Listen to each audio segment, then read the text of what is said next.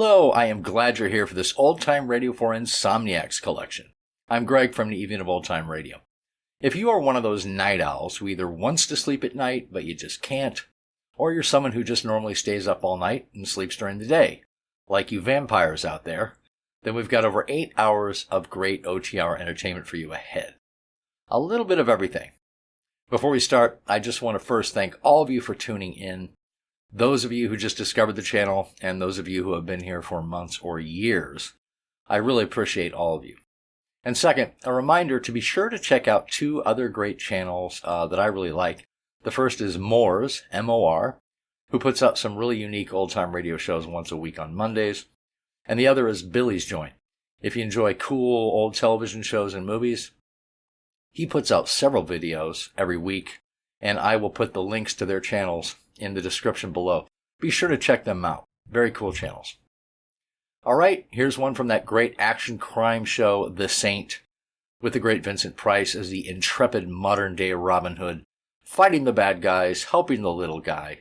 Here is the actor from January 14th of 1951. Grab a cup of coffee. We've got a lot of entertainment ahead.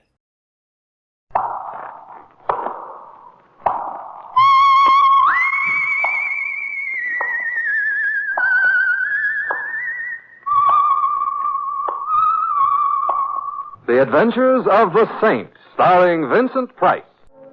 The Saint, based on characters created by Leslie Charteris and known to millions from books, magazines, and motion pictures. The Robin Hood of modern crime now comes transcribed to radio, starring Hollywood's brilliant and talented actor Vincent Price as the Saint. They say each man kills the thing he loves. And so I have killed you, my love. But the cruel, merciful knife which parts our flesh shall bring us yet together, in a together which is forever. I am ready, officer.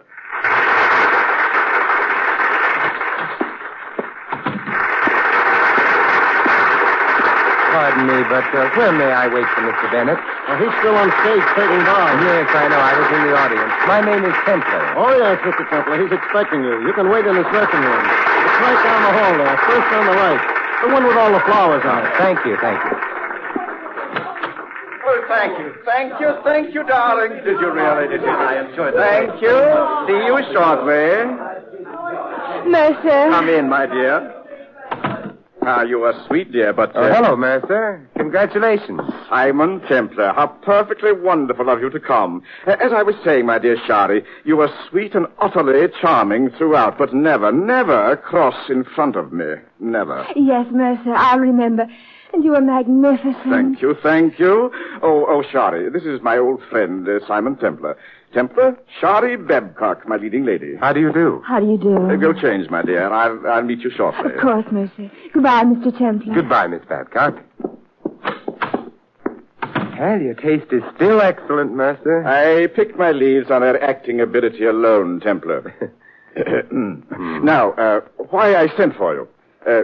By the way, what did you think of the play? Well, it was... Yes, I know. I took only 5 curtain calls, an ominous sign. For me, practically a courtesy.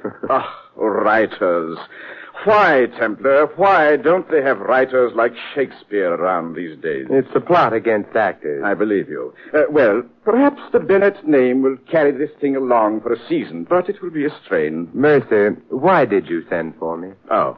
Sit down, Templar, while I remove my makeup. I am sitting down. Well, then stand up. No, don't. I hate to talk up to someone. I don't work well that way at all. Templar, I'm afraid of this play. It scares me, too. Oh, no, not that way. Templar, I've begun to notice a peculiar relationship between Mercer Bennett and his roles. Now, you'll think this a bit eccentric of me, perhaps, but it's true. Templar, I'm living my roles. No. Wait, let me tell you.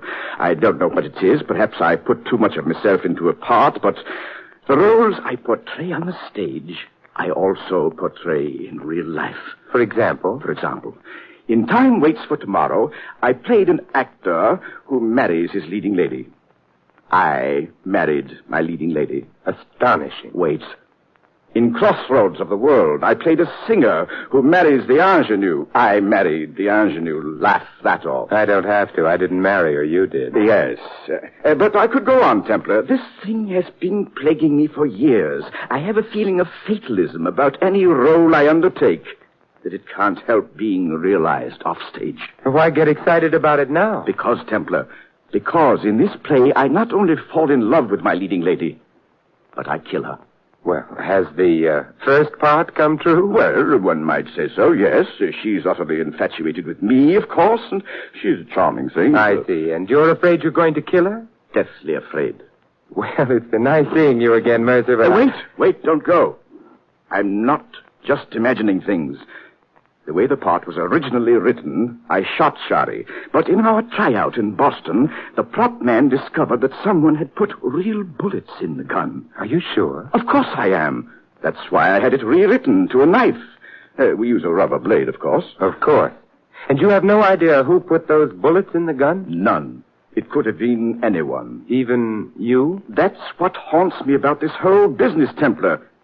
Could I have done it and not know it? Could I do it again? Oh, you've got to help me, Simon. All right, I'll do what I can. But it might not be much. I'd appreciate it, Simon. I'd appreciate it immensely. And when we of the theater... Please, no tears. Where should I start? My agent and business manager will tell you whom to see and take you around. Stuart Jackson. Low fellow. Well, I'll see him in the morning. I'm deeply grateful, Simon. Why, I hardly dare look at the girl. I avoid her. Mercer? Daddy?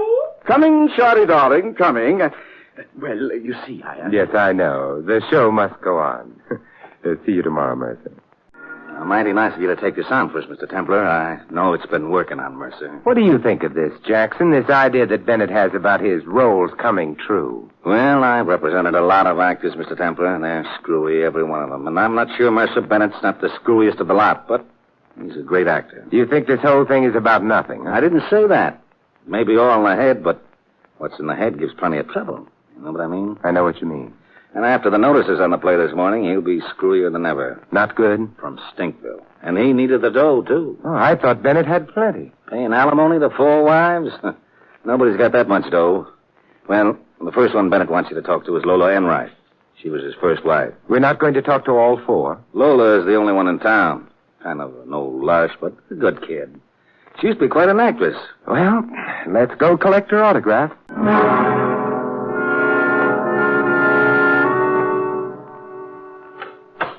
Oh, morning, Lola. Can we come in? Why, Mr. Jackson, do come in. I hope you'll excuse my dishabille. Just reading over a frightful stack of plays they're begging me to do. Safely wearing, finding a vehicle. Skip it, Lola. This isn't the producer. This is Simon Templar, the saint. Now, why don't you say so? How do you do, Mr. Templar? Sit down. Thank you, Miss Enright. I've enjoyed your performances many times. Must be older than you look. What's up, boys? Mr. Templar, I'd like to ask you a few questions, Lola, about Mercer. Well, if you're going to talk about him, I've got to be fortified. Excuse me. Mr. Templar, have you ever met my friend? Huh? Oh, yes, I have. Oh, good. Then I don't have to introduce you. How about joining us? Well, I'm very fond of your friend, but not this early in the morning. About Mercer Bennett, Miss Enright. What about him? Well, very briefly, he has a fixation about roles he plays on the stage and acting themselves in real life. And in his latest play, he kills his leading lady. Tell him not to worry. That turkey won't run long enough for him to step on an ant. Something has occurred, however, to indicate that this isn't all imagination. You know anyone bearing any ill will against Bennett, Miss Enright? Sure I do. Anybody that knows him. Oh? Well, how about you, if I may be blunt? You mean, would I kill his leading lady and frame him with the murder? Let me think it over, Simon. Sure you don't want to say hello to my pal here? No, thanks. Well, I do. Mercer Bennett. The problem being, would I like to see him accused of murdering his latest love? Well, I might. I very well might. Anything else I can do for you, Simon? Play Camille, Butch Candy between acts? Tour with the South Pacific Company of South Pacific? If anything comes up, Lola, I'll let you know. Oh, you're a nice boy, Simon. I'll give you a tip. Never be seen in public with agents. So long, Jackson. Here's the crime, Simon. Happy days, Lola. Yeah? Happy days. Well, what's the next port of call, Jackson? Arnold Prince, Mr. Templar. Broker, he says. Also has a wad of dough on the show. Oh, yes, you told me. Yeah. Here's his office here. No secretary. Guess we go right on in, huh? I guess so. Oh, morning, Mr. Prince. You busy? Hello, Jackson. Have you seen the notices? Did you see those horrible, terrible... Mr. Prince, this is Mr. Templar, Simon Templar. He wants to ask a couple of questions. Why?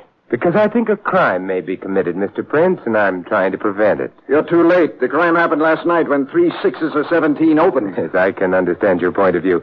Tell me, Mr. Prince, what was your reason for putting money into the show? The play itself? I'll tell you. The reason was Sherry Babcock. I was made a fool of. Shari was your girl? If I hadn't thought so, I wouldn't have put a cent into this egg. I couldn't afford the money. Do you hold any animosity toward Shari or Bennett? Toward both of them. How much animosity? Just this, Mr. Templar. I have a reputation for being a man it isn't safe to make a fool of. Do I make myself clear? I think so. Good. Good day, gentlemen. Oh, just one more question. Are you what they call an angel, Mr. Prince? An angel? You needn't answer that. Good day. This is Shari Babcock's apartment, Mr. Templar. I hope you don't mind if I let you go in alone. I shudder at the thought. Oh, yeah. Well, being Mercer's business manager and agent both, I got a lot of details to look after. He wanted you to talk to Charlie Glenway. He's the author of this bomb. But if you talk to Charlie long enough, Charlie'll be along. Get what I mean? I get what you mean. See you later, Mr. Templar.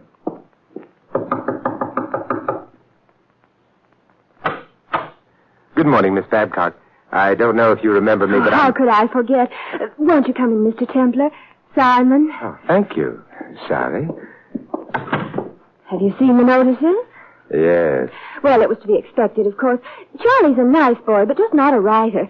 Just not a writer. Shari, are you aware of the fact that as long as this play runs, you may be in considerable danger? Terribly exciting, isn't it?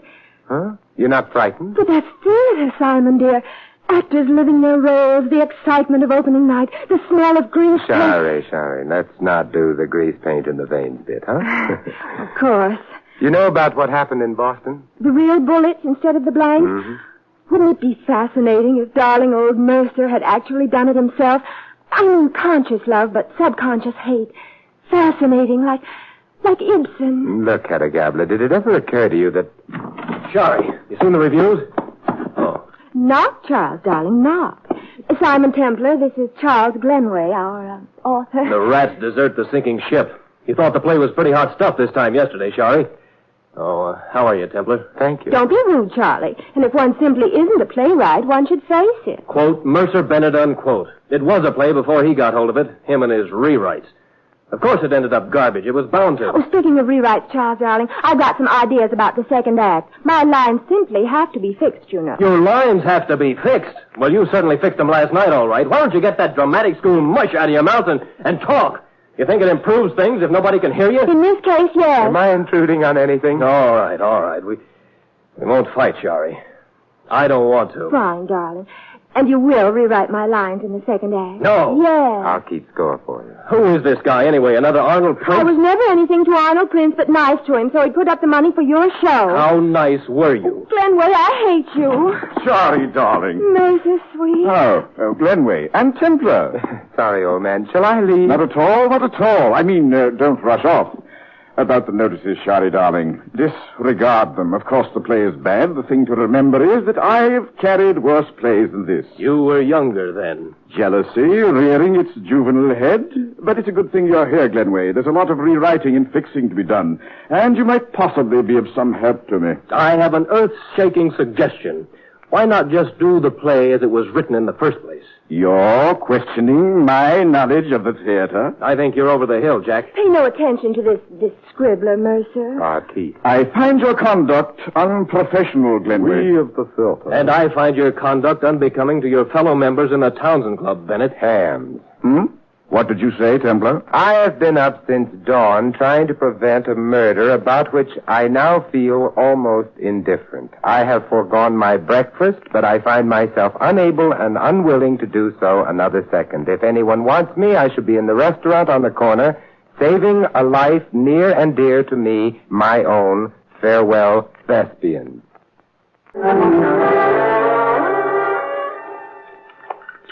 Mr. Templar. Mr. Templar. Oh, sit down, Mr. Jackson, sit down. But I warn you, if you interfere with my Eggs Benedict with Tabasco sauce, you're a dead man. Mercer phoned me as you were here, Mr. Templar.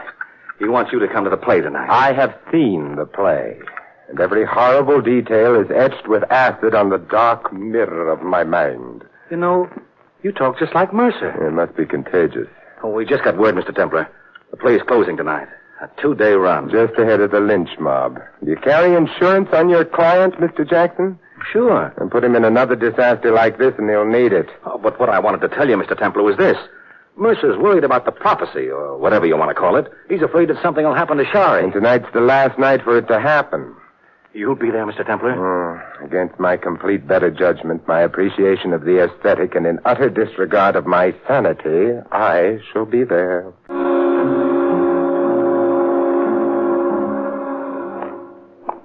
Hello, Mr. Templar. Oh, hi, Johnny. Where have you been, huh? Out front. Everything all right back here, Mr. Templar? It's all quiet so far. This is the final scene. Yeah, the death scene. Yeah. He plays the violin to her before he stabs her. You think the audience is buying it, Mr. Templar? Well, they haven't stormed the stage as yet. Well, it's not a bad play, or it wasn't at first. It's Bennett in the rewrites. Now it's all hash. How do you like Shari? As an actor? Promising. A bit theatrical, but she should have a good career ahead of her. If nothing happens. Nothing will happen. Hey, there's Prince backstage. I don't like that. I'll keep an eye on it. And there's Lola, too. She's... I know. She's Bennett's first wife. And she's bitter because he hasn't paid her alimony for years. Look. They're going into the death scene. Yeah, I'm watching, Charlie. Don't let anything happen to her, Mr. Templar. Charlie. Hey, what's that on the prop table, huh? A knife. Well, it's not a real one. It's like the one Bennett stabbed Shari with, a rubber blade. But if that knife is here, what has Bennett got? What? Well, I don't know. Templar, Shari! Shari, look out! Quick! The curtain! Pull down the curtain, quick! Shari! Shari, are you hurt? What happened, Bennett? I don't know. I started to stab her like I always do, and blood came. I had the wrong knife. Let me, Templar. Shari, baby. How bad is it? Get a doctor, somebody. No doctors to spoil our last moment, Charles. Just you and me. Oh, it will always be you and me, Shari, always. No. The realization came too late. The bloom with us in the bud. It's fragrant, secret, forever. Shari. Next week, East Lynn. Simon. Yes, Bennett? How bad is it, Simon? Is it fatal? Tell me, Simon. I can take it. Oh, the doctor said he had great difficulty finding the scratch. Scratch? Yes, it was a very minor flesh wound. Shari just couldn't resist playing a deathbed scene. You've got her well trained. Templar, do you realize what this will do for 3 6s or 17? No, what? Publicity! Reams of publicity. The show will run for months. Where is she? Oh, she's in her dressing room. Come on. Shari. Mercy, we've come to say farewell to Get up, you lovesick ingenue. Put a bandage on that scratch. You've got a show to do tomorrow. But, Mercer, I'm dying. You couldn't be killed with a meat hand. Wait a minute, Bennett. That's no way. And I want to see you about some rewrites, Glenway, as soon as I talk to the press. We're not closing. Mercy, you are closing. What? Whether you like it or not, someone tried to kill Shari tonight, and if the police had to pick a suspect, they would undoubtedly pick you. Yes, perhaps they would. Perhaps they might even be right. Say nothing about this stabbing to anyone. Run one more night, tomorrow night, and let everyone know the closing is definite after that, huh? Why? Why one more night? We've got one more night in which to catch a potential killer. See that everyone backstage tonight is here tomorrow. Lola, Prince, Jackson, Glenway. And you, certainly, Mercer. Definitely you.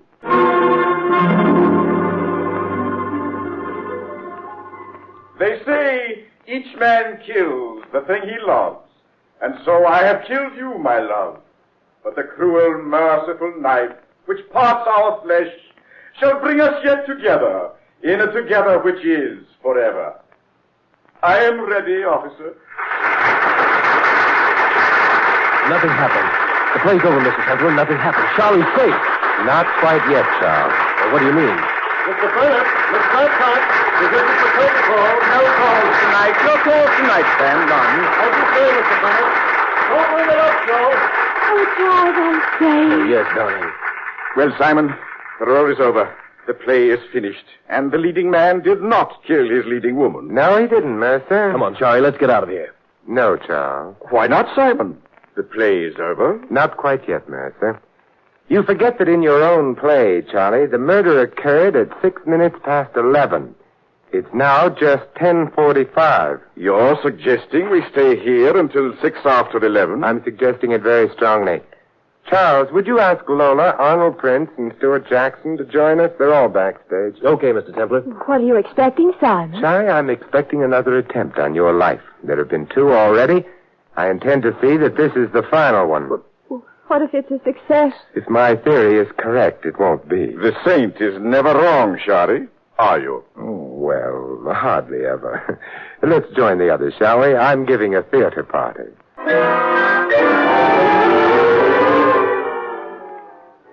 How much longer are we going to have to sit here, Templar? Oh, just a few minutes, Mr. Prince. It's after 11 now. I'm getting very dry, Simon, old boy. Patience, Lola, patience. It's creepy in here with everyone gone. I don't like being the bait in a trap. You have a whole squad of protectors, Shari. Except that one of them could be a murderer. Got any theories on the case, Mr. Templar? Oh, a few, Jackson. 3 minutes after 11. Well, I guess we've got time to hear some of them. It will pass the time. In this case, the question seems to be motive. Who would profit by killing Shari? Or who would profit by framing Bennett here with the killing of Shari? Always presuming that the assailant is not Bennett himself. Thank you. Mr. Arnold Prince. A motive, certainly. I agree with you. A rejected suitor who feels himself used badly. She's a little... Why, you... Gentlemen, no violence until 6 after 11. Mr. Prince lost money he could ill afford to lose. He thought he lost Miss Babcock to Mr. Bennett, and so had reason to hate them both. Stick around, Mr. Prince. Don't worry. I wouldn't miss Shari's murder for twice as much dough as I poured in this raffle. Oh, Miss Lola Enright. A motive, perhaps? Love. Desperate, hopeless love for this road company, Barrymore, and hatred for the younger rival. Right, Simon? Couldn't have done it better myself. I'll stick around, Simon. Mr. Mercer Bennett. A strange fixation that he is destined to carry out whatever roles he plays on the stage. A mania, perhaps? I've tried to get him to an analyst, Mr. Templar, many times. Ask him. Shut up, Jackson. Tempers are getting edgy as we approach the hour. Mr. Charles Glenway, one of the best of motives. What? Oh, I might warn you, I don't know if the electrician knows we're still here, so we might find ourselves in the darkness. Simon. And then it might not happen at all. Let's see, where were we? Oh, yes. Charles Glenway. Oh, Charlie couldn't do it, Simon. All right, drop it, you. Drop it, or I'm going to break your wrist. Drop it. There. All right, Sam, you can put the lights back on. Sam! Right away, Mr. Templar. There. What happened? Who was it? Jackson. Yes, Jackson. Pick up his knife, Charlie. Sure. Anything to say, Mr. Jackson? Plenty. But not here. Smart fellow. But why Jackson, Templar? He was my agent. He was making a good living out of me. Not good enough. He was also your business manager. He told you were paying alimony to all 4 of your ex-wives. Lola hasn't gotten anything in years, right? Right. Yeah, this suggested the juggling of your books. And then I'm always suspicious of business managers anyway. He also told me he had your life insured. If you were to die for the murder of Shari Babcock, Jackson would be a rich man, and no questions asked about his books either. But why, Jackson? You were still collecting commissions from me? Shall I tell him, Jackson, or will you? I'll tell him. You're just about through, you big ham. You can't play leading men anymore. You're too old. Ah, sharper than the serpent's tooth. The French say, cherchez la femme. The Anglo-Saxons say, cherchez la financial angle. Anything I've left out, Jackson? Yes. I hate actors. I've always hated them. And Bennett I hated worst of all. Sneering at us all the time. Running us down behind our backs. I hate him! I've always suspected this about agents. I must be more careful. Come along, Jackson. I can get you a long contract with no options.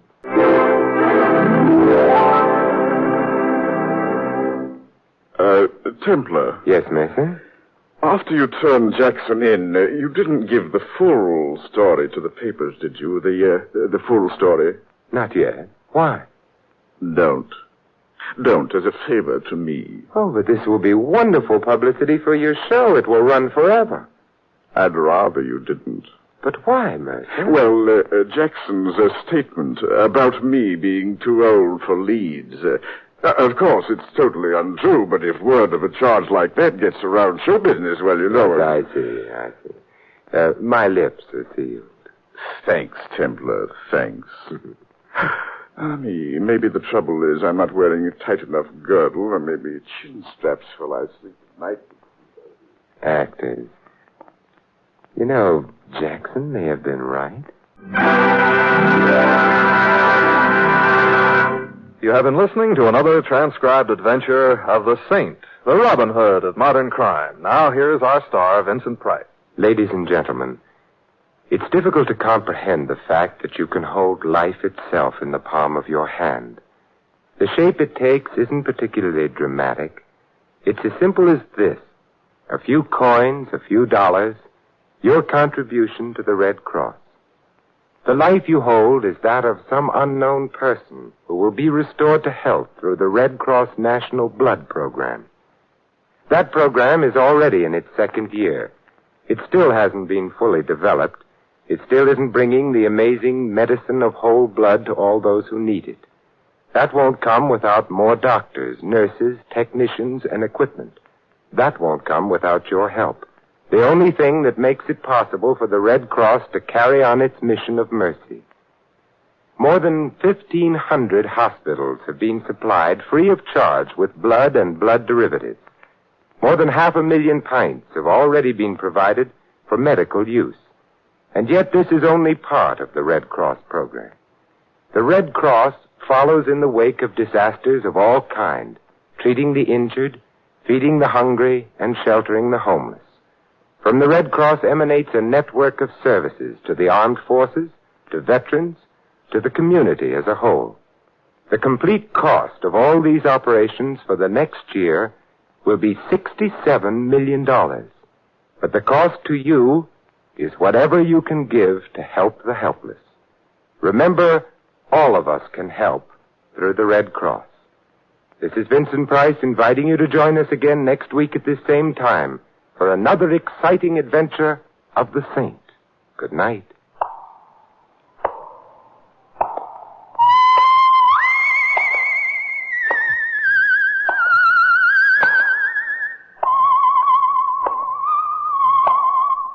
This adventure of the Saint was written by Dick Powell. Our cast included Theodore Von Eltz as Bennett and Mary Shipp as Shoddy. Ed Begley was Jackson, Maggie Morley, Lola. Prince was played by Stanley Farrar and Charlie by Bob Clark. Harry Brown was the doorman. The Saint, based on characters created by Leslie Charteris, is a James L. Safier production and is directed by Helen Mack. Vincent Price is soon to be seen co-starring in RKO's production of His Kind of Woman. All you Saint fans will be glad to know that Mr. Price is guest editor of the January issue of Inside Detective, world's largest-selling detective magazine. Your announcer, Don Stanley. 3 chimes mean good times on NBC.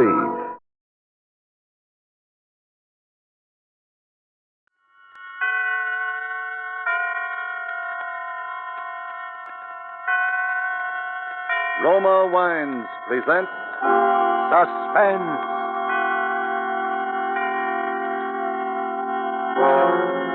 Roma Wines, made in California for enjoyment throughout the world. Salud. Your health, senor. Roma Wines toast the world. The wine for your table is Roma Wine, made in California for enjoyment throughout the world. This is the Man in Black, here for the Roma Wine Company of Fresno, California, to introduce this weekly half hour of Suspense.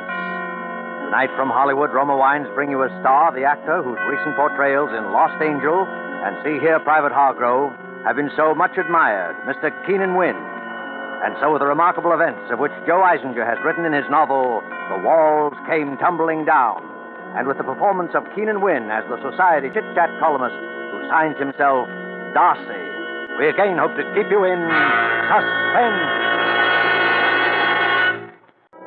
My dear Captain Griffin, on a date which I am sure we shall always remember not quite without pain, I was sitting in my office at the Morning Post, composing with my customary wit and brilliance my daily column of Cafe Society chatter, when Miss Susan Finch, my devoted but mentally retarded secretary, poked her head into the room, ran her tongue nervously across her dental brace, and announced, There's someone outside to see you, Mr. Darcy. Tell him I'm on my deathbed. Tell him there's a priest in here now administering the final sacraments. Now go away. Well, I couldn't tell him that, Mr. Darcy. He's a priest himself. Did you say priest? Well, perhaps I am in articulo mortis and didn't know it. Very well, Duchess. Ask the good father to come in. Yes, sir. Please come in, Father. Thank you, my child.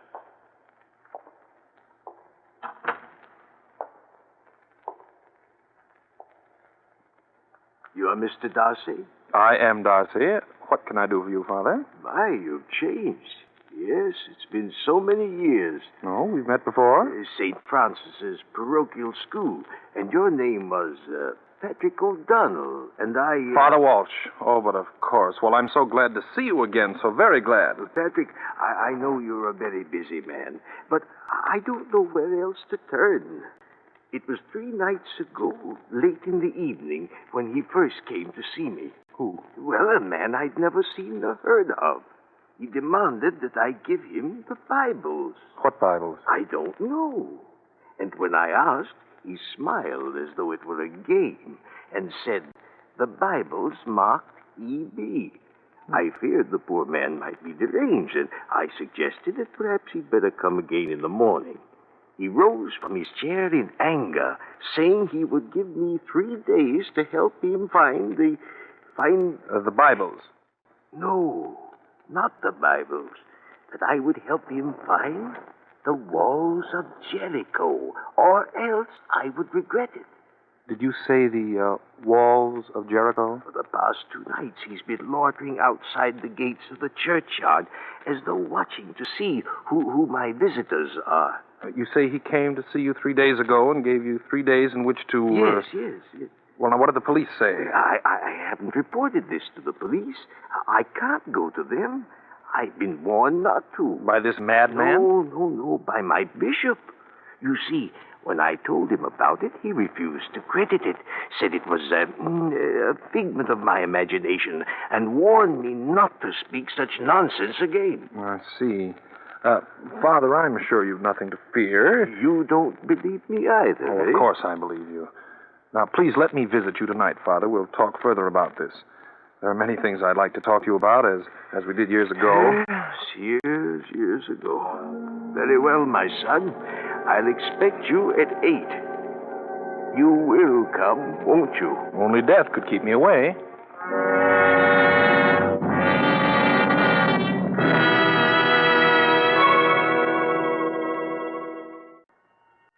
And now it is with pleasure that we bring back to our soundstage Keenan Wynn in The Walls Came Tumbling Down, a tale well calculated to keep you in suspense.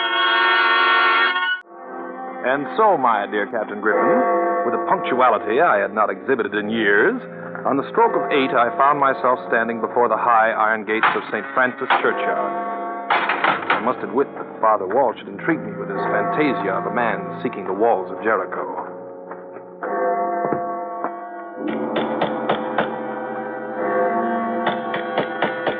No response. I tried the door. It swung open, and I stepped into a musty, dimly lighted hall. Father Walsh! Father Walsh! You at home? There was no answer. I crossed to the door of the study and threw it open.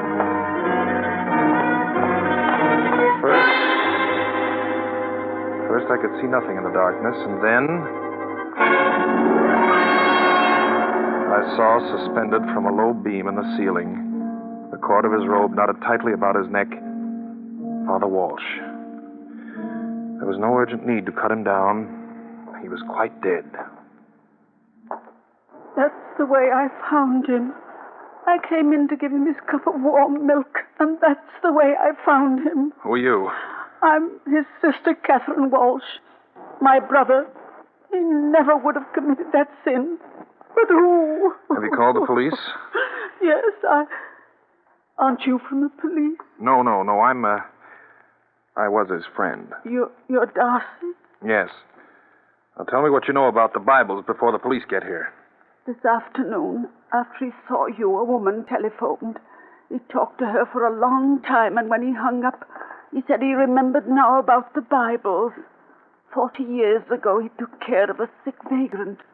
The poor man died and left to my brother 2 Bibles. A bum left Father Walsh 2 Bibles 40 years ago. Well, do you know where they are? Yes. One is now packed away upstairs in the attic, and the other is... That must be the police. Now, don't say anything about the Bibles. I'm asking you to trust me. Call me tomorrow at my office. I'll let them in. Oh, come right... Oh. Father Walsh is expecting me. Well, come in. Who are you? My name is Patricia Behrens, and is something wrong? Why should anything be wrong? I don't know. It's just that... Well, I had an appointment with Father Walsh, and When did you make this appointment? early this evening on the telephone. I'm afraid I'm a little late. Indeed you are. Father Walsh is dead. Dead? Oh, but he can't be. Why not?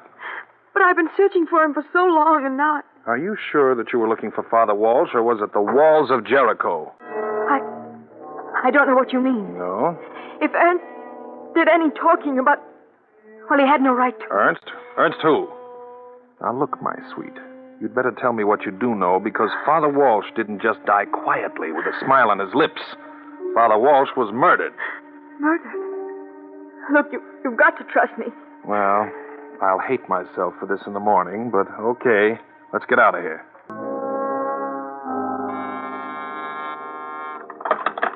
Yeah? Mr. Darcy? Mm-hmm. Good morning. This is Catherine Walsh.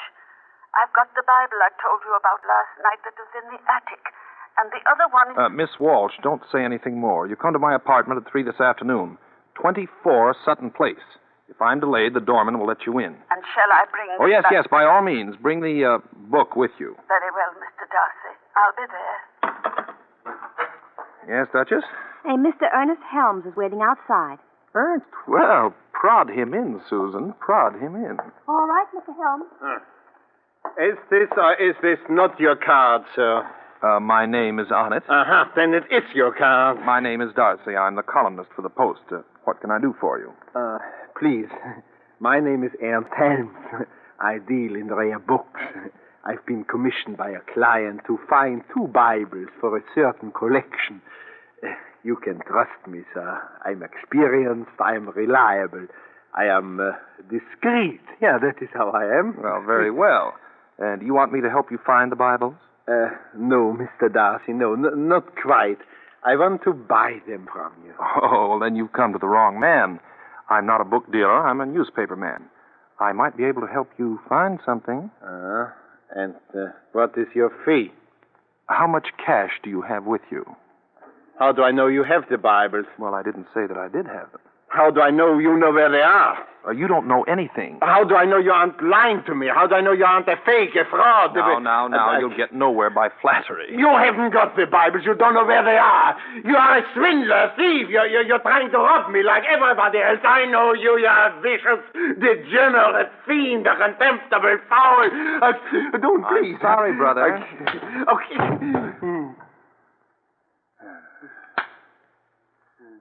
Now... Hey, what happened? Oh, just a little thing. Have you got some water there?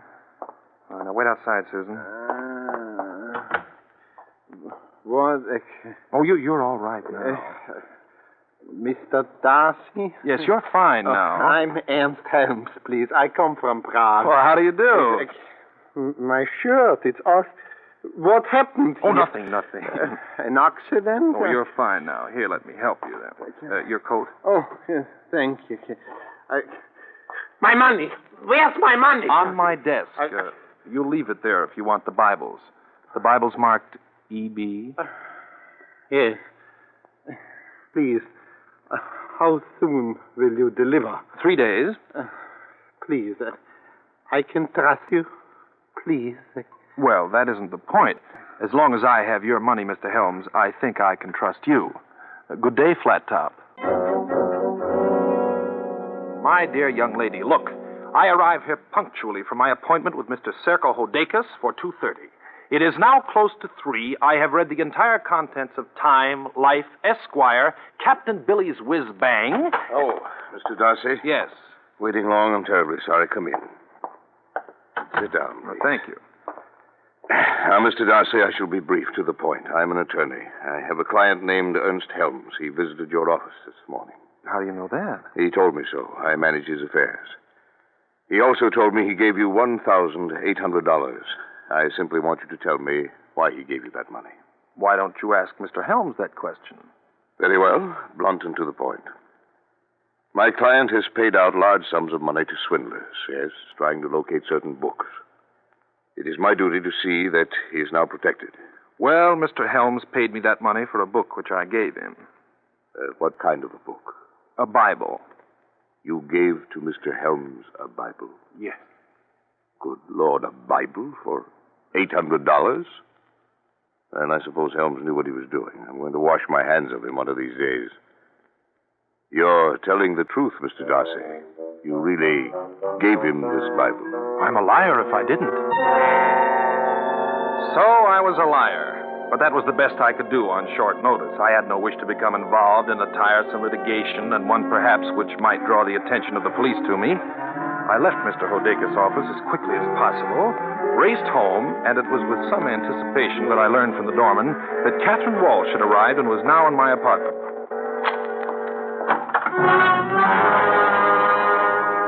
Come right in, Darcy. In time for tea. Well, Captain Griffin, Detective Lucas, and if my memory does not fail me, and unfortunately it does not, Detective Regan. Are you gentlemen waiting for a fourth for bridge? We've got our fourth. In the other room, Darcy. I took 3 small, reluctant steps into the darkened room. It was lying on the floor on the other side of my bed near the small table on which my telephone stood. The frail body of Catherine Walsh. Well, Darcy? Griffin, I find this very embarrassing. Yeah, I know just how you feel. But right now, Darcy, you must make an effort to tell me the whole story. And believe me, my friend, it better be good. My story, you remember, Captain Griffin, was good. In fact, it was so good that after 2 hours of tortuous questioning, you agreed to release me on my promise that by evening I would come to you with the full meaning of the Bibles and the walls of Jericho. Straightening my tie and looking jaunty and attractive as usual, I awaited the arrival of the lovely one. Well, here I am. Look, Darcy, I'm frightened. Stop acting like Jane Eyre. Please don't be harsh with me now. Well, they weren't very gentle with Father Walsh and his sister. Oh, Darcy, I'm so frightened. The manager of my hotel told me that he got a phone call from Ernst Helms asking him to put his trunk and luggage in the storeroom. He's gone away and I don't know what to do. Try telling me the truth. Yes. I'm sorry I started the whole thing. His letter said there'd be blood and murder. He was right. Whose letter? Elias Barron. You mean the Elias Barron, the artist? Yes. He was my grandfather. I started to write a biography of Elias Barron to show the world how he was forced to suffer and live in poverty. What the greatest and most celebrated painter of our time went through to... Well... During my research, I found this scrap of letter. Here, read it. Let's see. Live only to finish my greatest work, my only mural. And there will come the day when men will again shed blood for the walls of Jericho, as did Joshua and his hosts. But only in my Bibles will be found the key. He who reads each word of God will uncover the sweeping vision of the walls of Jericho on the wall of my hovel. Glory be to God and cursed be all men. Well. That mural is priceless. But no one knows where my grandfather lived or died. He'd run away from a hostile world. I retained Ernst Helms, an art dealer, to help me in my search. And Elias Barron was the poor, unknown vagrant that Father Walsh took care of and buried. Yes. We traced the Bibles to Father Walsh, but... Oh, Darcy, I'm so frightened. I can't find Helms, and you don't have to bother to look for him. The police will do that for you. What do you mean? He has one of the Bibles. Then why doesn't he come to me? Because that mural is, well, it's finders keepers in a case like this. But Helms is now a fugitive wanted for murder. Oh. And the other Bible is undoubtedly nowhere on this earth. That's what poor Catherine Walsh was trying to tell me. But we know that Elias Barron's left 2 Bibles to Father Walsh. Yeah, Wait a minute. Wait a minute! Father Walsh, of course. I'm a dope. I remember a warm and lovable little thing he used to do that the whole neighborhood knew about when I was a kid. He always used to bury a Bible with the souls he buried. So, one Bible he kept, which is now in the possession of the killer of Catherine Walsh, and the other Bible he blessed and buried with a dead man. But that means that... Precisely. We don't know where, under what name Barron's died, or where he's been buried.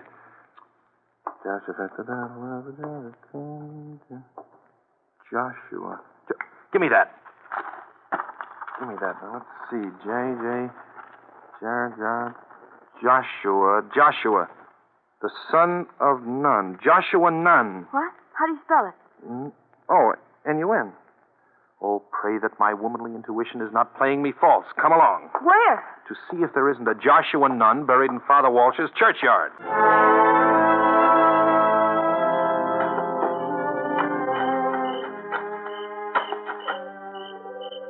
Oh, Darcy, we shouldn't be doing this. Why not? The cross says Joshua Nun. And if I'm wrong this time, it won't be wasted effort. I'll simply crawl into the grave myself and pull it in after me. Here, I struck it. Give me that crowbar. Quicker, come on. Oh, dear.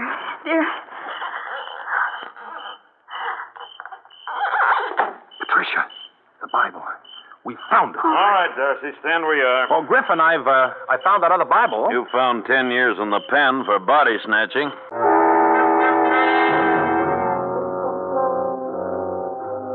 Well, Captain Griffin, this time, as you must remember, my story was even better. And you agreed that now, with one Bible in our possession, we might succeed in smoking out the killer who had the other Bible. The entire story of Elias Barron's and his walls of Jericho broke into the press, and a veritable epidemic of wall scraping struck the city. It was on the 5th day that a phone call from Serko Hodekis asked me to see him at once on a matter of great importance. Yes, Mr. Darcy. Helms called me twice. I tried to trace the calls, but it was impossible. All he would say is that he didn't kill anybody, but that he had the other Bible. How'd he get it? He wouldn't explain. He said he's sending it to me so that you could find the mural. But the condition is that, as his attorney, I protect his interest in the sale of the mural. He has a right to that, even though he is a fugitive. Do you agree? I agree. Good. Here is the Bible, which came in this morning's mail. The Bible he gave me was very old. On its covers were the initials E.B. I turned to the book of Joshua. In the 4th paragraph of the 6th chapter, 2 words had been underscored. 7 rams. What's marked in the other one, the one you have? Here, I'll read it. And 7 priests shall bear before the ark 7 trumpets of ram's horns. And it shall come to pass... Mm-hmm. And the word 7 priests are underscored. 7 rams and 7 priests. Not much to go on, is there? Enough. The word priests tell us where the Bibles would be found. Now we're left with 2 sevens and the word rams. Where would you expect an artist to spend his last declining days? Right, Greenwich Village. And there you will find, in Father Walsh's parish, a street named Ram Street. And I'm sure that at 77 Ram Street you will find the walls of Jericho by Elias Barron's. Patricia, my sweet, swoop up your trumpet. The walls are about to come tumbling down.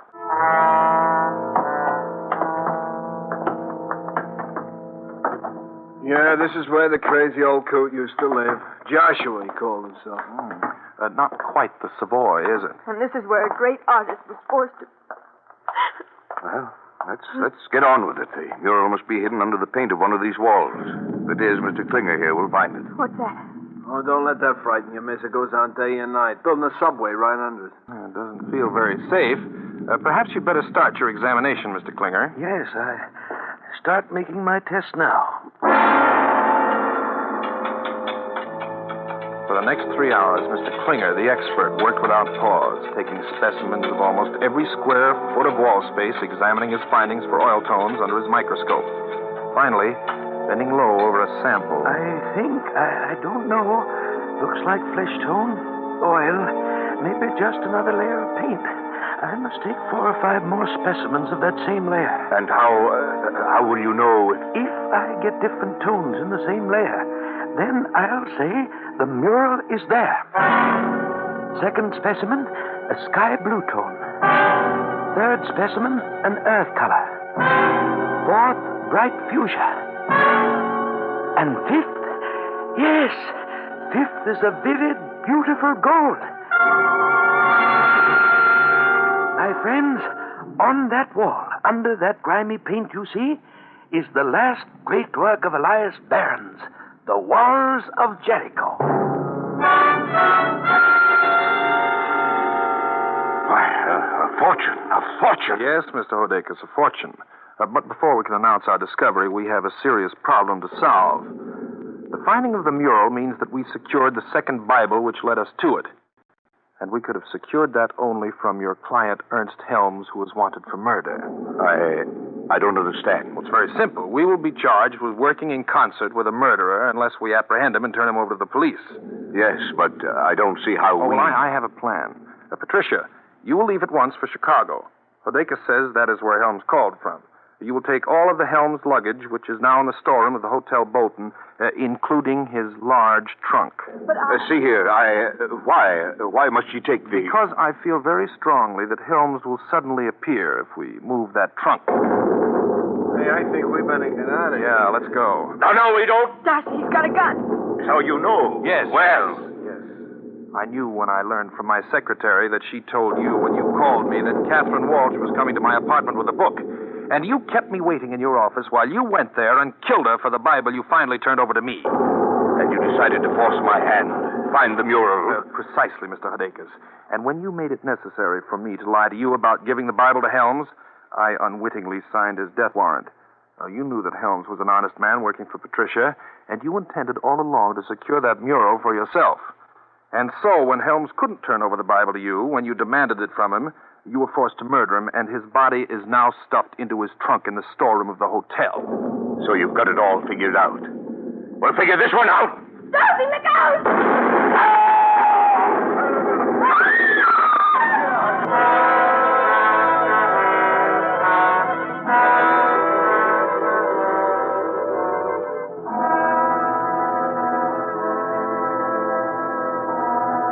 And that, my dear Captain Griffin, was how it came about that the walls came tumbling down, right over Mr. Hodakis' embarrassed ears. It is too bad he did not live long enough to confess to the murder of Father Walsh, but it's obvious that he killed him to prevent him from giving the Bible in his possession to Patricia. Well, my dear, I think that should take care of Griffin's curiosity. And shall I sign the letter simply Darcy? No, sign it Darcy O'Donnell. From now on, my pet, I'll be forced to use my last name since you are going to share it with me.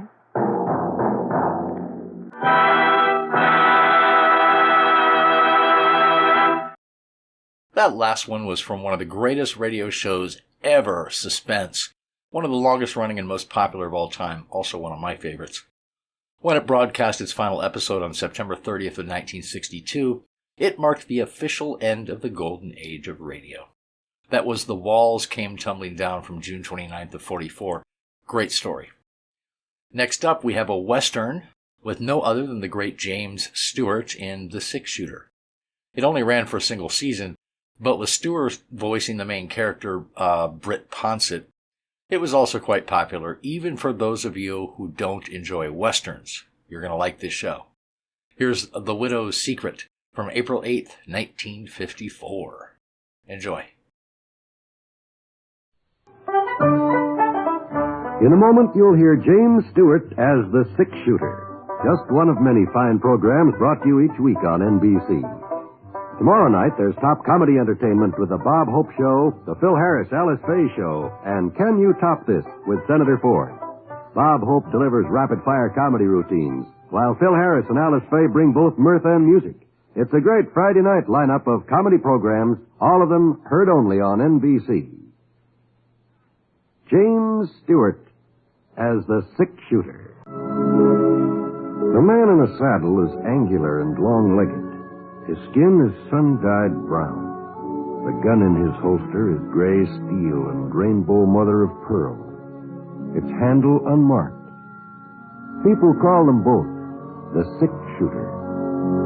The NBC Radio Network presents James Stewart as the six-shooter, a transcribed series of radio dramas based on the life of Britt Ponsett, the Texas plainsman who wandered through the Western Territories, leaving behind a trail of still-remembered legends.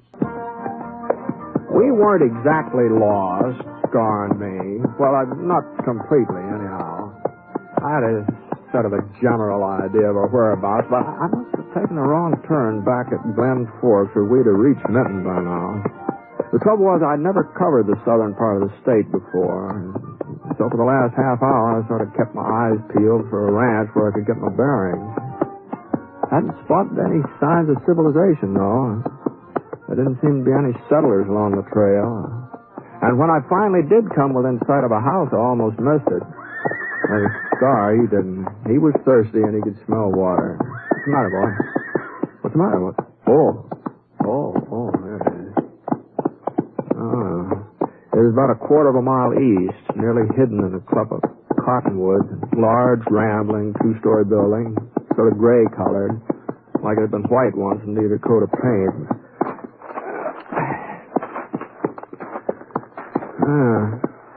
I began to wonder whether anybody still lived here. Easy, boy. Easy now. The steps leading up to the porch were cracked and broken, and a hole in the side window was stuffed with newspaper to keep the wind out. Hello? Anybody home? Who is it? What do you want? Well, just some directions, ma'am. I'm looking for a trail to Minton. Oh. Just a minute.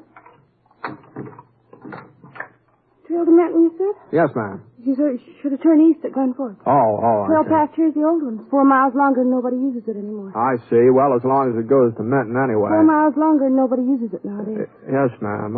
Still, it'd be shorter than going all the way back to Glen Forks, wouldn't it? I guess so. Yes. Well, thanks, ma'am. Oh, ma'am. Yes? You don't have to have some extra water, do you, from a horse? There's a pump out and back. I'll show you. Oh, no need for you to trouble yourself. I'll find it. Come on, Clark. It's no trouble, Mr. Ponsett, ma'am. Britt Ponsett. Ponsett? I think I've heard my husband speak of you. Oh. You can use that bucket. Oh, here it is, thanks.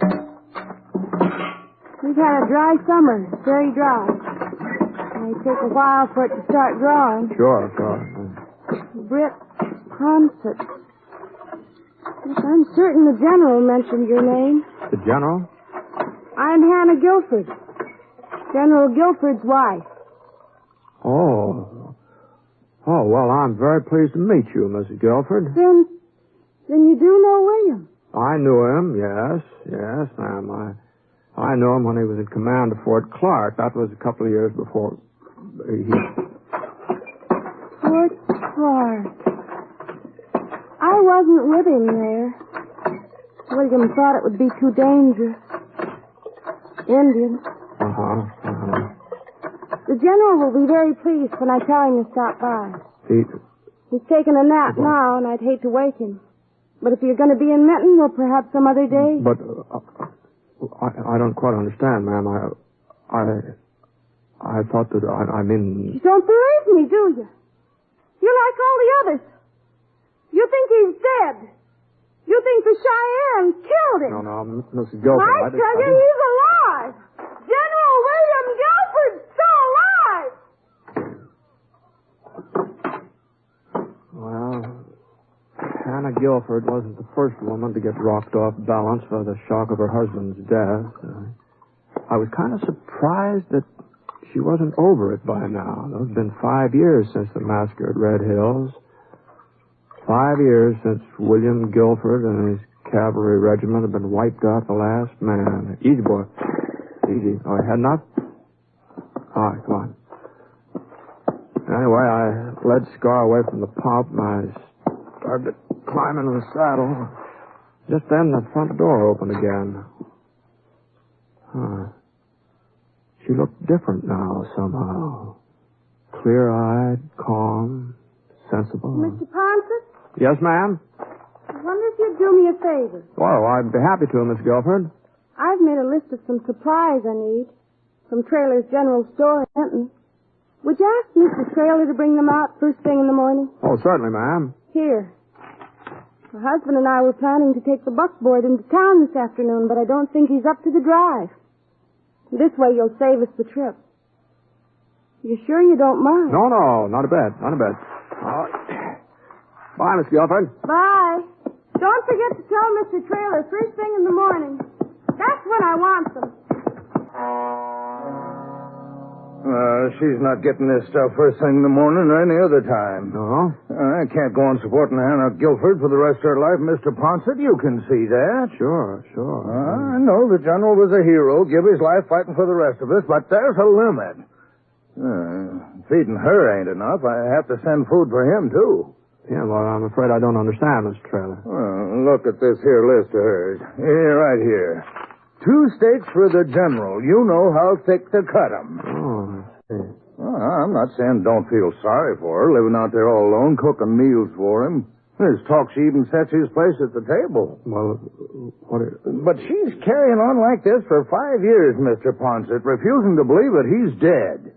Pretending that we're the ones who are crazy because we tell her the truth about him. Mm-hmm. Now, we all thought, the folks here in town, that is, we thought she'd come to her senses long before this, but she don't. She seems to get worse all the time. No, that's too bad, isn't it? Yeah. And it's not good for the town either. Well, how's that? Well, you know how kids are. Oh? They get ideas. Well, some of them have been sneaking out to the Guilford Ranch, and they claim they've seen the general's ghost. Oh. Yeah. Next thing, it won't be just the kids who are talking that kind of foolishness. Mr. Ponset, I've heard her carry on a conversation with the general. Is that so? Yeah, sometimes when I come up to the house with a load of food, she's chattering away like he was right there in the same room with her. Gives a man a peculiar feeling. That's all there is to it. Yeah, sure was. You don't think it's wrong of me not to give her the grub? No, it sounds like you've done about all you can for her, Mr. Traylor. Besides, it ain't just the food. It's a 6-mile ride out there. And I have to close up my store while I'm gone and lose all that trade. Why, what's the use? I keep saying I won't do it again. Keep telling myself I'll put my foot down for good and all, but I never do. I get to thinking about the general and how much we all owe him. Then I get to thinking about Hannah, too. How pretty she was when they got married. She's young and pretty. She was a lot younger than him, you know. Only about 20 at the time of the wedding. Let's see, that was 17... No, it was 18 years ago. 18? Well, you mean she... What did that make it? You mean she's only 38 now? Yeah, somewhere's in there. Not much older, anyway. You wouldn't think it to look at her, would you, Mr. Ponset? You wouldn't think she was once the prettiest girl in Minton, now would you? Oh, I guess she's been through a lot. Yeah, I guess she has. Well, I suppose I might as well start getting her order together. If I have it all ready to take out there in the morning, I won't miss much business. The fact of the matter is, I won't miss any business. Seems how I got the only general store here in Minton. Tell you, if it'd be of any help to you, Mr. Traylor, I could drive out to the Guilford Ranch tonight and deliver the supplies. No, I wouldn't want to put you out. No, I haven't got anything else to do. The cattle I'm waiting for haven't showed up yet. Probably won't be here before morning. Well, if you're sure it won't be an imposition. No, not at all. I'd take it myself, but after 7 before I close up, and then by the time I had supper, it makes it so darn late. Sure, I understand. It'll only take me a few minutes to fill her order. Why don't you just dip into that cookie barrel there while you wait? I left Scar at the livery stable, and Trailer loaded the grub for Mrs. Guilford into the buckboard, and I started off for the ranch. Come on. Get up. Come on, get up.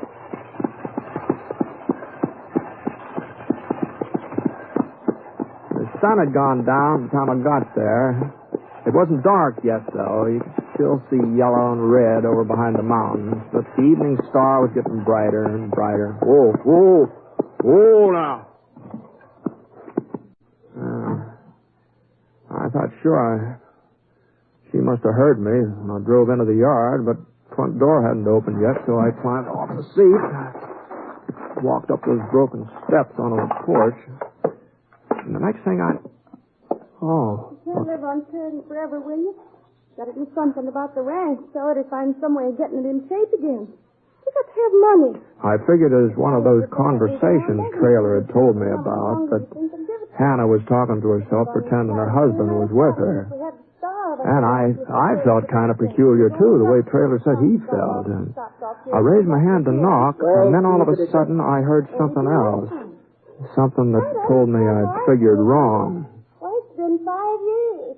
Don't you think I know how long it's been? 5 years, you call it. To me, it's been 50. Well, there wasn't much doubt about who that voice belonged to, even though I hadn't heard it since Fort Clark. Hannah Guilford wasn't pretending. And she wasn't talking to herself either. She was talking to her husband.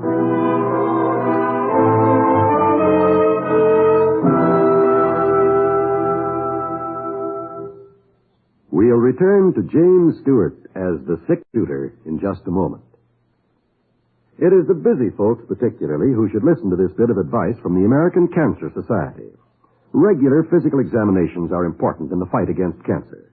Medical science today can cure many cancers if treatment is started soon enough. In other words, to cure cancer, it has to be discovered in its early stages.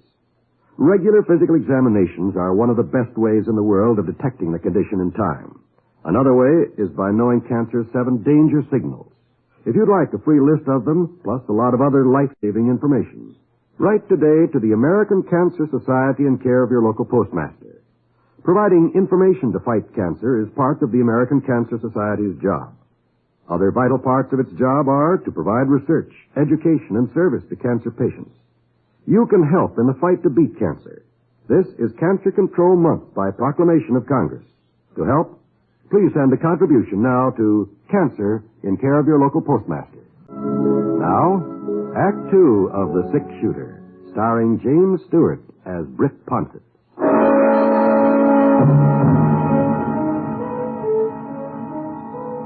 Well, for a minute or so, I just stood there in the Guilford porch listening.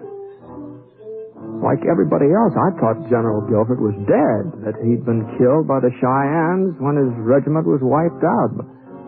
Why, there was even a monument to him in the cemetery in Minton. I'd seen it that afternoon. There's a road past there. You know as well as I do, Hannah, we can't sell the ranch and we can't move away. If we were foolish enough to try that, Well, whatever the explanation was, it didn't need to concern me, and I turned and started for the buckboard. Right then, one of those cracked porch steps decided to give way. Oh, God. Well, I managed to keep my balance, but I'd made enough racket to drown out half a dozen conversations. Oh, Mr. Ponsett. Evening, ma'am. What do you want? Why did you come back? Well, I brought the things you ordered from town. I thought I'd save Mr. Trailer a trip. Oh, I told the General you were here this afternoon. I was just talking about you, as a matter of fact. Yes, ma'am, I know. You know. I heard you, and the General. Oh. Here, I'll help you get this stuff unloaded. Never mind. What? Don't bother with it now, Mr. Ponsett. Just come into the house, please. Now, look, Mrs. Guilford, I didn't mean to be eavesdropping. Doesn't matter. Somebody was bound to discover the truth. I thought it would happen before this. I almost hoped it would. This way, Mr. Ponsett. Yes, ma'am. I followed Hannah Guilford through the front door. The General was sitting on the horsehair sofa. He hadn't aged at all since I last saw him. Funny, the years had speeded up on his wife, but they'd stopped dead still for him. When he saw me, he got to his feet and he slipped on an army blouse. And even though the cloth had been patched and mended a dozen times, the jacket was still neatly pressed. It still looked military. Hello, Britt. General? He heard us talking, William. He heard your voice, too. I see. Why did it have to be you, Britt?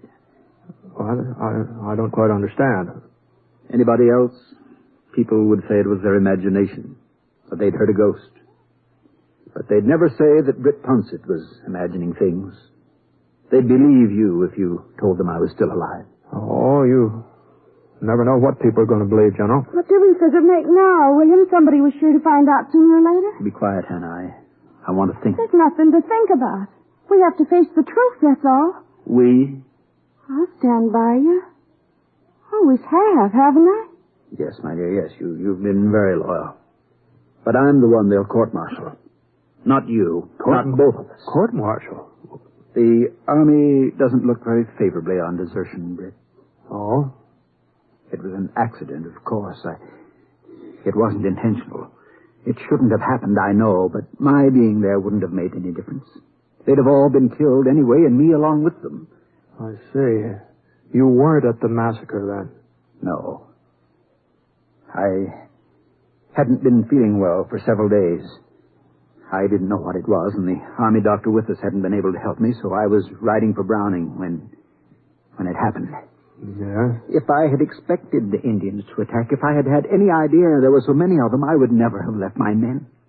The scouts told us only 700 or 800. They said the Cheyennes were breaking camp, preparing to withdraw. If I had known there were so many, I would never have left. Yes, but How do you think I felt when that corporal caught up with me? The only man who escaped the slaughter. How do you think I felt when he told me what had happened and then died in my arms? Well, maybe if he hadn't died, he'd been able to get help. I went back to them. Back to my men. I saw what had happened with my own eyes. It was horrible. Mutilation. Awful. They were my responsibility, but it wasn't my fault. It wouldn't have made any difference if I had been there. But you should have explained it to the Army. I was going to. I wanted to be sure that Hannah understood first. That she was prepared for the shock when the news came out. Then by the time I got there, it was too late. Too late? They were saying I was a hero, that I had died with my men. And if I had gone to the Army, if I had told them my story, I wasn't sure they'd believe me. They might think I had deserted in the face of enemy fire. There was no one to back me up, no one. I couldn't go to the Army. It was too late. I couldn't go to them. So you just stayed on here hiding? You don't know what I've gone through. Oh, I've had my punishment worse than any court-martial could give me. Living in darkness for 5 years, never seeing another person but Hannah, never talking to anybody else. 5 years, without smelling trees or feeling rain or having a cavalry horse under me. But your wife kept claiming you were alive. You knew that, didn't you? Of course I knew it.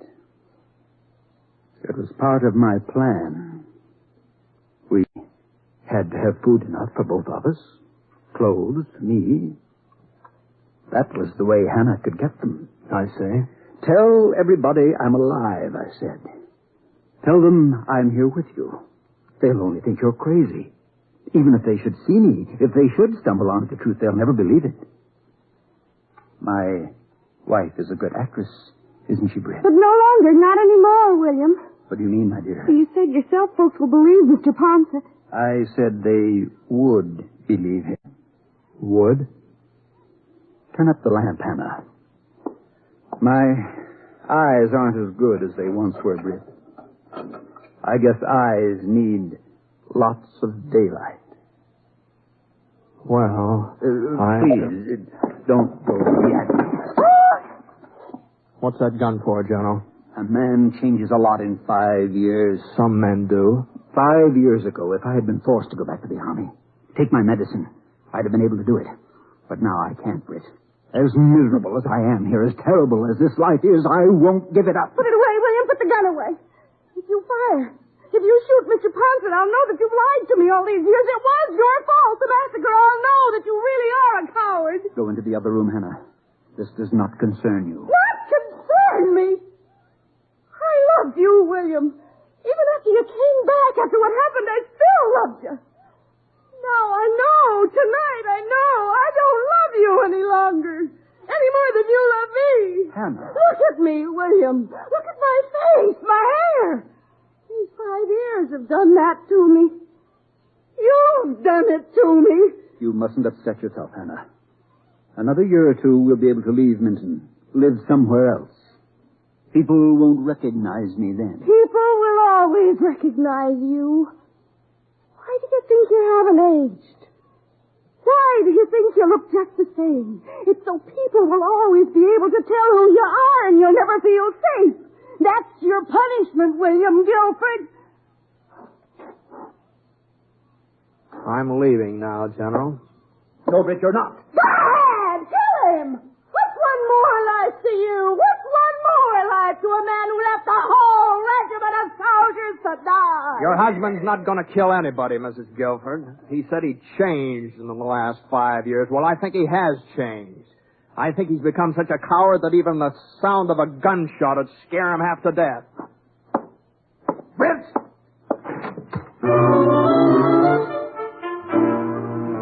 I wasn't being particularly brave walking out in the General like that. You can pretty much tell what a man's going to do when he's holding a gun. The way his eyes look at you. And Guilford's eyes weren't staring at me like he meant business. I started to close the front door, and I just glanced back over my shoulder as I did it. Guilford was walking up the stairs. He was almost at the top, and then all of a sudden he kind of stumbled. Guilford!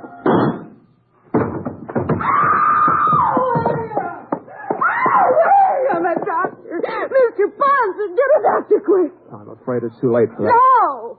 No, it can't be. Better let me put him on the sofa here. William!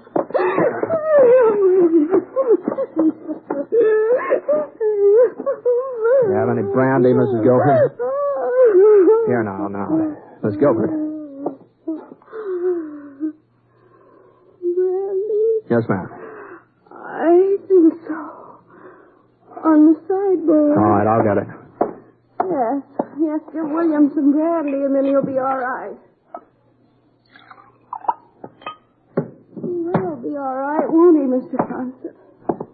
Here, drink this. Me? But I'm not sick.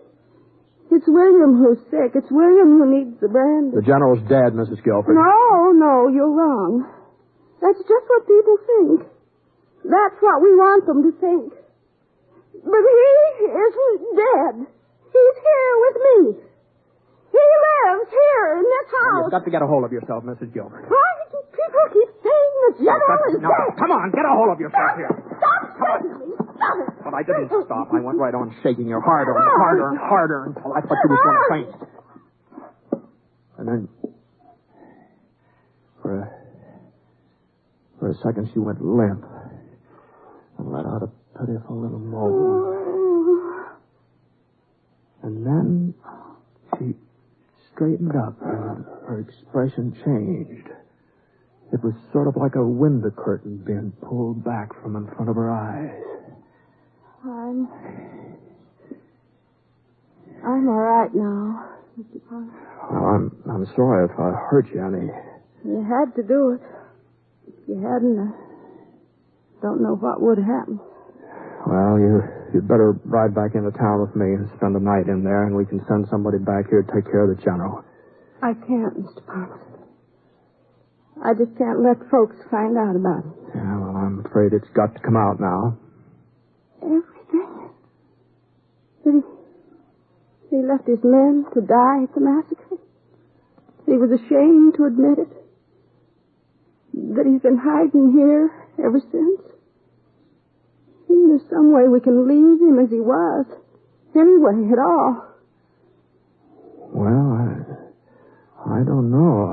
Just under the circumstances, it'd be Not for pretty hard to... myself. I don't care what happens to me. What they say about me, but the General had been a good soldier once. A fine soldier. What good will it do to destroy that? Well, I know, but it's just...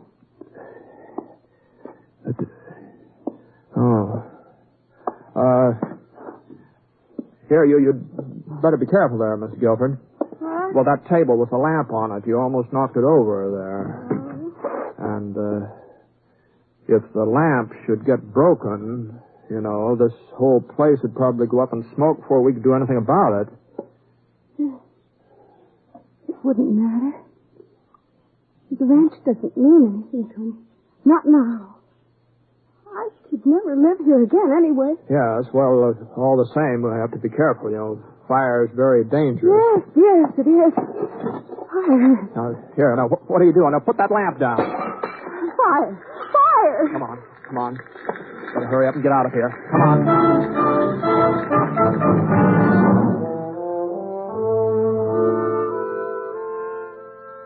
Of course, they found the general's body in the ruins, but they didn't know who it was. And the report got around that it was a tramp who tried to force his way into the house, and she'd shot him. And the fire had been started during the scuffle. Everybody seemed satisfied by that, and as long as nobody asked me, I didn't feel obliged to volunteer any additional information.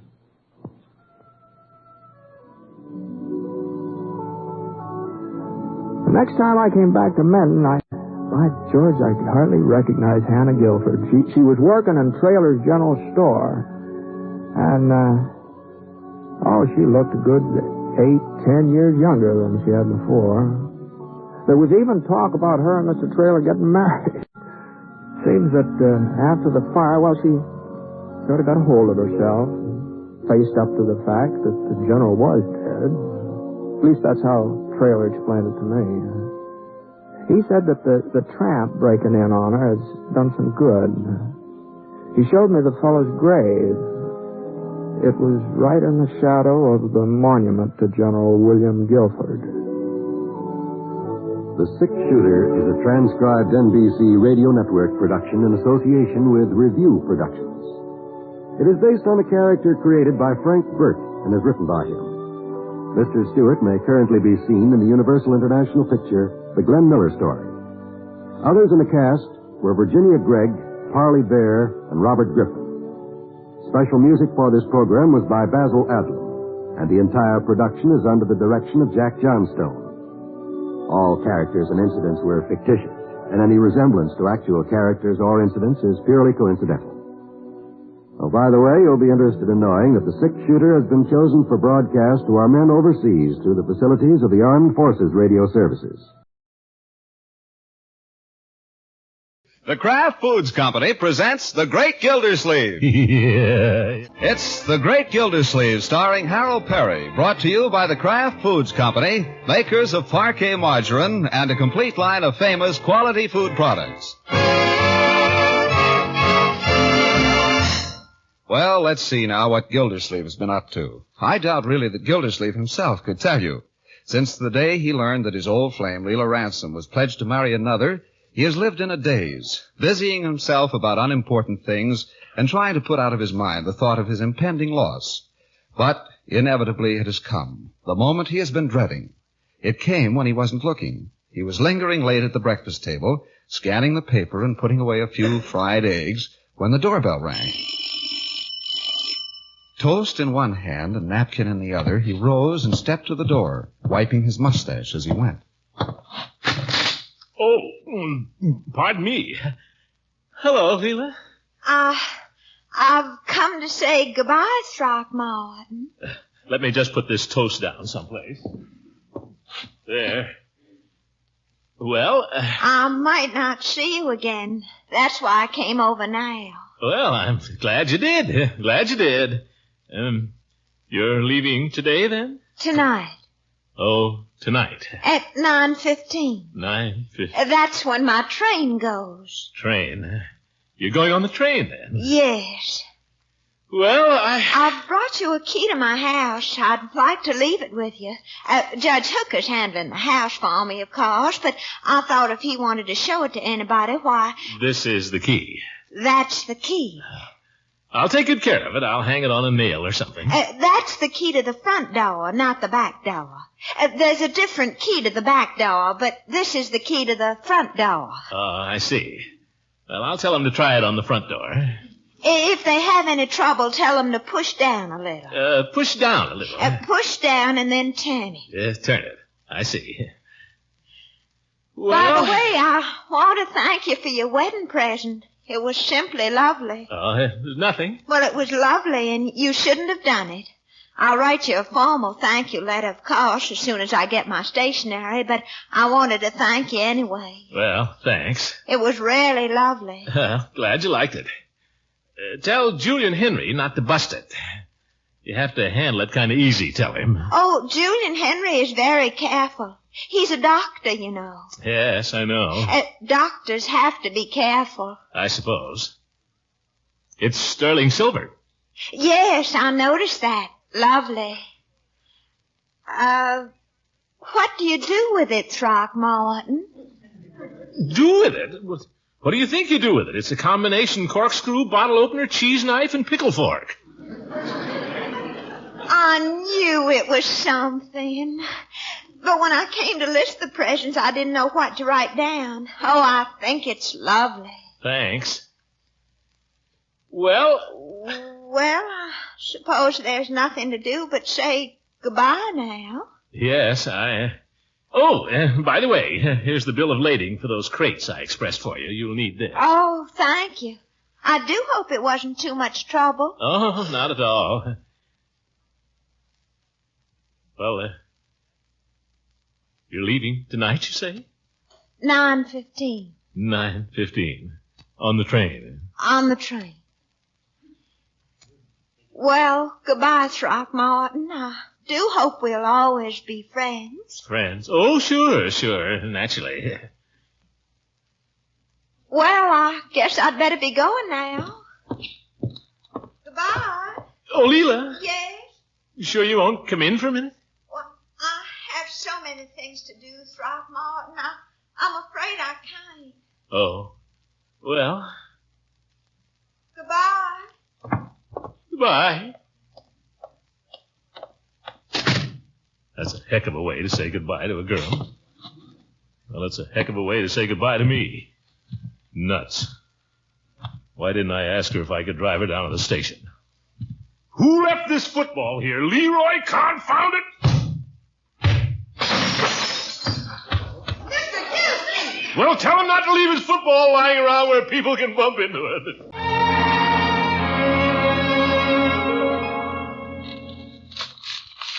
Mr. Gildersleeve, you planning to go out tonight?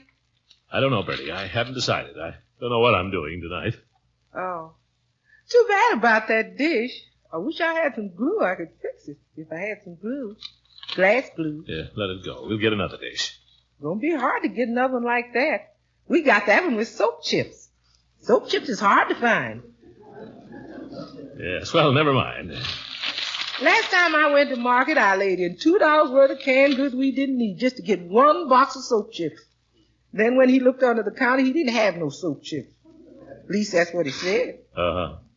It's getting so things are just as bad under the counter as they are on the shelves. Pretty soon they'll be as bad in the basement as they are under the counter. Then what'll they do? Guess they'll have to dig. Miss Gildersleeve, you feeling all right? Perfectly. You don't seem to talk much. I'm reading the newspaper, or trying to. Would you rather read today's paper? Huh? That's last week's paper you got there. Oh. Where did I get this? That's the paper I put under the toaster to keep it from burning the table. Funny, I didn't notice. Here's today's. Oh, thanks. Mr. Gildersleeve, now have you decided? Decided what? About tonight, whether you're going out. Oh, if you want to go out, Bertie, go ahead. I have no plans. Oh, I don't want to go out if you're going out. That's all right. You go ahead, Bertie. Well, thank you, sir. I'll go phone Lily. Now, why did I say that? Maybe I will want to go out. Darn it, why didn't I offer to drive Leila to the station? Of course, there's still time. I could call her up and no. That's just what she'd want me to do. I wouldn't give her the satisfaction. She wants to marry this fellow, let her go ahead and marry him. Let him drive her to the station. Let him come all the way from Savannah and drive her to the station. Hello, Lily. Where were you, upstairs? There's one thing sure, I'm not going to sit here all evening biting my nails. Oh, well, I talked to Mr. Gildersleeve and he... Oh, Bertie, just a minute. Hold it, Lily. Yes, sir? I don't like to change your plans, Bertie, but about this evening... Yes, sir? I haven't quite decided. Oh, hold everything, Lily. I'll call you back. No, it don't look so good now.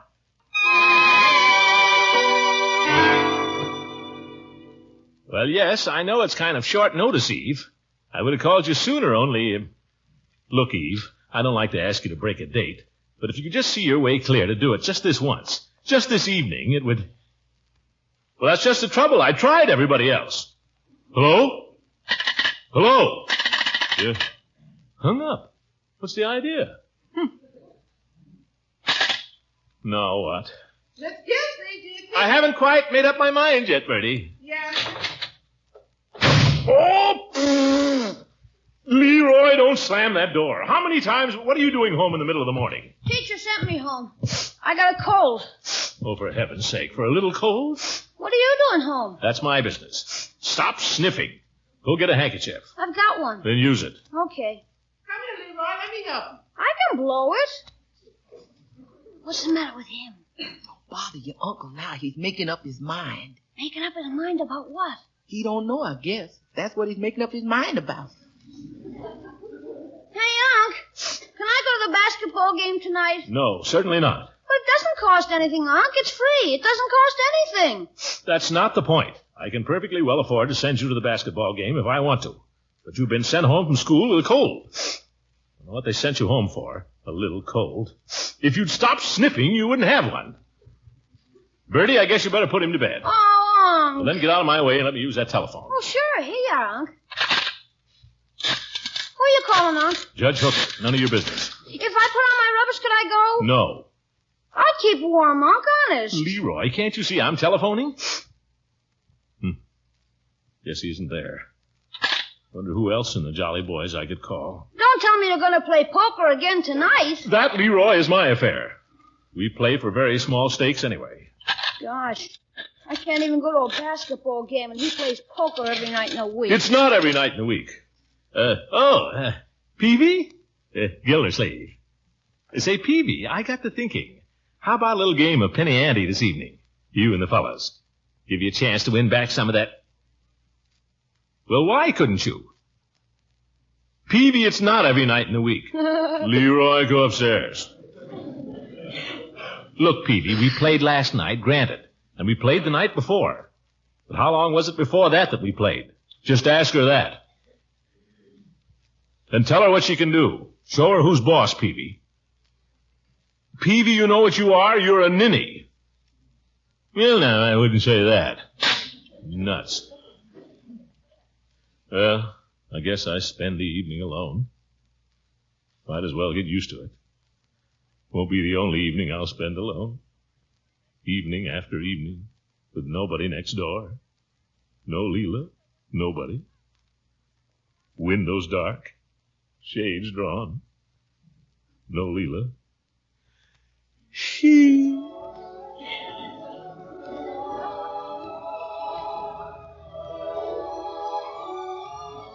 No, Leila. What'll I do? Give me that phone. 5, 8, 3, 6. Peavy, you gotta do this for me. I'm asking you as a personal favor. If you ever called yourself my friend, Peavy, get the fellas over here tonight. We'll have a lot of fun, Peavy. We'll play cards, we'll play games, we'll do anything you like. We'll have 1,000,000 laughs. If you love me, Peavy, do this for me.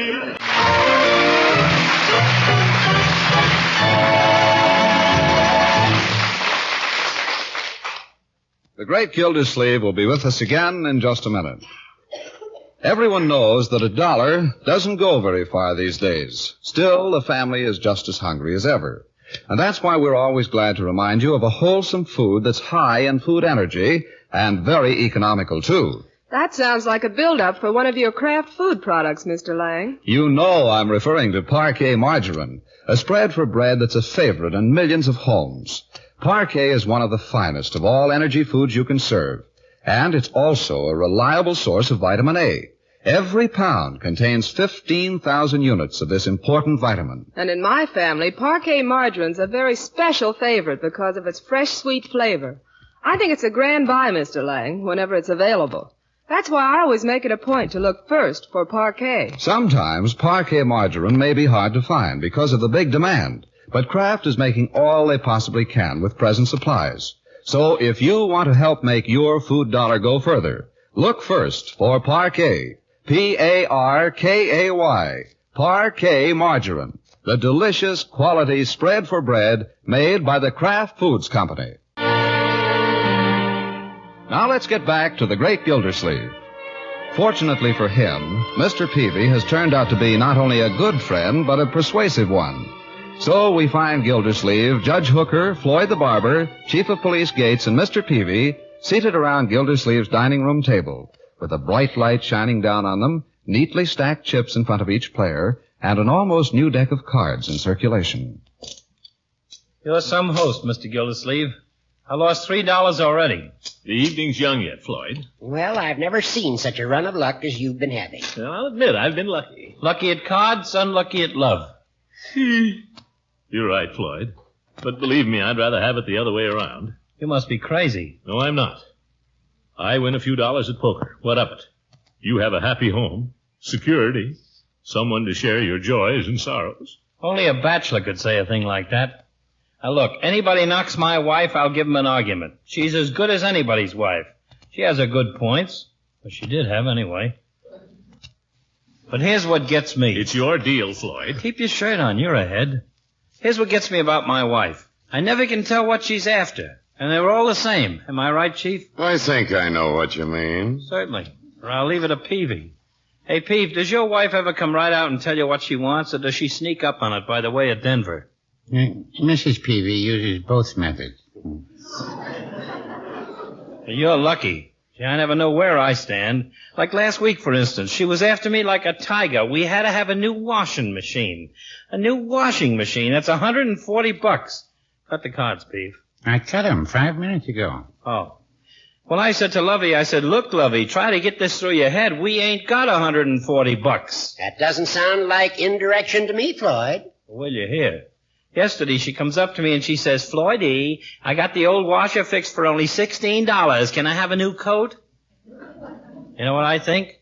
I think she was after the coat all the time. If she'd asked you right out for the coat, you'd have complained anyway. I did. It's not important, Floyd.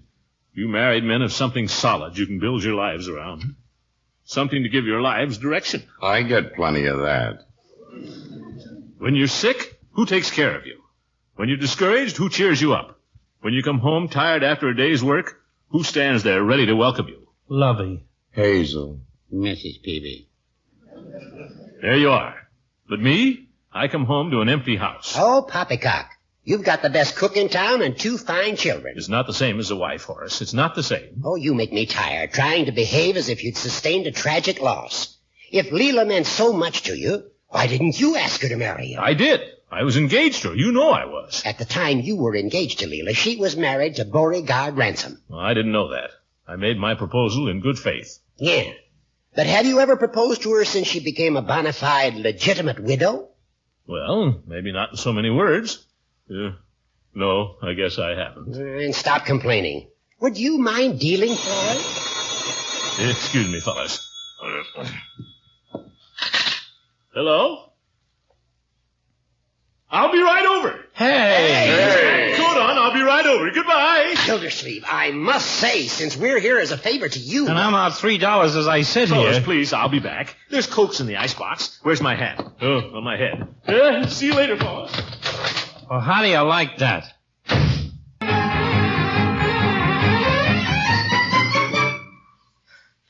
What am I running for? She won't be ready. Yeah, but what do I care? Hey, Leila. Throckmorton, you're darling to come and get me like this at the last minute. Oh, no trouble at all. Well, if you'll take my bag, I guess we ought to get started. This all the baggage you got? Can't be more than a couple of handkerchiefs in there. Oh, there's a few little things.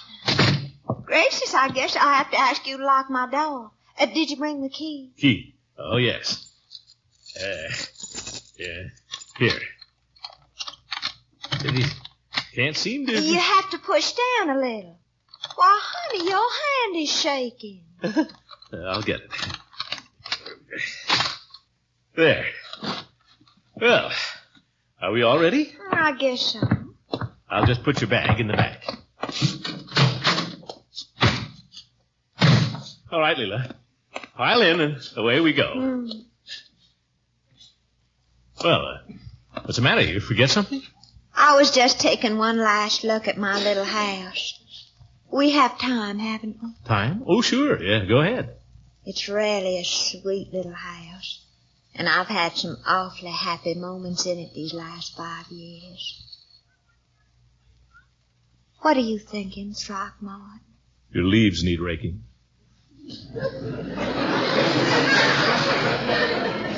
Let's get started, shall we? I hate having to hurry for a train. Leila, what's the matter now? Nothing, Throckmorton, only let's get started, please. I suppose this is the last time I'll ever see West 5th Street. There's Shaw's Bakery and Meltzer's Hardware. Yeah. You know something, Throckmorton? What? I told you a fib on the telephone. The fib? You did? How? I never sent for a cab at all. I was going to send for one, but then I thought I'd rather see you. Well, gosh, why didn't you ask me sooner? I might have been out. I don't know. But I'd been kind of thinking all day. I was thinking we never really got to say goodbye to each other. You thought that too? Oh, it was awful this morning. Like two strangers. You're right. That's just what it was. Two strangers. But we're not strangers, Throckmorton. We've been very, very good friends. Yes, we have. We've been... Didn't see that car. Throckmorton, would you mind holding my hand just till we get to the station?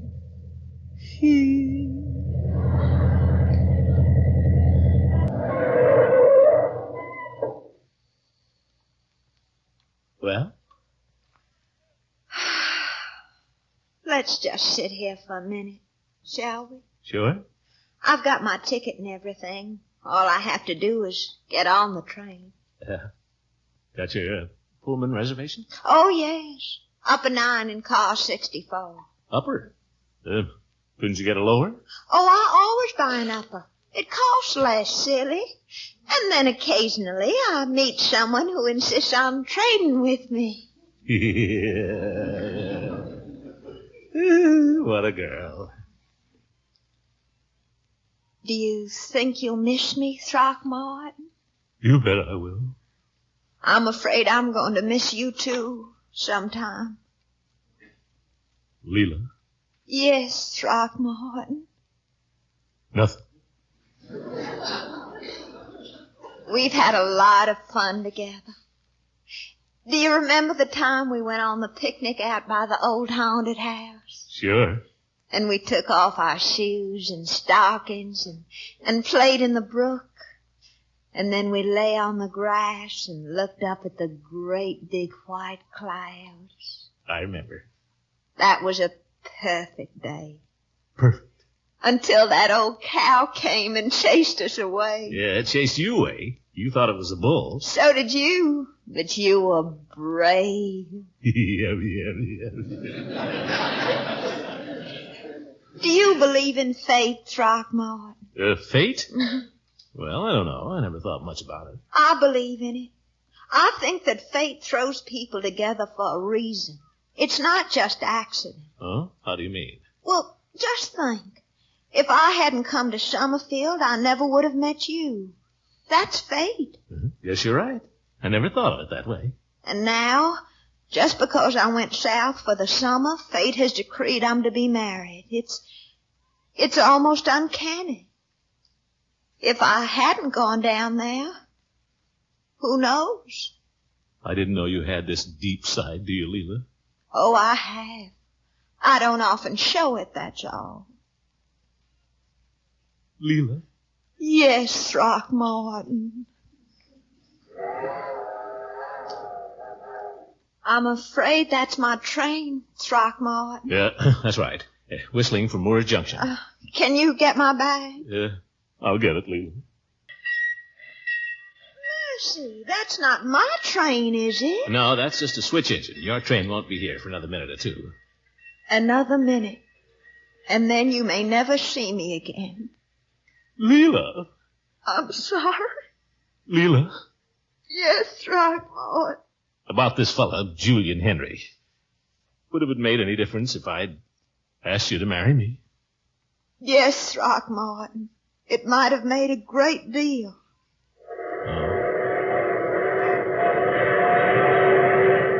There's my train.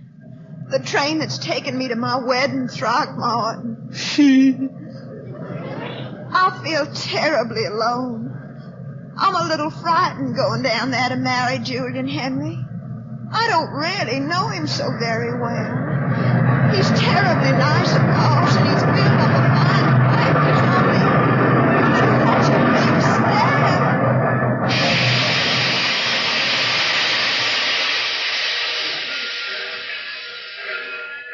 What did you say, Throckmorton? I didn't say anything, Leila. Did you hear what I was saying just before the train came in? I'm frightened, Throckmorton. Maybe I shouldn't rush into this. Leila. I said I'm frightened. Maybe I shouldn't take this Leila, train. I'm sure you're going to be very happy. You'll get used to Julian Henry. There's nothing to be nervous about. Now, here's your little bag. Now, you get in the train and have a good night's rest, and you'll feel just like getting married tomorrow. You don't have to shove me. Goodbye, Leila. Goodbye, Leila. Goodbye, you dumb Yankee!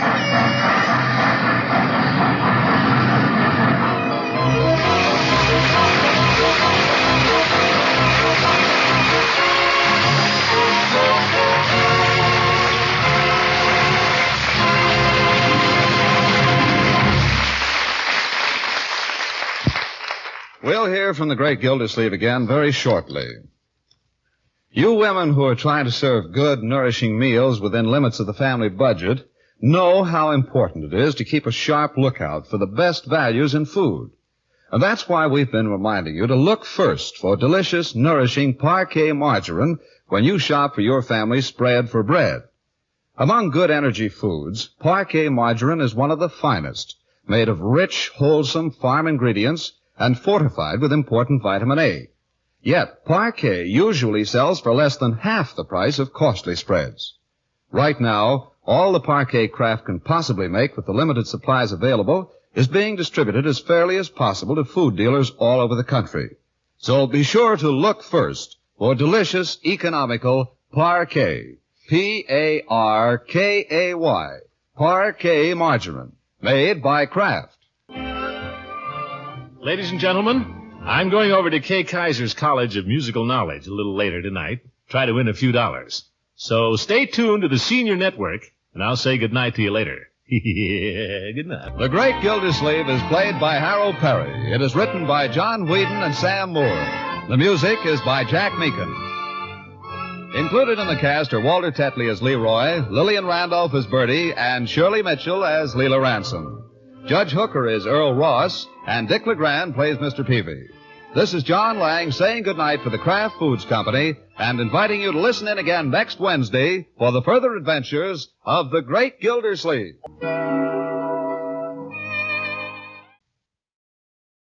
Coming up on hour number 2 of this OTR for Insomniacs collection, grab some more coffee. Hope you enjoyed that last one, Leila Leaves Town from the Great Gildersleeve. Shirley Mitchell played Gildy's love interest in that one. Oh, and by the way, also in The Harold Perry Show on CBS after that. So get ready next for a spy/action/crime thriller, The Man Called X, which ran from 44 to 52 and starred Herbert Marshall as the agent Ken Thurston, a.k.a. Mr. X. Here is Written in the Sand from November 9th, 1947. I hope you enjoy. By transcription, you're twice as sure with two great names, Frigidaire and General Motors. Frigidaire presents Herbert Marshall as The Man Called X. Wherever there is mystery, intrigue, romance, in all the strange and dangerous places of the world, there you will find The Man Called X.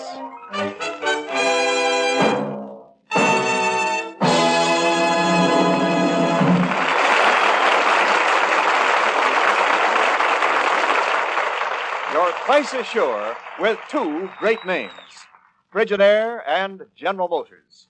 For Frigidaire is made only by General Motors. And it is this association of experience with experience, of skill with skill that makes Frigidaire America's favorite refrigerator. Remember this when you choose your new refrigerator. Remember that millions of Frigidaires in millions of American kitchens have established Frigidaire's reputation for complete dependability, for lasting satisfaction. Yes, you're twice as sure with two great names. For Frigidaire is made only by General Motors. No one else can make a Frigidaire. And now Frigidaire presents Herbert Marshall as Ken Thurston, the man called X. Ken Thurston, care of the Bureau, and so on. Imperative you come to Algeria immediately. My assistant, Benali Yassaf, will meet you at Nadig. In old Roman ruins here have found thing we talked of once in Casablanca. Believe the peace of the entire world may be threatened if this thing falls into the wrong hands. If you fail to find me, then look for Leila. And it's signed Dr. Webb. Well, Chief? Well, what's he mean, Ken? Thing we talked of once in Casablanca. It's something he was planning to look for in Algeria after the war. He was in British Army intelligence then, but he had been an archaeologist. Yes, but what the Sam Hill could be buried in an old Roman ruin that had threatened the peace of the world? I don't know, Chief. But Webb thinks it was plenty important for him to find the thing before anybody else did. Ken, I know Webb's a friend of yours, but I don't see how this affects us, the Bureau. Chief, a lot of the food for all France comes out of Algeria. Yes, Ken, you're right. With Europe starving and this country trying to help feed them, no time to have any supply of food cut off. And one thing we don't need in this shaky world is another hot spot like Palestine. But, Ken, Algeria, that sounds pretty far-fetched. Sure it does. Sounded the same way in 1914. About a little town in Serbia. But in the next 4 years, because of that town, over 100,000 Americans died. Chief, I'm going to Algeria. But it is no more than a day and a half since I sent you the message from Ain Sefra. Truly, Thurston Effendi, you have come with the speed of the wind. Is, Dr. Webb here in Nadi? No, Effendi. Our camp is on the desert by the old ruins of Timbuk, 10 kilometers from town. I have camels waiting to take us there. Good. Then let's get started. Oh, you are a man of quick decision. I believe Dr. Webb counts on that. Come with me, Effendi. Oh, I say there, this is a bit of a surprise. Huh? Thought I heard a plane come in. Hope you'll pardon my barging in. Bit unusual, you know, two foreigners in Nardig. Yeah, I see what you mean. My name's Ken Thurston. Llewellyn, George Llewellyn. Happy to know you, old boy. Over from London? No, from the States. An American, I say. You are a long way from home. Well, we both are. Oh, I live up in Algiers. I run an export business. I say, suppose we crack open a bottle of something. Nothing else to do here, you know. I'd like to, but we're just leaving for the Timbuk ruins. Oh, now, really can't do that. It's nearly dark. Man might run into this Arab bandit who's been prowling around. What's his name? Colombe Char. Colombe Char? You seem to have heard of the man yourself. Oh, even the vultures have heard of him. But you are mistaken in two things, Effendi. Oh, really? What do you mean? Colombe Char is not an Arab. He is a Kabyle from the hill country. Oh. Nor is he a bandit. He is something a great deal worse. Oh, now, son of 1,000 devils. This here way stop, brother of a turtle. Oh, now, up! Thurston Effendi, we have arrived. Yeah, something's gone wrong at this camp, yourself. Look at that tent. Yes, the ropes are cut. It lies up on the ground. My word, appears somebody's really made a mess of things around here. Dr. Webb! Dr. Webb! Never mind, Mr. Llewellyn.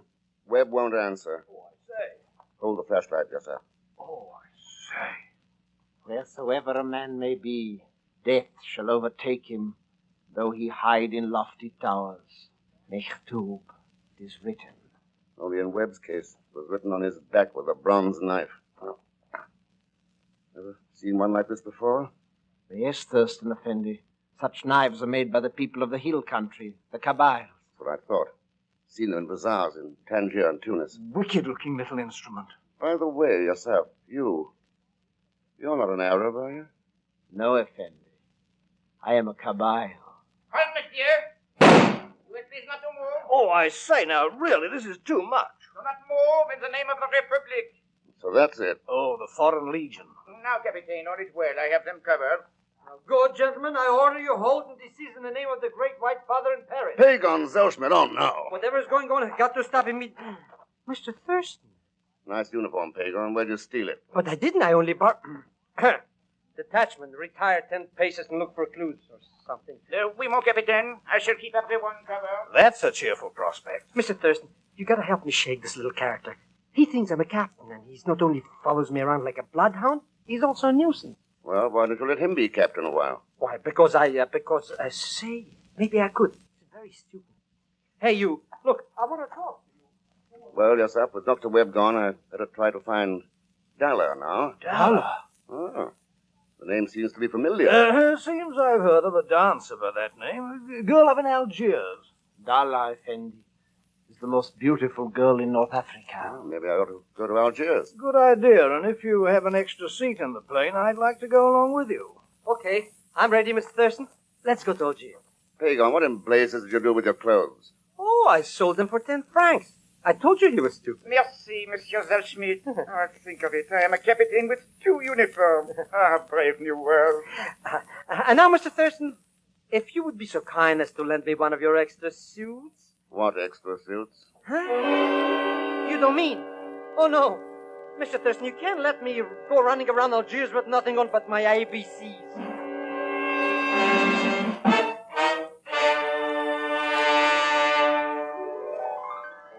But, Mr. X, I'll be the laughing stock of Algiers walking the streets in a white nightgown. Pagon, all the natives wear things like that. Now, get on up to the Casbah, see if you can locate Dalla. When you find her, come back here to the hotel and let me know where she lives. You got it?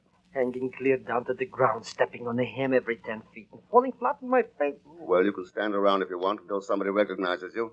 In the Foreign Legion, they only shoot deserters. Huh? Mr. X, which way is the Casbah, huh? And so I walked on and on. Mr. X, up one dark, sinister alley after another. Mile after mile through the Casbah, risking my life, facing terrible dangers on every side. Pagon, did you find Dalla?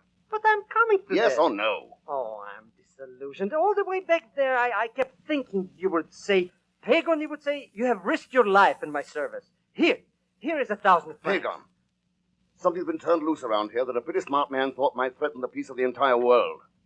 I haven't got a lot of time to waste. Did you find out where that girl lives? Huh? Oh, sure I found out. Mr. Thurston, maybe I could have 200 francs. All right, it's quicker than trying to bargain with you here. Then maybe only 100 and... Mr. X! You can faint later. Now, where is she? Where is she? Mr. X, come with me to the Casbah.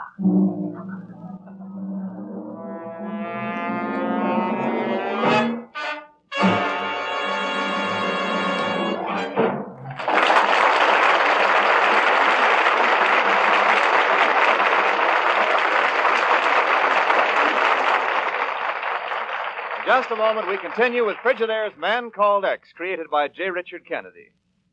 This is Wendell Niles speaking. Think for a moment how you would design a new electric range. Well, Frigidaire engineers asked for the opinion of hundreds of women just like you. That's how they were able to match your ideas so closely. Knowing you have an eye for beauty, they gave the new Frigidaire electric range modern, free-flowing lines, gave it a finish of sparkling white porcelain and rich chrome, touched here and there with a golden gleam. They knew you wanted speed in your cooking. So this new Frigidaire electric range has radiant tube units that start getting hot the instant you turn the switch. The big oven is so fast heating, it's up to baking temperature in just 5½ minutes. Yes, and Frigidaire engineers knew you'd welcome anything to make cooking easier. So just see all these work-saving features. A deep well cooker that cooks a complete meal. A broiler that's waist-high to save stooping. Automatic time and temperature controls. Most exciting of all, an automatic oven control that cooks an oven meal while you're away from home. Actually turns the oven on and later turns it off all by itself. Remember how Frigidaire engineers designed the new Frigidaire electric range to give you all the advantages you want. And remember, you're twice as sure with 2 great names. For Frigidaire is made only by General Motors. And now to continue with Frigidaire's Man Called X, starring Herbert Marshall. I am Dalla, Monsieur Thurston. And before you comment on the unusual combination of brown skin with blue eyes, I might tell you my father was French, My mother, a cabal. Sit down, please. Thanks. Matter of fact, I was only going to say you're very lovely. Merci. And is that why you came to see me? It might have been if I'd known about it before. But let's just say Dr. Webb sent me. You mean, of course, while he was still alive? News travels pretty fast in Algeria. You knew him then? I met him here in Algiers. He was sent to me by a friend. Did he tell you what he was looking for? Yes. And they found it. Would have been better if he had not. Donna, it wouldn't by any chance be the seal of Boucaille. The seal? Yeah.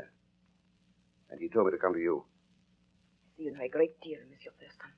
Perhaps too much. You have heard everything, Benali? Yes, mademoiselle. I have heard everything.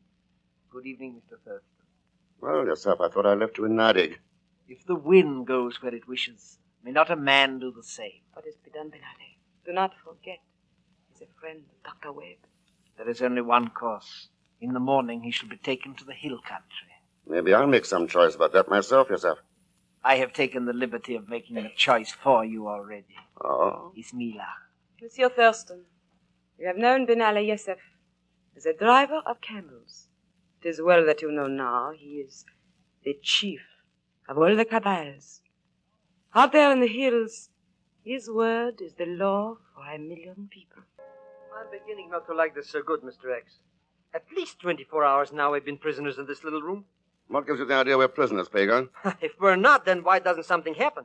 Isn't this Yusuf fellow the head boss of all those people? All right, then. Relax. If Yosef's right, we won't have to wait very much longer now. Wait. That's all you have been saying. Mr. Thurston, I think I'm going to scrum out of the joint. Sure, go ahead. Of course, if you do manage to get out of these hills, you'll probably still be shot as a deserter. But I didn't join the Foreign Legion. You see, I was on this boat and I got kicked. I disembarked very suddenly at Algiers. Then I borrowed that uniform and started out... He's arrived first and offended, just as I told you he would. He's out here in the Great Hall now. All right, Joseph. Let's go. You have a gun, Effendi? Yep. Straight ahead? Yes, come with me, please. I say to you, the time is now. For 1,000 years we have lain in the hills and waited, shivering before the hearth fires, led by old men with water in their veins. The time is now! Colombachar! One has come for you, Colombachar. Well, so the daring Monsieur Thurston has come to the hills, walked into the lion's den. Hello, Petra. I'm taking you back to Algiers. So, you hear this man? He comes to take me a prisoner to Algiers. He comes to destroy your leader, me, who will bear the seal of Boucaille. What say you to that? And what do you say, Monsieur Thurston? I'm taking you back to Algiers, Petra. Men of Kabyle! Men of Kabyle, silence! I am your chief. The light of your own counsel fires, you have made me so.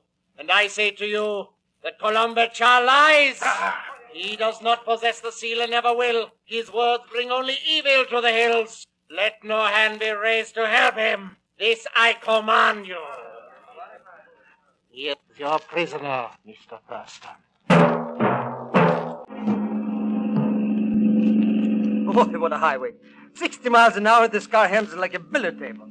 How much farther to Algiers, Mr. Thurston? Oh, around 12 or 14 miles, Pagan. Maybe our friend Bechan knows exactly. Yes, I do. And I would suggest you slow down for this next curve. What for? It's a cinch. I can do it with one hand tied. Hey, there's a truck parked across the road. It's a roadblock. Jam on those brakes, Pagan.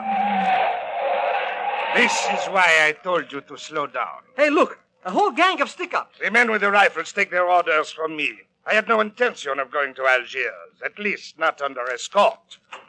I'll take your gun now, Monsieur Thurston. At 10 to 1 odds, I'm not going to argue here. Merci, monsieur.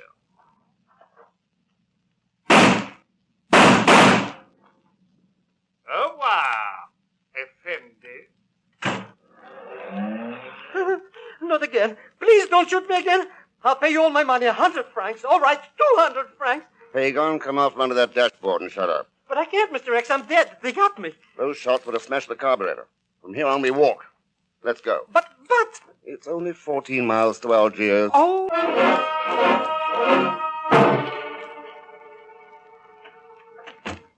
Hello, Darla. Ken, it's yourself, but...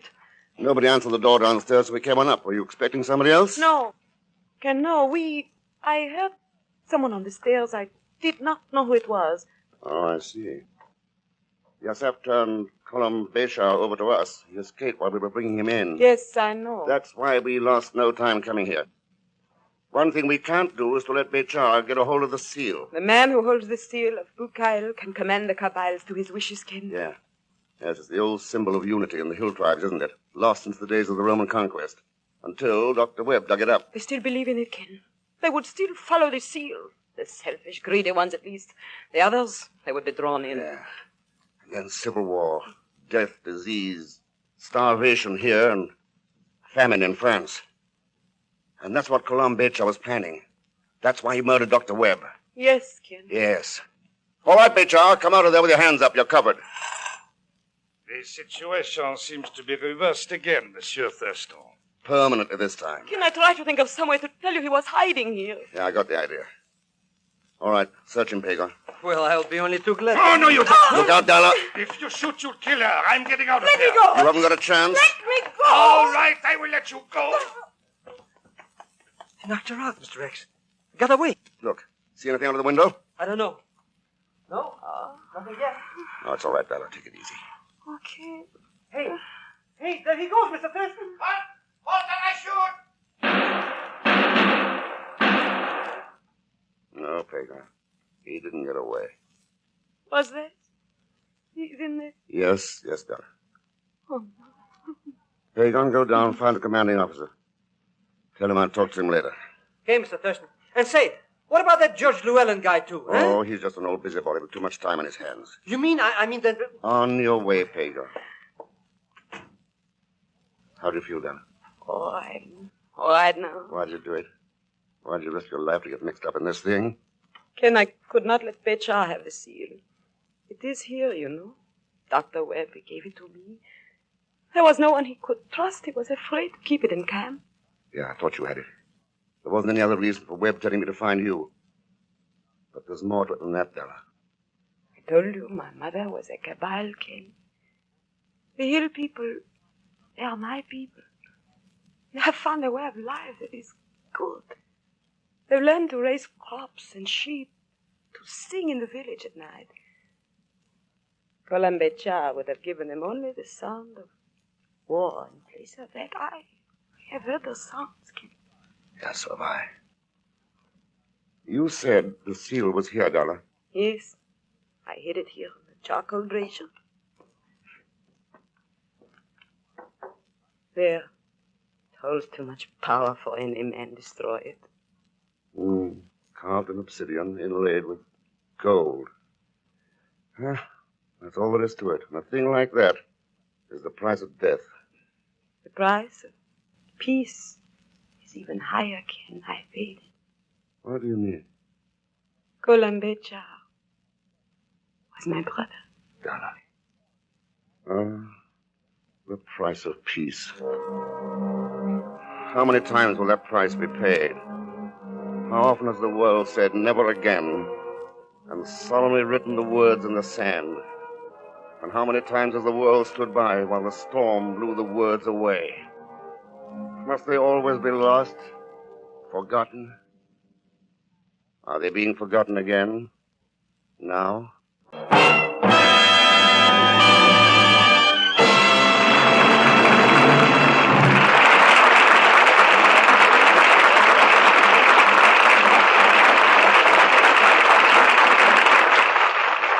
Frigidaire star Herbert Marshall will return in just a moment. The Man Called X is presented each week with the best wishes of your Frigidaire dealer. We invite you to come in and learn about the famous line of Frigidaire electric refrigerators, electric ranges, electric water heaters, home freezers, the new Frigidaire automatic washer, electric dryer, electric ironer, and a wide variety of refrigerating and air conditioning equipment for homes, farms, stores, offices, and factories. Our Frigidaire star, Herbert Marshall. Thanks for being with us. Friends, there are millions of people in this world who need food. Men and women and children who must have food if they are to go on living. So let's all of us do all we can to help them by saving wheat and saving meat. Now, next week, our story is called Journey to Xenophon. And if you know where the island of Xenophon is, well, you're way ahead of me. Anyway, we have a real thriller lined up for you, and Leon Belasco, of course, will be along to complicate matters. So join us, won't you, when next I return as the Man Called X. Good night. Frigidaire's Man Called X is directed by Jack Johnstone, with music composed and conducted by Johnny Green. Tonight's story was written by Les Crutchfield. So until next week, same time, same station, this is Wendell Niles speaking for Frigidaire, made only by General Motors. All characters and incidents used on this program are fictitious. Any resemblance to actual persons or incidents is purely coincidental. The Man Called X, starring Herbert Marshall, came to you by transcription and returns next week at this same time over these same Columbia stations. This is CBS, the Columbia Broadcasting System.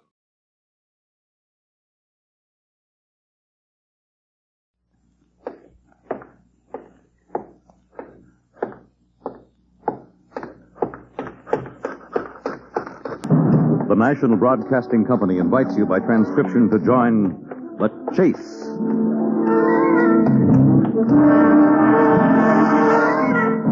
There is always the hunter and the hunted, the pursuer and the pursued. It may be the voice of authority, or a race with death and destruction, the most relentless of the hunters. There are times when laughter is heard as counterpoint, and moments when sheer terror is the theme. But always there is the chase.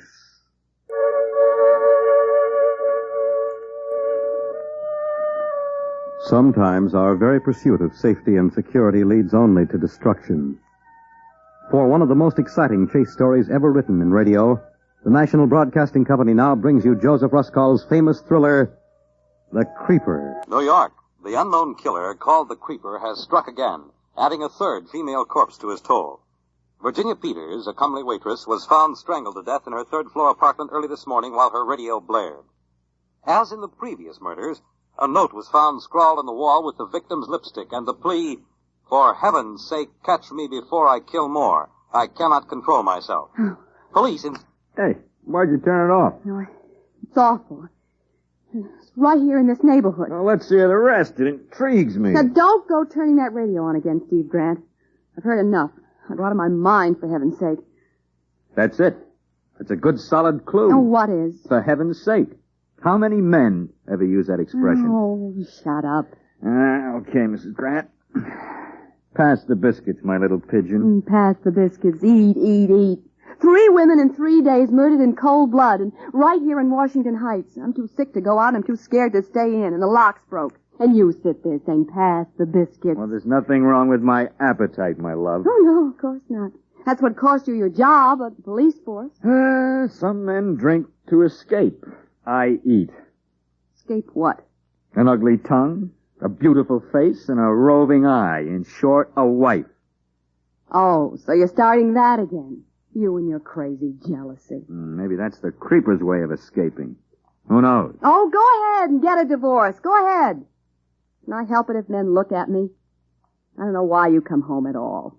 Where do you go? What do you do with yourself? And where were you this morning? Oh, why'd you come back? To eat. But someday I'll lose my appetite for that, too. And when I do, my dear, there'll be no escape. Now I'm off again. Kiss? Still using stage lipstick. Wipe it off. How many times must I tell you? You're married now, remember? Steve, wait. Yeah? At least go buy me my medicine. Sorry, no time. Oh, don't leave me here alone. Stay home this afternoon. Please. I'm afraid. Don't be silly, pet. Nothing will happen to you. You've got a doorman here, an elevator boy, Mrs. Stone across the hall, a phone. You're safe enough. Yeah, but the night lock, it doesn't work. I know. Now you can't lock me out anymore. Well, it doesn't catch. Something happened to it since last night. Steve. Get a new one.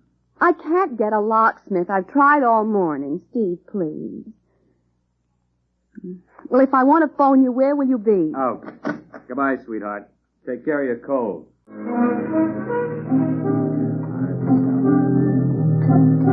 Steve Grant. Huh? Why, if it isn't old Pearlie Morgan. I hear you got thrown off the force, Steve. Here, you got thrown off the news, Pearlie. Well, you heard wrong. I wasn't fired. I was just warned. I wasn't fired either, just suspended for 3 days. Eating a lamb chop at Casey's at the time I should have rung in from the box at 162nd with all that trouble up there. And I'm away to headquarters now for reinstatement. I eat too much, my trouble is. I drink too much. I hear you're living up in the Heights, Steve. Yeah. That's funny, me too. Here you're married now to a beautiful and lovely young... You can say that again. Used to be on the stage, you know. Yeah, I think I knew her. Wasn't her stage name Georgia Dixon? That's her. I love that wench, but... women. How does a guy handle them? Maybe the creeper has the right method. Thank you for taking the words out of my mouth. Who is the creeper, Steve? Any angle? You tell me. I'll split the reward with you. Okay. We interrupt this broadcast to bring you an announcement from the New York Police Department. Hey, wait a minute. Officials at Center Street have just released Jim Ellis. Jim Ellis, who was arrested in suspicion of murder yesterday, was the doorman on duty when the unknown killer, who has been named by the newspapers as the Creeper, strangled his second victim. Since the third killing took place this morning, while Ellis was held in the city jail, Police Inspector J.M. Bradley ordered the Ellis release. Bradley warns, however, that he is still convinced that the killer, the Creeper, is someone who either lives or works in New York's Washington Heights section, the scene of the crime in all 3 killings. New York residents are warned to lock all doors securely and to notify police of suspicious characters at once. We return you now to our program of music. Some panic, huh? Yeah. What do you think of Inspector Bradley's inside job theory? Nuts. Every janitor's a creeper? And as for that doorman, Jim Ellis, pure coincidence. Anyway, they released that Ellis. One thing, though, and I don't think even Bradley's put it together yet. Yeah? In all 3 cases, just before the creeper struck, the door locks had already been tampered with. You don't say. You got a theory? Well, sure. I mean, take that note on the wall. For heaven's sake, in every case, for heaven's sake, catch me before I kill more. I cannot control myself. Right. What man uses an expression like that? My dear fellow, the long and short of it is this: the creeper's a woman. A ruse. Just like the height of the message on the wall. A ruse. 6 feet. And yet I'll lay odds the creeper's no more than a guy your height, say. Or mine. 5'9", just like us. You or me. Only crazy. How do you figure that? How do I figure lots of things? How do I happen to figure where the creeper's going to strike next? How do you? Well, the creeper's not smart. He's crazy. You play along crazy and you're one jump ahead of him. That's the trouble with Inspector Bradley, wise up a tree. You expect logical clues from a madman? You play along crazy, make out you're the creeper. What's your compulsion? Go ahead, let's see. All right. The victims are all redheads. Every one. You've noticed that, of course. 3 in 3 days. Well, now that you mention They it... all lived in the Heights, right? Agnes Martin, Jane Krutsky, Virginia Peter. Right. What was the number of the apartment in each case? Agnes lived in 1A. Jane, 2B. Virginia, 3C. Don't ask me the why or wherefore. Don't ask me the logic. Just play along crazy. See what I mean? And see where he's going to strike next? You mean... The next victim of the creeper lives in the Heights. She's a redhead. Her night lock's been tampered with. And she's going to get hers today, and her apartment number's 4D. Well?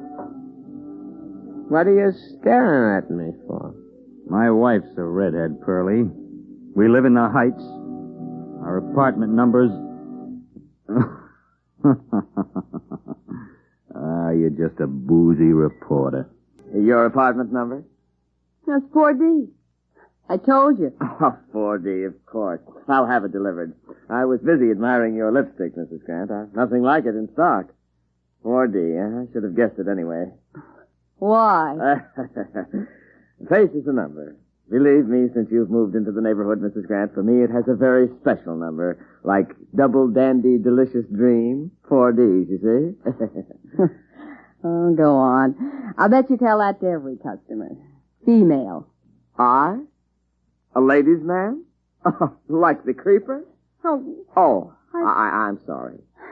Say, what's going on in this block anyway? Raw nerves, you can't joke?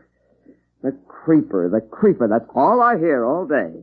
It's mass hysteria. There ain't any such animal. Oh, you don't think so? Of course not. What about the note that was left in the apartments of those dead women? What note? You know, one that said, for heaven's sake, I stop me assure before... you, Mrs. Grant, it is a fairy tale for circulation of the tabloids. I'll send your prescription up with the boy. No, I'll just wait here for it. Well, it'll take some time. You should go right home and stay there if you're just getting over the flu. I'll deliver it myself. It'll be a pleasure. No, please, no. Don't bother. Oh, it won't be any bother. Believe me, Mrs. Grant. It won't be a bother at all. No, I'll wait. I may not go right back. I don't want to be there all alone. Very well. Suit yourself. Have a seat. Yeah, thanks.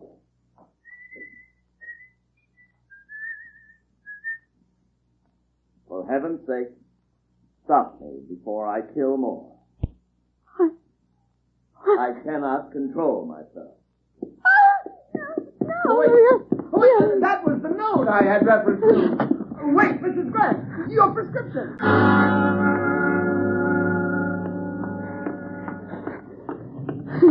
Mrs. Grant! Oh, Mrs. Grant! Oh, it's you, Mrs. Stoner. Why'd you hurry, dear? I just got scared, I guess. Well, since all these awful murders in the neighborhood. Yes, isn't it terrible? I'm simply frightened to death myself. Oh, you walking home? Yeah, I guess so. Fine, I'll go with you. It's good we live in the same house. Yeah. At least if I had a double lock, but, well, the night one doesn't work. Oh, really? I have a chain lock besides, and still I'm the way scared. it is, I just sit and shiver when there's a sound at the door. I can't get a locksmith. They're all so busy. And Mr. Frank on the corner promised to, but he didn't seem to know when. And why are they all so busy? Well, my dear, because every woman in the neighborhood's changing theirs, too. It's simply a nightmare. But don't you worry. We'll stay together this afternoon till our husbands come home. Think of it, we've never visited, though we live right across the hall from each other. Now, isn't that like a big city, for heaven's sake? Or would you rather I dropped in on you? Oh, well, I Make don't... it yours, then. My, isn't it horrible? The ghastly things they're saying, the theories. One doesn't know what to think next. Oh, you believe the latest? The latest? That maybe it's a woman, the creeper. A woman? Can you beat it? I can't imagine how in the world the police figured that, for heaven's sake. Can you? Can you, Mrs. Grant? Well, I don't know. I was just thinking of something that my husband said. Oh, I can see we're a married woman now. If her husband was faithless, say, or perhaps only weak and had no will of his own against a vile, cheap thing in skirts. And if the wife, say, was merely getting at those female homebreakers now. Well, I can understand such a theory, because you take my husband now. You've met Mr. Stone, haven't you? Oh, Mrs. Grant. Why on earth are you staring at me like that, for heaven's sake? I don't feel well. I gotta get home at once. I feel faint. But Mrs. Grant, for heaven's sake. Good afternoon, ma'am. Hot shopping? Oh, you're the new doorman. Just relieving the regular man. Nice weather out. Yeah. Happy with the package? No, thanks. Well, let me ring the elevator for you. Oh, no, you don't have to trouble. Oh, no trouble, ma'am. There. What happened to Charlie? Charlie? Yeah, the regular man. Oh, I'm just helping him out. I'm from the next building down. The next building? I didn't know they had a door. I never... Yeah. Funny how folks never notice some people who are around all the time. I noticed you. I guess everybody does. When will the elevator come? You better let me take those packages up. No, for you. no, I can manage. Here, I think that milk bottle may slip out. Let me give you a hand. No, don't touch. Gee, I'm sorry. Well, it's nothing to be frightened about, ma'am. I just wanted to help. No, I'm all right. What a mess. Oh, I can clean that up in a minute. There must be a mop in this broom closet here. Don't you worry, I can get this fixed up in a minute. Say, the grocery delivery man should be around soon. Should I send him up with another bottle of milk? No, I don't want him to come up. I don't want anyone. I just want to be left alone. What's keeping the elevator? You're in apartment 4D, aren't you? Yeah. How do you know? Doesn't take long. Why doesn't this elevator come? Coming now. Terrible things, man, are happening. What? The creeper, you know. Oh, now. Yeah. Oh. Up and down, up and down. That's just the ups and downs of life. Yeah. And I'm a living milkshake, Mrs. Grant. What's wrong, Jimmy? I'm stuck. Imagine getting stuck between the 3rd and 4th floors with a production like you. What? Yeah, this is something every elevator jockey dreams about. Especially me. Hey, what are you doing? I'm just trying to return the spirit of that little smile you give me all the time. That's all. Oh, get this elevator going, Sonny. You want me to report you? Okay. Can't you take a joke? No.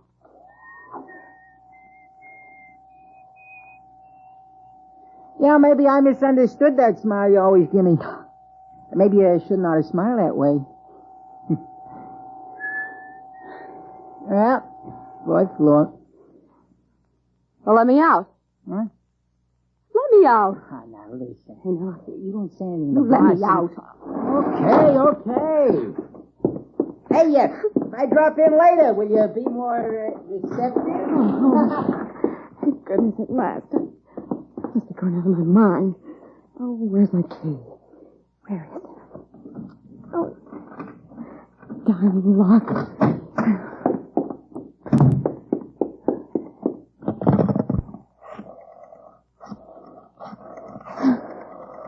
Oh, darling. Hey, hello, is the locksmith in yet? Well, I want to know how soon I can get my lock changed. Yeah, of course, I left my order. This is Mrs. Grant. Yes, in 4D. Yes. Look, yes, I know, you just explained to me, but I know he's very busy. Hello, George. I fool, it's me. You want the whole house to... That's better.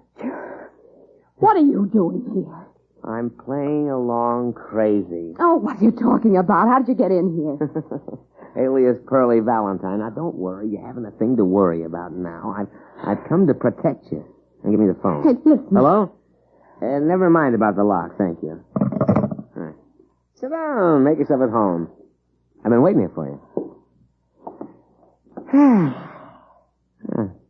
Long time no see, George. What do you want, Pearly? Me? A headline. Your husband wants to. Wants I to keep an eye on you.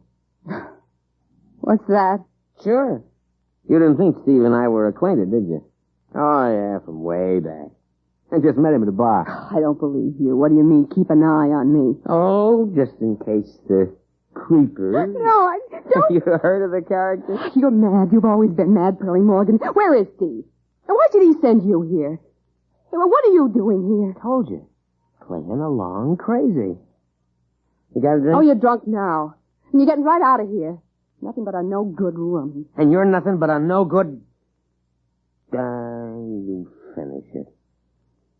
When I took the drink, it was to drown you out, and you know it. Well, I'm still a rum pot, Angel. Which means I haven't got rid of you. Yet. Get out.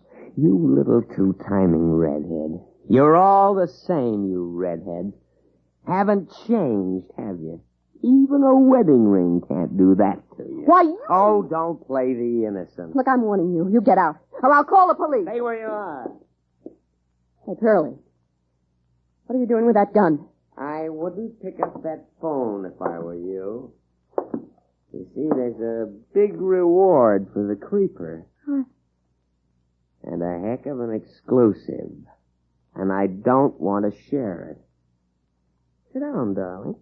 Just play along with me while I play along crazy. Sit down! That's it. Like we're expecting company.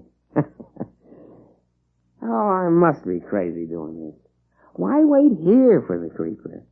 Why not 100 other streets, 1,000 other apartments, 1,000,000 other dames? Because I'm riding my hunch. Let's have some music. Well, don't just sit. Let's have some music. Turn on the radio. Let's dance. That's it. Now, let's dance. Give me your arm. Let's dance. Like old times. Around and around like my brain. Why are you trembling? I still love you, you little fool. Ask me why. I love you, you lovely redhead. I could kill you and you deserve it. With the radio on, you could scream and no one would hear.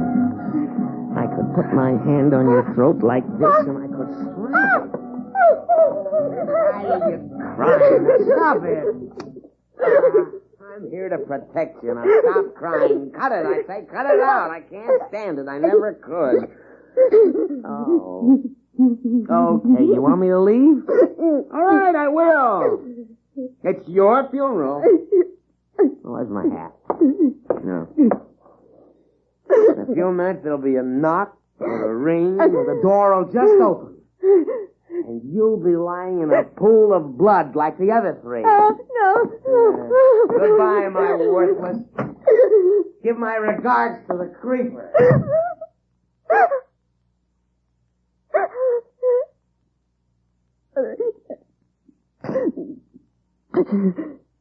Look in his eyes. Like a madman. Why did he come back? He wants to kill me. He wants to kill me. Someone wants to kill me. I gotta lie down my head like head splitting. Just trying to frighten me. Jealous. Spite, that's what. Yes, that's what it is. Like the other three in a pool of blood. Any minute now there'll be a knock. Or a ring. Oh.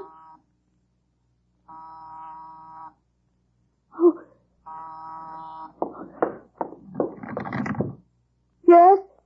This is the doorman, Mrs. Grant. Yes? The druggist is here with the medicine. Shall I send him up? My medicine? Why, yes, let's... No, don't let that man up. Want me to bring it up? No, I'm perfectly all right. I don't need it, you hear? Don't you dare come up. Don't anyone.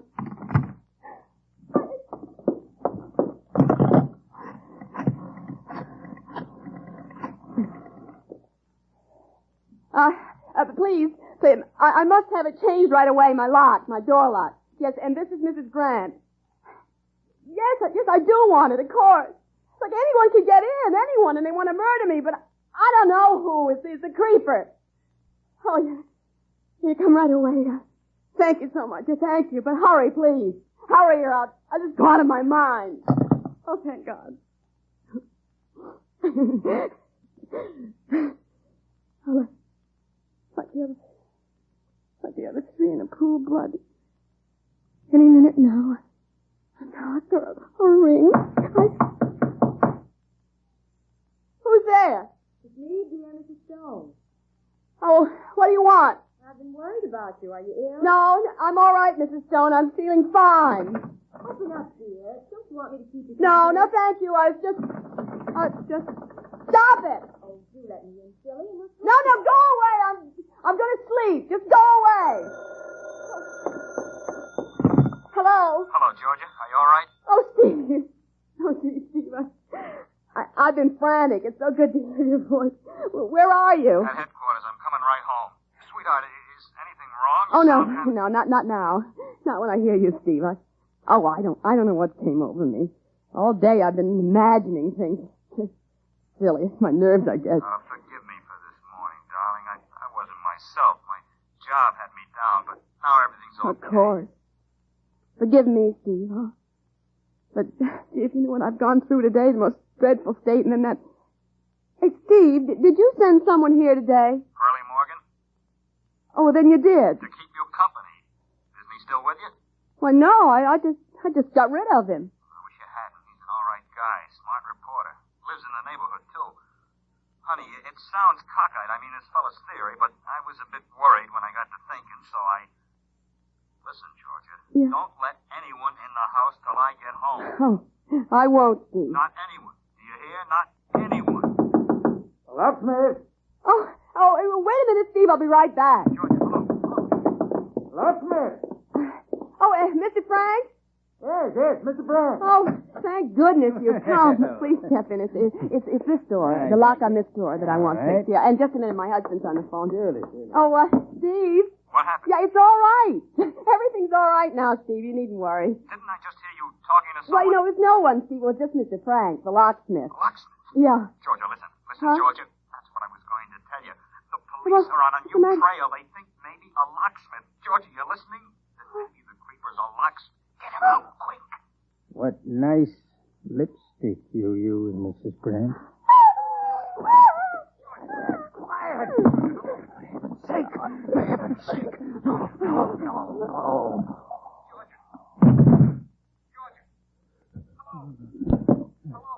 Georgia. Hurry. Stop me. Stop me before I kill more.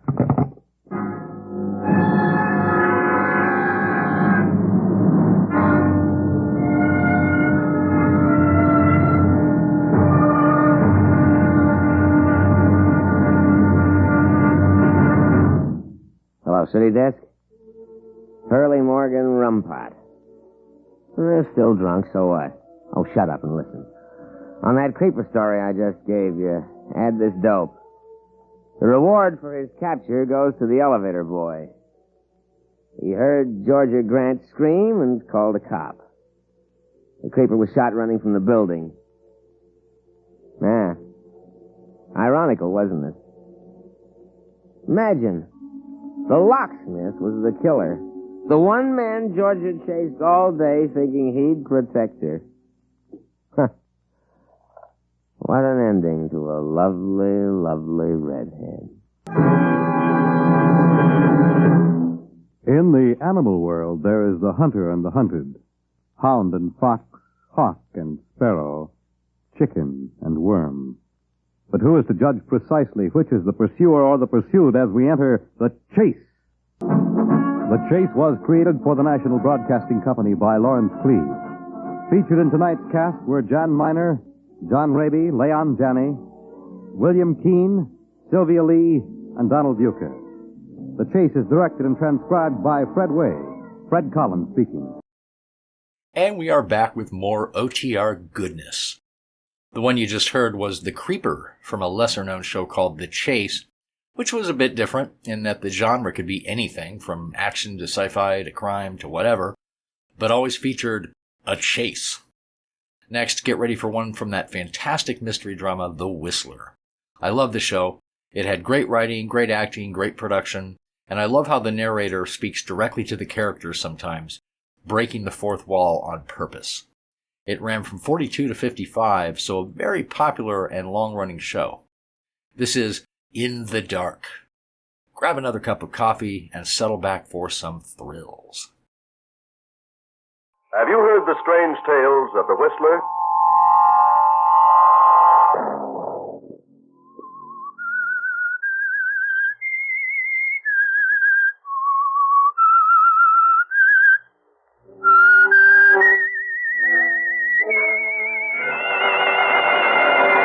I'm the Whistler. You can't leave me now, Elizabeth. I need you. I've just come from Dr. Elston. It's my eyes. I'm on the verge of going blind. Another Sunday night, and again CBS presents The Whistler. I, the Whistler, know many things, for I walk by night. I know many strange tales, many secrets hidden in the hearts of men and women who have stepped into the shadows. And so I tell you tonight the extraordinary story of In the Dark. Thomas Northcote was a very busy man, a marine architect, a wealthy shipbuilder. And by the summer of 1940, he found himself working harder than ever and longer hours. He became the victim of severe headache. So finally he visited his friend and physician, Dr. John Elston. The pain isn't constant, you say, Tom? No, it comes and goes. When it strikes, it's almost unbearable. Been working unusually long hours, haven't you? Yes. All day and for the past 6 months till midnight. What do you think is wrong with me? Well, when a man passes 40, he's subject to a lot more things than when he's younger. Yes, but what is wrong with me? Pretty exacting work, yours. Why don't you tell me? Can't afford to spend the day here. Oh, don't get excited. Calm down, I'll tell you. You won't like to hear it. What? You don't think I'm losing my mind? I didn't say that. But that's what you mean. Please, Tom. That's ridiculous. Why, I've known all about my family for 200 years back. Not a trace of insanity in one of them. I said nothing about insanity. Well, then, what are you talking about? It is possible, however, to throw yourself completely off balance by overwork. Worry, mental strain. I know. Your nerves are shot to pieces. What does Elizabeth think about your working like this? I don't know. What can she say? It's got to be done. Well, Tom, you're going to let someone else do it for a while. What? I mean it. You're headed for a nervous breakdown. And something else. What else? Blindness. Good heavens. You have an eye condition which has become aggravated by environment. What can be done about it? Stop work immediately, rest, get outdoors, get away. For how long? Month at least, maybe longer. Put that yacht you built to some use. Been tied up for over a year. Are you sure about all this? Positive. All right, John. I've no choice in the matter. I'll drop in again in a few days. Of course. Goodbye, Tom. So Tom, completely flabbergasted, goes back to his office and tries to finish some plans and specifications. But he cannot keep his mind on the work, so he goes home early. Well, good evening, Mr. Northcote. Good evening, Billings. This is most unusual. I mean, we didn't expect you for dinner. I know. I didn't feel so well this afternoon. Sorry, sir. Isn't Elizabeth having dinner here? No, sir. Mrs. Northcote hasn't had dinner in for several weeks. I didn't know that. She's been going out every evening. Well, I don't want much. Something light. Very good, sir. Oh, there's a letter for you in the library. A letter? Yes, sir. Thanks, Billings. Oh, here I am. Certainly not a business letter. No return address. Yes. Your wife, Elizabeth, doesn't stray from a certain man. There's going to be a scandal in this town that you won't like. A friend. Heavens. Stay away from a certain man. Billings! Billings! Yes, Mr. Northcote? Do you know where Mrs. Northcote has gone? No. Did she say who she was to meet? No, she never does. Just goes out for the evening? Oh, sometimes in the afternoon as well. I see. You look a bit pale, sir. Shall I call Dr. Elston? No, Billings, I don't think he could be of much help. I'll be all right. Good night.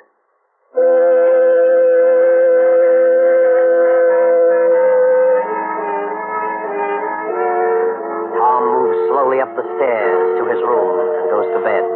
He has difficulty falling asleep, stares into the darkness, and through his mind runs the phrase, certain man, a certain man. But what man? Finally, he drops off to sleep. He rises early and without seeing Elizabeth goes to the office to wind up his affairs, then arrives home early again. But Elizabeth is not there. Elizabeth is sitting in a cocktail lounge with Charles Carroll, her attorney. I never see Tom anymore. He leaves early, comes in late. Nothing but business, business, business. I just can't go on like this. It's driving me mad. You're no different from a lot of women in this country. Production has speeded up, and there's nothing a man can do about it. But if Tom loved me, he could find a little time to spend with me. You still love Tom. I did. But his indifference has made me cold as a cucumber. Yes, but you have everything. Money, position. Why throw it away? This condition may only be temporary. I can't understand you, Charles. We went through puppy love together. Went through school together. Then we drifted apart and I met Tom. Why can't you understand me? Because for 3 weeks now, and I've seen you almost every day, you, of all people, have been trying to talk me out of divorcing Tom. That's right. But do you want me to go on like this? I want you to be sure, Elizabeth. I am sure. Are you afraid you'll lose some business if I divorce Tom with you as my attorney? Elizabeth, you know I'm terribly fond of you. I always have been and always will be. Your happiness means a great deal to me. That's why I don't want you to take this step until we're sure that you'll not be sorry later. You're the one who isn't sure. Darling, it's for your own good. Please wait. All right, Charles. That's the way you feel, I'll wait. Good. Can you drop me off at my place? Yes, I can. But, But what? well, look, Elizabeth, I'm going to be very busy for the next 2 or 3 days.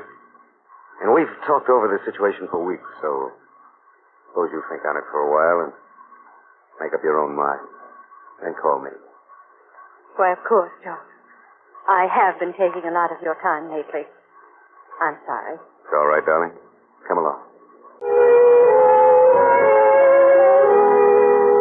Charles takes Elizabeth home and leaves her at the door. Tom Northcott is in the library waiting for Elizabeth. Tom? Huh. What on earth are you doing home so early? Well, I'm certainly surprised. Are you? What's happened? What did you do this afternoon? The same thing I do every afternoon and every evening. Try to kill time. I suppose it has been rather boring lately, since I've had to spend so much time at the plant. Yes, it has. Been playing bridge a lot, have you? Yes. Bridge and parties. Oh, there are a number of things one can do when one has to. I'm sorry, Elizabeth, but this extra heavy load of business is not of my own making. I thought you would understand. I understand that you work hard, that you're very busy. But even when you're here, you seem to be completely unaware of my presence. You come in late, go to your room without a word, get up with the birds, and leave without a word. I wasn't aware of that. But I suppose it's true. I was able to stand it at first. And then I became horribly lonely. So lonely, I couldn't bear this house another moment. So I started going out here and there. That should have helped? For a while. You had changed, Tom. I did attribute it to business, but when you changed so completely, became so indifferent toward me, I suddenly realized that you no longer loved me. And then I changed. You changed? Yes. Finding some way to occupy my time is no longer the difficulty. No. What is the difficulty? My difficulty is forcing myself to come back to this empty shell each night. You think I don't care for you? What else could I think? You're saying you've lost your affection for me. Yes. And you found someone who is more attentive? I have many friends whose company is most pleasant. A man? Friends. Men and women. Friends who understand. Elizabeth, they don't understand. And you don't understand. In another moment, you'll be telling me you want to leave me. I do. I can't stay here any longer. Then we'll both leave together. What? This is all a complete misunderstanding, Elizabeth. We love each other regardless of what you think. This can be remedied very easily. No, Please Tom. listen to me. I need your help. Help? What do you mean? For some time now, I've been ill. I've said nothing about it, but it's grown worse. The pain has increased. Pain? Yes, in my head, in my eyes. Flashes of light. I went to see Dr. Elston. John. Yes, Dr. Elston. He told me that I must quit work, take a complete rest, or go blind. Blind? Oh, Tom, how awful. We'll take the yacht, Elizabeth. A long cruise. It'll save my sight, and it'll help us, too. We can pick up where we apparently left off. But, Tom, Please, Elizabeth, I need you. All right, Tom. I'll go. We can leave in a few days. And we needn't go alone. If you prefer, we can have some guests along. Oh, would that help? Yes. Yes, I believe it would. Very well. Who would you like? You select someone you'd like to have along, and I'll select someone. People we both know. Yes. Well, I'd like to have Yes? Dr. Elston. John. You'd like to have him along? Very much. He's charming company, and besides, he may prove valuable. Then it's John Elston. I'll ask him tomorrow. And say, how about Charles Carroll? Always liked Charlie. And Marge Durant. They're still engaged, aren't they? Why, I don't know. By George, Elizabeth, I'm going to enjoy this trip. I feel better already. I wonder if the doctor will join us. I'm sure he will. Well, if he turns me down, I'll let you talk to him. I'm sure you can persuade him. Next day, Tom visits the doctor, John Elston, and after some persuasion, the doctor accepts the invitation. Then Tom runs into Marge Durant in the doctor's waiting room. Well, hello there, Marge. How are you? All right. Haven't seen you or Charlie in some time. How is Charlie? Oh, all right, I guess. You guess? Haven't you seen him? Don't tell me you two have broken off your engagement. Oh, no, not officially. Charles has been exceptionally busy for several weeks. Well, You mustn't be too hard on us men in times like these. We don't mean to be neglectful. No? I'm taking a cruise in the old yacht. Going to leave in a few days. Be gone several weeks. How would you like to join us? Us? Yes. Elizabeth and me. And Dr. Elston. He's just accepted. Well, I'd love to go. We all need to get away from things now and then. We certainly do, but I don't... Oh, I've already asked Charlie. And he said he'd love to go, if I could persuade you to go. Charles said that? He did. So you'll have a chance to see him every day. Well, I'll be tickled to death to join you. Good. The party's complete. Come aboard Saturday night. We'll sail early in the morning. See you later, Marge. Now it is Saturday evening, the eve of departure. After an early dinner, Tom, suffering from severe head pains, goes to the library where he dozes in an armchair. Tom? Tom? Tom, wake up. Huh? What? Oh, Elizabeth. I must have had quite a nap. Well, the pains are gone. I'm glad of that. It's 8:30. We better leave for the yacht. 8:30? Good heavens. Turn on the lights, Elizabeth. What? Push the switch. Tom? What's wrong, Elizabeth? Tom, the lights are on. What? Elizabeth. Yes, I just turned them on. Good Lord. It happened. Oh, Tom, I'm terribly sorry. Shall I call the doctor? No, wait. We better cancel the trip. No, please. I'd rather go on. And I'd rather we didn't say anything about this. I'm sure it'll pass. We'll go ahead. And I'll bluff it through for a while. You'll help me. Won't you, Elizabeth? Yes, Tom. I'll help you. Tom notifies his skipper that he'll be late in coming aboard. Then when he is sure his guests on the yacht have retired, he and Elizabeth arrive, and he goes to his cabin. Next morning, the guests lounge in the sun on the afterdeck. Tom appears and moves along the deck to the stern, stops, and leaning against the rail, lights his pipe. Morning, everybody. Wonderful day, isn't it? Yeah, clear as crystal. Where are we going? Does it matter, Marge? This is a cruise to nowhere.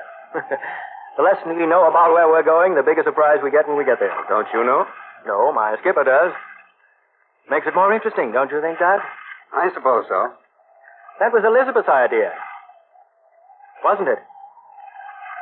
Are you asking us? Oh, I thought Elizabeth... That is, I thought she told you. It's a swell idea just the same. Eh, Charles? Yeah, it's all right with me. Hope the weather stays like this. Yes, I was wondering about those dark clouds gathering off there. They mean anything, Tom? Oh, yeah, yes. Well, maybe not. Pretty black, aren't they?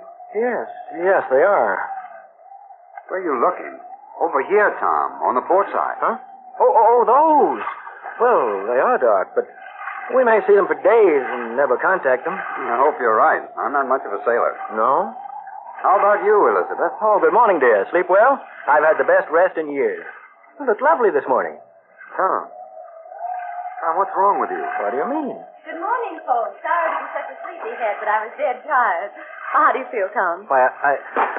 Confound it, my best pipe. I'll get it. Wait a minute. Tom can get it. It's right at his feet. Tom. Here it is, Tom. When did this happen? Last evening. You weren't going to tell me. I'm to bluff it through. Yes. You knew it was going to happen this soon, but you said if I took a rest, it'd be all right. I didn't want to alarm you. I hoped my diagnosis was wrong. But you knew it wasn't. I'm sorry. Tell Captain Baker I want to see him in my cabin. Please forget all this and try to enjoy yourself. I'll help you to your cabin, Tom. No, thanks, Charlie. I designed this ship. I built it. I know every corner and cranny. What a rotten shame. Poor Tom. Poor fellow.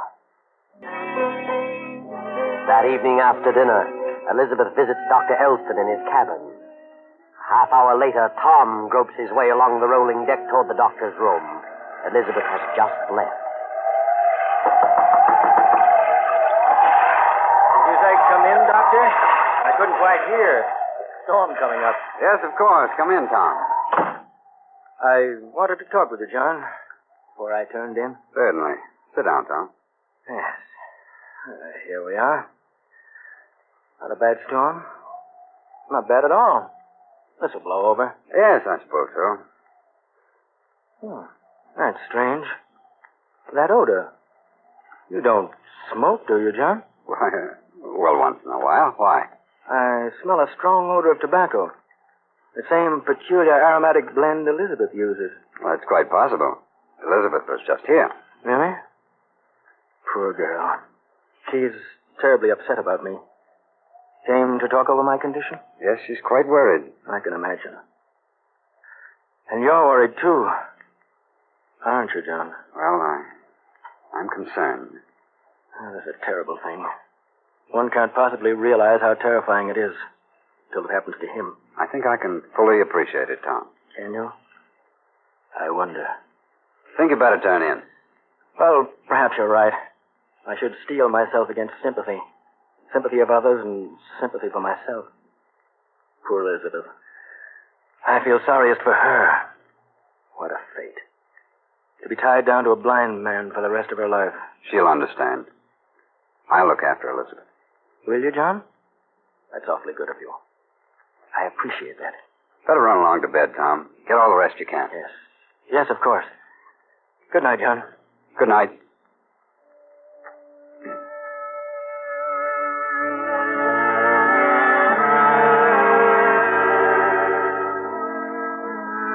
The next evening, after dinner, Elizabeth is in her cabin.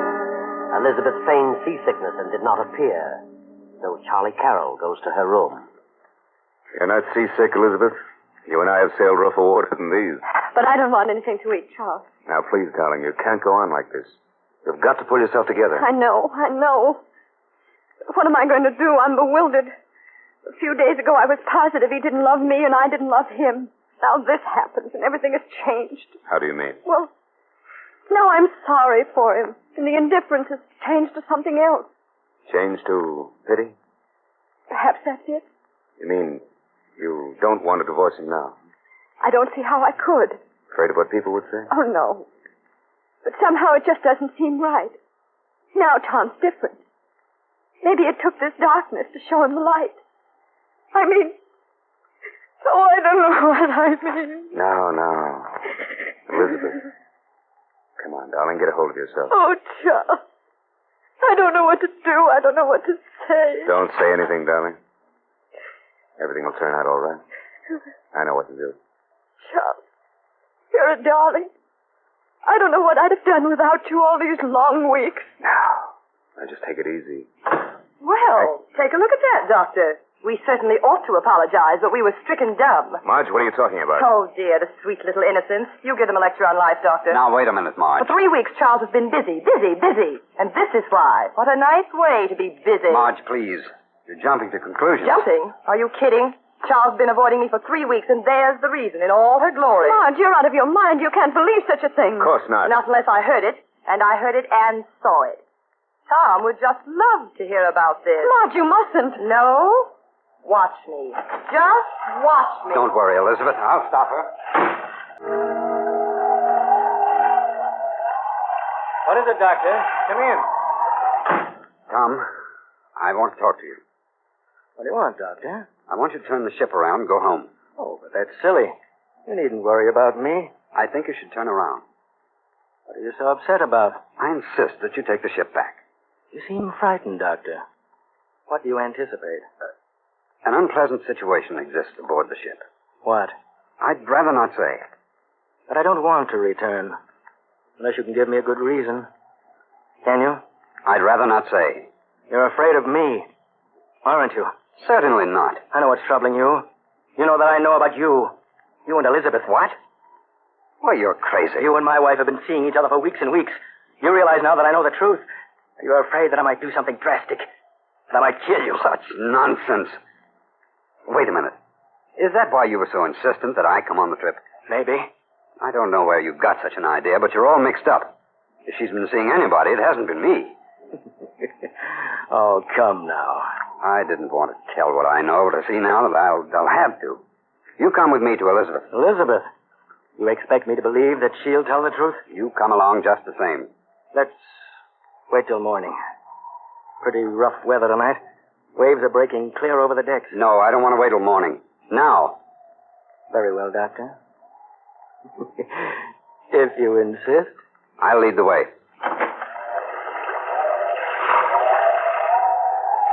Sir, wouldn't want you to get washed over this side. That'd be too bad. We'll go around by the stern, up the other side. Look out, here comes a big one. Hang on.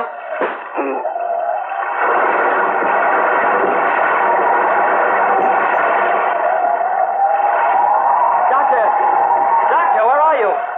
Doctor! I've got him, Mr. Northcott. He almost went over. Is he? All right, Captain. He got a deep wound in the back of his head. Must have struck the opposite rail when the wave hit. I think he's dead, Northcott. Dead? Good Lord. He's dead, all right. I'll get him off the deck before we hit another big one. Better get back to your quarters, Mr. Northcott. Hang on to the rail. Elizabeth, are you here? Yes, Tom, what's wrong? Something terrible has happened. An accident. An accident? What is it? It's Dr. Elston. He's dead. Dead? What are you saying? He was coming along the afterdeck, and a big wave came over and washed him against the opposite side. Struck his head. The captain said he's dead. Well, why don't you say something? Elizabeth. Elizabeth. Charlie, I didn't know you were here. She's fainted. Fainted? Really? Well, that's strange. Elizabeth. You're all right, darling. Here, drink this. John. Oh, John. Oh, here you are, Tom. You're just the one I wanted to see. Yes, Marge? What's the matter with her? She fainted when I informed her that Dr. Elston had been killed. Doctor, what happened? A big wave tossed him across the deck. He struck his head on the opposite rail. Oh, poor John. Let's turn back. I can't go on. And why can't you go on? I just can't. Please turn back. That's ridiculous. We'll have to bury him at sea, of course, but why shouldn't we go on? Are you out of your mind? No. Why are you so terribly upset about the doctor? Why? How can you ask such a thing? You sound as though you didn't care. Maybe I don't. But it's very obvious that you do. You're out of your mind. Would you faint if anything happened to me? No. But the doctor, that's different. What are you trying to say? What? You and the doctor. I found out days ago. You tried to blame me, but I know differently now. I received a letter from someone telling me that you were running around with a certain man. That man was John Elston. I never heard of such a lie. I haven't seen John in weeks. Who sent you that letter? I did. But I wasn't referring to John. You sent it. And who did you mean? I meant you. You and Elizabeth. You've been seeing each other every day for weeks. You and Elizabeth think you're clever, but you're not. You sent the letter? Yes. And it wasn't John? No, it was Charles. I've seen them. They've been meeting every day for weeks. We have been meeting every day for weeks. You admit it, then? Certainly, but not for the reason you think. You're both stupid. Then why were you meeting? Charles and I are old friends. And he is an attorney, my attorney. We've been discussing a divorce. Divorce? Yes, I was determined to divorce you. But Charles tried to talk me out of it. We've been arguing for weeks. Certainly. Marge, you're nothing but a silly little troublemaker. I've known that for a long time. Now, maybe you know why I broke off with you, why I stopped seeing you. I wouldn't trust you across the street. Now do you believe me, Tom? Come in. Mr. Northcott. Dr. Elston just died. Just died? Why, I thought he was dead when you found him on the deck. So did I. When I got into his stateroom, he regained consciousness for a few moments. What? Yes. I saw the wave strike, Mr. Northcott. And I also saw what happened just before it struck. Yes, Captain, go on. This man here is Johnson, one of the crew. He was with me when Dr. Elston regained consciousness. Tell him what the doctor said just before he died, Johnson. Well, Dr. Elston said that he was walking ahead of Mr. Northcott, and just before the wave came over, he turned around suddenly. As he did, Tom, Mr. Northcott struck him on the head with something. He fell, and the wave washed him across the deck. That's right. Then he died. Search, Mr. Northcott, Johnson. This is ridiculous. I own this ship. But I'm the captain. Sorry, Mr. Northcott. Here you are, Captain. A gun. Mr. Northcott, you're under arrest. And you're fired. Both of you. Yes, Mr. Northcott, that's to be expected. But not until we tie up in New York. It's quite natural that you'll have no further use for this ship after I turn you over to the police. You're a fool. Johnson, radio port officials in New York. And ask Mr. Svensson to put about. Well, Tom, you had a plan, a setup for a perfect crime. But like all so-called perfect crimes, it failed. You jumped to conclusions, worked a little too fast. Marge was wrong in her suspicions, and you followed along without investigating the source of the letter. Now Marge has lost Charles forever, and you have definitely lost Elizabeth. You deserve what's coming to you. You planned the clues with a diabolical purpose, and furthermore, you did not lose your eyesight. That was a hoax, a trick to trap the man. But very soon you will lose your sight, and your hearing, and your speech. In fact, you'll lose all your faculties, because you'll be dead. I know.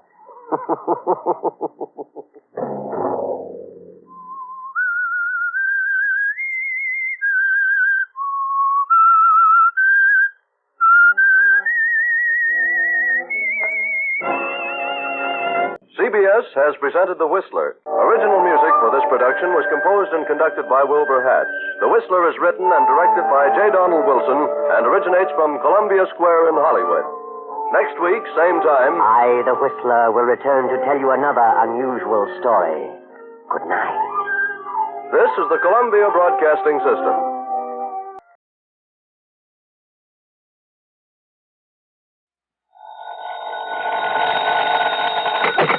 Johnny Dollar. Pat McCracken, Johnny, at Universal Adjustment Bureau. Greetings, Master. Now, don't give me that. Johnny, I believe you spent a couple of weekends down in Sarasota, Florida early this month. Pat, you know darn well I did. Have a chance to get in some fishing? You know darn well I didn't. That's why I've been sitting here dreaming about those lunker bass at the Lake Mojave Resort out in Arizona. Oh, what's the matter with Lake Mead? Huh? You know, the huge man-made lake that's backed up by Hoover Dam? Yeah, I know. A few miles this side of Las Vegas, Nevada? A lot of big ones in that water, I understand. Okay, Pat, you got me all excited. Now, what's it all about? I told you. Fishing. Yeah, and? That's all. Except... Yeah, except what? Slight case of murder. Bob Bailey in the exciting adventures of the man with the action-packed expense account. America's fabulous freelance insurance investigator. Yours truly, Johnny Dollar. Here's actress Joan Bennett. It's terrible to try to act with a dreadful cold. To feel better quickly, I take 4-way cold tablets. The fast way to relieve nasty cold distress. Yes, tests of 4 leading cold tablets proved 4-way fastest acting of all. Amazing 4-way starts in minutes to relieve aches, pains, headache, reduce fever, calm upset stomach, also overcomes irregularity. When you catch cold, try my way. Take 4-way cold tablets. The fast way to relieve cold distress. 4-way, 29 and 59 cents. Now, a word about another fine product of Grove Laboratories. Had dandruff for years? Now get rid of it in 3 minutes with Fitch Dandruff Remover Shampoo. 3 minutes with Fitch regularly is guaranteed to keep unsightly dandruff away forever. Apply Fitch before wetting hair, rub in 1 minute. Add water, lather 1 minute. Then rinse 1 minute. Every trace of dandruff goes down the drain. 3 minutes with Fitch, embarrassing dandruff's gone. Fitch can also leave hair up to 35% brighter. Get Fitch Dandruff Remover Shampoo today. And now, Act 1 of yours truly, Johnny Dollar. Expense account submitted by Special Investigator Johnny Dollar to the Universal Adjustment Bureau, Home Office, Hartford, Connecticut. Following is an account of expenses incurred during my investigation of the Lake Mead mystery matter. All right, now, Johnny, your contact will be Mr. Roscoe Trimmer. He's head of the local office of Greater Southwest Insurance and Liability right there in Las Vegas. You said murder. Can you give me any details? No, you'll have to get everything from Trimmer. All I know is there's a $20,000 policy involved and double indemnity. So the sooner you get out there, the better. Okay, Pat, I'll grab the first plane I can. Expense account item 1, $2 even for a fast taxi to the airport. Item 2, $6.70 plane fare to New York. Item 3, $145.05, another plane ticket, and I barely made the 12 o'clock noon mainliner, which promptly took off and headed west to Las Vegas, Nevada.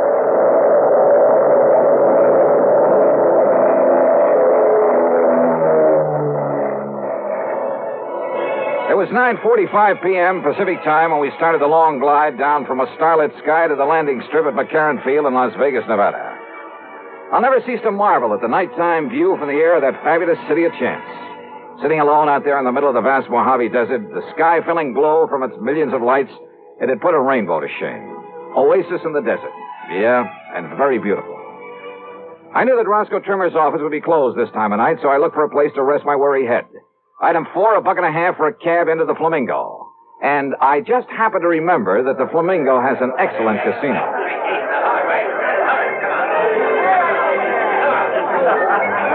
Now, I'm really not a gambling man in the usual sense of the word, but who can resist the lure of the dice and roulette tables, the blackjack, even the slot machines in a setting like this? Sure, the house always wins, and the sucker who forks out his hard-earned money doesn't stand a chance. But you know something? After a few hours of play, I came out so far ahead that I won't even bother to list my food and hotel room on this expense account. I really cleaned up. How much? Well, if I told you, you'd probably want me to absorb the whole thing, so I won't. Then, early the next morning, I met Roscoe Trimmer at the office of Greater Southwest Insurance and Liability. Dollar, I'm glad you could make it. I don't like this one at all. How are you? Hiya, Rosk. Sit down, will you? Yeah, But sure. not for long. Huh? I've arranged a drive-it-yourself car for you. And the sooner you can get over to Lake Mead, the better. Well, just where, Roscoe? That's a pretty big lake. Overton. A little town 50, 60 miles north and east of here. At the upper end of the lake. So what's happened up there? Johnny, a client of mine, Thomas Mayfield Thomas, came out here from Chicago last year. Retired here. I don't know much about him, except that our Chicago office sent me his file when he came and asked me to look out for him. Uh-huh. Go on. About a week ago, Thomas and a friend went fishing together out of Overton Landing. They went out with Hob Fulton on his charter boat. Incidentally, if you ask me, Hob's the best guide on the whole lake. Good, I'll remember that. Only you're here on a case, remember? Oh, sure. But go on. Well, the fishing must have been pretty good, because they stayed on at the Overton Motel. Then the next morning, they went down to the landing, rented a little Arkansas Traveler and a 10-horse Johnson, and went out fishing on their own. Rosk, I may try that very thing myself. But about the middle of the afternoon, a big east wind came up. You know what that means? I know that when a big Easter hits one of those desert lakes, there's only one thing you do. Get off it quick. Well, they didn't, Johnny. At least not quick enough. The following morning, when the blow had died down, Hob Fulton went out to look for him. And? He found the boat, all right. Beached on a point down near Goat Island. And Mr. Thomas's friend. What about Thomas? His friend says that Thomas went overboard when the squall hit him. Well, it's certainly possible. Yes, it is. Possible. The chomp on a lake like that can build up waves 8 and 10 feet high, enough to throw a man off any kind of a boat. Yes, I know. But you don't think that's the way it happened? I didn't say that, Johnny. It's just that... Well... Okay, Rosk. What was his fishing pal's name? Charlie Wentworth. Does that mean anything to you? No. Well, I'm afraid I don't know very much about him either. Except that he, too, came here from Chicago. Arrived in town about 2 weeks ago. I take it that's where he knew Thomas, back in Chicago. Yeah, apparently. Well, what about him? What does this Charlie Wentworth do? Apparently nothing. But hang around the gambling joints. Oh, he does a little dealing and shilling for some of them now and then. There's talk he's been making illegal book on the races, though nobody's pinned it on him. So, in your book, he's an undesirable character. That's right. But is that reason to suspect he took Mr. Thomas out on that lake and murdered him? Now, Johnny, there's been a lot of worry around this town about some of the people who've come out here recently from Chicago. You know, ever since those investigations began back east. So what? Does that mean everybody who comes from there is a killer? No, of course not. But a man who doesn't really work for a living, just spends all his time around the gambling tables, has no visible, regular means of support. Thomas was retired. Maybe Charlie Wentworth is, too. Oh, Johnny. Besides, who knows? Maybe Thomas will show up. Maybe he swam to shore and is plotting his way back through the desert. Oh, now you know the odds against a city man surviving out there. Well, does anybody really look for him? Everybody. The police, the National Park boys, everybody. Not only in boats, on foot, but they even use planes and a helicopter. They found no trace. Well, that still doesn't prove anything. Tell me this. Are the police holding Charlie Wentworth? No, they're not. Which means they don't feel they have any reason to. But you still think I ought to investigate? Yes, I do. Roscoe? So do I.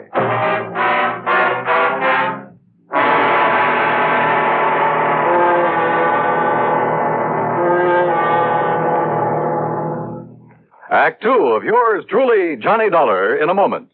Hey, Dad, did you check your car filters today? No, son, I didn't. Why? Because it might pay you $1,000. $1,000 for a car filter? That's right, folks. You may have a filter under the hood of your car worth $1,000 and not even know it.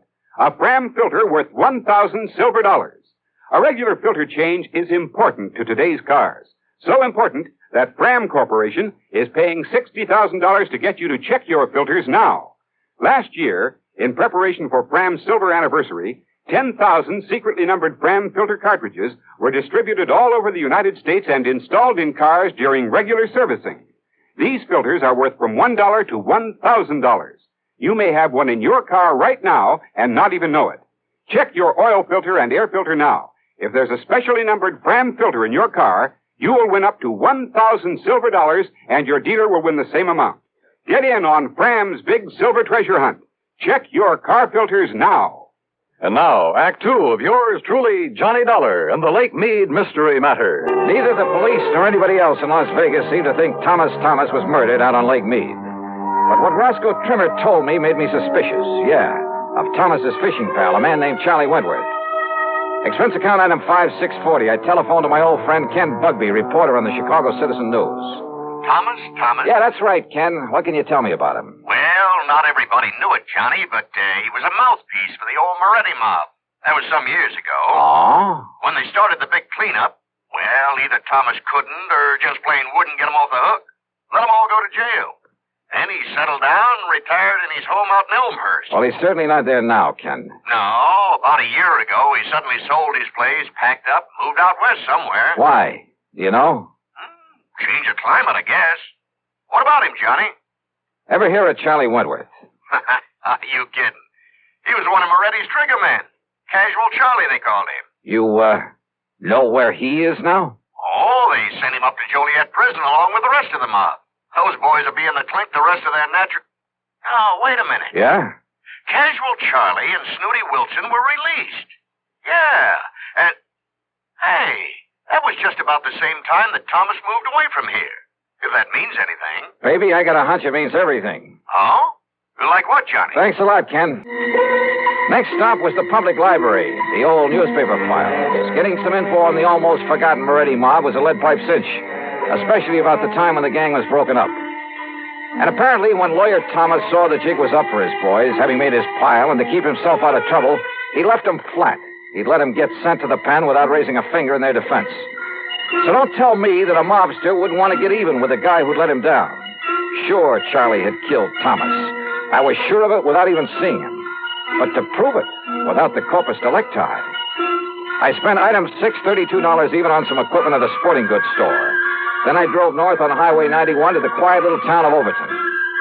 There I learned that for once, Hob Fulton, the fishing guide, had a free day on his hands, that he was down at the lake some 12 miles east of the town. I met him at the dock, and within a few minutes, we were on board as Higgins runabout and heading south. Lake Mead is a tremendous thing, something like a 550-mile shoreline, the biggest man-made body of water in the world, I believe. Just thinking about the record-breaking largemouth bass that have come out of that lake fairly made my mouth water. I carefully checked out the equipment I'd brought along. So you spent a lot of good money renting that stuff from Shelby's Sporting Goods down in Vegas, huh? Yep. Well, where's the spear? Bob, I don't think I'm going to need a spear. I don't think you're going to need any of that stuff. You ask me, Dollar, if you want to catch fish, borrow one of those rigs I brought along.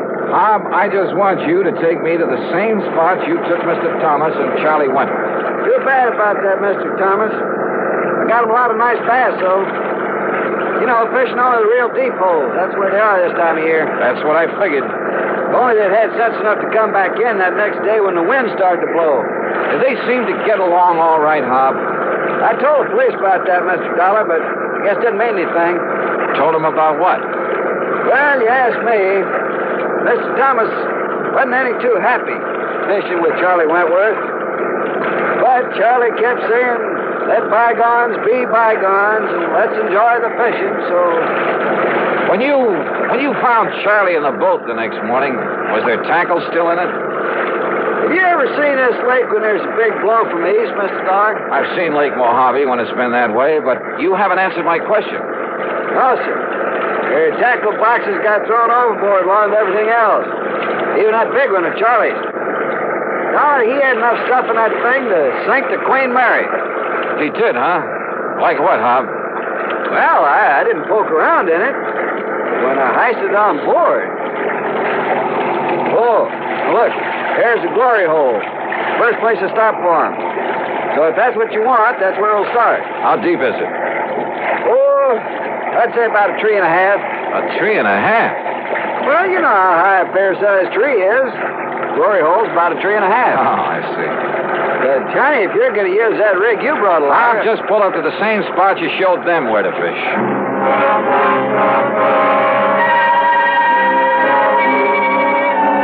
By the end of 2 hours, I'd tried at least half a dozen of the holes where Hob had taken Thomas and Charlie. No luck. Then we went 4 or 5 miles further down the lake and pulled up just below Goat Island, just below the big rock slide. Deepest hole in this part of the lake, Dollar. Must be near the 5 trees. A lot of ledges down there on the sides of it, so you better go kind of easy. I covered every inch of that hole with the aid of a powerful waterproof headlamp I brought along. Then finally I came back up to the surface. That's right, I said came back up to the surface. Here, Johnny, let me give you a hand back in the boat. No, thanks. I'll rest you in the water for a minute. That's a pretty deep hole. Yeah, but how you ever expect to catch bass in that skin diving rig without even a spear? Hand me a long rope, Bob. I found it down there. Huh? Yeah, on a ledge about 50 feet down, lashed onto that heavy tackle box you were talking about. That's what made it sink. Hey, what are you talking about, Johnny? The body of Thomas. What? Yeah, and there's a bullet hole right between the eyes. Act 3 of yours truly, Johnny Dollar, in a moment. Be sociable, look smart, keep up to date with Pepsi, drink light, refreshing Pepsi, stay young and fair and debonair, be sociable, have a Pepsi. When friends drop in, let your hospitality show you're sociable in the modern manner. Pepsi, you know, is the favorite of the smart and young at heart. Be sociable, look smart, keep up to date with Pepsi, drink light, refreshing Pepsi, stay young and fair and debonair, be sociable, have a Pepsi. Have you tried a Pepsi lately?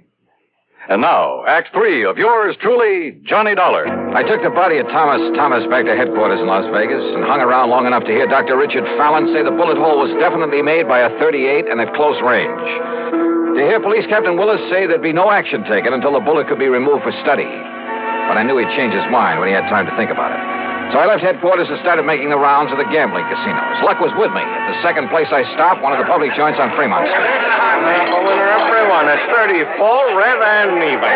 Well, have you seen him around here today? Yeah, that's Charlie Wentworth. They just come in the door, mister. Thanks. All right, ladies and gentlemen. Excuse me, please. Make your bets for the Pardon me, will you? May I get through here, please?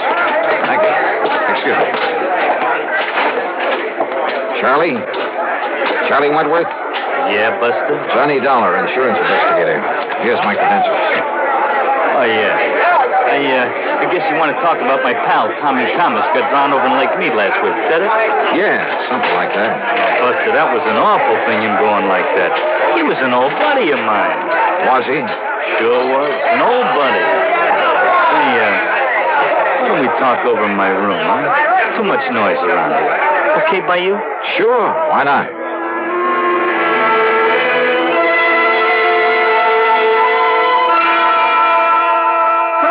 Are you kidding? I'm not kidding. No. Listen, Dollar, I haven't packed a rod since the old days of the Moretti mob back in Chi. I'll bet. That's a fact. It's a truth. You think I want to get in trouble again? Well, you're wrong, see? Maybe.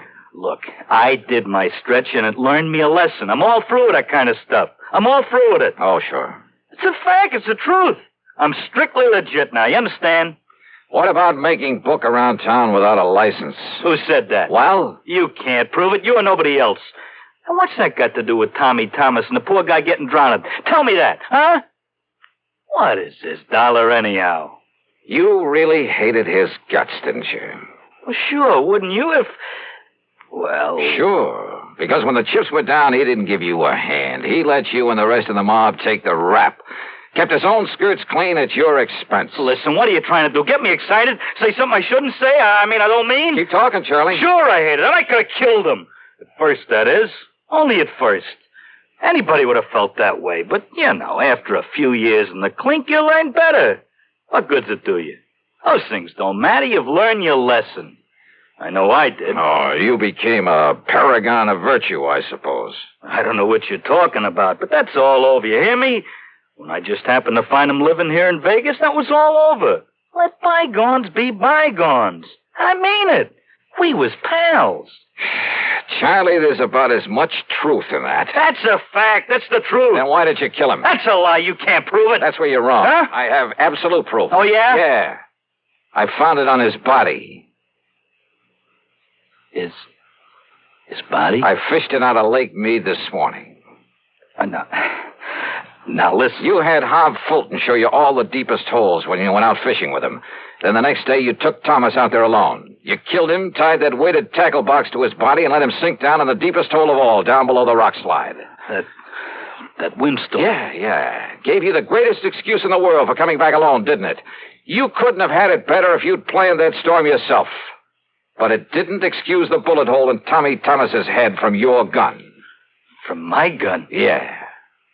No longer packing a rod, huh? Dollar, maybe I sort of, kind of, well, maybe I forgot about this one.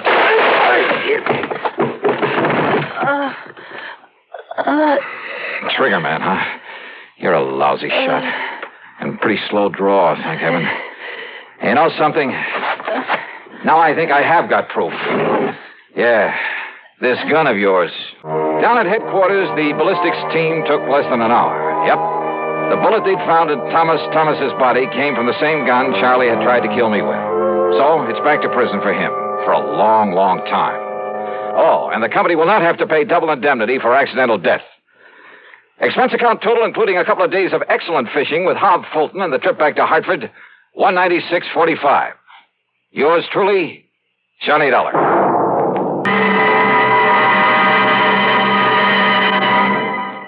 Our star will return in just a moment. Now, here's our star to tell you about next week's story. Next week, a little boy in a small New England town leads me to tangle with a killer. Join us, won't you? Yours truly, Johnny Dollar. Yours truly, Johnny Dollar, starring Bob Bailey, originates in Hollywood and is written, produced, and directed by Jack Johnstone. Heard in our cast were Larry Dobkin, Bartlett Robinson, Frank Nelson, Harry Bartell, and Gil Stratton, Jr. Be sure to join us next week, same time and station, for another exciting story of yours truly, Johnny Dollar. Is Dan Coverly speaking. By far, radio's outstanding theater of thrills, Suspense, next on the CBS Radio Network. 59 on your dial, WROW Albany. 3.5 hours into this collection, the night is just getting started for all you night owls. That last one, of course, was one from yours truly, Johnny Dollar, one of the most popular detective shows in radio history, and that one starred Bob Bailey in the title role. One of my two favorites, along with Edmund O'Brien. The next show for you is technically not from the golden age of radio, since it aired in 1976, one from CBS Radio Mystery Theater. Since it was produced and directed by Hammond Brown, who was a huge figure in old-time radio, and it was his attempt to revive the traditional OTR format, I'm including it anyway.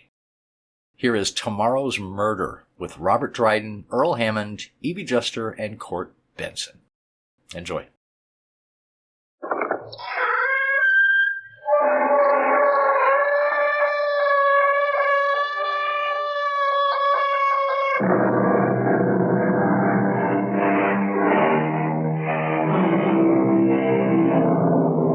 Come in. Welcome. I'm E.G. Marshall. The past is like a funeral gone by. The future comes like an unwelcome guest. The future. The impenetrable, imponderable future. As the song says, who knows what tomorrow will bring?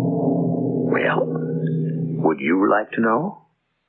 The rest of your life is a book that has not yet been printed. However, would you like an advance copy? A sort of pre-publication preview? The purpose of the next hour is to make you think about it. Are you sorry you married me? What kind of a question is that? Answer it, Gretchen. It depends on how I feel at any given time. How do you feel most of the time? Most of the time, I'd say I was sorry. Why don't you do something about it?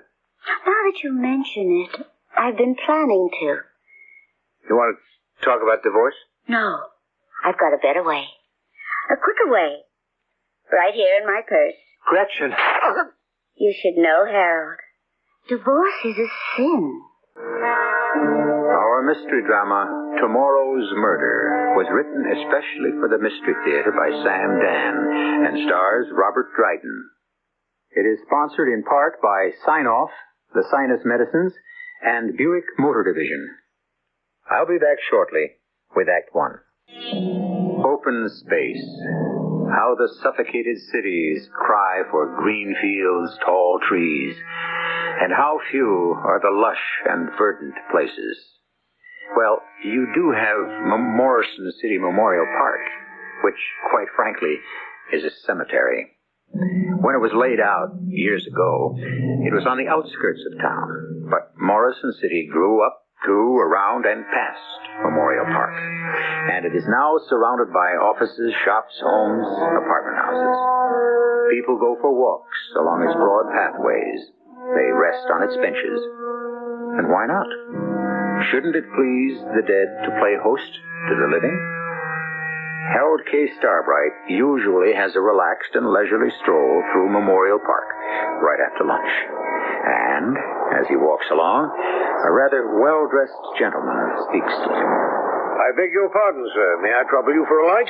Oh, I don't think I have one because I stopped smoking. Oh, yes, here. Keep them. Oh, thank you. You're very kind. Oh, if I were really kind, I would have refused you. What you're doing, after all, is terrible. Yes, I know. I'm afraid I don't have enough character to break the habit. I'm sorry. I shouldn't have said anything. After all, I am a perfect stranger. Well, that's true, but you see, only strangers can be perfect. Our friends we know all too well. You come here often? Yes, my office is right across the street. Delightful place for a bit of fresh air. Yes, one of my favorite haunts, too. Or is that a proper word? I don't believe I've ever seen you before. Well, I have a hobby. Though I don't suppose you could call it a hobby exactly. What is it? Cemetery sculpture. Oh? Mm-hmm. It's hardly the type of thing you'd want to collect, or could, for that matter. Cemetery sculpture? Wow. Yes. And if you think about it, it's the most prevalent form of sculpture there is. Yes, I suppose so. And it's an art form not to be despised. Now, for example, that statue. It's a beautiful little thing. How graceful. Yeah. Now that you mention it, I've never really noticed it. And on that monument, notice the relief. How clean and crisp. You know, you've opened my eyes to an entirely new thing. Well, not all of it, of course, is noteworthy. But here and there you encounter a gem. Here's what I'm talking about. This tombstone.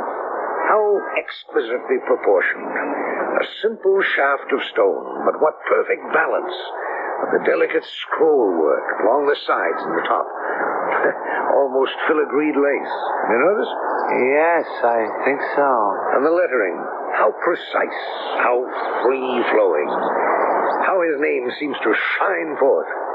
Gerald Arthur Lyons, born April 20th, 1917, died June 4th, 1969. Yes, and look. Where? Just a few feet over this way. An almost identical stone. Well, it's even better. Obviously the work of the same sculptor. See, the same delicate lines, the same beautiful lettering. That name. A feeling of great dignity. The name on the tombstone. Yes. It reads Harold K. Starbright. That's my name. That's me. You? Why, That's my name. Harold Kenneth Starbright. That's who I am. Well, obviously, it's a coincidence. Harold Kenneth Starbright, born July 1st, 1937. That's my birthday. Well, died. Look at that date. Look. Died March 15th, 1978. March 15th, 1978? How's that possible? I don't understand. March 15th, 1978 hasn't happened yet. Is that what's going to happen to me? I'm sure there must be some mistake. My name, my exact date of birth, and the day of my death. March 15th, 1978. Is that the day I'm going to die? I'm sure there must be some explanation. Sir, are you all right? That's my tombstone. My tombstone. Mr. Starbright. Mr. Starbright. Somebody call a cop. Get an ambulance. Harold? Yes? It's me, Gretchen. The doctors here at the hospital think it's wise for you to stay overnight. Yes? You fainted in Memorial Park. What was the matter? I fainted because I was terribly frightened. What are you saying? I was walking along in Memorial Park. On such a lovely day, what could frighten you? A tombstone. Oh, whose tombstone? Mine. What? I saw my own tombstone. But how do you know it was your tombstone?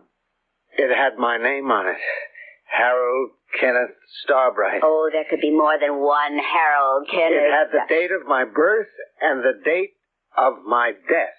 How could it have the date of your death? You're still alive. It's the date.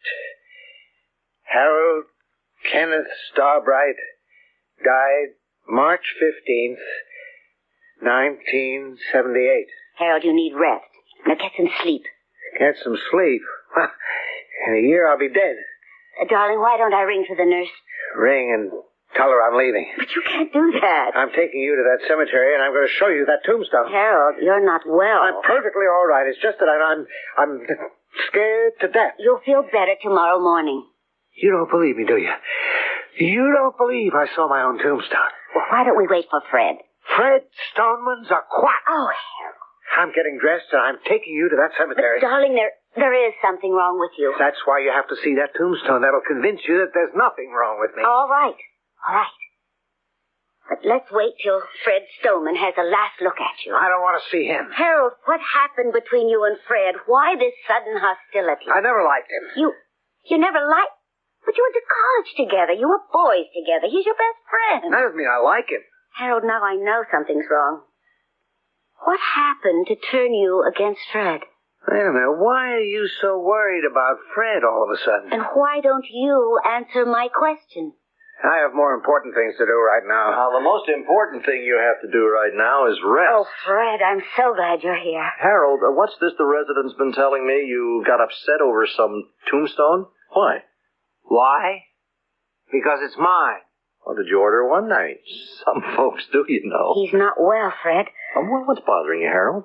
What's bothering me? After what I saw today, you can ask me that question. Now, look, I want to get dressed, and I want the two of you to come with me. Fred, would that be wise? Harold... I'm going back to that cemetery, and you can come with me or not, as you like. Now, you say you saw this tombstone, your tombstone. That's true. All right, Harold. Why? What do you mean, why? Well, what is it doing there? Well, how do I know? Who put it there? What are you asking me these questions for? Because I want to know why you should believe you're going to be dead within the year. All I'm telling you is what I saw. No, you are in the best of health. Now, why should you be dead in a year? What premonitions do you have of your death? Huh? Look, all I know is what I saw engraved on that tombstone. Well, somehow you're convinced you'll be dead within the year, and that's why you saw it. I saw it because I happened to be walking by, and there it was. No, Harold, it's not there. It's here in your mind. First I get it from Gretchen, and now I get it from you. Everybody's trying to make some psychological stew out of this. There is no such gravestone. But I saw it. But it doesn't exist in reality. Reality is waiting for you on a plot of ground in Morrison City Memorial Park. Now, let's settle this once and for all.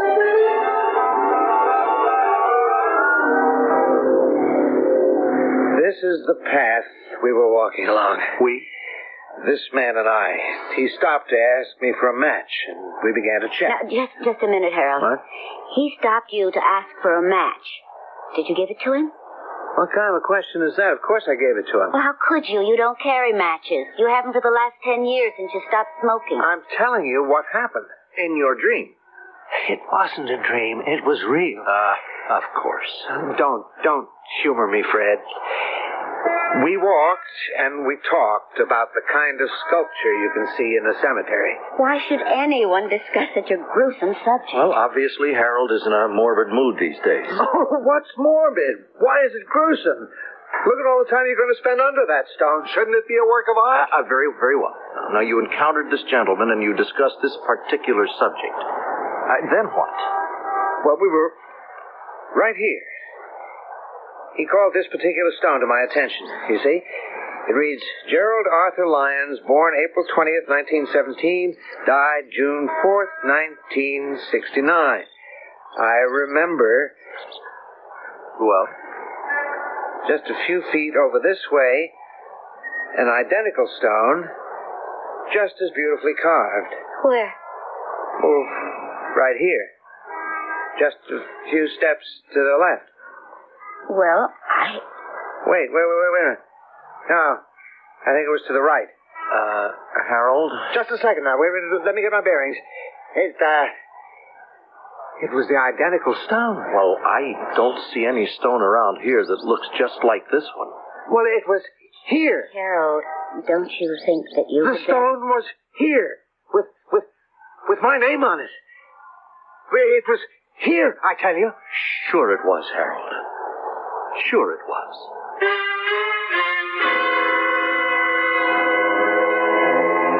Sure it was. Or was it? Well, remember this.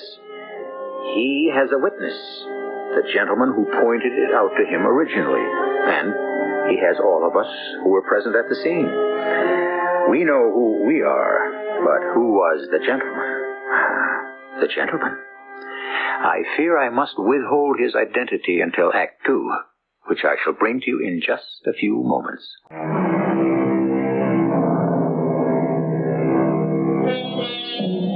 The reports of my death have been greatly exaggerated, said Mark Twain when he opened a newspaper one morning and read his obituary.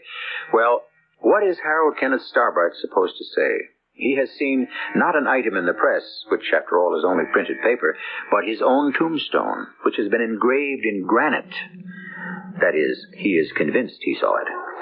On a return trip to the cemetery, he is having a bit of trouble locating that tombstone. But it was here. It was right here. I was standing here, and it was... Harold, you've got to go back to the hospital. But I tell you... Now, Harold, the thing to do is not to get excited. Just try to gather your wits. I'm not crazy. Darling, nobody said you were. Harold, we'll take you back, and then you can rest and relax. Everybody talks to me as though I were crazy. I know what I saw. I know it.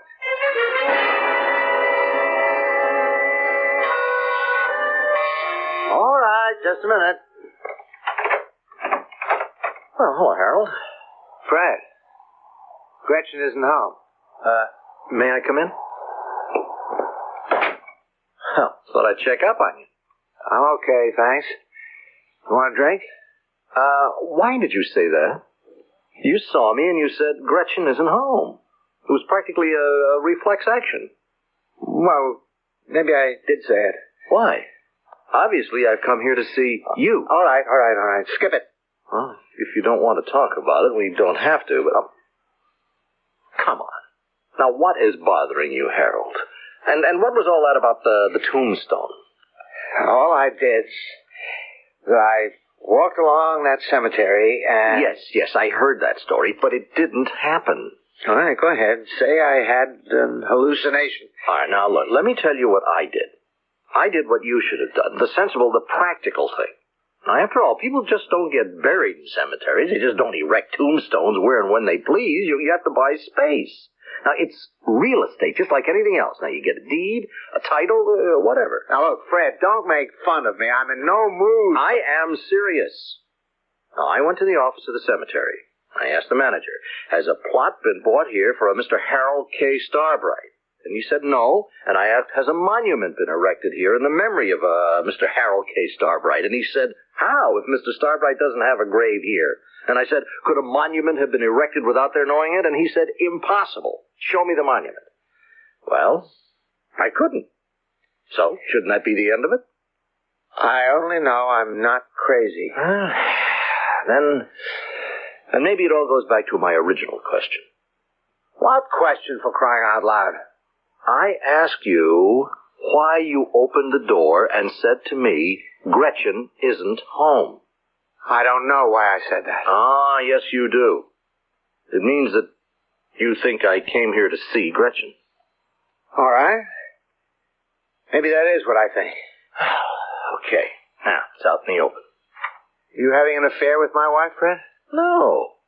Are you in love with her? Harold, I'm a married man. That doesn't answer the question. Are you in love with her? Look, you are my best friend. You still haven't answered the question. I know. Well? The fact that you can ask such a question means you can only expect one answer. Yes. Then, is that your answer? Maybe. What does that mean?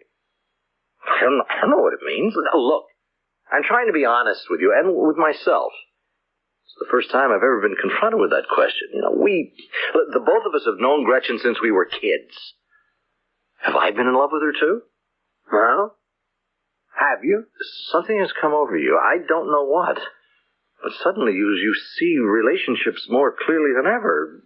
Actually, with a kind of a frightening clarity. And then this tombstone thing. I know, it's very scary. I saw that tombstone. It was real. I don't care what anyone says. Well, if it was real to you, then that's real enough. But why did you see it? I wish I could tell you. Well, maybe I can tell you. Things at the office are not too good, are they? They're very bad. Are you worried? It's this new vice president, Jones. He's the administration type. He simply cannot appreciate the problems of the sales force. And we had a very intense session before I left for lunch that day. Well, could you actually lose your job? Yes. I know how you feel about your work in the company. Now, if you were fired, it would be as if the world came to an end. That'd be a dead pigeon. You just said it yourself. Kidding a little, but you just used the word dead. And with that in mind, you were walking in the cemetery, and there was your tombstone. Yeah. You're probably right. You have a tense situation with Mr. Vice President Jones, and it's as if your life has come to an end. You know something, Fred? That's just how he makes me feel. And every time he does, if you walk in the park, you'll see your tombstone.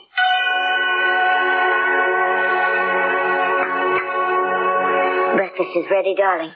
Oh, I'm not hungry. Now, Fred says you have to have a sensible diet.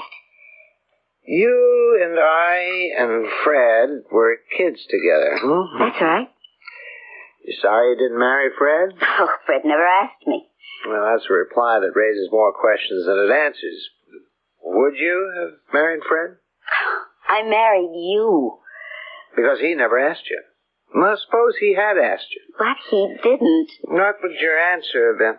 How do I know what my answer would have been? How do I know what I might have been feeling or thinking or dreaming about at that exact moment? Now, is it too much to expect a simple answer? Are you suspecting Fred and me of having an affair? Oh, I never said that. Then what is the purpose of this inquisition? I only asked you a very simple question. No, you asked a very complicated question, a loaded question. A question no man should ever ask of his wife, and no wife should ever ask of her husband. Why not? When you asked if I were sorry I didn't marry Fred, what you really meant was I sorry I married you? Are you? Yes. Well, there are times I'm sorry. Just as there are times when you're sorry you married me. Well, isn't it that way with many married people? With all honest married people? Now, why don't you have your breakfast and go to your office? Yes? Oh, yes. Yes, I did. Yes, I have him come in. Yeah, you wanted to see me, Mr. Jones? Yes, so I did. Have a chair. It's up here. Now, a cigarette? No, thank you. Oh, yes, that's right. You don't smoke. How'd you go? Well, I have good days and I have bad days. Don't we all? How's Grissom? Just fine. I heard you were a bit under the weather a few days ago. Oh, it's nothing serious. Well, I certainly hope so. You'll have to fire 5 men. What? Unless you'd rather I did it. Fire 5 men? I can't cover the territory now. Well, you know the rule. We pay 5% for sales, and our sales volume is down, so we adjust. Well, I'll tell you why our sales volume is down. We took the quality out of the product. What we did was to invest a certain amount of manufacturing money in promotion. What we did was try to fool the public. And unfortunately, we failed. And who pays for it? Not the big wheels whose stupidity is responsible, but 5 little guys. Well, the world was ever dust. Don't you understand you're going to need these guys? We'll have to make more calls on dealers just to put out more fires. Just give me 5 names. How can I run my department? I'm short-handed now. I was told to effectuate a savings of $75,000. But you can't do it. You can't destroy the sales department. This company will go out of business. Harold, you are becoming a fanatic. Whatever you want to call me, I built up the best sales force in the industry. Unfortunately, our volume doesn't support that statement. If every other department put out the way we do. All right.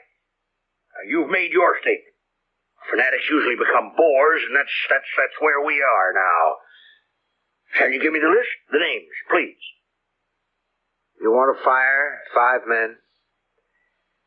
I'll give you 1 name, and that's all.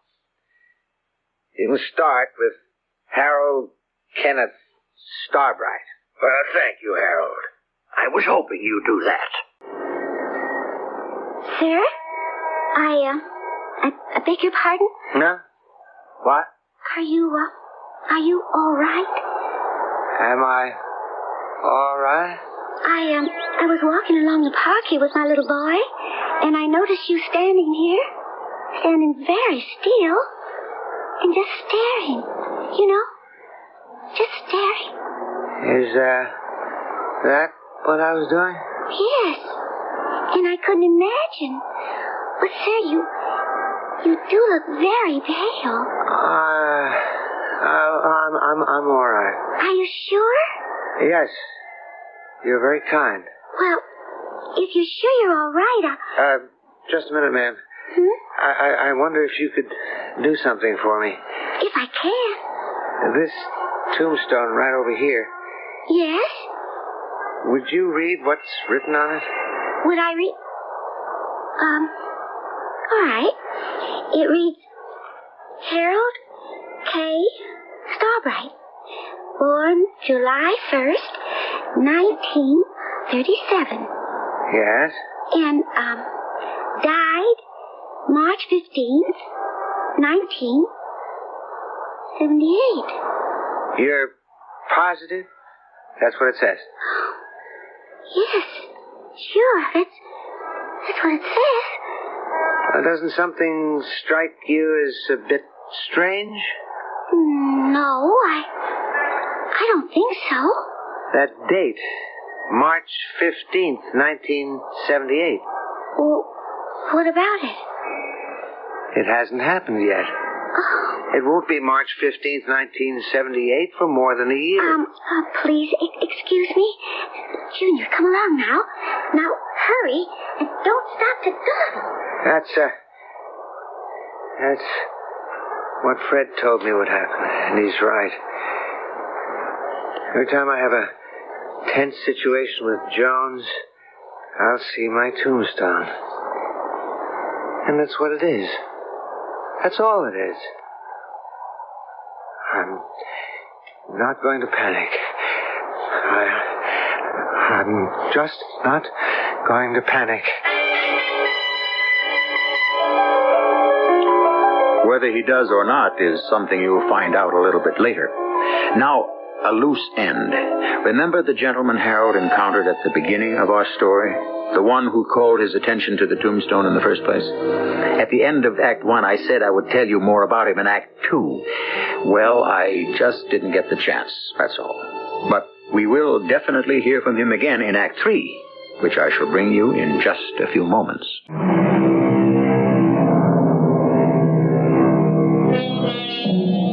Seeing Hearing, they say, is believing. But what is seeing? No two pair of eyes ever see the exact same image. In the first place, we see what we want to see. And in the second, we can only see what we can physically register on our own more or less imperfect eyesight. The situation, as you can appreciate, is thus fraught with possibilities. How bad was it with Jones? It was the maximum. The ultimate. I'm out. I'm sorry. I had to leave. The place was destroying me. Made me doubt my wife and my best friend. Made me believe my life was finished. It's not, Harold. Of course not. I can find a better job tomorrow. That's the way to talk. Now, I'm sure if you go back to the cemetery now, you won't see the tombstone either. Well, I might. I'm getting better, but I'm not really recovered from the shock of it yet. Well, the inhuman pressure is off you now. Now, all you have to do is just live sensibly. And don't let your next job become all-consuming. Oh, no, I won't. I learned my lesson.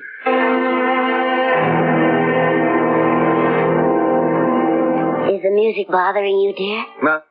Oh, no. Well, why do you ask? Well, you seem to have such a pained expression on your face. Is something wrong? I was thinking, Gretchen. I might have been a bit hasty in leaving the job. I've been idle the past 3 months. Well, it takes time. It shouldn't take this much time. Damn, that Jones, he ruined me. Now, Harold. He made me quit. He got me mad, and he made me You're quit. not supposed to get excited. I let Jones ease me out of the best company in the industry. Well, you do just as well elsewhere. There isn't any elsewhere. And it's Fred's fault. If you lost your temper with Jones and quit, why is that Fred's fault? Because Fred steamed me up. Steamed you up? Fred was trying to calm you down. Well, it amounts to the same thing. Doctors. Take it easy. Oh, Harold. Just didn't understand the nature of competitive business. He can sit back and wisely shake his head. Relax. Does he know the jungle many of us live in? Oh, Harold, you're exciting yourself, and it's... Does Fred relax? He works day and night himself. He's out to make the very last buck now, possible. Now, darling, please. Here, swallow this. Huh? And you'll feel better. Here, come on. There, that's it. I wouldn't mind if I were killed by a tiger. But to get it from Jones... He's nothing but a hyena. Don't work against this pill. Just relax. I tell you... You'll feel much better.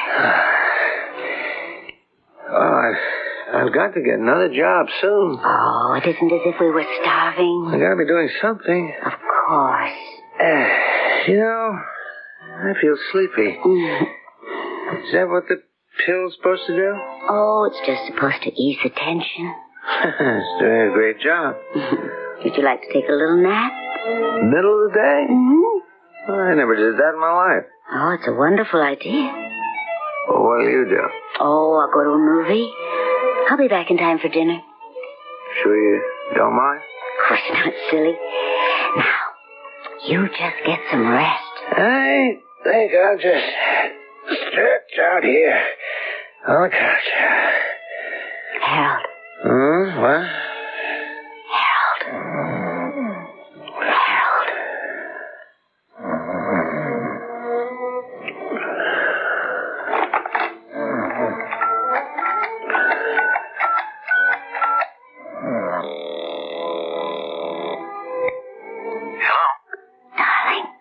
See you in 10 minutes.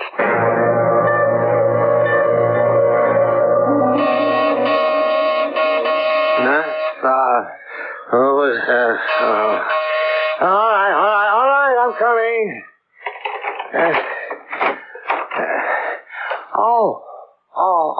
The mailman. Yes, sir.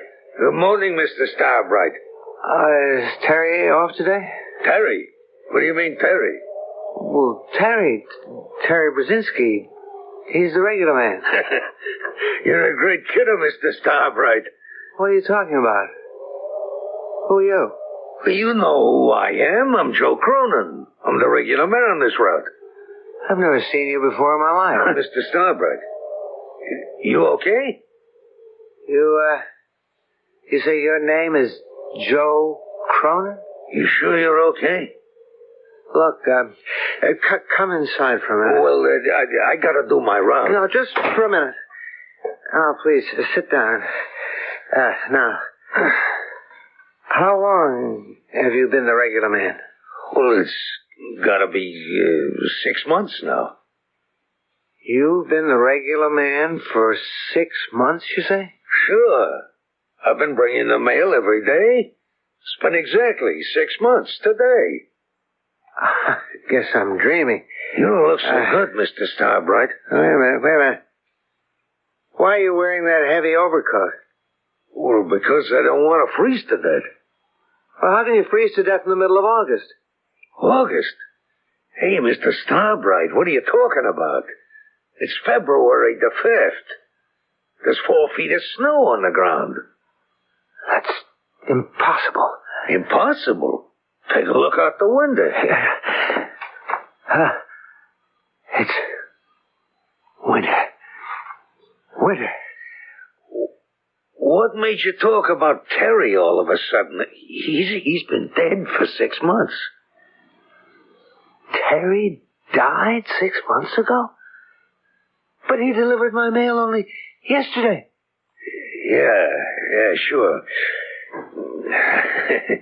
Sometimes you get up from a nap, you kind of forget where you are. Look, I gotta be moving. I'm late. Oh, I got this letter for you from Kohler's. I'm not expecting anything from Kohler's. Well, your name's on it. It's impossible. From Kohler's? Well, maybe you did and you forgot. Wait another few seconds, please. Yeah, what's this? It says, "Dear Mr. Starbright, the revolver you ordered is ready." But I never... There's got to be some mistake. But the letter's addressed to you. Mr. Harold K. Starbright, 18 Oriole Drive. Yes, but well, it's a mistake. Yeah. Well, I got to be getting on then. Wait a minute. The date on the letter, February 4th. Yeah, that's yesterday. Yeah, but today is August 5th.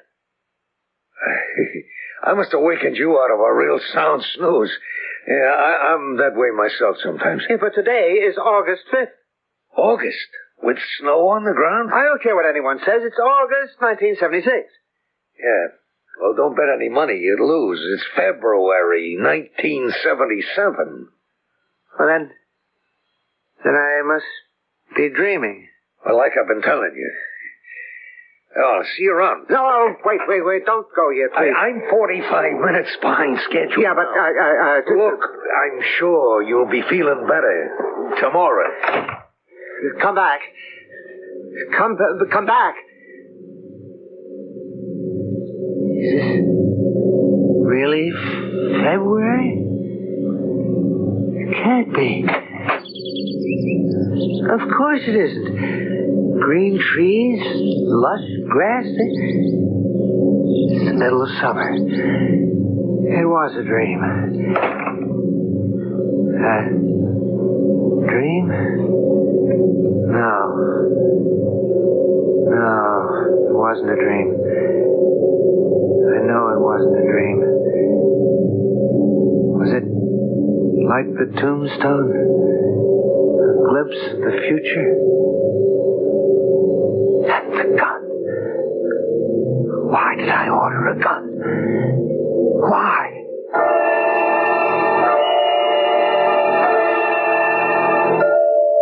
Better have breakfast. Oh, I'm not hungry, Gretchen. What day is this? Thursday. No, I mean the date. August 6th. You sure? That looks like the mailman coming up the walk. You can ask him. Yesterday afternoon, I dreamed it was next February, and we had a new mailman. Old Terry Brzezinski had died. It's nonsense. Terry Brzezinski's going to live forever. I'll get it. Oh. Good morning, Mrs. Starbright. Yes, that's right. I'm the new mailman. Oh, did something happen to Terry? Yeah. He was killed in an accident last night. What? Oh, I'm terribly sorry to hear that. Yeah. Well, I'm the new guy. My name is... Your name is Joe Cronin. Oh. Hey, how did you know? I saw you yesterday. Me? I wasn't here yesterday. Oh, this is Mr. Starbright. Yeah, pleased to meet you. We've already met. We had a long talk. We did? Maybe I ought to say we're going to have a long talk one day 6 months from now. Oh, yeah. Well, sure. I hope so. Well, I'll see you folks tomorrow. Why did you talk that way? Is there any mail for me? No. Is there any mail for you? Oh, just a postcard from Fred. They're in Paris. Why does he write it to you and not to us? Because he knows how bored you are with Wish You Were Here postcards. Why did you talk so spooky to that poor old mailman? Because? Because? You wouldn't believe it.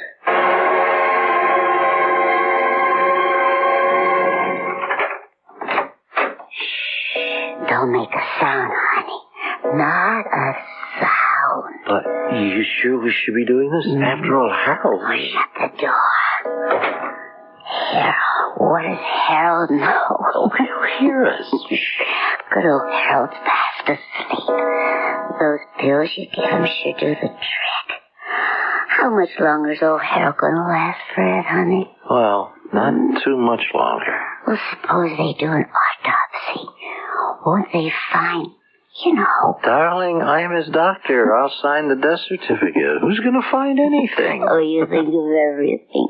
Come on, give Gretchen a little kiss. Well, first, give Freddie a little drink. I don't know what we have in the house. I do. Let me give each of you a little shot. Yeah, Harold, please, no. I didn't mean she made me do it.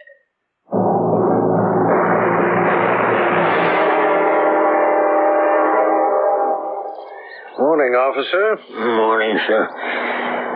Great day, huh? Oh, yes. I see there's a new tombstone. Is there? No, I don't count them. Excellently crafted stone. Work of art. Harold K. Starbright. Born July the 1st, 1937. Died March 15th, 1978. Oh, yes. He's the guy that was involved in those murders. Murders? Yes. It was in the papers. He's been in the dumps ever since he lost his job. It must be over a year. So one day he goes out and kills his ex-boss.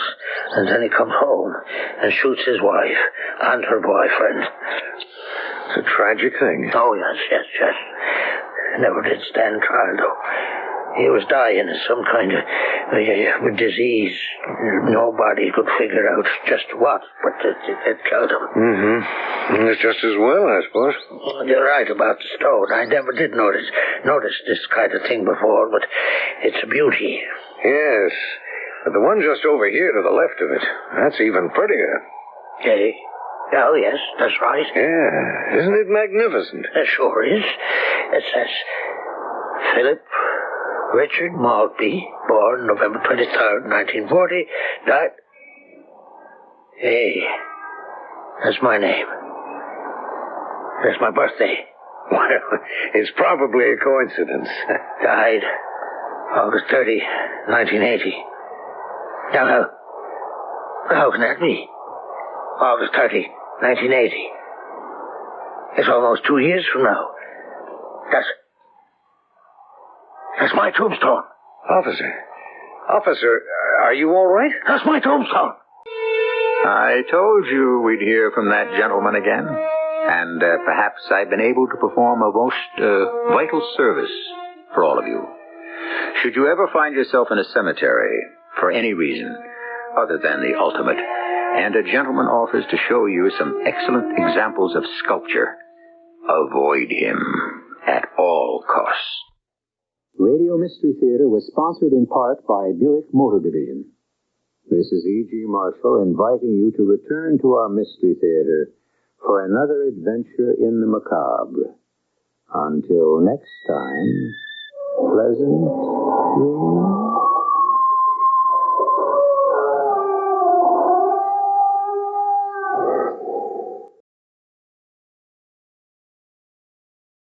Petri Wine brings you Basil Rathbone and Nigel Bruce in the new adventures of Sherlock Holmes.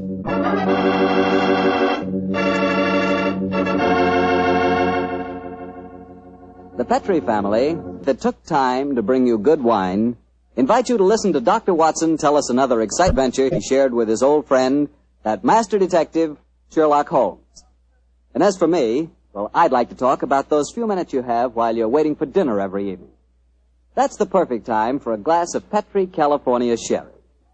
Petri Sherry is the best beginning a good meal ever had.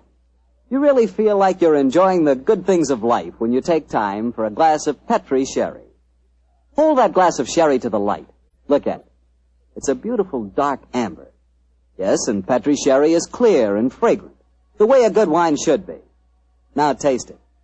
You've got something. That Petri Sherry has a real heart-of-the-grape flavor. Oh, and look, if you like sherry dry, not sweet, Petri makes a fine dry sherry. It's called Petri Pale Dry. And if you don't know yet which you prefer, the regular sherry or the dry, why not try both?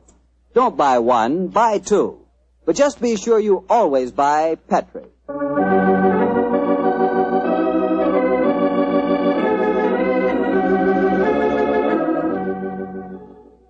And now let's look in on our old friend, Dr. Watson. I'm sure he's expecting us. Good evening, Doctor. Good evening, Mr. Bartell. Draw up your usual chair. I'll get on with tonight's new Sherlock Holmes adventure. Well, how did the story begin, Doctor? It was one day in the autumn of 1887, I remember. Holmes and I were seated on either side of the fire in our Baker Street lodgings. The great man, his eyes half closed, his long, thin fingers pressed there, lay back in his chair, filling the room with large blue clouds of tobacco smoke, and discoursing on one of his favorite subjects, Professor Moriarty. I can almost hear him now, Mr. Bartell, as he said... Napoleon of crime, Watson. It is the organizer of half that is evil and nearly all that is undetected in this great metropolis. Oh, surely that's an exaggeration, No, it Holmes. isn't, my dear fellow. He is a brain of the first order, and his agents are numerous and splendidly organized. He himself sits motionless like a spider in the center of his web. But that web has 1,000 radiations, and he knows every quiver of each one of them. It's fortunate for me that there's only one Moriarty. If every criminal were equally astute, I'd be in bankruptcy within the year. I don't think you need to worry about bankruptcy, Holmes. As I came in just now, I picked these letters up from the whole table and slipped them into my pocket. Here you are. Oh, thanks, old chap. They didn't look like bills to me. I observed the crest of the Duke of Carlisle on the top envelope. Oh, dear me. 500 guineas. His Grace is extremely generous in his evaluation of my services. I don't agree. After all, you did save him from a shocking scandal. Oh, listen to this, Watson. I seen you yesterday when you come to the cricket match. You wasn't watching the cricket. If you value your life, keep your filthy long nose to yourself. And it's signed Joe the Butcher. Long nose. Who on earth, Joe the Butcher? Find a criminal that I was instrumental in sending to prison for a short term. He flatters himself, though. I was watching the cricket. No idea that Joe was back in practice again. I must keep an eye on him. Hello. Letter on Carlton Hotel stationery. Now, I said, this is interesting. Very interesting. Oh, what's it say, Holmes? Dear Mr. Holmes, I'm informed that you are a man of ability and discretion. My life is in grave danger, and I need your help. Upon receipt of this letter, come to my hotel at once. I shall be expecting you. And it's signed, Francois Dulac. Oh, it's rather peremptory, isn't it? No, please, just come to my hotel at once. Who is this, Dulac? What's no fellow? Yeah? We were talking of Moriarty just now. I have a feeling that this letter may lead us to him. Well, what makes you say that? Francois Dulac, the writer of this letter, is recognized in France as the one indisputable authority on the paintings of Jean-Baptiste Greuze. Well, I still don't see the connection with Moriarty. If there is one thing Moriarty loves, more than the dazzling abstractions of mathematics and even more dazzling achievements of crime, it is the paintings of Greuze. The suggested combination of impending danger and a Greuze expert spells Moriarty to me. Get your hat and coat, old fellow. We're off to the cartel, Monsieur Dulac, at once.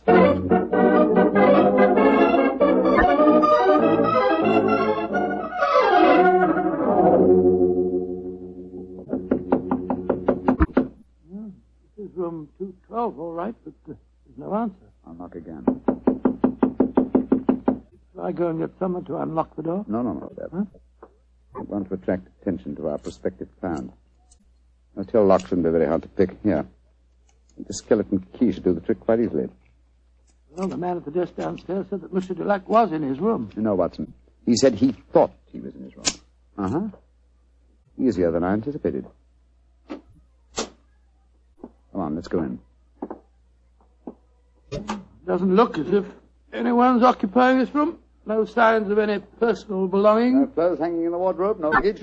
Yet he is still registered here. Hello. What's this stain on the carpet by the bed here? Great Scott, is it... It's a blood stain, Watson. Blood stain? And the stain is still damp. I'm afraid we're too late. Come on. We can do no more good here. You're not giving up, Holmes? No, of course not, my dear fellow. Let's see what we can find out from the hotel manager. I refuse to believe that in the 19th century a distinguished foreigner can vanish into thin air.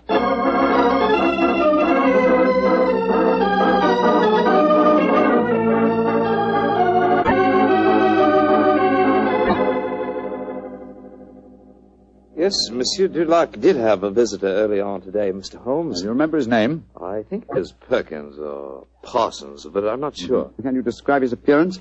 I think so, Mr. Holmes. He was a very tall gentleman, tall and thin, with deep-sunk eyes. Clean-shaven? Oh, yes, sir. He had a high forehead and a funny way of moving his head from side to side. Oh, yes. By Joe, Holmes, that's almost an exact description of Moriarty. Exactly, Watson. Have you seen Monsieur Dulac since this Mr. Perkins or Parsons called on him? No, I haven't, sir.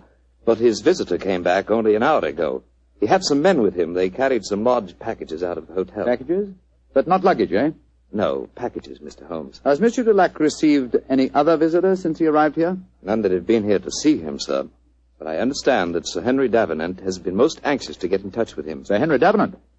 Thank you. I'm extremely obliged to you. Come on, Watson. Always proud to be of service to Mr. Sherlock Holmes. The plot begins here, Watson. Well, what makes you say that, Holmes? Sir Henry Davenant is a millionaire whose art collection is world famous. A year ago, the papers were full of his latest acquisition, the gem of his collection, Jean-Baptiste Greux's painting, Young Girl with a Gazelle. And now it would appear that for some reason Moriarty wishes to prevent a meeting between Sir Henry Davenant and Monsieur Dulac, a Greux's expert. Now, do you see why the plot begins to clear? Vaguely, but what are you going to do? Davenant said there's something a permit. It won't have anything to do with officials, interviewers, and people like that. But we know that he wishes to consult an expert on the paintings of Jean-Baptiste. The next move should be obvious, old chap. Gracious me, you mean that you'll impersonate one? Certainly. If a Greux's expert is what he wants, then a Greux's expert is what he's going to get.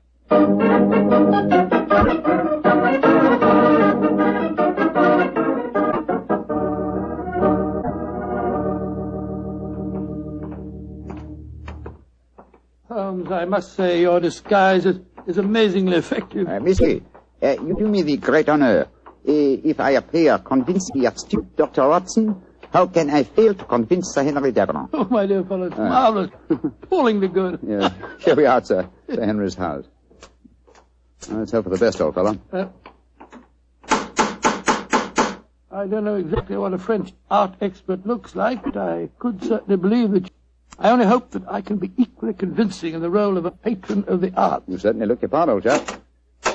Good afternoon. Can I help you? My name is Vernet. André Vernet. I am most anxious to make the acquaintance of Sir Henry Davenant. I'm afraid that Sir Henry is extremely difficult to see, sir. I can tell him you're here, but he very rarely gives interviews. That is a great disappointment to me.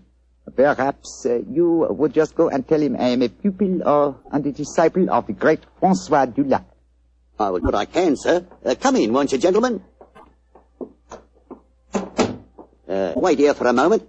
I'll take your message. What was the name again, Vernet, sir? André Vernet, and this gentleman is Mr. Watson. Very good, sir. Well, we got into the house. Now let's hope that you can impress the master of it. Now, there's easier task, I fear, old fellow.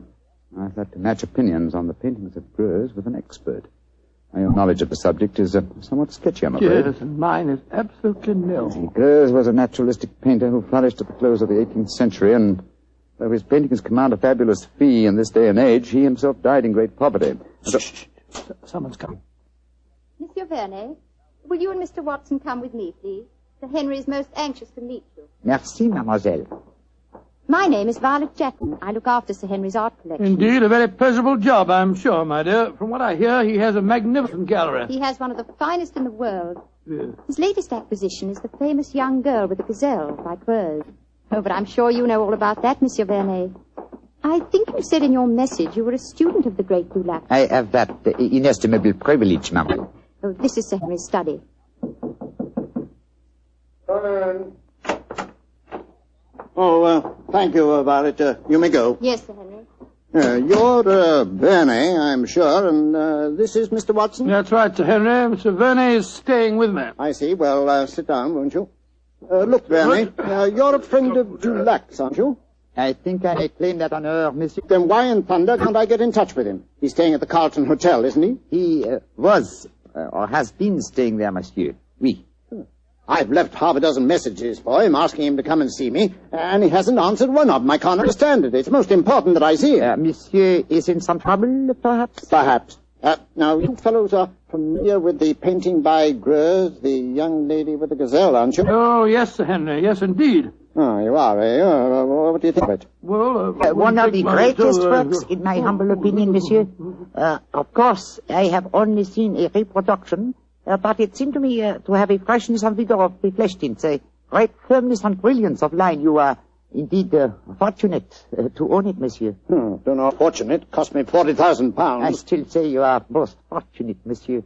Would you grant me the honor of to examine the original? Well, I don't know whether I ought to. I've had to guard it very carefully ever since this... Well, but perhaps in your case I can make an exception. You received threats regarding the painting, Sir Henry? Yes, I have, Mr. Watson. And they've worried me so much that I've even thought of engaging the services of a private detective. Oh, indeed, monsieur. Very interesting. The Duke of Carlisle strongly recommended a fellow by the name of Sherlock Holmes. I was seriously thinking of going to him. Instead of which? He has come to you, Sir Henry. A fact that will save us all a lot of time, I'm sure. Well, what kind of horseplay is this, sir? Who the devil are you? My name is Sherlock Holmes. Then why do you come here masquerading as a French art expert? Because I'd heard of your aversion to giving interviews, and I wanted to see you urgently. I felt that in the character of a supposed Greuze expert, I was most likely to gain immediate admission. Well, then, your friend here? Dr. Watson, my colleague. Well, it's all turned out for the best, Sir Henry. You wanted to consult Mr. Holmes, and he was most anxious to see you. Yes. Well, I'm glad you fellows are here. You see, I'm devilish worried about that Greuze of mine. Oh, why, Sir Henry? Well, I bought it at an auction. But there was another man bidding against me all the time, and when it was finally knocked down in my name, he became most insulting. He seemed unable to bear not owning the picture himself. He told me bluntly that I wouldn't enjoy it long. Well, I didn't think much about it at the time, but lately I've been receiving postcards repeating the threat. I don't like it, that's a fact. Well, you've kept those postcards, I hope, Sir Henry? No, threw them in the fire where they belong. Oh, that's a pity, sir. Can you recall the name of this bidder at the auction who threatened you? No, didn't know his name. Can you describe his appearance? Well, let me see. He was tall, clean-shaven. A curious habit of moving his head from side to side. Moriarty again. Yes, old chap, my supposition was correct. Now tell me, Sir Henry, is the painting safely guarded? Well, I'd say that it was impregnable, Holmes. It's not in my regular galleries. I had a special strong room built for it when I started to receive threats. It has a lock to which only I know the combination, and a special clockwork device that so controls the room that even I can only enter it during certain daytime hours. And yet, Sir Henry, with such thorough precautions, you appear to be frightened. Why? Well, I hardly dare trust my own shadow, Holmes. But as you possibly know, one of Greuze's pupils, a certain Madame Ledoux, imitated his paintings most successfully. Several of the experts were fooled. I confess that I've been frightened lately, since I received the threats, that a clever man might try and substitute a fake painting for the original, if indeed he hasn't already done so.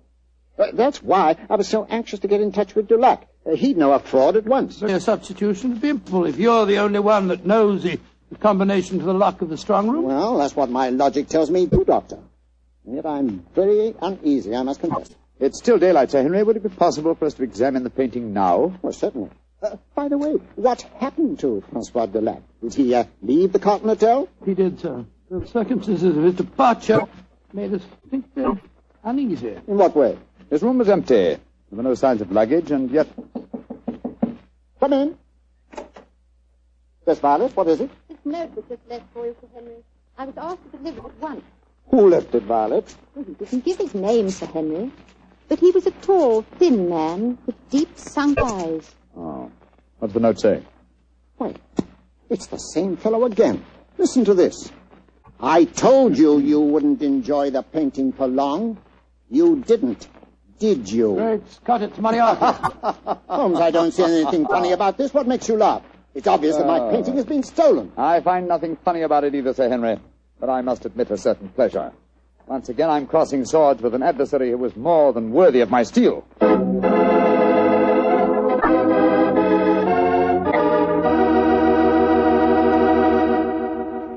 You'll hear the rest of Dr. Watson's story in just a second, so I'm just going to remind you that Petri Sherry could really be called the all-round, all-American wine. That's right, Petri California Sherry. Now, the reason I say that is because Petri Sherry is not only a swell before dinner wine, but it's a perfect wine for almost any occasion. When company drops in, serve Petri Sherry. After dinner, when you're just sitting around chatting, Petri Sherry again is just right. Believe me, you couldn't for a better all-round wine than sherry. You couldn't ask for a better tasting sherry than Petri. Petri Sherry. Well, Duxon, you've kept me on the edge of my chair so far with your story. What happened next? Did Sir Henry Davenant take you to see his famous painting? He did, Mr. Bartell. Together with Miss Violet Jackson, we descended countless flights of stairs. Doors opened where no one expected a door to exist. Finally, after walking down a narrow stone staircase that turned and twisted, we came up against a blank wall. It seemed that we could go no further. But a time clock, a combination of numbers, and a hidden door slid back. We stood in the interior of a small room. A room with no windows and hardly any light. An oil painting stood on an easel before us. It was the incomparable Greuze painting of a young girl with a gazelle. We stood looking at it for a brief moment, and then Sir Henry Davenant said, Heaven, the painting is still safe. Yes, Sir Henry. If it still is the same painting... It looks the same, Mr. Holmes. Yes, it does to me. The fact remains that only Francois Dulac could tell us if it is the same or a brilliant copy. Yes, and Monsieur Dulac has been silenced. So it would seem. Of course, the experts at the British Museum to pass judgment. Yeah, but how could it have been stolen? It'd be impossible to smuggle it out of here and replace it with a copy. There's only one way of being absolutely certain. With your permission, Sir Henry, I should like to make a test. You're going to take a sample of the paint, Mr. Holmes? Yes, that should give us certain proof. Well, very well. Yeah, you'd better do it, Violet. But be careful. Remember, the painting cost me £40,000. A minute fragment of paint will be sufficient for test, won't it, Mr. Holmes? Indeed. With my fingernails, Sir Henry, I'll scratch off a tiny sample. Firstly, I think it's a dash fine bit of work who painted it. There you are, Mr. Holmes. Is that enough paint Splendid, for Miss you? Jackson, splendid. Thank you. Please put it on this envelope for me, will you? That's it. And, Sir Henry, I shall return to Baker Street and analyze this paint. Within an hour, I shall be able to tell you whether the painting is worth £40,000 or a plugged farthing.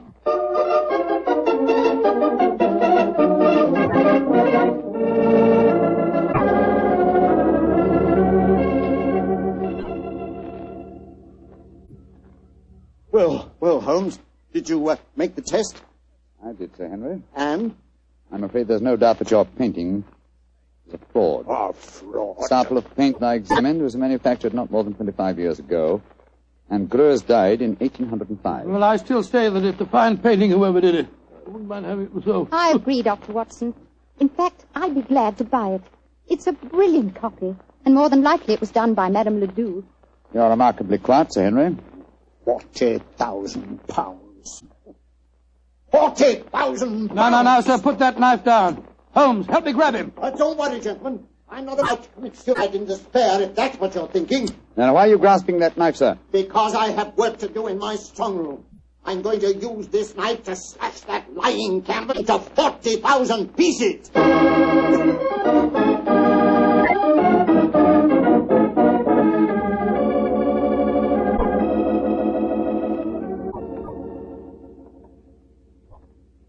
Yes, well, I suppose you're right, Violet.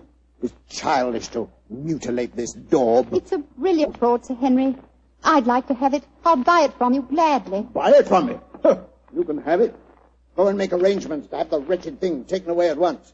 I don't want any frauds in my collection. Yes, Sir Henry, and thank you. Now, Mr. Sherlock Holmes, I'll pay you any fee you name if you can tell me how the original painting was stolen. Well, Sir Henry, the how must here precede the who. And the how, I must confess, seems impossible. Yes, I agree. This is the sealed metal room. The only entrance is through the door. That has a combination that only you know, Sir Henry. Perfectly true. It's impossible for anyone to enter this room without my being present. Or I would have sworn it was. Let's examine these walls, Watson. Might be a secret tower. Ventilator. No method of entrance here. Well, you'll find no flaws, I'm sure. This room is built like a giant safe. And the time lock on the door is equally solid. Is the time lock working now? Yes. It started 5 minutes ago when we opened the door. But don't worry. It's perfectly safe with the door open. But when the door's closed, it couldn't be reopened again, I take it, Sir Henry. Not until the morning, Doctor, no. I had the lock specially designed. Very ingenious. This presents as pretty a problem as ever I've tackled, Sir Henry. A large painting stolen and a fake one substituted in a sealed room to which only you have access. I must confess the how seems utterly impossible. Remember what you always say, Holmes. Throw out the impossible, and whatever remains, no matter how improbable, must be the possible. Let's consider the who for a moment. Is your butler absolutely reliable? Absolutely. How about Miss Jackson? Oh, completely trustworthy. Brought letters of recommendation from most of the leading art galleries in London. Intelligent, too. And serious-minded. She's made a deep study of mathematics as well as her knowledge of painting. Mathematics? How do you know that, Sir Henry? Well, she had a book with her the other day. I was surprised at the title. Could have been a novel, but no. It was called The Dynamics of an Asteroid, and it was inscribed to her by the author. Dynamics of an Asteroid, and inscribed to her by the author. Thank heavens for your memories, Henry. That book was written by Professor Moriarty. Violet Jackson must be an accomplice of his. Violet? The door! Someone slammed it shut. Yes, and it's very hard to guess who that someone is. Oh, but I can't believe that Violet is a criminal. Look, there's a note being pushed under the door. Strike a match, will you, old fellow? Right, you are. What's it say, Holmes? Forgive my unladylike eavesdropping, but with Mr. Sherlock Holmes as near the truth as he is, I'm afraid it would be unwise for me to remain here any longer. On the other hand, you are in no danger of smothering in the strong room, but your imprisonment should delay my pursuit till morning. Violet Jackson. She's escaped us, Holmes. Don't worry, Watson. Miss Jackson's failure to procure the painting for Moriarty will land her in a far worse dilemma than anything we could subject her to. Moriarty has never tolerated failure on the part of his minions. A brilliant plot, old fellow, a brilliant plot. Moriarty is at the zenith of his powers. How fortunate that we were able to foil him. What do you mean, foil him? My painting's been stolen. Your painting, Sir Henry? Oh, no. It's here in this room. What on earth are you talking about, Holmes? You reminded me of my own dictum, Watson. I discarded the impossible. It was impossible that the picture had been stolen, therefore it not been stolen. You mean that this painting is the original, Grves? Yes, of course, sir. Surely the whole plot is crystal clear now. Just about as clear as porridge to me. Well, then, let me explain. The whole episode of Francois Dulac, the note to me, the empty hotel room, and the significant bloodstains and the apparent disappearance of Dulac were all part of Moriarty's plot. The real Dulac never left France. Moriarty created him in England to lure me into the case. Why in thunder should he want to do that, Holmes? Yes. I should think you're the last person he'd want on the scene. Oh, on the contrary, sir. He knew that I'd grab at his bait, the apparent murder of a Greuze expert who would make it seem likely that your painting had a substitute, Sir Henry. He wanted me to test him, which I did. I fell into his trap very neatly. The paint, Holmes, you said that it was no more than 20 years old. Yes, my dear fellow, the answer should be obvious. I see it. Violet was his accomplice, had prepared the painting beforehand, and carefully strove a piece of modern paint. Exactly, Sir Henry. And Moriarty had assumed, quite correctly as it turned, that as soon as you thought your painting was a fraud, you'd want to get rid of it. And that girl was going to take it out of this house with your full approval. And, of course, turn it over to Moriarty. What a fantastic scheme. A devilishly clever one, old chap. If it hadn't been for your chance remark about the book on mathematics, Sir Henry, I'm very much afraid the young lady with the Gazelle might even now be on her way out of your house. Holmes, I can't tell you how grateful I am. And I'm going to express that gratitude in a very material manner, I assure you. Thank you, Sir Henry, but I wouldn't dream of accepting a fee for this case. I've been shockingly obtuse. I might have let them walk away with your treasure right under our noses. We locked in here for the night, sir? I'm very much afraid so, Dr. Watson. So I shouldn't be surprised if the butler notices our disappearance and comes looking for us. But he won't be able to open the door. It'll need a professional locksmith to get us out of here. Well, really, it looks as if we'll spend a very cheerful evening. Don't be gloomy, my dear fellow. Oh, gloomy is not a word. You're locked in with one of the loveliest girls in history, and she's genuine at that. Strike another match, old chap, shall we? What? Let's look at her once again.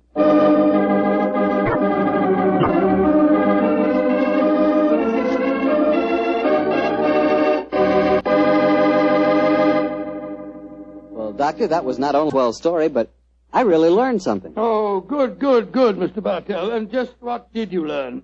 Well, this fellow Gruz, the painter. Yeah. I know this must sound stupid to you, but until you mentioned his name, I'd never heard of him before. Holmes mentioned his name to me. I've never heard him before either. But then we'll never learn about the good things in this world unless somebody tells us. Exactly. That's the way I feel about Petri wine. Oh, no, wait a minute. Here's the way I look at it. There are thousands of people who know about Petri wine and love it, right? Yes, but even so wonderful wine, there must be some people who don't know about it. So I tell them about it. And I tell them about the Petri family and how they've been making wine for generations and how they've been handing on down from father to son, the fine art of turning luscious grapes into delicious wine. Yes, and when I tell them that the name Petri on a bottle of wine is the personal assurance of the Petri family that every drop of wine in that bottle is good wine, well, that's all you have to know. So it adds up to this. If you want a fine wine for any occasion, you want a Petri wine, because Petri took time to bring you good wine.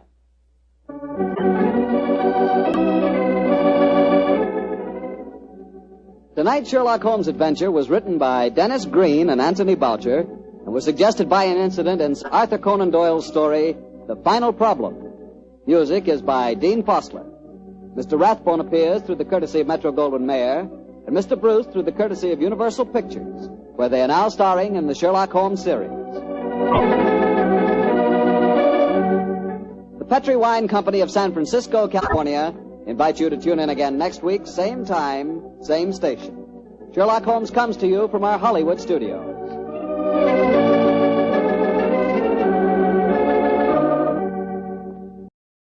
That last one was for all you detective fans, since who doesn't love the new adventures of Sherlock Holmes?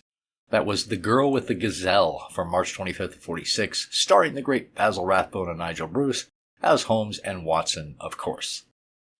Up next for you, The Big Story and the episode Manhunt in Manhattan, which featured the award-winning true crime story by real-life reporter Ted Prager of the New York Daily News. All right, Insomniacs, go brew another pot of coffee. There's a lot more ahead. The Big Story. Okay, that's Moose. Now, you all know what to do. Let him in. Hiya, Joey. Sit down. What's the matter? Hey, put that gun down, Joey. What's the matter, huh? Nothing. Not a thing. Just ratted. You just went and sang to the cops. I didn't. Shut up. Shut up and start to die. Because here it comes. Oh, don't, Joey, don't.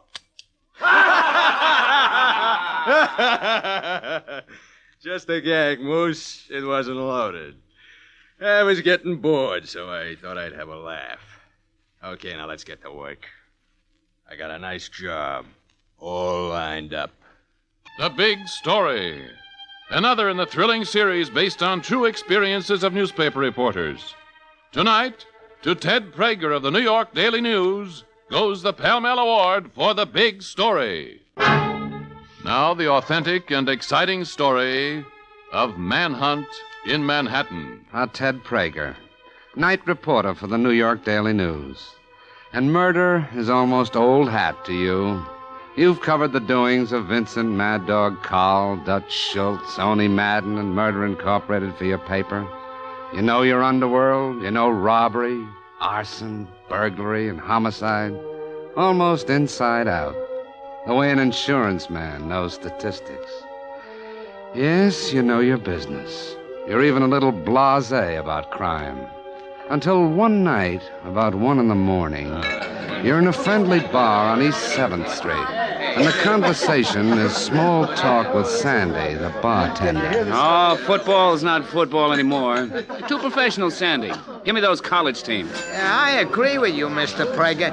You take that old Notre Dame team, I'd rather watch them than it. Hey, Mr. Prager, you see that? What? That guy just walked in. The one with his hair all slicked down? Yeah. Looks like there's 4 or 5 with him. Say, I know that face from somewhere. Some small-time mug or other. What are they spreading out like that for? I don't know.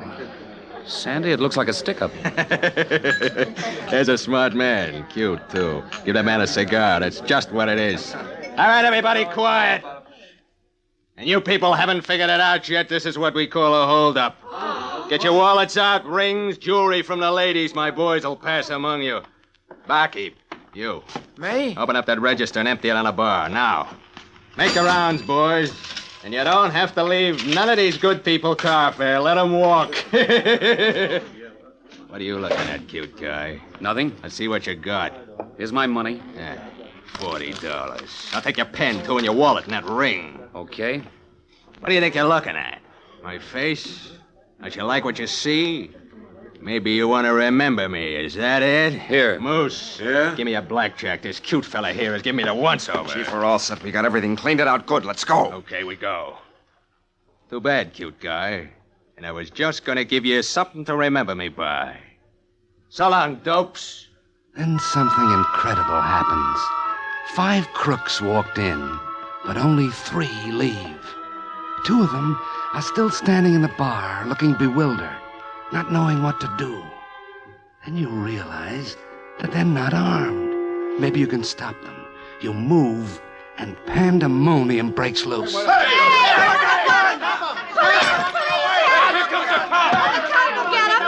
right, stand back there. You two, stop, all right? Okay. The cop got them both. Good shooting there, officer. Thanks. Well, you couldn't get them all, but at least you got 2 of them. Yeah. They dead, officer? I don't think so. Say, who are you? You look familiar. Ted Prager of the News. Oh, yeah, sure. I remember you, Mr. Prager. Excuse me, I gotta call the ambulance. Nice work, officer. I'd like to write you up. What's your name? Matt Gaines, 22nd Precinct. I could use the story, Mr. Prager. You could say it's too bad I only got 2 of them. Too bad I only got 2 of them. Ain't that the funniest thing you ever heard? Oh, that's terrific, Joey. Listen, when Joey Rice does it, it gets done. Yeah. Too bad I only got 2 of them, said the policeman. Listen, from the paper, get this. It was not until after the shooting that the officer discovered his fatal mistake. The 2 men who had entered the bar with the gang were not part of the mob. I like that, not part of the mob. Yeah, go ahead, finish it, Joey. Yeah, hold your horses, not part of the mob. Instead, they were 2 innocent taxi drivers that the leader of the mob had forced to stay behind to act as shields, so that the actual robbers might escape under cover of the violence directed against the taxi drivers. Boy, is that the payoff. Yeah, those dopes standing there. You know, I can just see them. Jeez, imagine what they done. They start beating up those taxi drivers, and a cop comes and bang, bang. Law and order lays them out cold and says, too bad I only got 2 of them. Yeah. They dead, Joey? No, only 1. Here, listen. One of the drivers, George Beaver, age 51, died instantly. The other, Edgar Benedetto, 34, is in City Hospital, where his condition is listed as critical. Boy, I ask you, ain't that the best scream you ever heard? Sit down, Gaines. Why don't you sit down? If he dies, Mr. Prager, I don't know what I'll do. Now, why blame yourself? You made a mistake any cop might have. A mistake? That's right. Anyone could have done it. No one blames you. I killed a man, an innocent man, and there's another one inside there in the operating room, and he may die, too. I murdered 2 men. You didn't murder anyone. You accidentally shot 2 men in the line of duty. Look, I saw the face of the man who really murdered Beaver, the leader of that gang. It was a cruel face and a vicious one. He's the murderer if anyone is. I tell you, if Benedetto dies, Mr. Gaines, Prager, I'll make you a promise. I'll find that man. I know his face from somewhere.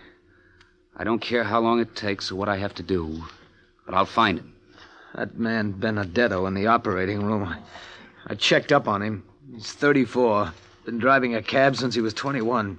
Got a wife and 2 kids, a girl, 7, and a little baby, 21 months. I killed their father. I made a widow out of his wife. Stop it, Gaines. You've got to stop it. In the first place, Benedetto's not dead. No, only one of them's dead. Only Beaver's dead. Only a 51-year-old man's dead. That's not so bad, is it? Why do you torture yourself? Yeah, maybe I ought to just go outside. Sit down and just wait, man. Try it. Maybe it won't be so bad. Yes? What is it, Doctor? I'm sorry, gentlemen. Mr. Benedetto died on the operating table. Gaines, are these all the pictures in your rogues gallery? That's right, Mr. Prager. Well, let's get started. That batch there'll do. I'll know that face when I see it. You turn him, Gaines. I'll call if I see anything. All right. Nope. Nope, it's none of those. Let's see some more. You aren't going to find him. Keep going, Gaines. Just keep going. No. What did you do that for? Why'd you throw him down? Oh, what's the use? We won't find him. What's the use of anything? Look, I told you before, you've got to get that crazy idea out of your head that you're responsible for the death of those drivers. I killed them, didn't I? Gaines, try to listen to me. I'm going after the man who led that holdup, the man who's really responsible for the death of those drivers. Well, that's going to be dangerous, Mr. Prager. If it gets around you're hunting a crook, you'll lose all your contacts. You won't be able to get the inside on anything. I'll take that chance. I can take care of myself. You won't even be able to get a byline on these stories. You won't dare let anyone know who's doing the job. That's not the most important thing in the world. And you get too close to this guy, there's no telling what might happen to you. I can still take care of myself. Now pick up those pictures and let's finish looking at them. And get rid of the idea you killed anyone. Yeah, okay, sure. I'll just forget the whole thing. Like it never happened. Only what do I do when I see a kid on the street and he reminds me of Benedetto's kids? What do I do at night to make me forget so I can go to sleep?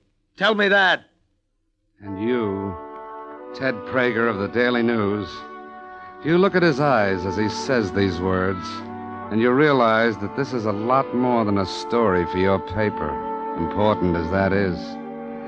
Yes, you want to help catch that crook with the patent leather hair and the steely eyes, but a man's sanity is at stake as well. The sanity of a nice Irish patrolman named Matt Gaines. That's also at stake. And you watch his big, open face as he listlessly turns the pictures in front of him. And you know you've got a job on your hands. A big one. You, Ted Prager, night reporter for the New York Daily News, get moving on your search for a smooth-haired bandit who held up a bar and caused the accidental death of 2 taxi drivers. And though you know what you're doing is dangerous, it may cost you your job or maybe even your life, and even if you get anything, you won't be able to write it with your byline, you start making the rounds. You start combing through those smoke-filled bars where crimes are hatched and dips meet to talk over their successes. And you know what she did? She went right up to him and scratched her initials in his cheek. What did he do to her, May? Tell him that. Drink your beer. Hold it, May. What do you want, Bud? Nothing. Just looking. Well, we don't allow looking in here. Scram. Hello, Matt. Ted calling. No, nothing yet. But don't give up, fella. I've only been to about a dozen places. I'll find him. Beer, please. Right, 1 beer. He never should have done it. Using a couple of taxi drivers for shills. Why not, Mexie? Because it makes it tough for us. They double the cops in this area. They're watching every minute of the day. For him, yeah. But meantime, it makes it tough on us. Oh, never thought of that. Well, I did. Ask Millie here about him. She was there when it happened. Right in the place? No kidding? That's right. Right in the place when he walked in. The bar on East 7. Did he take you for anything? Got $20 out of my bag. And a ring that Maxie gave me, worth $80. No kidding. Sure. And he didn't have to do that with the drivers. I tell you, I'd like to make it hot for that wise guy. I'd like to sing a little tune. Shut up. He won't sing no tune for anybody. Can't you see there's people around? Hi. I'm, interested in what you said there, Millie. I don't know you. I didn't say a word. Beat it. Look, if you want to make a little money... I said to beat it. Okay. Only if you change your mind, my name is Ted Prager. There's people around can tell you where to find me. You don't exist. Well, boys, like I always say, another day, another $8,000. Oh, Joey, you're really in there, huh? We've been quiet now a month. I think it's time we stop being quiet. I even hear people stop talking about me. A job I pulled with the taxi drivers. So? What's the caper, Joey? You like this one, Moose? You'll like this special because this one is more my style. Listen. Prager speaking. Ted, this is Benson on the city desk. Can you get down to East Side Hall? Sure, what's up? Just got word about a big holdup. Some girl was being confirmed. Big party and all that. 3 men did the job. Who can I see? You can see the girl herself. She was only a kid, too. 14. Right. Give me the address. I'm on my way. They came in, Mr. Prager, and they just took everything. I see. What did the leader of the gang look like? He was terrible. He had his hair all smoothed down and oily, and a smile on his face. Uh-huh. Did he laugh? Out loud, I mean? Yes, sir. Especially when he came after me. What'd he do to you? Well, I had my ring. My father just gave it to me for my confirmation. It was a ring with diamonds, Mr. Prager, so to keep him from getting it, I put it in my mouth. Yes? Well, he came up to me with that smile on his face, and he put his thumb on one side of my cheek and his fingers on the other. And, Why, that... and he squeezed until I couldn't stand it anymore. He's back. So he's back on the job. Don't you worry. I'll find that man.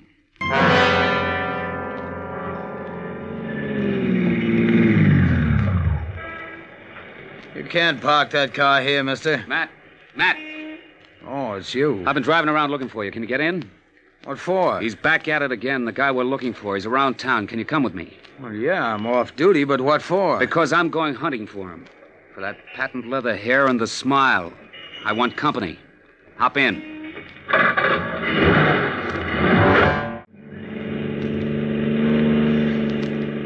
Now we've been driving around 3 hours. Where do you expect to find this crook? Just standing on a corner? Maybe. You never can tell. He might... Matt. What's the matter? Right there. Where? On the corner. Wouldn't he be? Right on the corner of Essex and Hester in broad daylight. That one? The one talking to the girl as if he didn't have a care in the world. You mean it, Ted? Take him, Matt. He's yours. Oh, brother, will I take him? Ted, I just saw Mr. Dennis. The prosecuting attorney? Yep. He says he needs a positive witness. Our friend denies everything? Of course. Never was in the 7th Street bar. Never held up anybody. Used taxi drivers as shields. What, him? Joey Rice do a thing like that? Oh, so that's his name, Joey Rice. Slick as they come. Smooth. It'll be tough to pin it on him. Okay, Matt. I'll go in and see Mr. Dennis. Oh, no, you can't identify Rice. Why not? Because it would finish you as a police reporter, cut off all your contacts. And that's not all it might cut off. I'll take a chance. No, Ted, don't. I'll tell you what I'll do. Get Rice before me on a one-way screen. I'll identify him. Then let Mr. Dennis prepare his case. If he needs me in court, I'll testify. Now you're talking sense. So are you, Matt. All right, Rice. That way. Walk that way. What is this? Just a little matter of identification, Rice. As prosecuting attorney, I thought it might be a good idea to identify you. Get over to those chalk marks now and just stand still. Light on him okay for you, Mr. Prager? That's fine, Mr. Dennis. Well? That's the man held up the 7th Street bar. You sure? Yes, Mr. Dennis. I'm absolutely sure. Okay, Sergeant, take him away. Thanks for the identification. I needed that. Next time you see him, he'll be in court. On trial for robbery and criminal assault. Look at him. Look at Joe Rice smiling, Matt. Yeah, but what are we gonna do? I don't know. Maybe Mr. Dennis has an idea. He looks plenty worried. Oh, here comes the judge.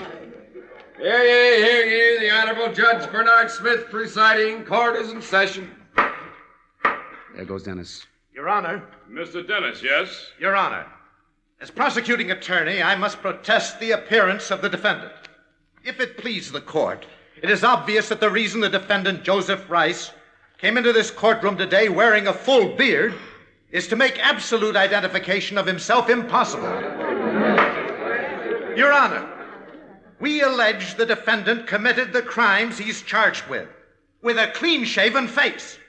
And consequently, he must, in the interest of justice and equity, be ordered to shave off the beard he has grown, which is a patent dodge and a ruse. Your Honor! Your Honor! The attorney for the defendant. Your Honor, my client, Joseph Rice, likes to wear a beard. He thinks a beard becomes him. And I say that every man has the constitutional right, if not the God-given right, to shave or not to shave. To wear a beard or not to wear a beard. Order, please, order!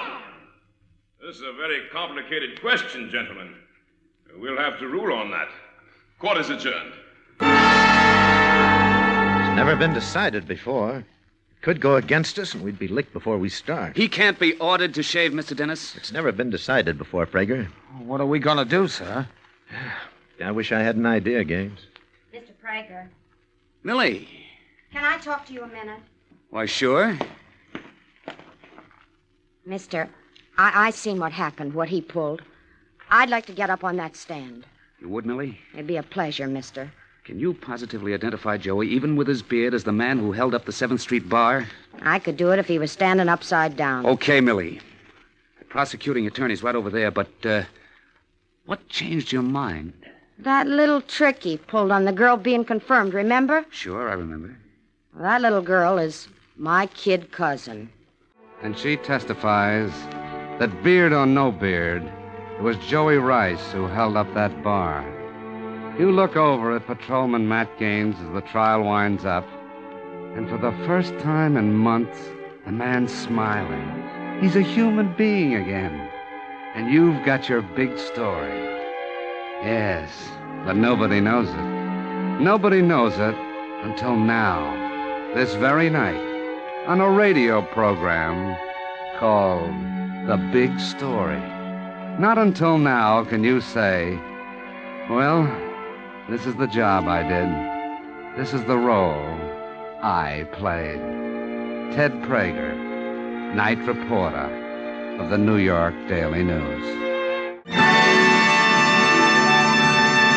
In just a moment, we'll read you a telegram from Ted Prager of the New York Daily News with the final outcome of tonight's big story. Now we read you that telegram from Ted Prager of the New York Daily News. Hold-up man in tonight's big story was quickly convicted by jury. But while awaiting sentence, he became violent and was officially declared to be insane. He was therefore transferred to the asylum at Mattawan, where he is still confined. Many thanks for tonight's Pell Mell Award. Thank you, Mr. Prager. The makers of Pall Mall Famous Cigarettes are proud to have named you the winner of the Pall Mall $500 Award for notable service in the field of journalism. Listen again next week, same time, same station. Ladies and gentlemen, we take you now behind the scenes of a police headquarters in a great American city, where under the cold, glaring lights will pass before us the innocent, the vagrant, the thief, the murderer. This is The Lineup.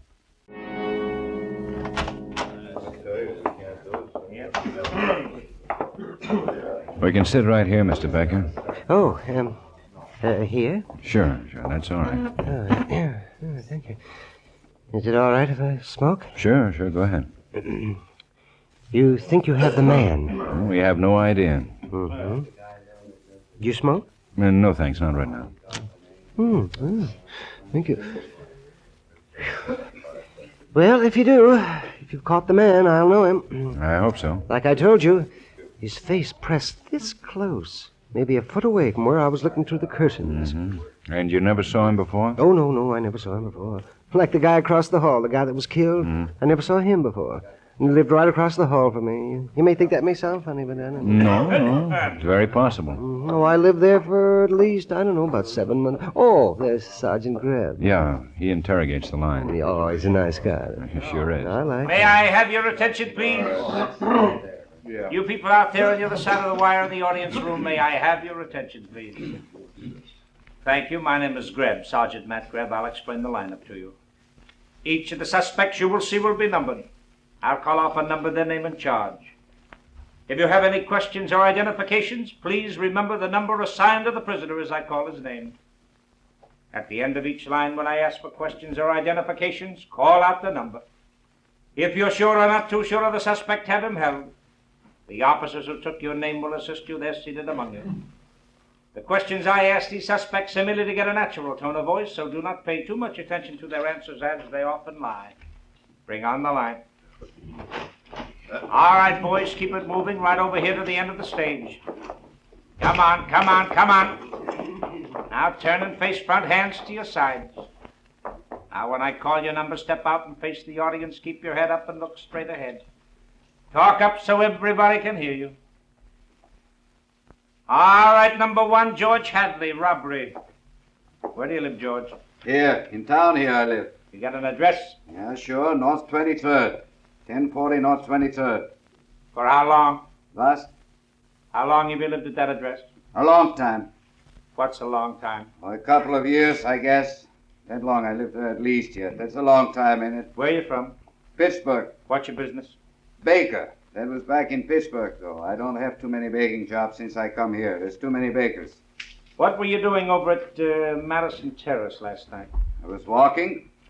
You always take a walk at 11 o'clock at night? Not always. Last night I took one. There's something the matter with that? These times when you do take walks, do you always carry a flashlight and a screwdriver under your shirt? Oh, it just happened to have them with me last night. There's something the matter with that? No, unless you try to break into a house. I wasn't trying to break in. You had the window open? Yeah, sure, I was breaking in. How about that? Okay, George, step back. Number 2, Harry Saunders, disturbing the peace. Oh, yes, there's the man up there. Tell the people which where one? you live, Harry. The next one in line. Well, let's wait till he's questioned. Sure, wherever I can. Well, where was it last night? Oh, somewhere over on Lake or Lake Street or something like that.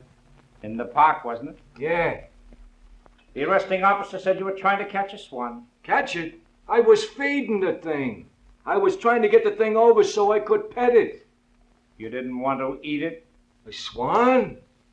You had a big club on the ground beside you. It wasn't my club. It was just laying there. I happened along, see the swan swimming around, so I start throwing the thing some lousy crumbs. I didn't notice no club on the ground. Eat a swan?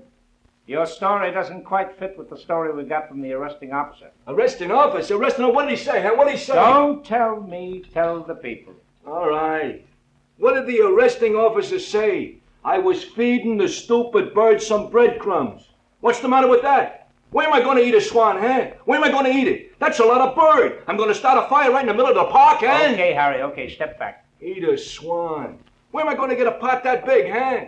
Where? That's enough, Harry. It's all neck. Number 3, Tom Pierson, open That's charge. him. That looks like him. May make sure. Yes, that's the man. Yes, I'm sure. Okay. Sergeant Graham. Yes, Lieutenant. Number 3, hold for interrogation. Pierson, Lieutenant. Okay. Just sit in that chair, Pierson. Okay. Well, figured out where you were yesterday afternoon? I told you. Watching the chess players in Jackson Park. Watching the chess players in Jackson Park. Showed your pictures around over there this afternoon. Yeah? Yeah. Funny nobody remembered seeing you. Real funny, 'cause that's where I was. You like chess, huh? I got interested. How does a bishop move? Huh? Yeah. How does a bishop move on a chessboard? I just watch. I don't know the rules. Well, doesn't it get pretty dull if you don't know what's going on? I got nothing else to do. It's a nice day, so I watch some old duffers playing chess. You gonna throw me in jail for that? You were identified in the line. Yeah? Yeah. The man who identified you said you were climbing down a fire escape. I told you I was in the park. Watching a chess game. Watching a chess game. You know Michael Hunter? Yeah. You know someone killed him? No, but I can't say I'm unhappy about it. You threatened Michael Hunter once, didn't you? If I did, it was a long time ago. But you threatened him. Yeah, I threatened him, if you want to call it that. I threatened a lot of people, if you want to call it that. What were you doing at Hunter's apartment yesterday? I was in Jackson Park. You've been identified as the man who sneaked down the fire escape. I was watching the chess players, remember? You were booked back in 47 for assaulting Michael Hunter. That right? That right? He kept bothering my kid's sister. You didn't like him, huh? No, I didn't like him, would you? I didn't know him. That story about Jackson Park won't sell, Pierson. I didn't kill Hunter. What do you want me to do, lie? You want me to lie, huh? I was in Jackson Park. How long have you known Michael Hunter? 4 years, 5 years. Where'd you meet him? My sister was in some play with him, but I didn't kill him. But you really worked him over. Sure, what do you want? He made it tough on the kid, I made it tough on him. He deserved it. You used a tire chain on him, didn't you? Something like that.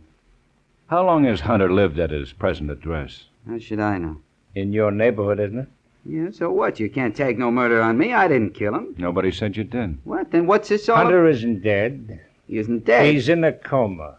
He may not make it. We just want the man who stabbed him. No, I'm not it.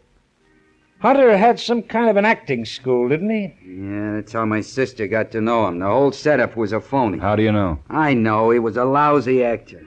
Looked good. Told dames he could do something for him. Lieutenant, can I see you for a minute? Okay. We've located the girl along that scarf. Got her down the hall. Yeah, okay.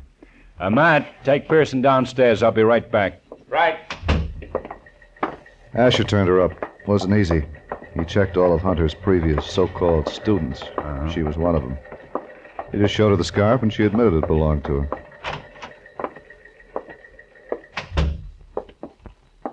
This is Miss Helen Roberts. Hi. This is Lieutenant Guthrie, Miss Roberts. Glad to know you. How do you do, Miss Roberts? Just keep your seat. Sure. How long have you known Michael Hunter? Who's he? Don't you know Michael Hunter? No. Who's he? Well, your scarf was found in his apartment. Oh, him. Oh. Oh, then you do know him. Sure. I forgot his name. I haven't known him very long. How long? A couple of days, since Friday. Yeah, Friday. Good-looking guy. Said I got sex appeal. Where'd you meet him? Where I work. When I went on the night shift. I work at the White Spot. It's a 24-hour restaurant on Mariposa Street. Yeah, food ain't bad. You eating there? Yeah, ain't bad. I went on the night shift and I met this guy, this Hunter. Spotted him right off, real cute. Asked me if I'd ever done any acting. Said I had sex appeal. When was the last time you saw Mr. Hunter? Oh, I only saw him once. I only known him for a couple of days. When was it? Yesterday afternoon. What time? Oh, like around 4. Why, what's he done? Someone tried to kill him. You're kidding. No. Gosh, he was going to make an actress out of me. He was going to teach me how to act so I could get a job, another job, out of that beanery. Mm-hmm. Did you give him any money? I sure did. $20 for lessons. Where's the scarf? Here. This is your scarf, isn't it? Yeah, What time did you leave Hunter's apartment? right after the lesson. About a half hour later, I guess. What time did I say I was there? 4 o'clock. Yeah, I got a bad memory. 4 o'clock. Well, I guess I left about 4:30 then. Was anybody else there? Sure. Who? Mr. Hunter. He was giving me a lesson. I mean anybody else besides Mr. Hunter. Me. Did he say he was expecting anyone? Not to the best of my knowledge. Have any ideas who might have stabbed him? No. Know if he had any enemies? Look, mister. All I know is he said with my sex appeal I should be in Hollywood pictures, and I gave him $20 for acting lessons. I don't know none of his friends, and I don't know none of his enemies. Okay. Thank you, Miss Roberts. To be sure. Can I go now? Yes. But don't try to leave town. We may want to talk to you again. Leave town? On what? I gave Mr. Hunter my last $20, and you say don't leave town. Goodbye, Miss Roberts. Yeah. What was your name? Quine. To be sure. You're cute. Stop in the White Spot sometime. Night. I'm working the night shift. Yeah, I'll try to get around. My scarf, please? We'll have to keep it as evidence. Okay. Well, bye. Au revoir. You better put a man on her. Are you kidding?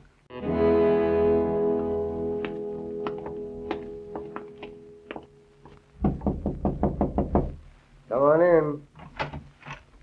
Hi, Doc. Oh, hello, boys. Have a seat. Thanks. There's cigarettes on the desk there. I got one. Well, suppose you want to know about Hunter, huh? Yeah. What's the latest? Oh, he's pretty bad. Still in a coma. Just making out a report here. Think you'll make it? Maybe, but I doubt it. Ruptured lung, right hemothorax, and pneumothorax. His response to treatment has been very poor. How are his chances of regaining consciousness? Practically none. Well, if he did regain consciousness, could he recognize anyone? Probably not. In a case like this, where the patient has gone into coma due to lack of oxygen, the damage to the brain tissue is usually too extensive. Mm-hmm. Tissues of the brain are especially sensitive to lack of oxygen. And the damage done is permanent. Then, if he did come out of it, he wouldn't be able to point out the man who stabbed him, huh? Nope. Well, how about the wound? Long, sharp implement. Knife, probably. Could a woman do it? Sure. Well, thanks, Doc. You bet. I'll let you know the minute anything happens. Tomorrow night, another big show joins the fall lineup. James Hilton introduces Deborah Carr in James M. Barrie's Quality Street to open another star-studded season of outstanding dramas on most of these same CBS radio stations. Listen, too, for Lucille Watson in Ladies of the Jury tomorrow night on your Broadway Playhouse. We're covering every inch, Ben. If it's here in Hunter's apartment, we'll find it. Yeah. How about the garbage cans in the alley? Asher's going through them now. Doesn't seem to care for it. We ran a small weighted cardboard box down the incinerator chute to make sure nothing was stuck in it. Where is it? Where the chute? Yeah. I'll show you. It's in the hall closet. Oh. Chute's in there. One of these on each floor. Uh-huh. Yeah. How about the incinerator itself? We're cleaning it out right now. Now, who's this? Oh, it's Becker's. Oh, hello, Lieutenant. Hello, Mr. Becker. This is Mrs. Becker, Lieutenant Guthrie. Hello, Mrs. Becker. Hello, Lieutenant. This is Sergeant Quine, Mr. and Mrs. Becker. Hello, Sergeant. Hey, what's all the confusion about? Why all the policemen? Looking for the weapon. Oh, well. You think it might be in the building? Could be. We know it's probably a knife, and a long one. He might have thrown it away or tried to hide it before he went back to the street. Pierson? Maybe. That's the man you identified, isn't it? Yes, dear. How well did you know Mr. Hunter, Mrs. Becker? Oh, he was just a neighbor. I didn't know him well at all. Just saw him a few times. Ever talked to him? A few times, yes. And when was the last time? 3 or 4 days ago, I imagine. Just hello and how are you? Ever notice anybody with him? No. Doesn't have any friends you know of? No. Well, he had a young lady in his apartment yesterday. He did? That's right. Neither of you saw her? No, I didn't see her. Oh, no, I didn't. Ben. Oh, excuse me, please. The janitor just came on duty. Yeah? We showed him a picture of Pierson. He remembers him. Oh, from where? Here. Says Pierson was here yesterday and asked for Hunter's apartment number. I'm telling you, the old goat's out of his mind. The janitor identified you from your picture. He's crazy. But he identified you. He says you were in that building yesterday. Well, I wasn't. He says you asked for Hunter's room number. He's mistaken, I tell you. He made a mistake. It wasn't me. A jury's sure gonna think it was. Guthrie. Yeah? Yeah? Good. Okay. Well, we can tell the boys to stop looking for that knife. It's been found? Yep. In the silverware we took out of Hunter's apartment. One of the butcher knives has his blood on it. Somebody tried to clean it, but there was enough rust pits to leave a little blood for the spectrograph. What does that mean? It means you're still in a lot of trouble. You were identified by 2 people who swear they saw you in that building. Okay. What? I was there, but I didn't kill him. Well, he's not dead yet. Well, I didn't stab him. If you think I went up there to knife Hunter, would I have gone in by the front, talked to the janitor, and let somebody else see me? Well, might not have been premeditated. It was Hunter's butcher knife. That kind of indicates that it wasn't premeditated. I didn't go up there to stab him. He was already stabbed when I got there. Well, then why did you leave by the fire escape? Because Hunter was on the floor bleeding. When? When I got there. How did you get in? I walked in. The door was open. Why didn't you call the hospital? Got scared. You blame me? Besides, he looked good bleeding. Why didn't you tell us this when we brought you in? Are you serious? What do you think? What time did you arrive at Hunter's? Around 5:15. See anybody? Just a janitor. How long did you stay in the apartment? Just long enough to look, and then I beat it out on a fire escape. You expect us to believe that? Look, it's the truth. I tell you, I walked... Guthrie? Yeah? Oh. Uh-huh. Well, keep with her. Yeah, Ben. Come on in here and get Pierson. Right. We'll have another talk later, Pierson. Okay, but I didn't stab Hunter. You're in a spot. You got to admit that. Yeah. Okay, take him down. Let's go, Pierson. Okay. Matt and I going out for a while. We'll check in. Okay. Say, that last phone call. Uh-huh, Crockett. He's been tailing Helen Roberts. Yeah. She got in touch with some man at 665 North Lincoln. Yeah? Crockett talked to him. He's been running an advertisement for people to drive to California with him. Told Crockett that Helen Roberts paid him $20. Supposed to leave with him tomorrow morning. You think maybe... I don't know. She told us she gave Hunter her last $20. Oh, what if she doesn't go to work? You'd like that, huh? Don't be silly. Helen's a nice-looking doll. I don't mind keeping her company. Well, just make sure she doesn't come back to her apartment before we get a chance to go over it good. I still say, what if she doesn't leave? Oh, she will. The manager told me he owes her a week's salary. She'll go down there and collect it and tell him Here she comes. Okay. Now, look, Quine. She probably won't stay there long. Just collect the money and tell her boss she's going to quit. How long do you want? A couple of hours, anyway. 3 if you can give it to us. Yeah, I might even give you more. But now, don't make it look official. Just tell her you thought you'd stop in and say hello. You telling me how to operate? Don Juan Quine. Get going. Get going. Pleasure. All right. Now, what do we do? Get in her apartment and check everything, including her toothbrush. You know, it sure would have been a lot simpler if we knew what she had on that day. Well, collect everything. Shoes, dresses. Hey. Huh? How about these? Lovely. Match my eyes, don't they? Oh, come on. What's all that stuff? You look like you've been to a sale. How long will it take you to go over these clothes, Evans? For what? Blood. Michael Hunter's blood. Go through all this? Yeah. Check the shoes first. Hunter bled a lot, and she just might have stepped in some. Who's she? Blonde named Helen Roberts was in the apartment. Well, Ben, there's a lot of stuff. How long? Maybe an hour, maybe more. Okay. These would look nice on you, Matt. That's what I said. Match your eyes. See, Ben?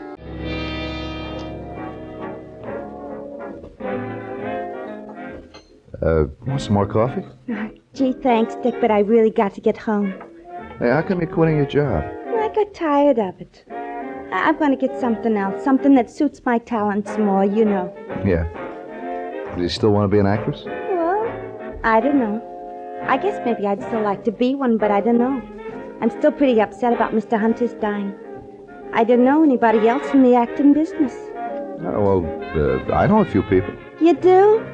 Oh, gosh, that would be wonderful.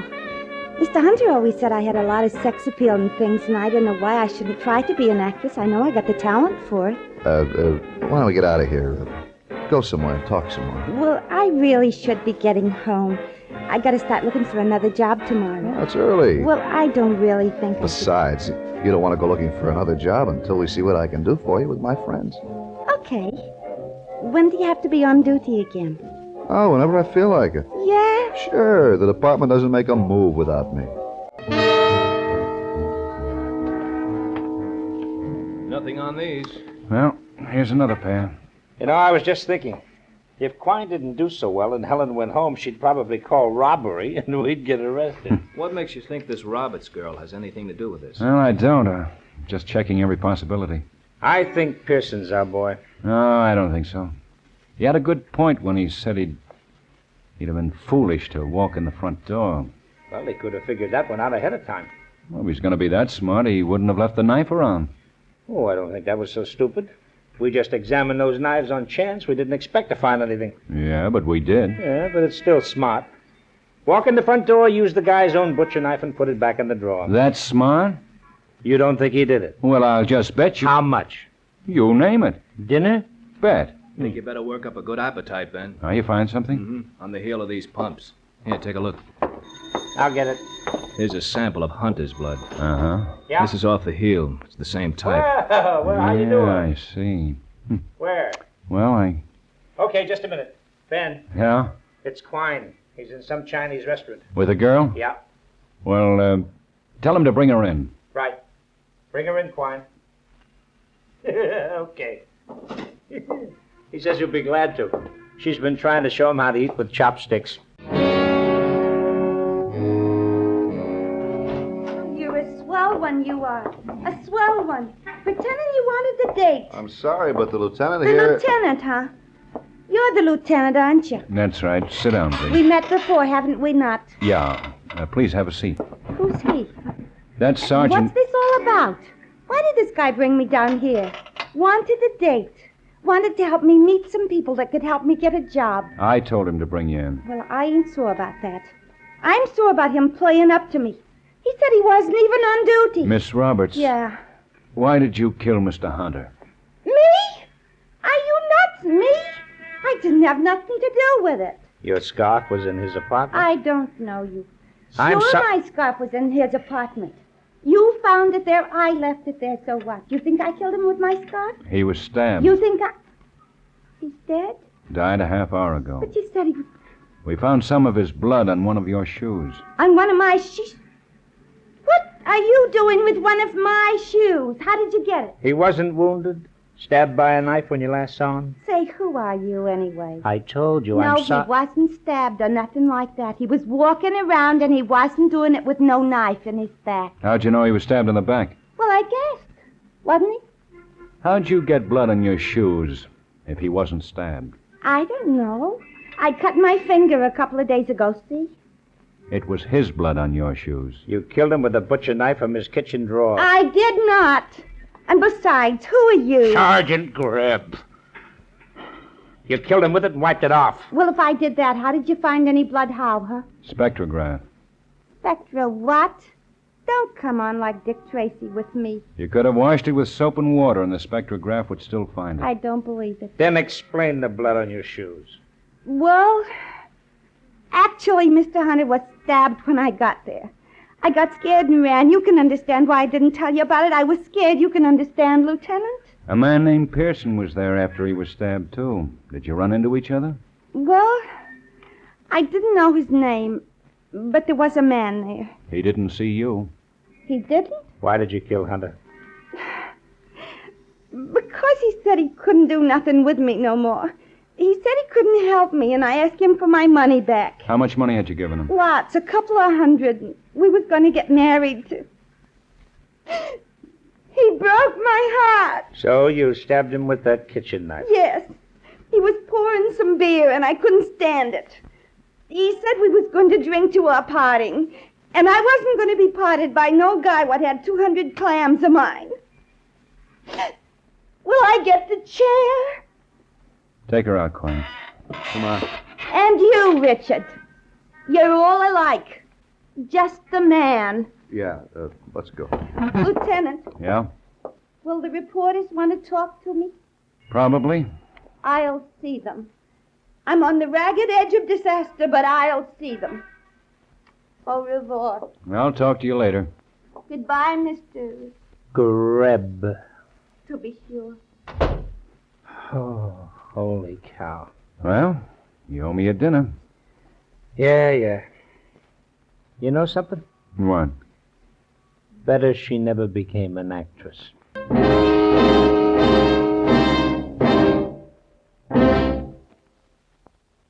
The lineup, where before you pass the innocent, the vagrant, the thief, the murderer. Listen again next Wednesday when we again bring you The Lineup. May I have your attention, please? You people out there on the other side of the wire in the audience room, may I have your attention, please? Thank you. My name is Greb, Sergeant Matt Greb. I'll explain the lineup to you. Each of the suspects you will see will be numbered. I'll call up a number, their name and charge. If you have any questions or identifications, please remember the number is 9. The Lineup, starring Bill Johnstone as Lieutenant Ben Guthrie and Wally Mayer as Sergeant Matt Greb, was written by Harvey Easton and edited by Blake Edwards, with music by Eddie Dunstetter. Featured in tonight's cast were Hy Averback, Howard McNear, Victor Perrin, Peter Leeds, and Virginia Gregg. The lineup is produced and directed by Jaime Del Valle. And we are back. Hope you enjoyed that last one, a very well-known and popular police show, The Lineup, which was a bit like Dragnet, except that it did fictional stories instead of true crime ones. That was the pointless Pierson Polemic Polarity case from September 5th of 1951. Say that fast 5 or 6 times. Coming up next for you, another great hard-boiled detective, The Adventures of Philip Marlowe, based on Raymond Chandler's famous Sleuth. One of the most popular detective shows on radio. It ran from 47 to 51. Here is The Stranglehold, with Gerald Moore as Marlowe. Enjoy. Get this and get it straight. Crime is a sucker's road, and those who travel it wind up in the gut of the prison of the grave. This time, a wrestler on the skids, a quick-change artist in an alley, and a girl with an eye for angles all met destruction because 100,000 easy bucks caught him in a stranglehold which none of them wanted to break. From the pen of Raymond Chandler, outstanding author of crime fiction, comes his most famous character in The Adventures of Philip Marlowe. Now, with Gerald Moore, starred as Philip Marlowe, we bring you tonight's exciting story, The Stranglehold.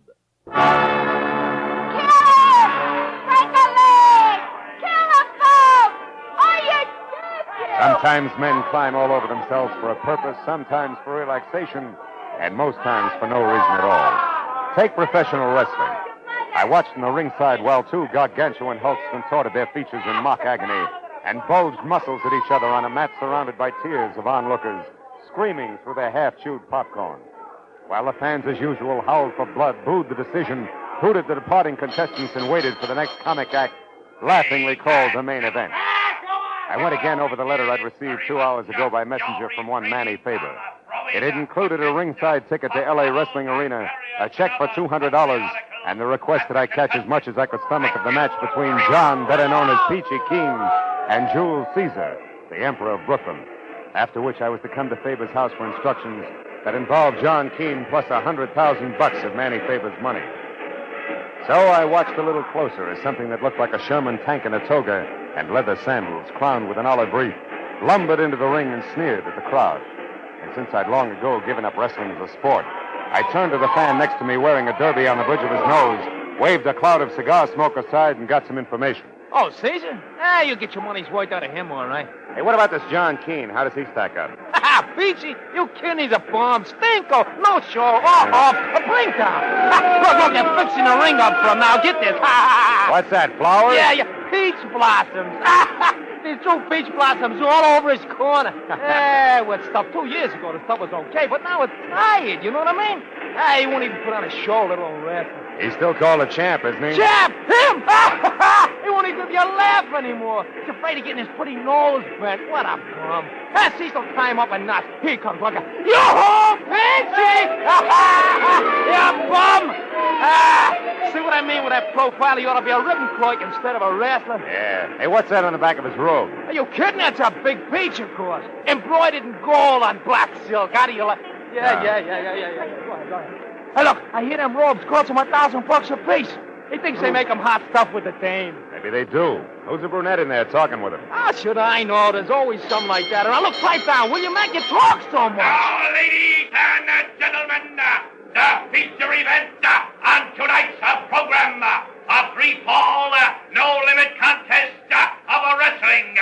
In this corner, at 278 pounds, the outstanding contender from the Atlantic Seaboard and Emperor of Brooklyn, Jules Caesar. Are you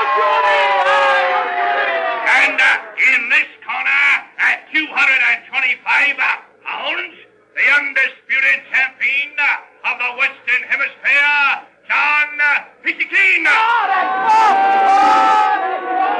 As the match got underway and Peachy started out of his corner, a good-looking brunette shouted something at him that stopped him cold.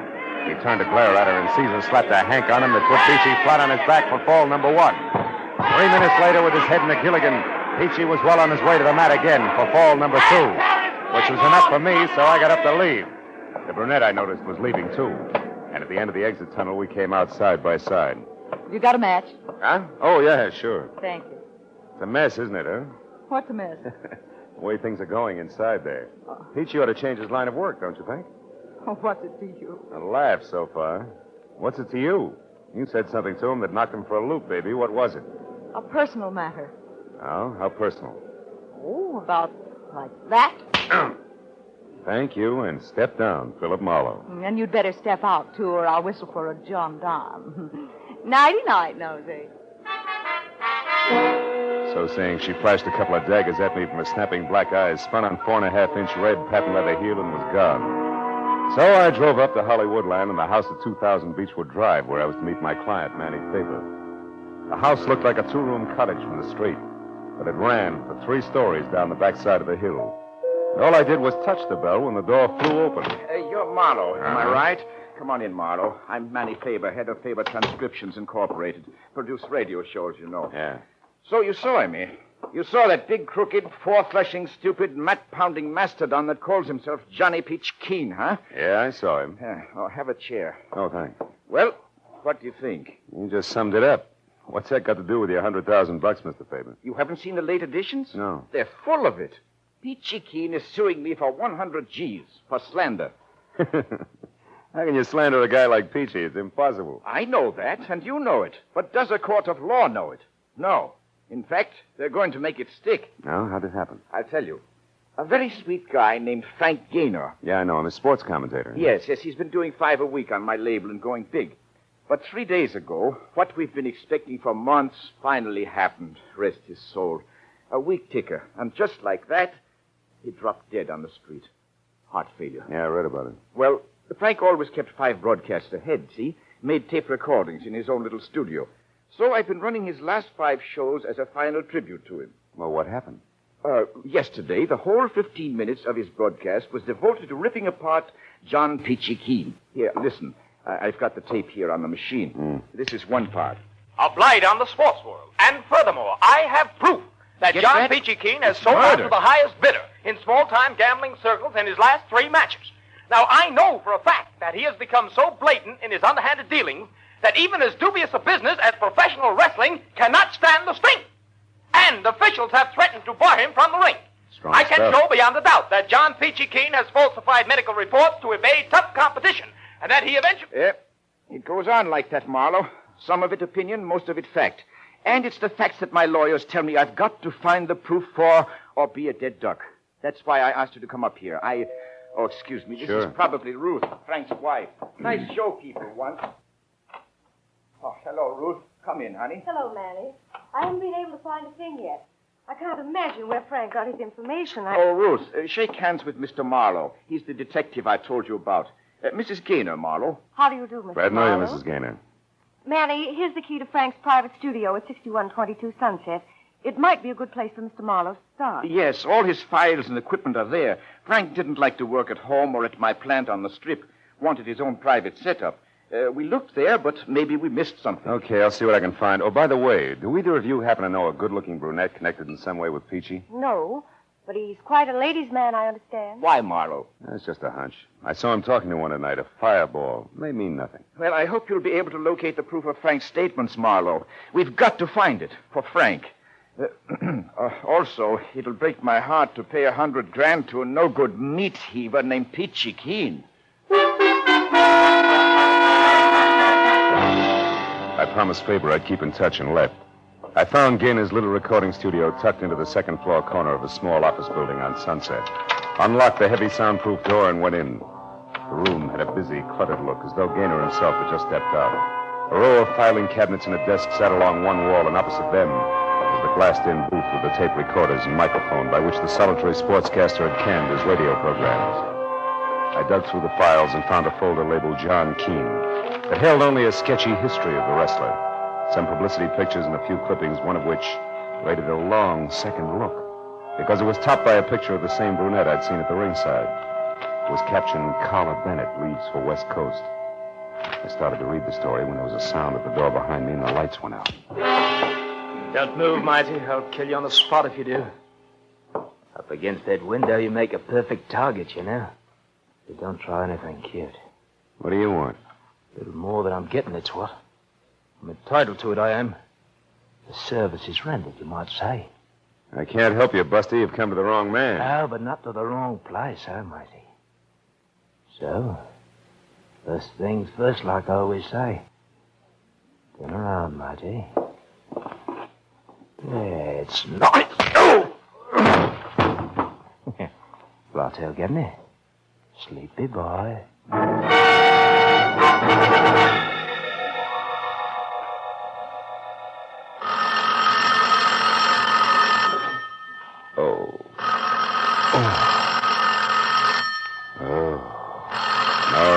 right.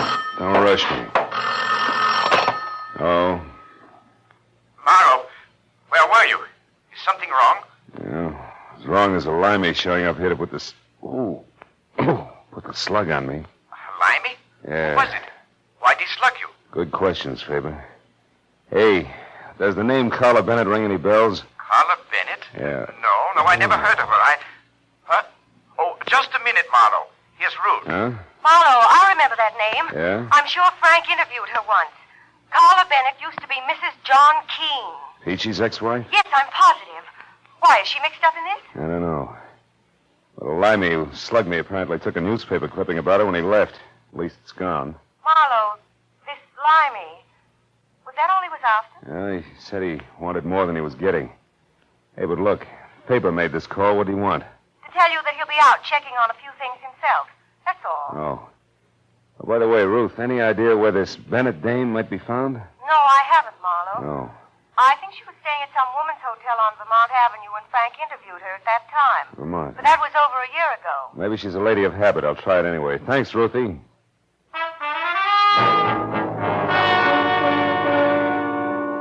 There were 3 exclusively female hotels on Vermont, and the second one I called had a Carla Bennett registered.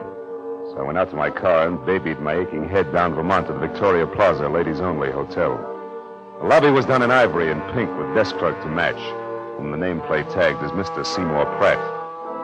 I started over but stopped when I spotted about an acre of peach-colored suede coat wrapped around John Peachy Keene himself, lumbering up the stairs at the back of the lobby. Mr. Pratt saw him at the same time and darted from behind the desk like an angry canary after a rhinoceros. Just a minute, you. This is a ladies' hotel. So what? I gotta see the one in 212. Not this way, you don't. Why, it's after midnight. If Miss Bennett wishes to come down to the lobby, that's her affair. But no men are allowed upstairs after 10 p.m. Okay. How can I get in touch with her? Use the house phone, naturally. Over there in that booth. I'll go right back to the board and plug you in. I'll be with you in just a moment, sir. Ducky, I'll wait.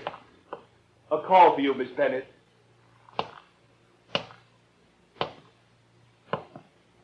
Good listening, huh? Now, see here. You know perfectly well you're not supposed to come back to this desk. This is for employees only. What about eavesdropping? Is that for employees only, too? Why, how dare you Save it, accuse me of- Seymour. The guy in the booth there is a professional wrestler. If he finds out you're listening in, he'll tear your arm off and beat you to death with it. Better let me take over. Here, give me the earphone. Now, wait a Come on, minute, give it to will me. Okay. Now sit there like a good boy, keep the key open, and your trap shut. No surprise. Where are you now, John? In the lobby, in a phone booth. You better come down, Carla. No, John, I'm tired. Will you call me tomorrow? Wait a minute. What do you mean by that crack you made tonight when I was in the ring? Just what I said. I want a nice big slice of that 100,000 you're getting from Manny Faber. Why, you're crazy. What makes you think I'd give you one lousy penny? You will, gladly. You see, John, I know all about those visits you made to the Lyceum Theater. Part of us come back to L.A., hasn't it, darling? Why, you sneaking... Oh, shut up. After the life you led me for 4 years, you big ape, I'm entitled to all I can get. And that'll be plenty. So I advise you to run right back now and tell your friend that I know all about your little scheme. And talk it over good, John. I'll be waiting to hear from you. All right. I'll do just that. And you're sure going to be sorry you stuck your nose into this one, Carla. Real interesting. Are you quite finished now? Yes, and you were a big help, Mr. Pratt. Oh, there he goes, peachy suede coat and all. So long, Seymour. In just a moment, the second act of Philip Marlowe. But first, Horace Heidt and his famous Youth Opportunity Program have joined Charlie McCarthy and Edgar Bergen, Red Skelton, Jack Benny, and the other top-ranking entertainers who make CBS Sunday nights a must. Enjoy these 30 minutes when Horace Heidt takes over on most of these same stations Sunday night this fall. Now, with our star, Gerald Moore, we return to the second act of Philip Marlowe and tonight's story, The Stranglehold. When Peachy Keen slammed out of the phone booth, he was burned to a crisp. He stomped out of the woman's hotel via the back door that opened onto the parking lot. And when I got there, it was already out of sight. I stopped in the shadows to figure out which way he'd gone, but skipped that as the back door opened again. This time it was Carla Bennett. She ran across the lot, hopped into a new green convertible, and got as far as switching on the lights before still another character pranced into the headlight beams like a veteran ham making for upstage center. Miss Bennett! Hey, Miss Bennett, wait, I gotta talk to you. I couldn't tell where the first one came from. I only heard it. It brought the little man up on his toes and arched him like a drawn bow. I saw the flash of the second one. It came from the alley and crumpled it into a pile. A moment later, a more roared, and I ran to where I could see, but a pair of taillights twisting onto the side street. It was all the good it did me. I went back to the body of the little man as Carla Bennett climbed out of her car. She was white from shock, and in the headlights her makeup was garish. It belonged on a clown. The back alley harlequinade was suddenly very grim. He was shot, mister, right in front of me. Who's the little guy, Carla? I don't know. I never saw him before. You know my name? Yeah. We met at the wrestling arena earlier tonight, you remember? Marlowe, private detective. Now, come on, Carla, let's have it. What's his name? I don't know, I tell you. Okay, we better find out fast. Let's take a look at his wallet. No! It's none of my business. I'm getting out of here. Wait a minute. He wanted to talk to you pretty badly, baby. Very likely about $100,000. Huh? If I were you, I'd stick around. You've got awfully big ears, Mr. Marlowe. Yeah, better to hear phone conversations. What? This guy's an actor. He's got an equity card. Name is Seth Cameo. Mean anything? Not to me. Unless... Unless what? Unless he happens to work at the Lyceum Theater? As you said, Carla, Vaudeville's back in town, and that brings up another point you better explain. What's going on out here anyway? I thought I heard shots. You did, Pratt. They came from the alley there. Oh, so it's you again. I might have... That man there on the ground. Good heavens, is he dead? Yeah, he's murdered. Oh, no. Help! Help me! Murder! Help! That jerk. I'm getting out of Not here. alone, you're not. I'm going with you. Listen, Big Ears, I can take care of myself. Will you beat it? That's not the point, sister. I still want to talk to you. Get in. Now go out that way to the street and not too fast. All right. Since you're running things, where are we going? The Lyceum Theater. On the way, you can tell me why your ex-husband Peachy's been hanging around there. I don't know why. Who's the friend he's been seeing? Was it Cameo? I don't know that either. Now, look, for Pete's sake, do I have to draw you a picture? A man was shot down right in front of you. Doesn't that convince you? We're bucking the same opposition, baby, and believe me, this is no time to hold out. Not in this league. I'm not. All right. Well, that stuff you overheard on the phone was pure bluff. I accidentally ran into John a couple of days ago near the stage door of the Lyceum. He acted funny like he was waiting for somebody and very nervous about it. You didn't see who it was? No. I waited until 3 girls and 2 men had come out one after another, but they were cagey. I couldn't tell which one John was waiting for. And then I heard about this slander suit of his, and I figured something was screwy. So you took a swing in the dark tonight and connected, huh? Good and solid. When I told him on the phone to go back to his friend, I knew he'd be just stupid enough to do it, and that's why I came out so fast. I wanted to follow him and find out who else is involved before I got in too far. You're already in too far, baby. You got more nerve than good sense, even for $100,000. You don't believe me? Ask Cameo. There's the theater. Park here. We'll walk over. Look, tell me something, Big Ears. Suppose Seth Cameo did work here. What's it going to prove? All depends on what we find to go with it. He was killed to keep him from upsetting the apple cart. One way he could have done that would be to have proof of what Frank Gaynor said in his broadcast about Peachy. Sure, but fitting a vaudeville actor at the Lyceum into that slot doesn't make sense. No, but... Yeah, there it is. Cameo's placard. We were right. Yeah. Seth Cameo, the one-man all-star cast. See Lionel Barrymore, Betty Davis, Harry Drucker, Humphrey Bogart, James Cagney, and many others. Denise Glenn played in a split-second changes by the world's most versatile one-man cast. Seth Cameo. Sure, he was a mimic. A guy like that would have dialects, lots of them. So maybe Seth Cameo was the boy who slugged me in Gaynor's studio. He was careful to turn out the light first, and he threw that limey jibe at me to toss me off the track. And what's more, he... Uh-oh, we got company. Where? There's a little geezer over there. What are you doing there?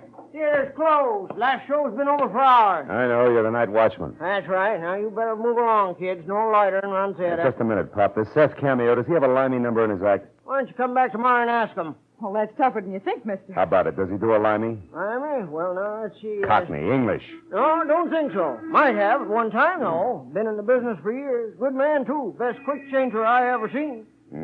Has he got a scrapbook or something in his dressing room, do you know? Well, yeah. boy. Yes, he has. Got a box there with every bill he's ever played on in it. Most actors do.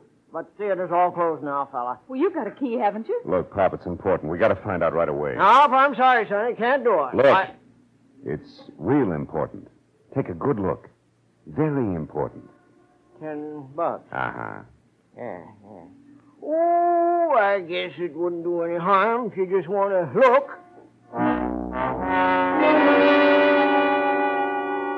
The old man slid the 10 into his pocket like he wouldn't admit it even to himself, and led us in the stage door, down the stairs, and with his flashlight along the dark hallway to Seth Cameo's dressing room.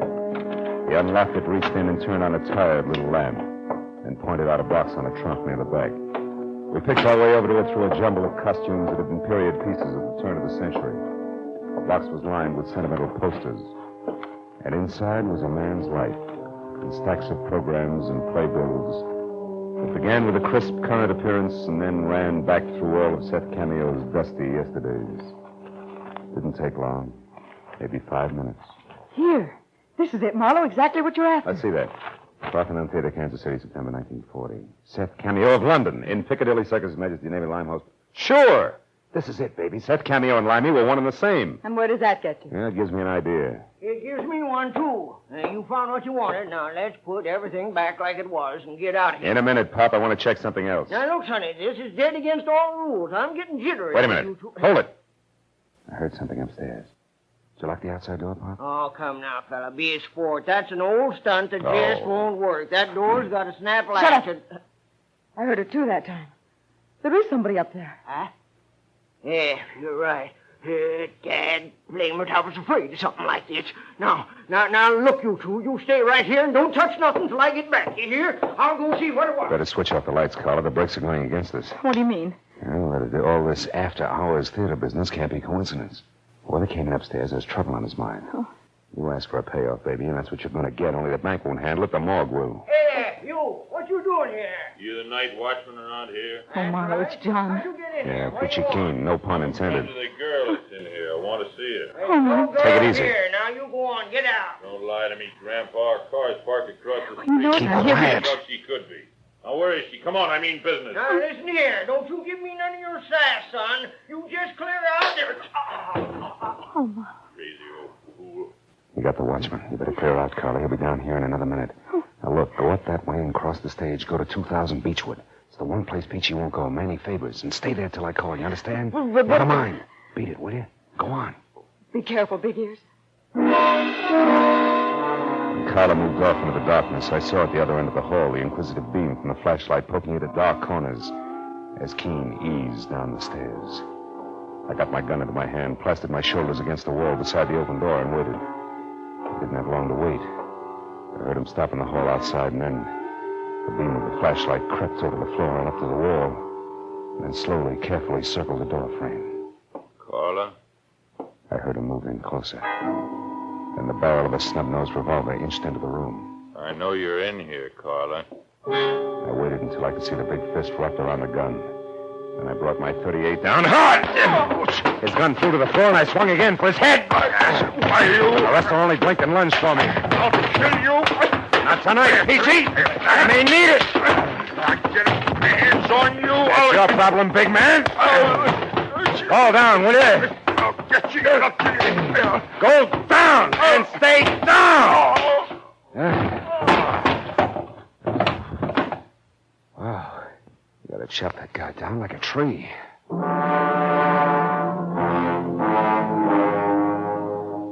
It had been short but vicious. And the one punch he'd landed had shaken me to my shoelaces. The wreckage of costumes, props, and a lifetime of old theater programs was scattered over the room like big moldy snowflakes in the crazy ankle-high glare from the still burning flashlight. As I sagged down onto a trunk to catch my breath, I saw something that brought me right back to my feet again. An illustrated program from the King's Theater in Buffalo that gave me a new slant on the whole mess. It billed Seth Cameo as the man with 1,000 voices, the perfect mimic. And the act that had followed him for a 30-week run was a girl whose face I knew well. I ran out of the theater into the nearest cab stand where I sent one driver to get the police over to the theater, and with another, I headed for Manny Faber's place on Beechwood, and what I was positive would be another murder. When I got to the front door, I knew there was no need to hurry. It was all over. Come on in, Marlowe. I've got news for you. It was Carla with a gun in her hand. And on the floor in the corner, her face tight with pain, was Mrs. Ruth Gaynor, glaring hate up at me like a wounded panther. There she is, Marlowe. I recognized her as soon as I saw her. She's the one Peachy was waiting for outside the Lyceum Theater. They've been working together all this time to frame that slander suit against Faber. Yeah, I know. But I didn't expect to find you like this. What happened? She knew I recognized her and pulled this gun on me. The one she used on Seth Cameo, no doubt, huh? Uh-huh. She was going to use it on me, too. But I was way ahead of her. She's only in love with John Peachy Keene, but I was married to him for 4 years, and you don't live with a professional wrestler that long without picking up a few tricks. They call you the weaker sex. What is it, Ruthie? Your elbow? Is it broken? Let me alone, you two-bit flatfoot. I'll call a doctor and get you fixed up. For one reason only, I don't even like to see a black widow spider suffer.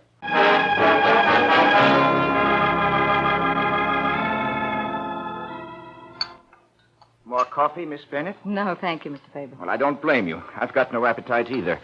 You know, Marlowe, I always liked Ruth, and I thought she liked me. As long as you represented a buck, she did. And I've got to admit that she and the wrestler were clever, though. That stunt almost worked. She was clever. John Keene is 225 pounds of solid jerk. Yeah, it was all her idea. She was in love with Peachy, and when Frank died, she saw a great opportunity. Especially with that mimic being in town. Sure, Seth Cameo is an old friend of hers. She and Peachy wrote a highly slanderous script. She got Cameo to record it on Frank's machine, imitating Frank's delivery. Yes, and I broadcast it and stabbed myself in the back. Exactly. And we'd never found out any of this if a couple of other characters hadn't tried to cut in. First, Cameo, who felt he'd been cheated when he learned the job he'd done was worth $100,000. Ruth had to shoot him to keep him quiet. Second, little Carla here. Hey, Marlowe, please. With me, it was just good, healthy spite. Spite, huh? What's stronger, baby, spite or dough? Well... See what I mean? Good night, Mr. Faber. Good night. Come on, Carla, let's go.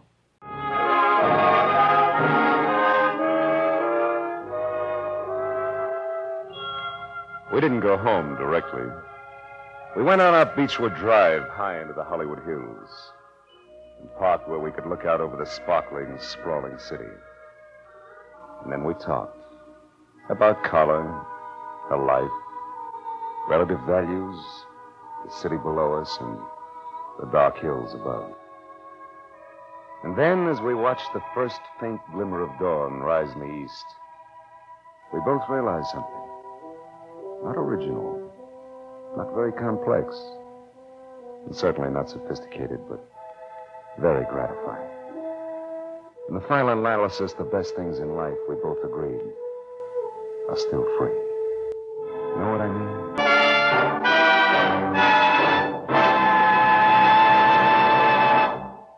The Adventures of Philip Marlowe, bringing you Raymond Chandler's most famous character, star Gerald Moore, and are produced and directed by Norman McDonnell. Script is by Robert Mitchell and Gene Levitt. Featured in the cast were Vivi Janis, Ted Von Eltz, Charlotte Lawrence, Barney Phillips, Tony Barrett, Peter Leeds, and Junius Matthews. The special music is composed and conducted by Richard Orant. Be sure and be with us next week when Philip Marlowe says... I didn't know it, but I was caught in a smokeout that led from a search for a lady in black, past murder at a highway inn, to gunfire in a crumbling warehouse. And all for a girl, already dead in the morgue.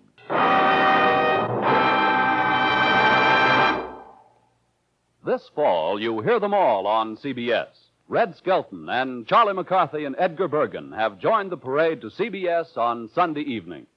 And be sure to hear the Contented Hour with Dinah Shore tomorrow and every Sunday over most of these same CBS stations. This fall, you hear them all on CBS. This is Paul Masterson speaking. Now stay tuned for Gangbusters, which follows immediately over most of these same CBS stations. This is CBS, the Columbia Broadcasting System.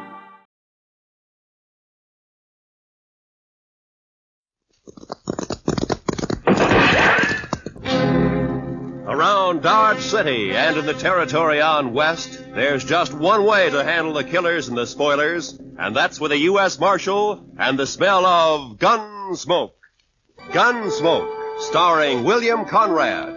The story of the violence that moved west with young America. The story of a man who moved with it. Matt Dillon, United States Marshal.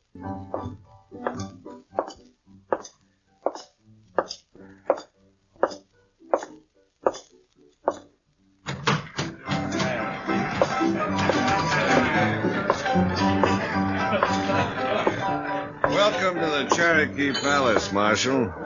I see you received my complaint. I got it, Mingo. Where's Stanley? Where do you think? Upstairs. Brandy? Naturally. She always does mother him when he's in trouble. Be careful, Marshal. He might be dangerous.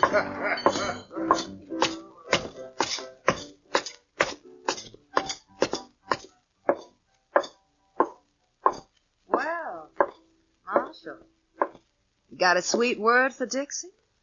Yeah. Move. Oh, it's not very sweet. It was to the point. Say hello to Jim for me, huh?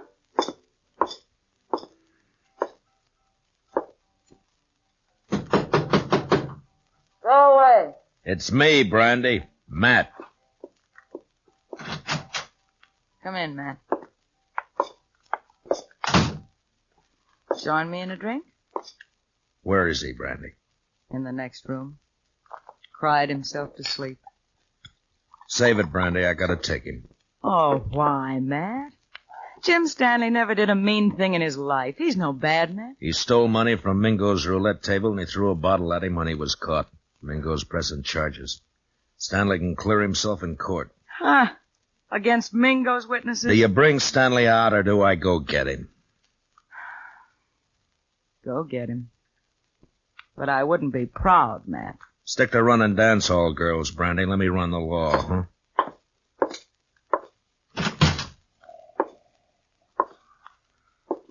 Stanley? Stanley! Oh, it's you, Marshal. I was sleeping. I want you to come with me, Jim. Come with you? Sure, Marshal. You better get up. Come on. Come on. Oh, yeah.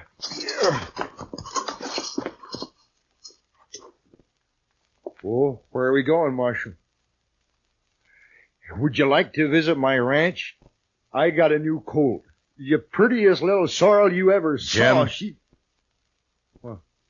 We're going to jail. Jail? Me, Marshal?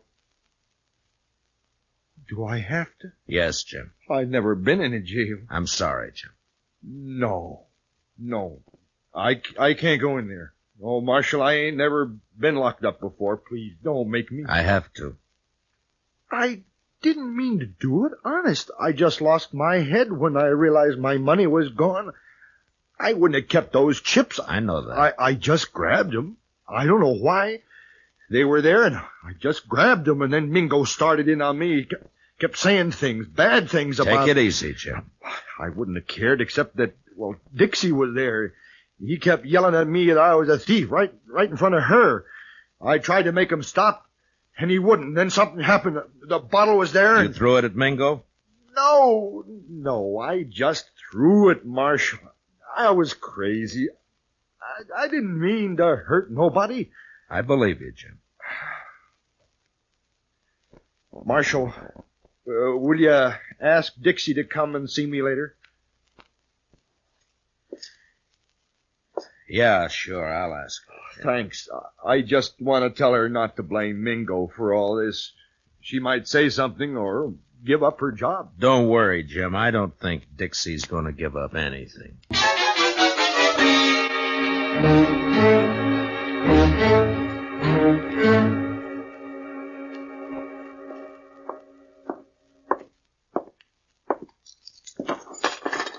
He won't eat his dinner, Mr. Dillon. He just sits there staring. Yeah, poor devil. He won't really be convicted, will he? Well, I hope not, Chester. Mingo's the one who ought to be in jail. Look, Chester, this isn't exactly my idea of justice either. A shady gambler against a simple-minded horse rancher. Hello, Marshal. Goodbye, Chester. Oh, goodbye. I'll run along. You stay put, Chester. Oh, now, Marshal, I want to be alone with you. I sent for you to come and visit Jim Stanley, and you better be nice to him. Well, this fella's a tickled pink if I like him. They say I'm pretty. You're pretty enough. That's better. I knew you liked me. I said you were pretty. I didn't say I liked you. Oh, Now, that's nasty. Would you like to hear what I really think of you? No, don't bother. I get the idea. You're Mingo's girl. When I feel like it. And why do you have to tease a man like Stanley, drive him to drinking and gambling and trouble like he's in now? He's sweet. He thinks I'm beautiful. Yeah. But even men like him wake up. Stick to Mingo.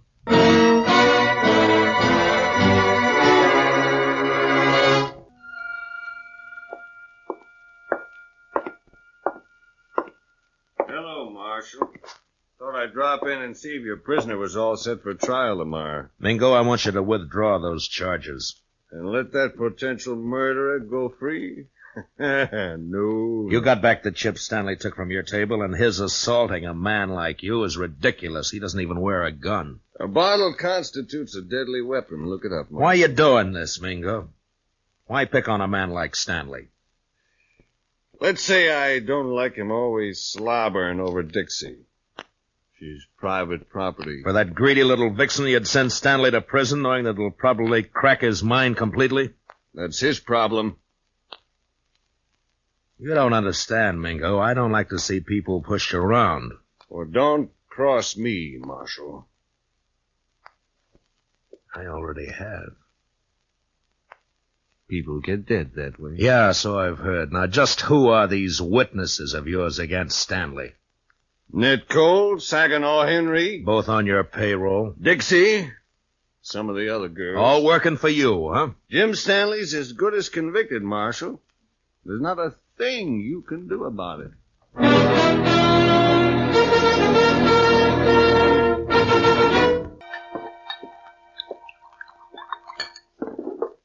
Here, man. Drink this. Thanks, Brandy. You know, all you need to do is stop fighting yourself, Matt. You're mixed up. Yeah, that's sure true, Brandy. You know, it's funny when it's something you can fight with your fists and your guns, it's easy, but how do you fight a deal like this? You gotta clear Jim somehow. Yeah, with those witnesses against him, Jim can't win in court. Technically, he's a criminal. Oh, criminal, my foot. He admits the crimes. The judge will have to sentence him to at least a minimum jail term. We know there are witnesses who can prove he's innocent. Now, a smart man would find a way to make him talk. I've been thinking about it. Well, I'll tell Jim you were asking after him. I think he'd like that. He's Dixie's. I had me a man once, Matt.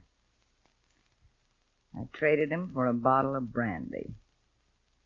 I paid a stiff price for my name. You're not through yet, Brandy. Oh, sure. I play mother to everybody. Take everybody's troubles on my shoulders. Help salve my conscience.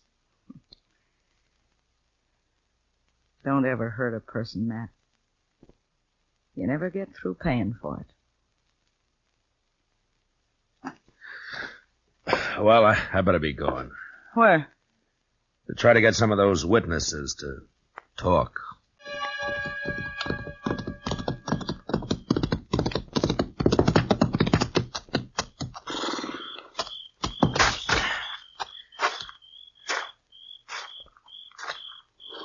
Hello, Saginaw. Huh? Oh, it's you. I've been looking for you. Then you've been looking for trouble. Well, you're beginning to sound like your boss, Mingo. It's late. What do you want? I want to read you something from this book. What book? This law book. Oh, so? First law I see says that anyone giving a drink to an Indian is liable to fine up to $500. I saw you buy an Indian Pete a drink only last week. Pete's a stable boy. He ain't no savage. Law doesn't say savage, says Indian. Pete's an Indian, so technically you broke the law. You can't make Next one says any man that disrobes in a public place is guilty of committing a public nuisance. Carries a fine of $100. Look, what the devil is all this? I saw you breaking a horse down in Harrison's Corral a little while back. You took your shirt off, and that's disrobing in a public place. Technically. You can't get away with this, Dillon. How much you make a month, Saginaw? 50, 75. Uh-huh. Well, the way it looks, I can get you fined on enough of these laws to keep you broke for about 5 years. 5 years? And we can start all over again. You're bluffing. I never even heard of these laws. Well, look for yourself here. If you witnesses are going to send Jim Stanley to jail on a technicality, then a lot of you are going to jail the same way.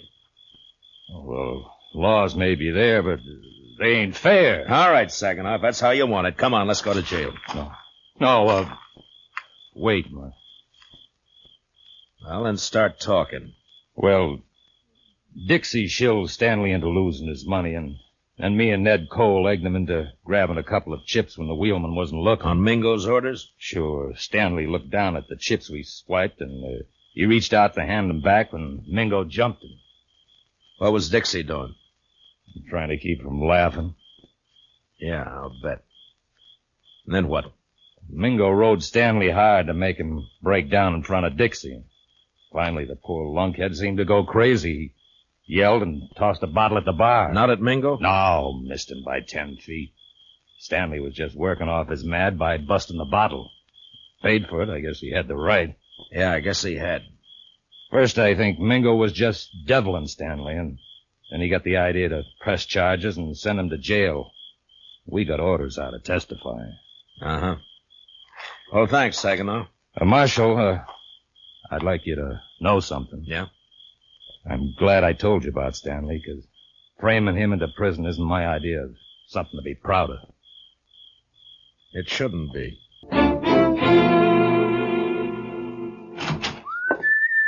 Ah, good evening, Chester.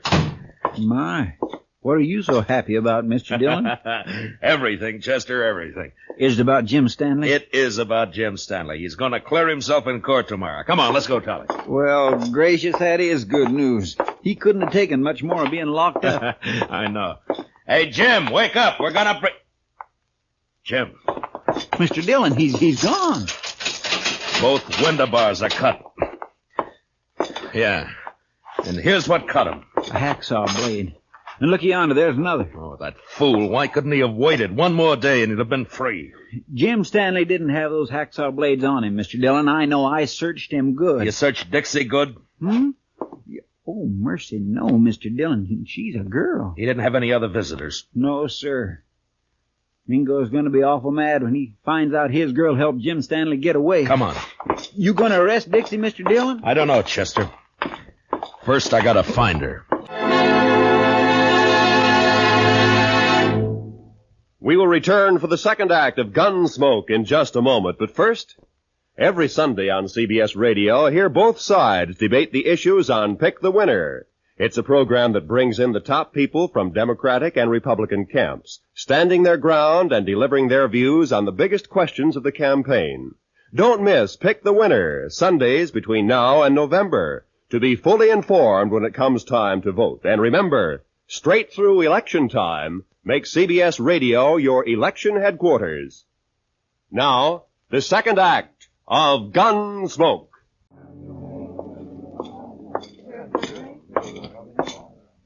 Up kind of late, aren't you, Marshal? Where's Dixie, Mingo? Dixie, she's gone. I don't know where she is. You're lying.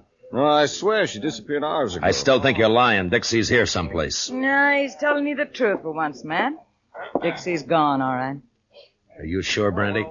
Saw her right out of town. Was Stanley? Yeah, Matt. The two of them. Dixie and Stanley? Dixie passed him some saw blades. He cut his way out. That rotten double-crossing hellcat. She's your girl, Mingo. I'll be the laughingstock of Dart City. Good. I hope they laugh you clear out of Kansas. If it's the last thing I'll do, I'll find her. Both of them. Finding them is my job, Mingo. Go ahead. But you better beat me to them, or you'll be arresting them dead.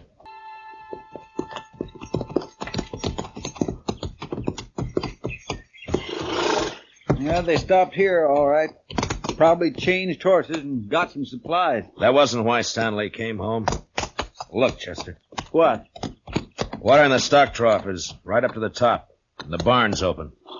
Feed pulled out where the stock can reach it. Even scared to death, Jim thought about his animals first. Mr. Dillon, you think Mingo's trailing Stanley and Dixie, too? Perhaps. It's one good reason why we better catch him quick. Come on.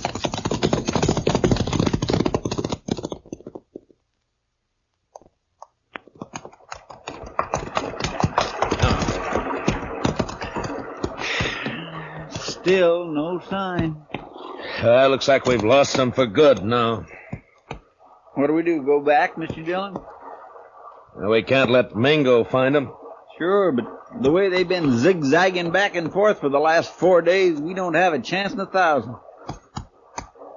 I'm not so sure, Chester. Hmm? You know, there's a certain pattern about the way Stanley and Dixie have been moving. I don't think they're trying to leave this section at all.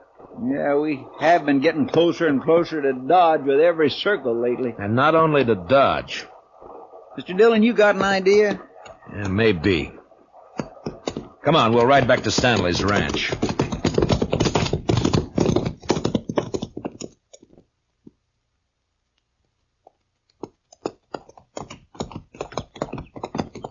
You think they came back here? I will soon find out. But from what we saw here before, I'll bet Stanley's not the kind to stay away from his ranch for very long. What? Hit the dirt, Jim. Behind the trough. Yeah. It's Jim Stanley. There's his horse. Yeah. All right, keep your eyes open. Stanley!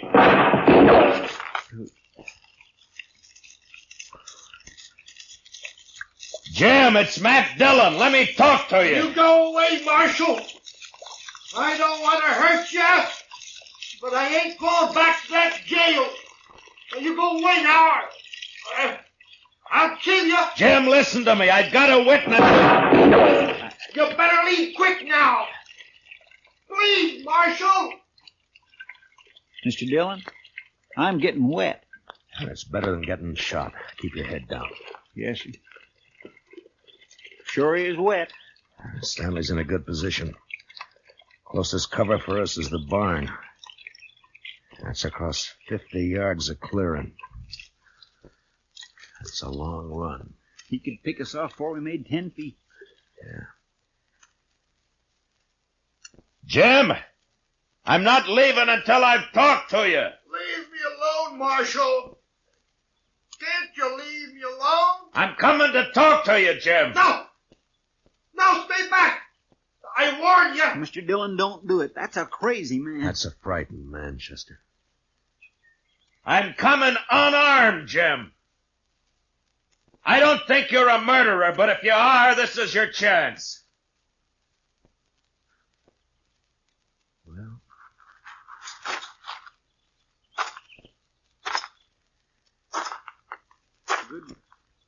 Good luck, Mr. Dillon. Mr. Dillon! Stanley's shot sliced across my side like a branding iron. It was all I could do to ignore my fear and keep going. Somehow I reached the ranch house alive. And I opened the door.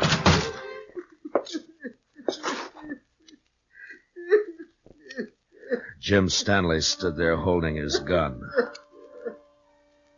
And crying.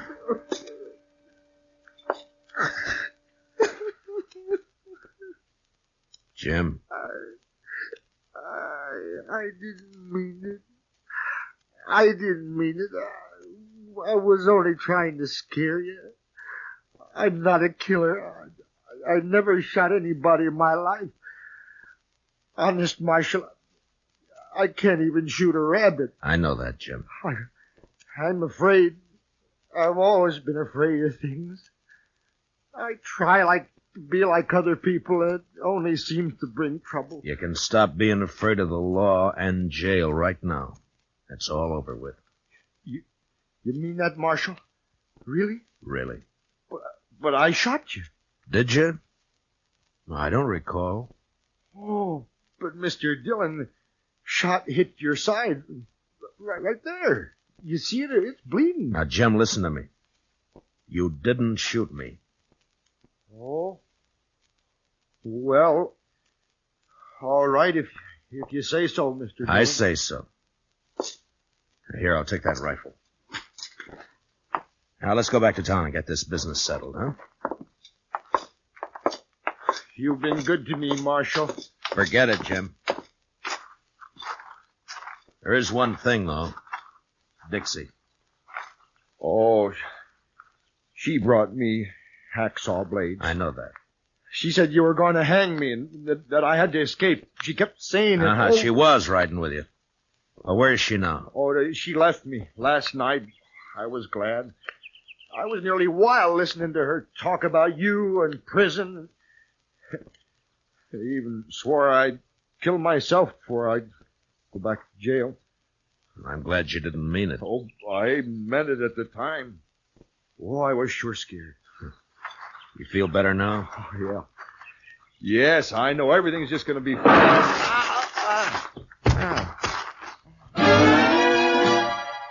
The rifle slug splashed the side of Jim's face with red, and he crumpled into the dirt. From the water trough, Chester opened up and drew the fire of whoever was hiding in the hayloft of the barn. I could see a gun barrel poking out from the side of the hayloft. I picked up Stanley's rifle.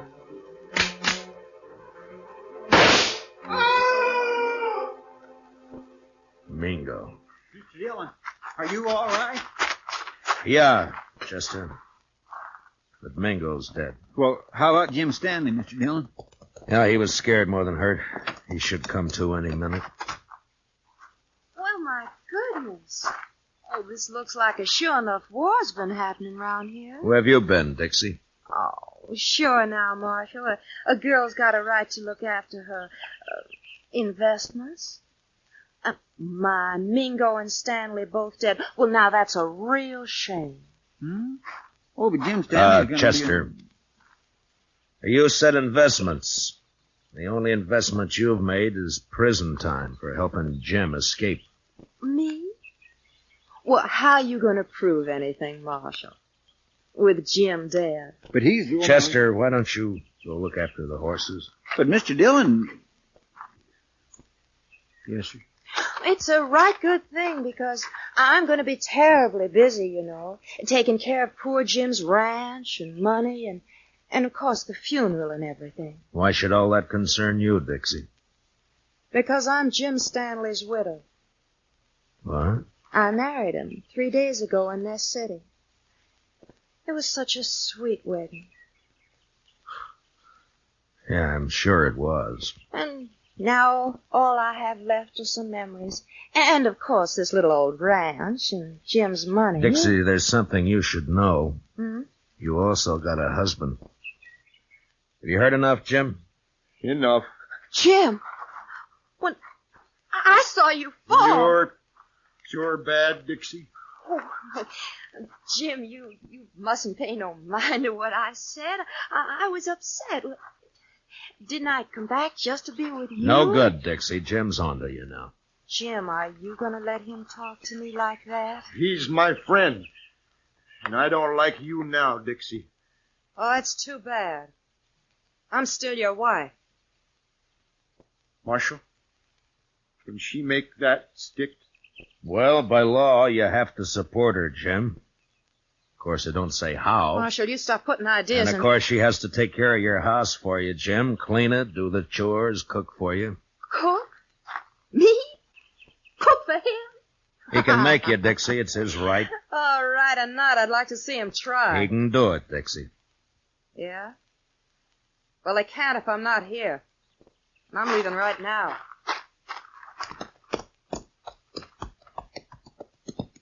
You want to ride into town with us, Jim? No. I think I'd rather stay here for a while, Marshal. If it's all right. Yeah, sure. I'll fix it. But in a few days, when you feel like it, come in and see me, and we'll help you get that divorce taken care of. Divorce? On grounds of desertion. She just deserted you, remember? Chester and I are your witnesses. Oh. Well, thanks, Marshal. I sure do thank you. So long, Jim. Goodbye, Marshal. Bye. Come on, Chester, let's go. He's had it too rough out here on the frontier, hasn't he, Mr. Dillon? Jim Stanley, I mean. It's addled him, sort of. Yeah, I guess that's it, Chester. Men like him need looking after. Yeah, we got all kinds out here, Chester. Come on, let's get back to town.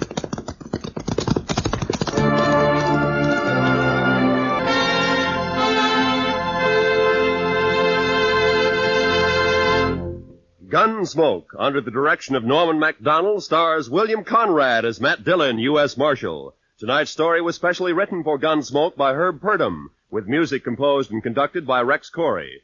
Featured in the cast were John Daner and Michael Ann Barrett, with Paul Dubov, Vivi Janis, and Bill Lally. Parley Bear is Chester. Join us again next week as Matt Dillon, U.S. Marshal, fights to bring law and order out of the wild violence of the West in Gunsmoke. Tomorrow's speakers on Pick the Winner, representing both the major parties, will be Harold Stassen, Republican, and George Ball, Democrat. Listen for this important program, Pick the Winner, tomorrow and every Sunday from now to November. This is Roy Rowan speaking, and this is the CBS Radio Network. That last one was from arguably the greatest Western radio show of them all, Gunsmoke, starring William Conrad as Marshal Matt Dillon. It ran from 52 to 61. The next show for you is one of the most popular in history, The Shadow.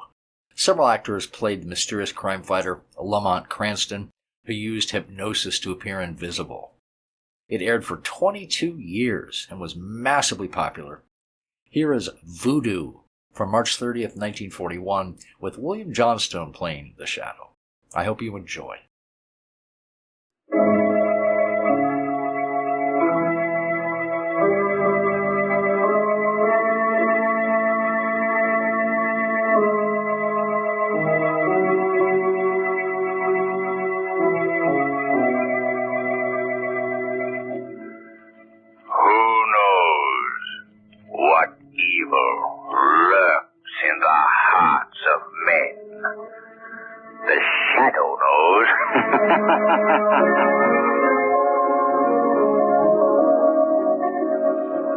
Adventures of the Shadow are on the air, brought to you each week by the Blue Coal Dealers of America. These dramatizations are designed to demonstrate forcibly to old and young alike that crime does not pay. Before the Shadow begins today's adventure, I want to ask you a very important question. Have you enough coal left in your bin to round out the heating season? April is often a colder month than you'd ever realize. So if your bin is getting low, play safe. Take my tip and try a ton of blue coal. It will give you a steady flow of clean, radiant, healthful warmth that will enable you to wind up this winter season comfortably and economically as well. Phone your neighborhood blue coal dealer tomorrow, won't you?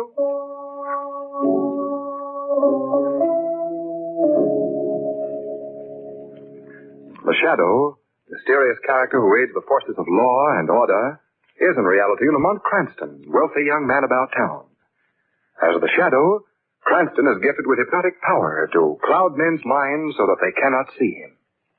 Cranston's friend and companion, the lovely Margot Lane, is the only person who knows to whom the voice of the invisible Shadow belongs. Today's drama, Voodoo.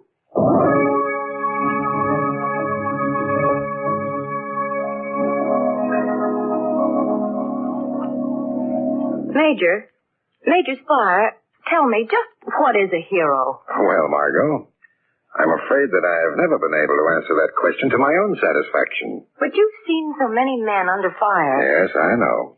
But the men I've seen under fire have been fighting for something they believed in. Now, I don't think you can call that heroism. No? No. To fight for what you know to be true and to your best interest is just good, plain, common horse sense.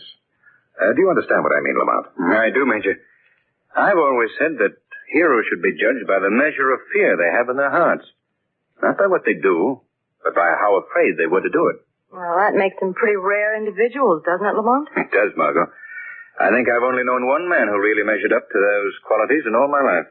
Who is that, Lamont? Sebastian. Remember him? Yes. Yes, I do. Don't you think he was a real hero?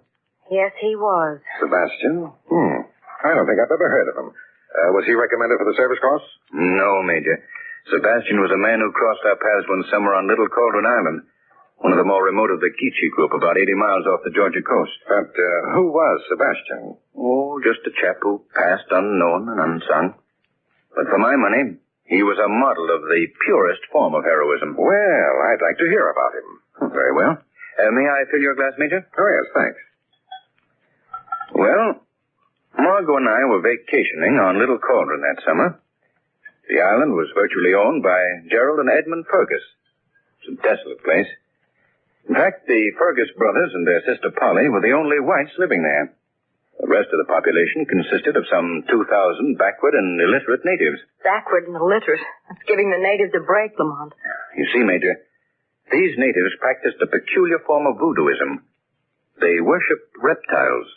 Worshipped reptiles?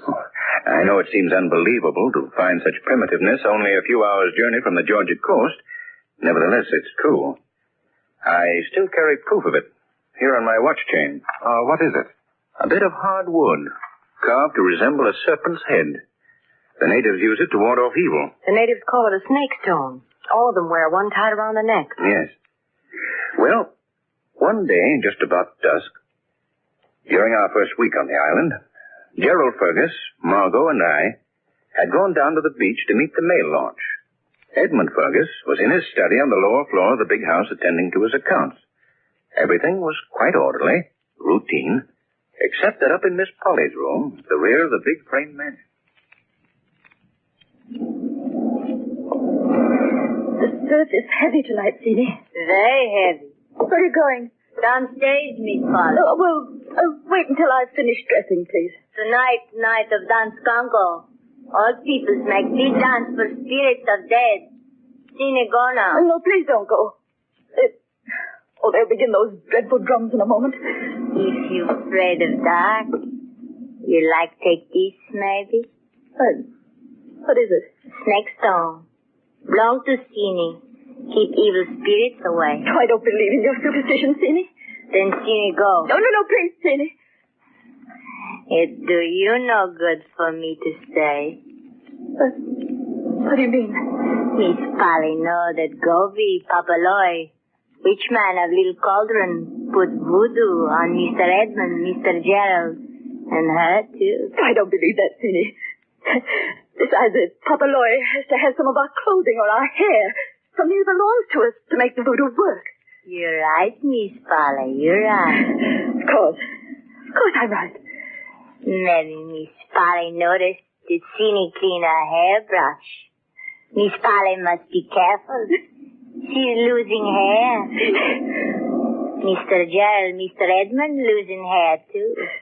All Fergus leave hair and brushes. But Cine take care of you. She take care of you. Cine! She did it. She gave the callings to the witch man because she hates us. All of them do. They don't want us here. I must get dressed and tell Edmund all about it. He'll fix her. He'll have her arrested. He'll put an end to all this. What was that? It was outside that window.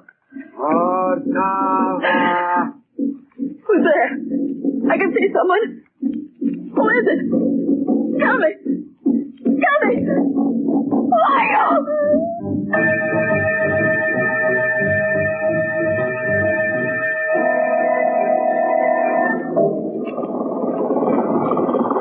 The mail launch is coming in now, Lamont.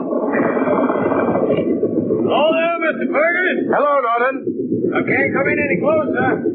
Ain't got any mail anyways, but I thought you might be interested to know we found the car. Oh, good. Can you identify it? No, not yet. Been sent to headquarters to make it. They're tracing it. I see. Well, good luck. So long. What was that all about, Gerald? Why, there was a murder committed on the mainland about a week ago. Oh? The officials believe that the killer is hiding somewhere on one of the islands. Have they any idea who he is? Yes, more or less. They suspect a man named Sebastian. He's a white who's loafed among these islands for years, living with the natives and existing as a shiftless beachcomber. Well, has he turned up around here? Not yet. They'll have a time finding him, even if he does. Why is that? The natives like him. They'll shield him from the authorities if they can. Hey, I imagine dinner's ready. Shall we go in the house? Oh, I was waiting for you to mention food, Gerald. Frankly, I'm starved. Oh, my, well, then we'll have to do something about that right away. Go in ahead, Margot. All right, Come on. thanks. Well, yeah. Where have you people been? We went down for the mail, Edmund. Yes, how's the food situation, Ed? It's all ready as soon as Polly comes down. And how about a drink? Ah, now there's a brother for you. What'll it be, Margot? Nothing from me, thanks. I'll go up and see if I can hurry Polly along. You, Lamont? No, thanks. Well, I'll have something, Edmund. Right-o. Let's sit down, shall we? Sure, thanks. Oh, by the way, Edmund, the men on the launch told me they'd found the murderer's gun. Really? Did it lead to anything? Not yet, but Norton did say that... That was Margot. What's wrong? We better go up and see. Lamont, Gerald! Come back! What is it, Margot? It's Polly. Miss Polly. She's dead.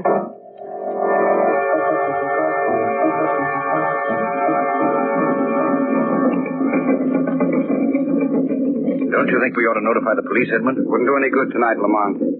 The mainland is 80 miles away. But, Edmund, something horrible happened to your sister. She died of fright, I know. I've seen such cases before. The same contorted, twisted face. I'm aware of that, Lamont. Then whatever or whoever it was is still at large. Perhaps planning even now to carry on his work. Quite possibly. Well, then why don't you let Lamont go to the mainland and get the police? Because we're confronted with an even greater danger, a more immediate peril that we must all face together. What do you mean? Those drums. Part of a native ceremony. What do they have to do with your sister's death? A great deal. The natives have always hated our entire family. They believe that they have succeeded in putting a voodoo curse on us. You mean because of your sister's death? Yes. When they hear of it, which they probably have already from our servant, Sini, they will come here to the house, all of them. Why? Why? To demand my sister's corpse. Why, that's fantastic. I know.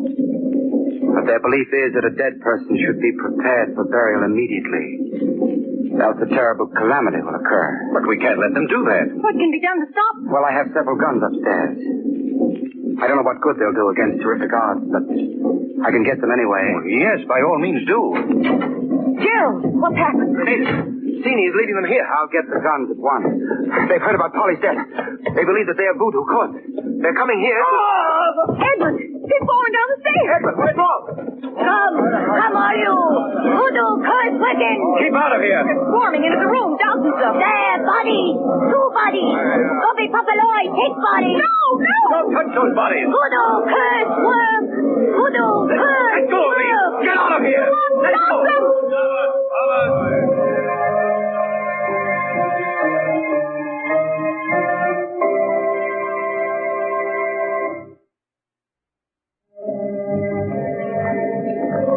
Well, it's almost morning. There's been no let-up in that infernal chanting. Gerald, what will they do with the bodies when daylight comes? Lay them out in a clearing on a bier of twigs and leaves. They'll be kept that way until nightfall. Then they'll lower them into graves. Oh. Do you think we should wake Lamont? No, let him sleep. He must be exhausted. Gerald, this voodooism, how does it work? Why, it's supposed to be a psychological thing, Margot. The victim presumably works the curse out on himself by dreading it. This brings on his undoing. But how does a person know when he's been selected as a victim? Well, there are many ways, Margot. I have one of them here in my pocket. It consists of 3 tiny dolls. Dolls? Yes. They're presumably the images of Polly, Edmund, and me. I found them in Sini's room. The replicas of my brother and sister are both stuck with pins. Why is that? Well, it's one of the methods used by the natives to cause death. But the image of you was untouched. Yes, fortunately. Here, I'll show them to you. You see? This is Polly. This is Edmund. This is... Why, my image now has pins in it, too. Yes. Yes, they all have. I don't understand. How did it happen? Gerald, you're not going to believe in this thing, too, are you? Margot, there's something I think you should know. Yes, Gerald. You said there's something you think I should know. Gerald? Oh, poor boy, he's fallen asleep, too, I guess. Gerald? Gerald! Margot. Gerald! What is it? What did you call out? Lamont, it's Gerald. Something's happened to him. What? Gerald? Come on, old boy. Gerald! Lamont, is he dead? I'm afraid so, Margot. Who are you? What are you doing here? I'm called Sebastian. The killer. The missing killer. Tell me quickly. Who are the natives holding funeral rites for? Edmund Fergus and his sister Polly. They died earlier this evening. I see. It's almost dawn. Why have you come here? You, an escaped murderer? Listen, I don't know what you heard about me. But I didn't kill that man on the mainland. You've been suspected of the crime? Edmund Fergus put the police on my trail. He did this because he himself was the murderer. How can you say that? I saw him do it. He knows that I saw him. That's why he accused me. Edmund is a dangerous man. He's mad, I tell you. Mad. Edmund Fergus is dead, you know that. You know that your accusations can never be challenged. Edmund Fergus is not dead. What are you saying? I came here to warn you to take a boat to the mainland at once. What is he talking about? I can't stay here any longer. It isn't safe. Wait, you're not going. I won't let you go. Take your hands off me. You're wanted by the police, and I shall see that they get you. Don't be a fool. Let me go. Lamont, look, coming over the hill. The natives, hundreds of them. I warned you. This would happen. There seems to be a white man leading them, edging them on. It's Fergus. Edmund Fergus. He's right, Lamont. It is Edmund. He's alive. Yes, I see him now. Oh! Quiet. He's shouting something to them. Follow me!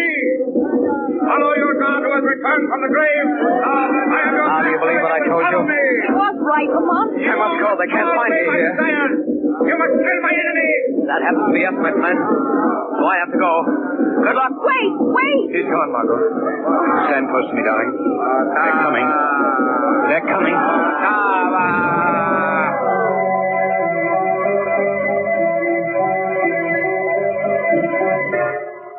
I shall be all powerful. Lamont, what's going on downstairs? Can you hear what Edmund's saying? Just snatches of it. He seems to be bragging about his great powers to the natives.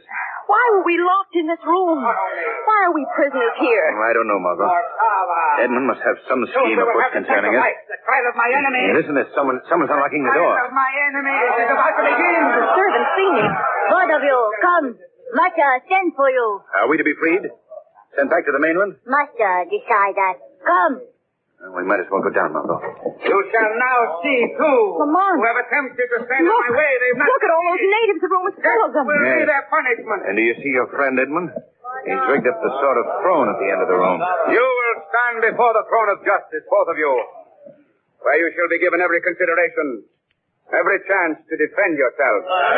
Defend ourselves? Defend ourselves against what? What have we done? You have broken the laws of the island. He's mad, Lamont, mad. Yes, but not so mad that he didn't know what he was doing when he murdered his own sister and brother. What are you saying? You know that's true, Edmund. You had Polly done away with, and you yourself gave Gerald a slow poison in his drink. That's blasphemy. You killed him to satisfy your insane craving for power. You wish the natives to believe in your supernatural resurrection. Enough. I've heard enough. You killed your brother and sister to save your own neck. Deny that if you can. Take them away. Take them away, both of them. Obey when your God speaks to you. Take them to the ceremonial ground. Place them under guard in one of the huts. Tomorrow at dawn, they shall die.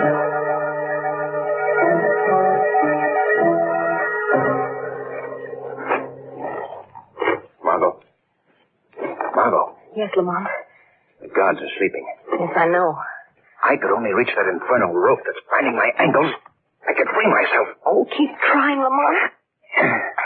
Must be nearly dawn. They'll be coming for us soon. We must get free. What's that? Door's opening. Someone's coming into the hut. Who's there? Quiet. It's Sebastian. I've come to help you. Sebastian? How did you get here without their seeing you? Never mind that. Time is too precious to waste on talk. Have the natives awakened yet? No, but they will soon. I have a knife here. I'll cut your ties. Lie quietly, don't move. All right. What are our chances for escape? Not good. Are there any boats nearby? They're all being watched. There you are. Thanks. Now, the young lady, I've cut her bonds, too. No, wait. I've just thought of something. Something that has one chance in 1,000 of working, but we must gamble that it will. What? What is it, Lamont? You must remain tied up, Margot. Lamont, Please trust me, Margot. Sebastian, are you willing to trust me, too? To do whatever I say, if it means our getting out of here safely? Certainly. Good. Here. I want you to wear my coat. Here, take it. Give me yours. All right. You must remain here in my place, Sebastian. I shall tie you with the ropes that once bound me. I'm willing. I must tie you quickly, then. Where are you going, Lamont? To try to bring freedom to all of us. There. That'll have to do. Good luck. Thanks. Trust me, both of you. I wonder if he'll come back. Oh, I'm sure he will.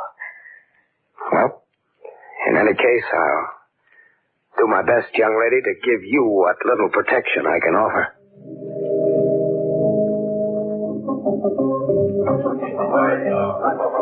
Oh, listen to them. Their frenzied cries. Courage, young lady, courage. Where is Lamont? Why doesn't he come? There's still time. Have faith. Bring them here. Bring them to the stake. Master orders. Obey him. Let go of me. Come. No, you can't do this. Edmund, listen to me. These savages obey your command. Make them stop in heaven's name before it's too late. Gobi Papaloi. You call, Master. Gobi Papaloi will prepare the victim for the sacrifice. Gobi Papaloi, obey. Take your hands off me, all of you. Useless to struggle now. Are you giving up to that? No, I'm waiting for the proper time to strike. What are they doing with me? Where are they taking me? We're in a large clearing, surrounded by the natives. In the center of the clearing, Gobi Papaloi, the witchman, waits us. In his hand, he holds the sacrificial knife. No, they plan to murder us in cold blood. It's the ritual. Ritual? How dare a tribe of holy snakestone-wearing savages even use that sacred Gazelle, first! Where's the heart? Why doesn't he come? Prepare herself to die. Very well.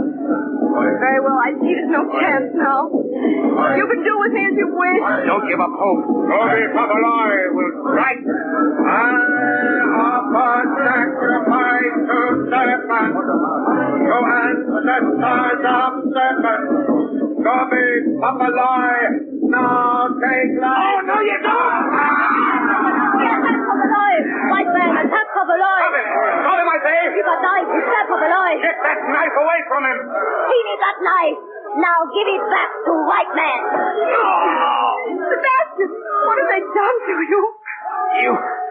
You must carry on along with... Oh, Sebastian! Keep Papaloi. Finish him. Now, finish you too. But it's finished. You shall continue the sacrifice. Kill her! Kill her! Give me your man! Something holds Ginny arm. She cannot strike with knife. I am preventing you from striking your helpless victim, Sini. Oh, you. I see no one. You shall find out soon enough. Voodoo. That voodoo magic. Strike, Sini! Continue the sacrifice. Why do you stand there like that? Because I have willed her to do so. Who speaks? Where did that voice come from? You might know me, Edmund Fergus, as the Shadow. Shadow! So you've heard of me. Then you must know why I'm here, Edmund. I've come to put an end to your reign of terror and murder. How dare you defy me? Observe this, all of you. I have willed it that this girl's life be spared. Now watch as the knife is taken from Sini's hands by an unseen power. There, you see? You see her drop the knife? Pay no attention to him. He's resorted to trickery, cheap trickery. You can answer that, Sini. Did you feel the pressure of my hand upon your arm? Did I make you drop that knife? Yes. Is that voodoo? Powerful voodoo magic. Wait, all of you. Don't be swayed by an unseen voice. I am your master. I am your god. You must obey me. That is a lie. He is not a god. He is a mortal being who tricked you into believing that he had returned from the dead. Let me tell you this. Edmund Fergus never died. He had no resurrection. Don't listen to him. Continue the ceremony. I command you. You command, Edmund Fergus, but none obeys. They stand silently. You are rapidly losing your hold on these people. I must obey. You hear? I must. Look, all of you. Observe the behavior of your god. See how frightened he acts. He's afraid of you. He's afraid of what you'll do to him. No. If he were a god, why didn't he prevent the death of your witchman, Gobi Papaloi? Why doesn't he stop me now from telling you these things? Wait, don't listen to him. There is blood on his hands, much blood. The blood of your people and his. Keep away from me. Stand back, all of you. Margot, run quickly to the beach. Yes. Don't come any nearer. You're powerless now, Edward Fergus. These people have marked you out. Keep away!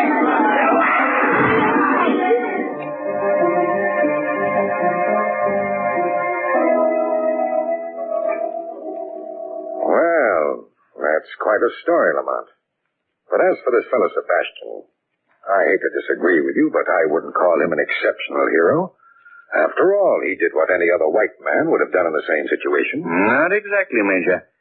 You see, when the natives prepared to burn the remains of Sebastian, tied around his neck, they found a snake stone. You mean he believed in voodoo? Completely. He was a member of the cult, Major. Then he must have believed that in killing the witch man, he was dooming himself to eternal damnation. I'm sure that he did. Yet he killed him anyway. I wonder how he ever brought himself to do it. A hero, Major, must be measured by the amount of fear he has in his heart.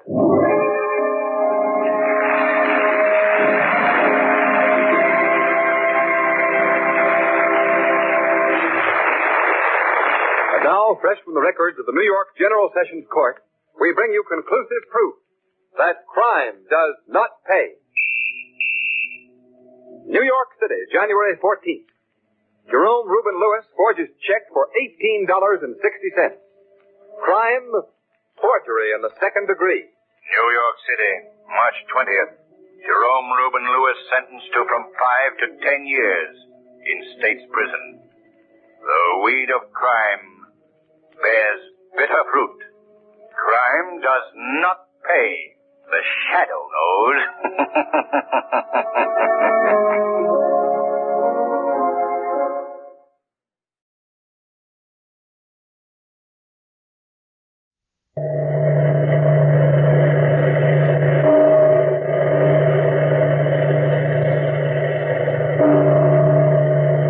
Out of the past, phantoms of a world gone by, speak again the immortal tale, Mad Monkton.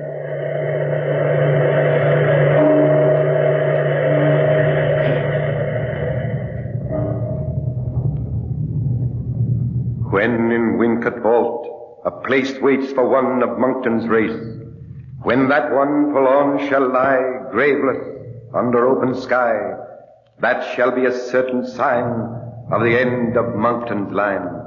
From mortal ken, from light of day, Monkton's race shall pass away.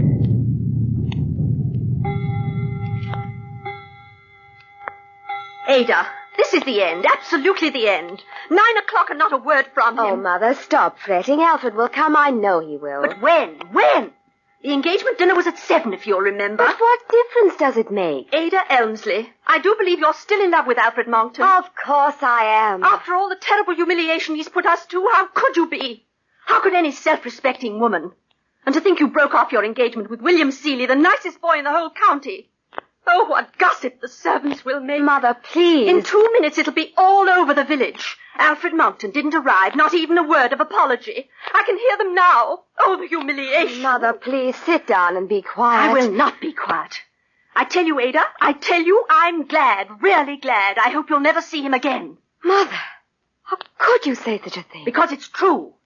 You know as well as I do there's something very strange going on in Wincott Abbey. Something nobody understands. You've been listening to village gossip again. I've been using my own good eyes and ears.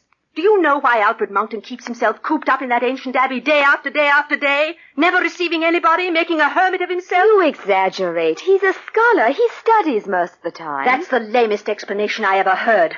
How you could ever be in love with such an eccentric man is beyond me. And to have him deliberately...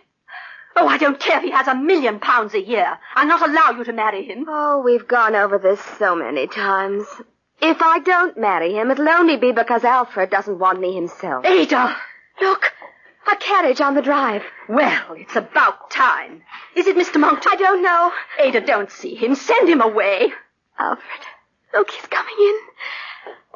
Alfred! Ada, come back. For my sake, don't see him. Alfred, you did come. Oh, I knew you would. Forgive me, Ada. Something has happened. I can't tell you what. I've got to go away. Oh, Alfred, no. Maybe that I'll come back.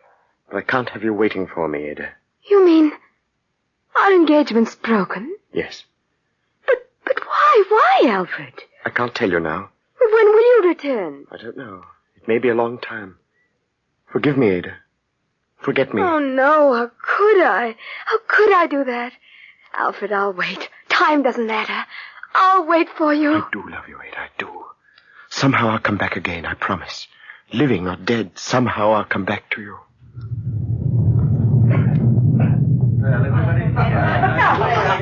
Well, William Seeley.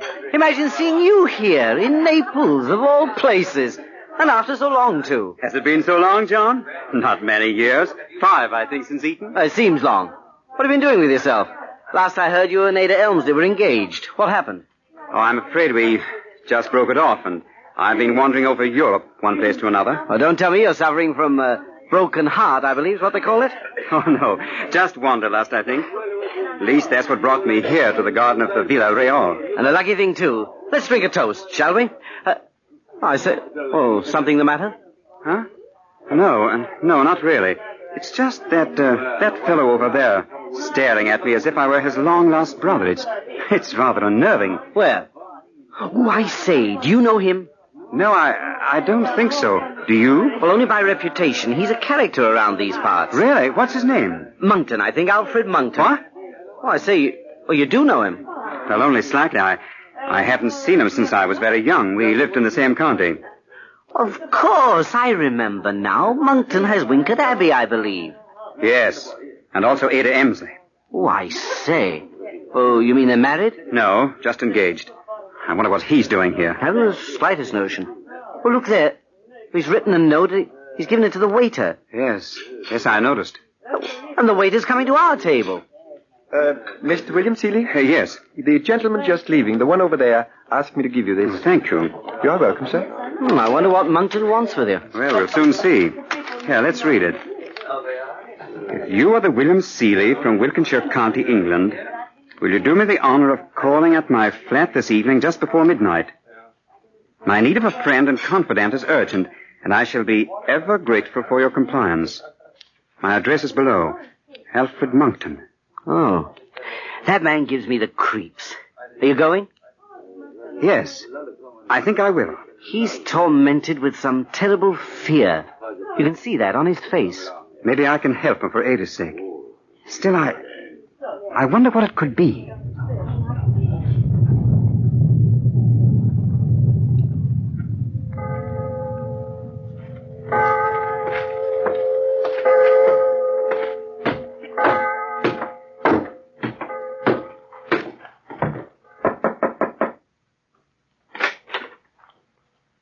You are the William Seeley from Wiltshire. I knew it. Come in. I had no idea you had left England, Monkton. 3 months ago. Well, thank you a million times for coming tonight. What's the matter? Are you ill? No. Please sit down. Will you have some wine? Oh, I'm sorry. I forget. I have no wine here. Wait a moment. Do you mind sitting in strong light? Why, no, not at all. It's easier for me to talk in strong light.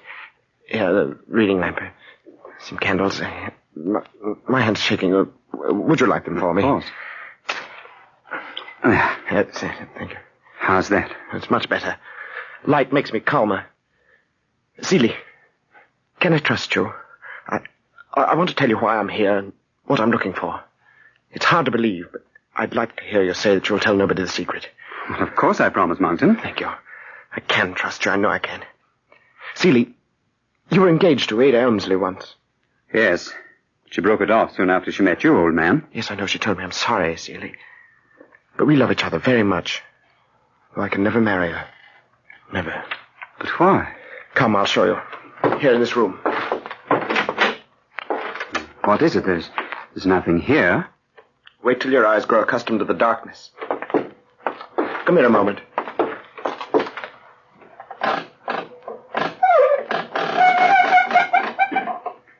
Look. Long box. Why, Monkton, it's an empty coffin. I take it with me wherever I go. Every moment of my life is built around this casket, Seeley. Because I'm searching for the body of a dead man. Whose body? Stephen Monkton, my uncle. The coffin's for him. Come. Let's go back to the light. Sit down. Sit down and I'll tell you all about it. Are you sure you want to? More than anything in the world. I can't live with this thing much longer. I'm a haunted man. Haunted by fears and a curse. Listen. One evening last February, I was standing alone in one of the deserted rooms of the western turret at Wincott Abbey, looking at the sunset. Suddenly, I felt a sensation stealing over me. I could feel my very soul creeping out of my body. And yet I wasn't unconscious. For a long time, I stood there by the window, and then I began to see the form take shape. It seemed to creep from the shadows, advancing slowly, faintly luminous, until it stood beside me. What was it? The apparition of Stephen Monkton, his ghost. That was how I knew he was dead. Did you have a strong regard for him? Oh, not at all. I should have been ashamed to feel any at all. He disgraced us wherever he went. Oh. Did you see him frequently? Only 3 times in my whole life. Then why are you so concerned? You'll know in a moment. From an article in a French newspaper, I found out how he died. My uncle fought a fatal duel with the Count Saint-Lô, somewhere outside the Neapolitan states. The place of the duel was kept secret. Only the seconds knew where it was fought. Now, they too are dead. But this I know. Wherever it was, Stephen Monkton was left unburied on the ground where he fell. I must find the place where he lies, Celia. I must. I don't understand, Monkton. Why is it so important to you? Oh, forgive me. I'm sorry. I tell the story so badly. Listen, did you never hear of the curious old prophecy about our family that's still preserved among the traditions of Wincott Abbey? Yes, I believe I did, but it's a long time ago. Well, it's been passed along from a remote time, and I myself found the verses of the prophecy. That's why I secluded myself, looking for it. Where did you find it? On a blank leaf of an Abbey manuscript. The verses say, "When in Wincott vault a place waits for one of Monkton's race, when that one forlorn shall lie graveless under open sky, that shall be a certain sign of the end of Monkton's line. From mortal ken, from light of day, Monkton's race shall pass away." You see the terrible thing it says. What does it say exactly? It says that the last of the Monktons will die when one of us lies unburied. I am the last Monkton, and every member of the family lies in the vault of Wincott Abbey, except one. The prophecy dooms me to death, even if I find him. Now you know the story, and why I can never marry Ada. But I love her with all my heart, and I shall go back to her someday, dead or alive. Are you afraid of dying because of this superstition? No, not of dying, Celia. I'm afraid of living, of being tormented if I do live. If I set out tomorrow to look for my uncle's body, where do I go first? Where? Oh, Celia, what am I to do? You know how to help me. This misery has made me unable to help myself. I'll help you, Monkton, whatever way I can. It seems to me... Yes?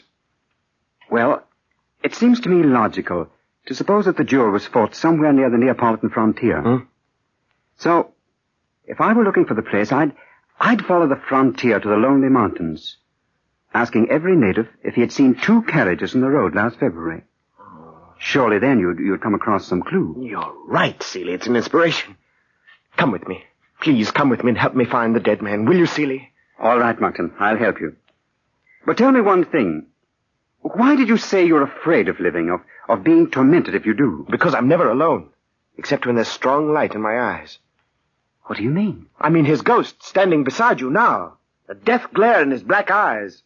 For ever since the day he was murdered, waking or sleeping, day and night, Stephen Monkton's ghost is with me wherever I go, screaming for me to bury the unburied dead. Bury the unburied dead, Alfred Monkton. Bury the unburied dead.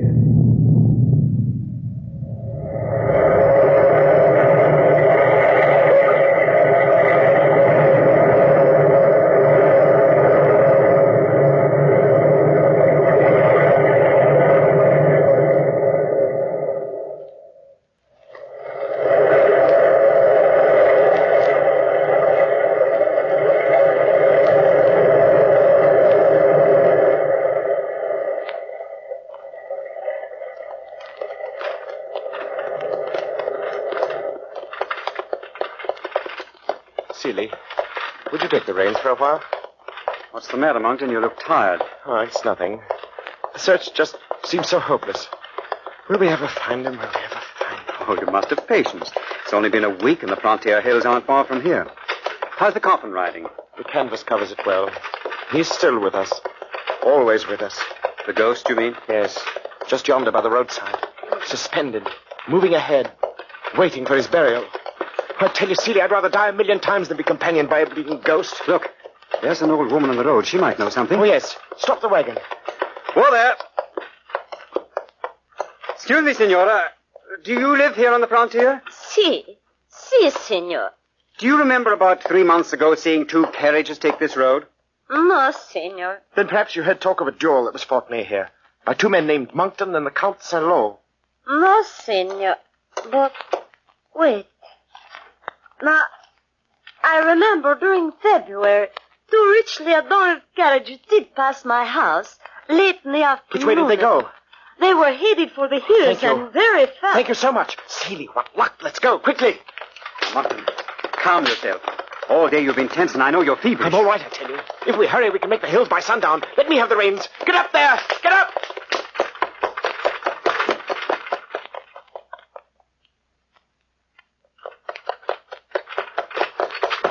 Monkton, don't drive so fast. You'll kill the horses. Look, we're in the foothills. Surely this is the place. This must be the place. I know, but it's growing dark and the road's treacherous. Hold on there, Monkton. Look, what's that on the road? The man with the lantern. He's motioning for us to stop. Whoa! Whoa! Signori, you take this road at your own risk. Who are you? A sentinel from the village of San Bastia. What's the matter with the road? A cave-in? Oh, nothing so simple, signori. The road passes an ancient monastery fallen into ruins. It is my duty to warn you that the road surrounding it is haunted. Haunted by what? By a witch that scream in the night. The people here will not go near the wood.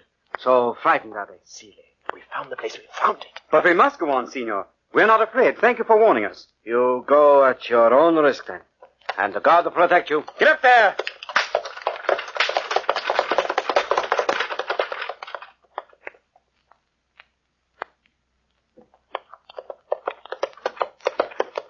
Look, Monkton. There in the moonlight. The ruins of the monastery. Oh, there. Oh, this is the place, Celie. I know it is.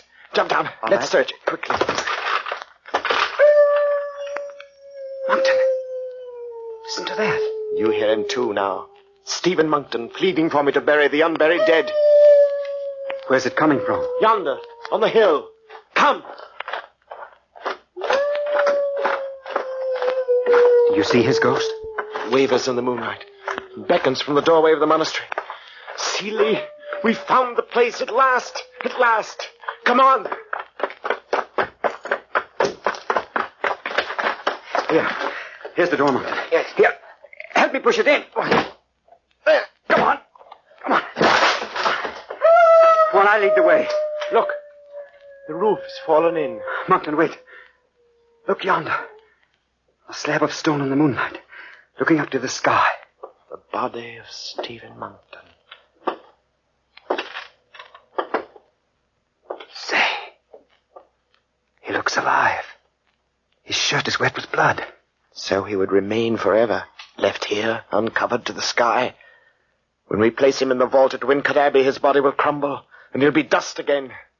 Come. It's a long way to England. Let us fetch the coffin.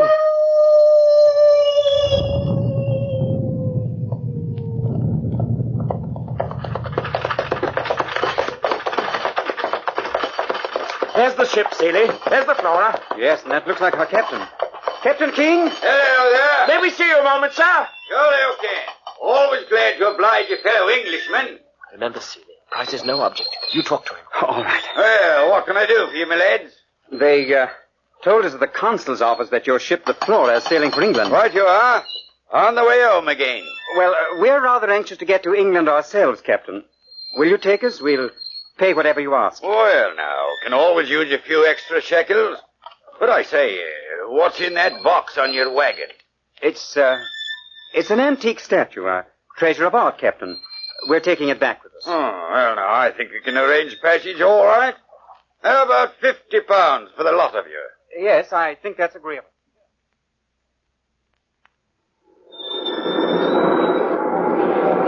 Fine breeze in the sails tonight, Captain. Right you are, Mr. Seeley.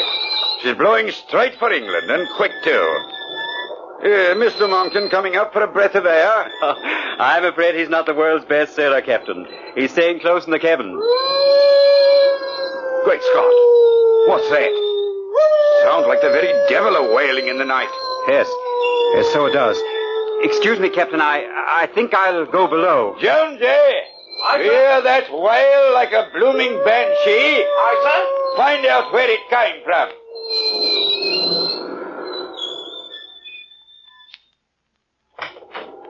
Monkton, your ghost is haunting the ship. I know, Seeley. I heard him too. But what do we do? They'll find out there's a dead man in the casket. Those sailors are dangerously superstitious. But what can I do? He screams to be buried in Wincott Abbey, Seeley, and he'll haunt me till I lay his body there. Oh, but I never thought this way. Mr. Monkton, open the door. Seeley, that's the captain. Come in, Captain. There's something wrong among the men. They're silent and afraid. One of the Maltese boys is saying there's a dead body in that packing case there. Is he right? No, Captain. It's only a harmless marble statue. Well, I wish one of you'd contradict the boy, then. The men are a parcel of fools who believe in ghosts. There might be trouble if this keeps up. We'll speak to the men, Captain. Fine. But do it soon. Because another hour will see you through Gibraltar Strait and in the open sea. Good night. Good night, sir. Seeley, did you hear that? The open sea?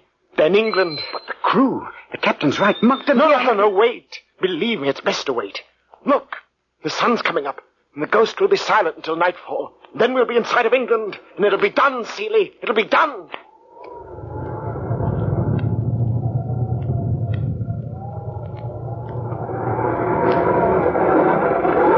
Captain King, how much farther to England?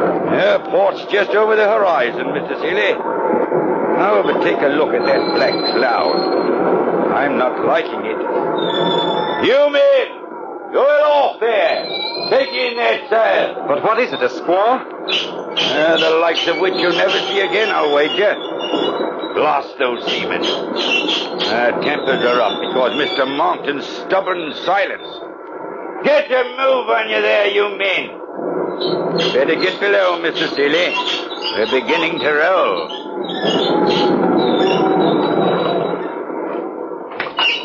Seeley, what is it? The ship's in danger, I know it is. I've come to fetch you, Monkton. They're cutting away the foremast. The ship sprung a leak. Oh, no, I can't leave him here. Oh, what difference does the body make now? The men are already taking to the boats. Come on! No, I can't go, I can't. I'd be haunted the rest of my life. I'd rather die, Seeley, I'd rather die. Monkton, what are you doing? There's no time. Look, we can take him out into one of the boats. I must get him to England, I must. No, Monkton. No, the men will kill you. I must. Monkton, the ship broke through. Come quickly, please. Save your own life, Seeley. Mine is gone when this coffin sinks in the sea. I've got to stay. I've got to take it back to Wincott Abbey. You go before it's too late. Seeley, go!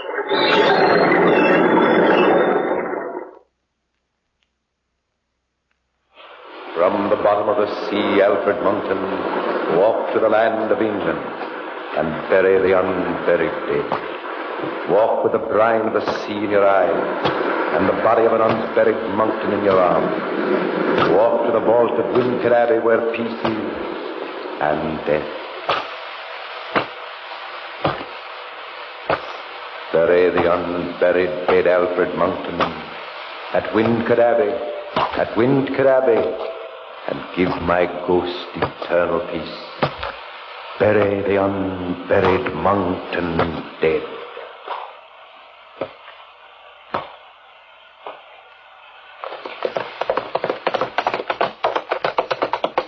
Alarm! Alarm! Townspeople of Simpson, lock your doors! The devil from the seas passed through the hamlet of Hampshire. In an hour he'll walk the streets of Simpson. Alarm! Alarm!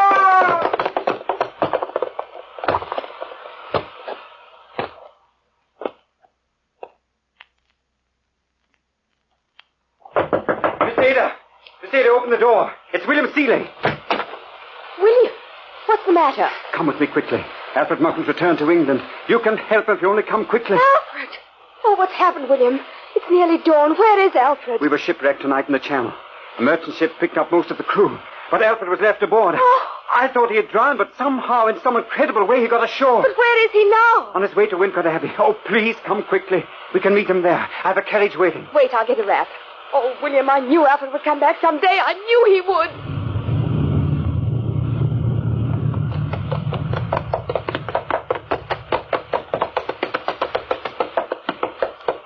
Come. He's not on the road. We'll wait for him at the Abbey Vault. Why at the vault? Because he was carrying the corpse of Stephen Monkton in his arms. Come now. William, look. The vault door's wide open. He's there. Alfred's there. Alfred! Alfred! Ada, wait. Alfred, where are you? Ada, wait a minute. Don't look in there. But why if he's here? Come. We'll go in together then. Look. Wet footprints on the floor. Alfred! Alfred, where are you? William, look. 2 coffins pulled from their narrow places, the lids open. What's it mean? He said he'd come back. Look. The letters on this one say Stephen Monkton, below the family crest. What's that inside it? What's left of the corpse? A pile of sea-soaked clothes and bones. Oh, how terrible. Ada, please come away. No, the other one. Don't look in it. But I must. Oh, Alfred. Alfred. You can't help him now, Ada. I didn't know. I thought he was alive. But he was drowned in the channel. Now their ghosts will not walk the earth, screaming for a place of burial. He had to come back to Wincott Abbey. Even death could not stop him. Oh, Alfred. Why? But why? Come away and I'll tell you. Now the last of the Monktons is tormented no longer. He rests in peace. Come, Ada. Look. The sun is coming up.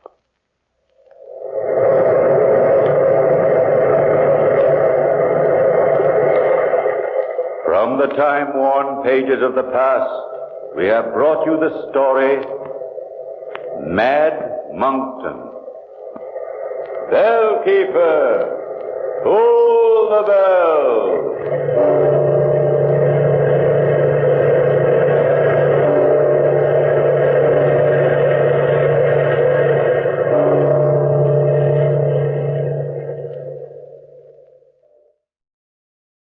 We are 7.5 hours into the night.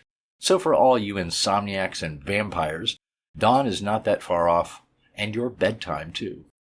That last one was Mad Monkton from The Weird Circle, a rather unique thriller suspense show that ran for 2 years from 43 to 45, mostly doing adaptations of horror literature. We have 2 more shows ahead for you. First, The Big Guy from This Is Your FBI, and Maisie and the Maharani Mixup from The Adventures of Maisie, to end the night on a lighter comedy note. The first show was officially endorsed by the head of the FBI at the time, J. Edgar Hoover, since it used actual true FBI case files, and the second one starred Ann Southern, reprising her role from the huge film series as Maisie, the gorgeous entertainer who was always wandering the country looking for work. Thank you for staying up all night with me. I hope you enjoyed the shows, and I hope to see you again on the next one. I'm Greg. Thanks for watching. The Equitable Life Assurance Society presents This Is Your FBI. This is Your FBI, the official broadcast from the files of the Federal Bureau of Investigation. Presented as a public service by the Equitable Life Assurance Society of the United States and the Equitable Society's representative in your community. Before we hear tonight's file, I have a special request for our boy and girl listeners. If your dad or mother is not near the radio now, please tell them that in just 14 minutes, the Equitable Life Assurance Society has an important announcement about home mortgages. Yes, the Equitable Society is going to give full details on their assured home ownership plan. It's a money saver, a worry saver, a home saver. So, will you do that, boys and girls? Tell Dad and Mother to listen 14 minutes from now for the important information on the Equitable Society's assured home ownership plan. Tonight's FBI file, The Big Guy.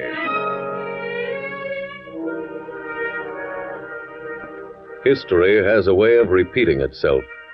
of forming a pattern which recurs at almost regular intervals. For that reason, anyone studying the field of crime today must go back and study the happenings after World War I.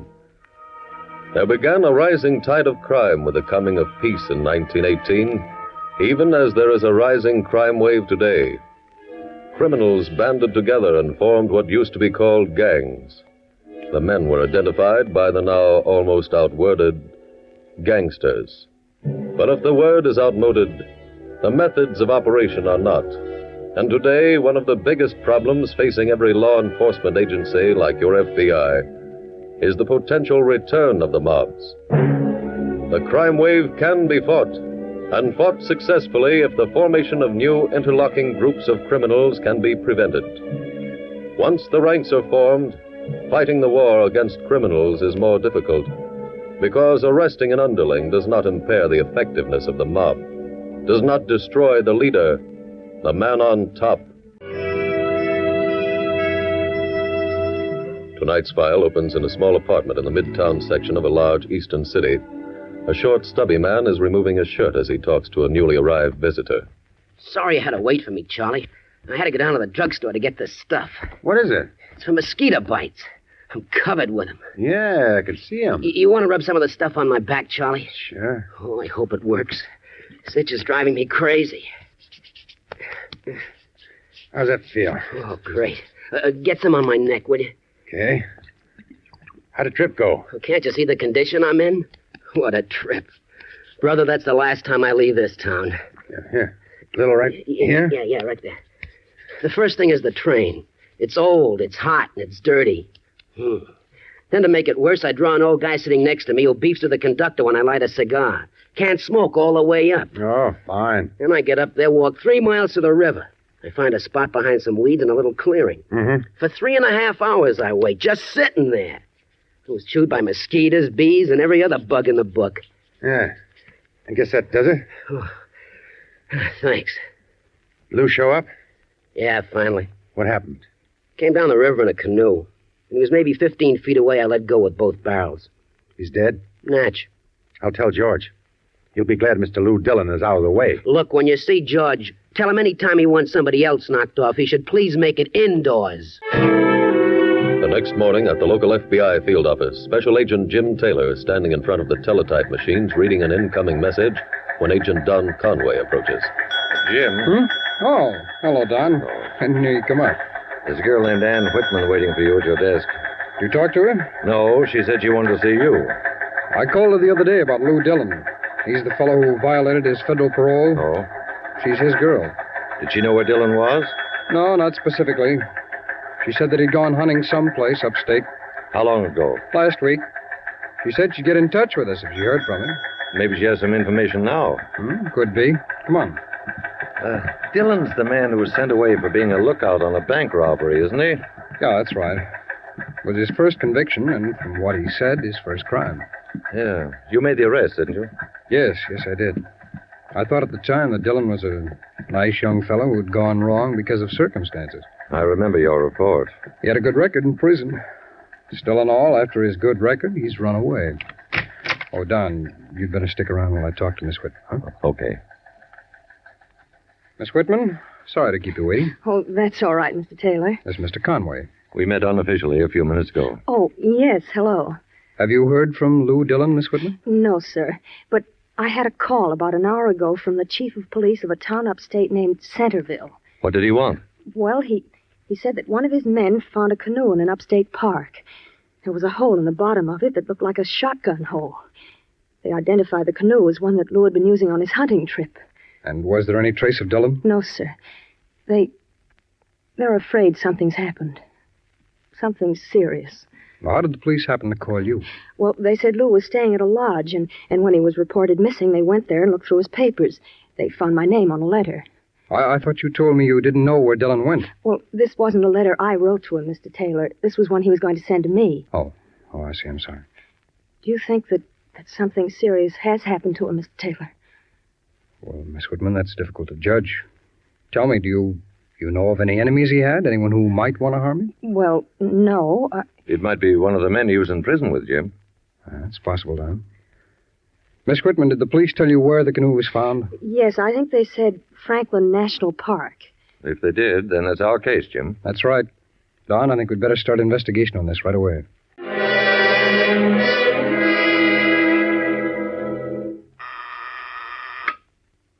Yes? Mr. Blair to see you. Send him right in. Yes, sir. Oh, and Miss Williams, hold all calls for the next 10 minutes. I don't want to be disturbed. Yes, sir. Hi, Mr. Medford. Come in, Charlie. Okay. Well, glad to see you back. Thanks. It's good to be back, Charlie. How was the trip? Very tiring. I covered 10 cities in 10 days. Hey, did you do any good? Well, some things were accomplished, but they didn't come easy. You know, Charlie, I wish that some of the people who think that criminal activities are a soft touch could work alongside of me for a week. I think that they'd have found out that those of us who deal in larceny have to work twice as hard for our illicit dollars. You can say that again. I've been tempted many times myself to turn legit. Yeah. Freddie get back? Yeah, he came in yesterday, covered with mosquito bites. He was really steamed about being sent to the country. Was he successful? Oh, yeah. Everything went fine. I'm almost sorry to hear that. Yeah. Well, you're the one who wanted Lou Dillon knocked off. Yes, I know. But I was rather fond of that young man. Then why did you want to see him get it? For business reasons. He could have gotten us in trouble. How? Well, when he was released from prison, he decided to go straight. That made him too big a risk. He knew too much about us. Oh. Didn't I hear that he planned to get married? Yeah, next month. Probably be quite a blow to the girl. Do you know her, Charlie? No. Freddie does. Well, have Freddie pay a call on her and, bring her some cash. That might make things a bit easier. Okay. Oh, and tell Freddie that he's got a bonus coming for killing Dillon. A bonus? Yeah. 2 weeks in the country.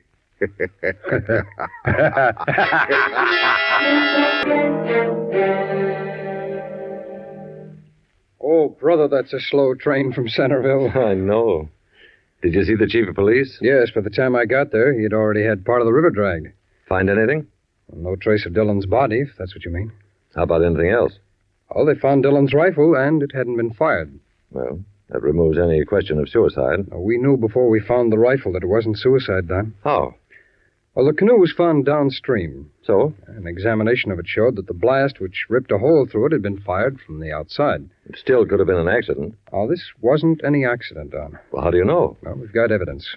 Along the bank of the river, at approximately the same place Dillon's gun was picked up, there were indications that someone may have been lying in wait for him. There was a small area of beaten-down grass where someone had been sitting, and sitting quite a long time, too. There were 17 cigarette butts strewn around. We also found footprints leading to the spot and away from it. I hope they were good enough for impressions. Yes, they were. The lab ought to be able to give us some help on this one. Well, I sent in the cigarette butts and the footprint data on the way up here. Any idea when we'll get a report? Well, they went right to work on it. Jim, does Lou Dillon's girl know about these latest developments? Yes, I notified her. You know, this case started out to be a simple federal parole violation, Don. Yeah. And the way it looks now, it's murder.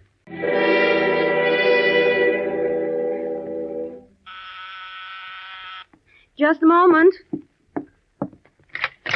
Hello, Anne. Oh, hello, Fred. Can I come in? Yes, come ahead.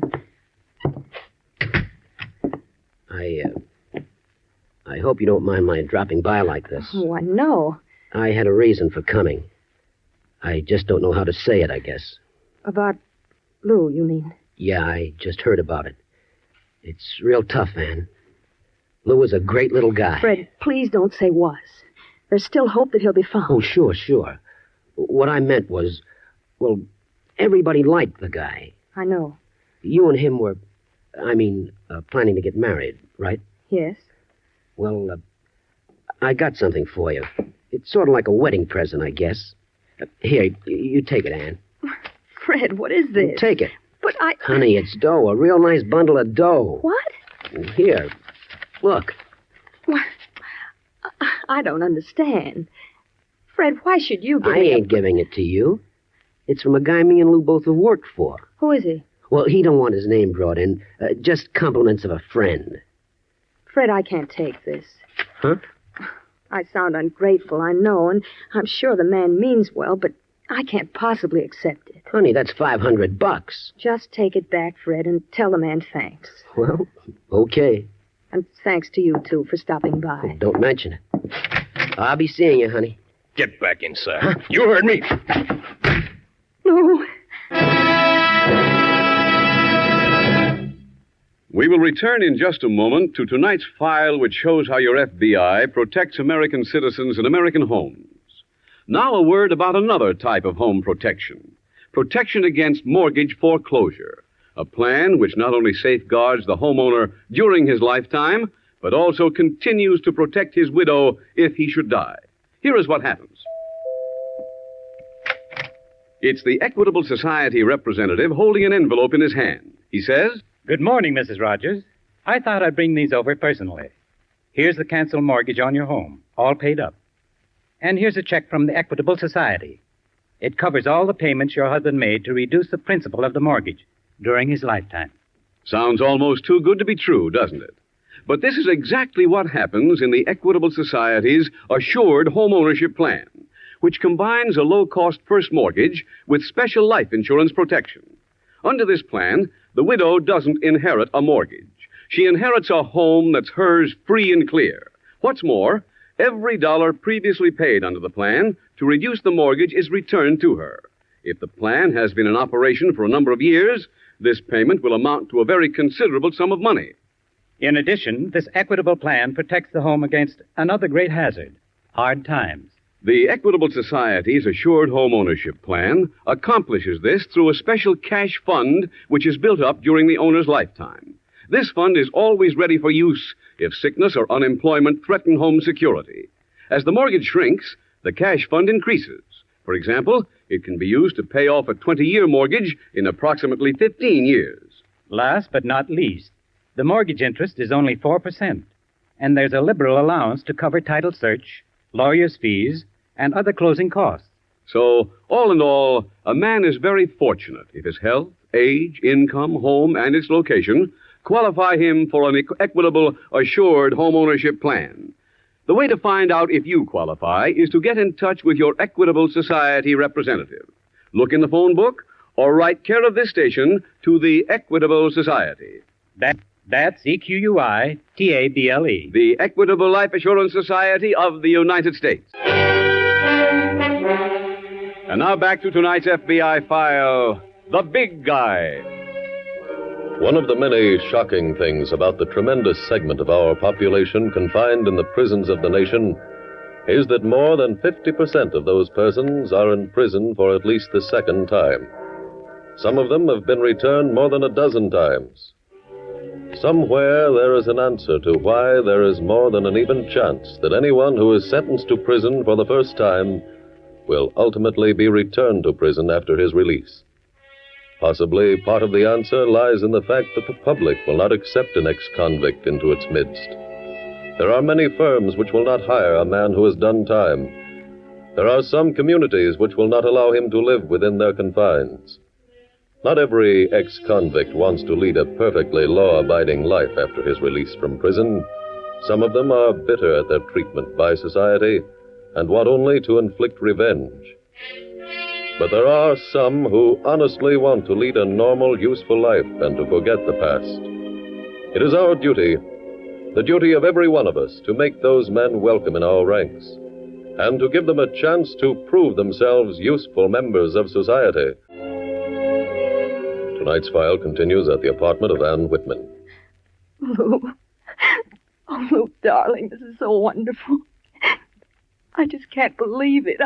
I can't believe you're really here. I'm here, honey. Lou, everybody thought you were dead. Lou, where were you? What happened? It's kind of a long story. Look, I know you two want to be alone. Now, wait a minute. I want you to hear the story, too. But I have to get back. Sit down. Listen. Okay. What did you hear about me, Ann? What story did you get? Well, your canoe was found, and there was a shotgun hole in it. The local police reported you missing. Uh-huh. And then the FBI investigated. They found evidence that someone was waiting for you, that it wasn't an accident, that someone had shot and killed you. They were right, Ann. All but the part about being killed. Someone did shoot you? Yeah. Who? You want to answer that, Freddie? Huh? Do you want to tell her who shot me? How would I know? I saw you through the weeds, just before you pulled the trigger. Me? Uh-huh. I don't know what you're talking about. That's it. Did you pick up his gun, honey? Yes, sure. You got anything we can use to tie him up? Well, I don't have any rope. Can I use that extension cord? Oh, sure. I want to be sure we keep him here after he comes to. Lou, did Freddie really try to kill you? Yeah. But why? You were friends. He was just taking orders. From who? The big guy. Who's he? The guy I used to work for. But why should he I'm want to... playing it straight, honey. I guess the big guy didn't like that. So he tried to take care of me. How awful. He almost did it, too. What did happen, Lou? Well, I saw Fred just as he was going to shoot, and I ducked away a little. Only got hit in the shoulder. Oh. The canoe went over, and I went underwater and came up some distance downstream. I guess Fred figured he'd really finished me. Well, why didn't you go back to your lodge? I knew they'd come after me again. I went to a cabin downstream. An old trapper lived in it. He took care of me until I felt well enough to leave. There, that ought to hold him. You better keep that gun on him anyway, though, just in case. Lou, where are you going? I got a call to make. To the police? No, not yet. I've got to see the big guy first. When I see the police, I want him to be with me. Special Agent Conway speaking. Hello, Don. Oh, Jim. Where are you? I'm up in Centerville. I've got some good news, Don. Yeah. Lou Dillon is still alive. What? How do you know? I just interviewed an old trapper who has a cabin about 5 miles downstream from where the accident occurred. He said that Dillon stayed with him after he'd been shot. Well, why didn't he notify the police? Well, Dillon asked him not to. He claimed it was just a hunting accident. Where's Dillon now? He left there earlier today. Any idea where he's headed? The trapper believes he said something about going to see his girl. Oh, this was early today. That's right. Well, if that's his destination, he should be at her place by now. Just about. Oh, Don, has anything come in from the lab yet? They just called. They'll have all the information for us in about an hour. Good. Now, look, I'm flying down. I'll go right to Miss Whitman's from the airport. I'll meet you there.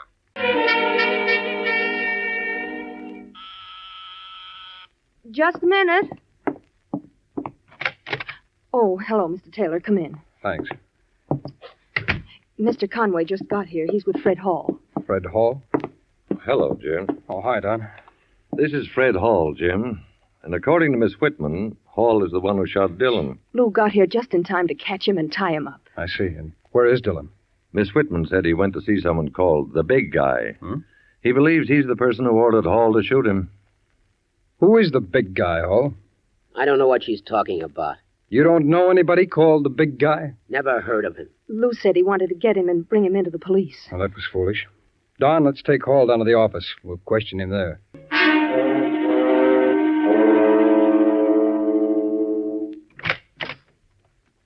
Hello, Mr. Medford. Lou Dillon.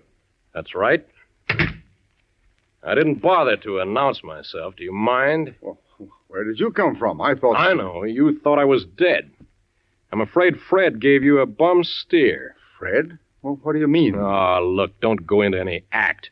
I know the whole deal. Lou, I don't know what you're talking about. Fred Hall tried to kill me, Mr. Medford, and you ordered the job. I know this because I just left Fred. But I haven't seen Fred Hall in 6 months, Lou. Suppose you tell that to the cops, huh? Cops? That's what I came here for, to bring you to headquarters. Lou, I honestly don't know what this is all about. Obviously, you're under a strain of some sort. It appears to have stimulated your imagination. Now, look, why don't you be a good boy and go home and get some rest? I'm not leaving here without you. That's what you think, kid. Huh? Oh. Thank you, Charlie. Hall, the last time you were arrested, you were picked up with a man named Charlie Blair. Is Blair the big guy? I don't know anybody by that name. Don, I think we've got some ammunition now to use on Mr. Hall. Did you get something in the lab? Yes. Hall, listen to this report. It should interest you. Item 1. There were 17 cigarette butts found in one spot on the bank of the river where Dillon was shot. What's that got to do with me? Well, the laboratory says that the person who smoked those cigarettes has type AB blood.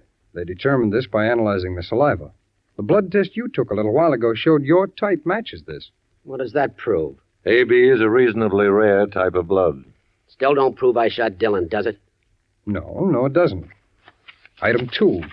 The lab states that footprints found at this ambush were made by a man approximately 5 feet 8 inches tall, weighing about 170 pounds.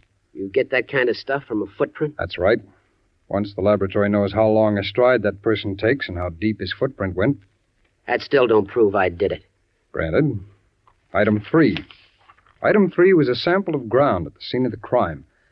This was analyzed by the lab. From it, they could tell you were there. How? Recognize these shoes, huh? Yeah, they're mine. Where'd you get them? We got a search warrant. We found them in your apartment. Have they been to the lab yet, Jim? Yes. And the report shows that the sample of earth I brought in matches the mud on these shoes. So what? A lot of guys have shoes with mud on them. Not that mud, Hall. There isn't another place in the country where you'd find dirt of this exact composition. I'd say that report proves that you were by the river. Hall, we've got enough here to have a federal attorney get a conviction. And attempted murder is the same as actual murder. Now, do you want to take this all alone? Do you want to go to jail for life? Do you want to let the man who gave you the orders go free? Start talking.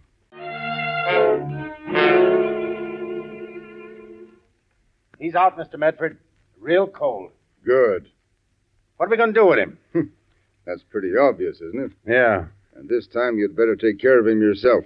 Okay. But not in here. It's too messy. How about the garage? Well, I'd just as soon he didn't turn up for a while, Charlie. Suppose I drop him in the river. Fine. Shall I move him now? Yes, take him away. I've got some work to finish. Okay. Use your freight elevator, huh? Yes. He's kind of heavy. Would you open the door? Oh, sure. Put him down, Blair. What? Go ahead, Jim. I've got them both covered. Who are you? We're special agents of the FBI, Medford. We came here for you and Blair. Dillon's unconscious, Jim, but still breathing. That's good, but it still doesn't change the charge. You two are still being arrested for attempted murder. Charles Blair, George Medford, and Fred Hall were tried in a federal court for attempted murder on government reservation. All 3 men were sentenced to life imprisonment.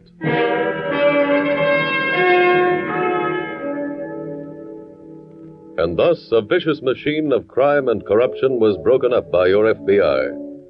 It is true that 2 special agents made the actual arrests in tonight's case. But the evidence from which the convictions were obtained came from the laboratory of your FBI, the laboratory which serves as the unsung hero in a great percentage of cases. As recently as 1932, there was 1 man in the FBI lab, and he had 1 microscope with which to work. Today, there are more than 300 trained scientists who examine evidence, who last year examined more than 104,000 pieces of evidence. Those reports helped your FBI to prove the guilt of a great many criminals, and thus helped the Federal Bureau of Investigation protect its employer, you, the American people.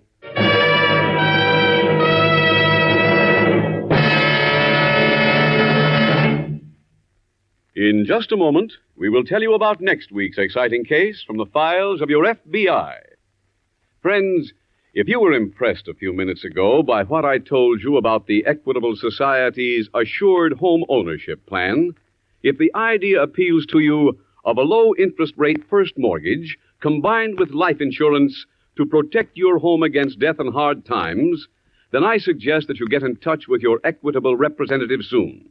He'll show you exactly what this plan will do for you personally, how much money it can save you, how much added security it will give you. So contact your Equitable Society representative without delay, or write care of this station to the Equitable Life Assurance Society of the United States. Next week, we will dramatize another exciting case from the files of the Federal Bureau of Investigation. The dramatic story of a manhunt through a flaming forest. Its subject, a prison break. Its title, The Curious Prospectors. The incidents used in tonight's Equitable Life Assurance Society's broadcast are adapted from the files of the Federal Bureau of Investigation. However, all names used are fictitious, and any similarity thereof to the names of persons living or dead is accidental. Tonight, the music was composed and conducted by Frederick Steiner. The author was Jerry Lewis. Your narrator was William Woodson, and Special Agent Taylor was played by Stacey Harris.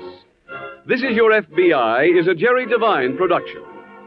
This is Larry Keating speaking for the Equitable Life Assurance Society of the United States and the Equitable Society's representative in your community, and inviting you to tune in again next week at this same time, when the Equitable Life Assurance Society will bring you another thrilling story from the files of the Federal Bureau of Investigation. The Curious Prospectors on This Is Your FBI.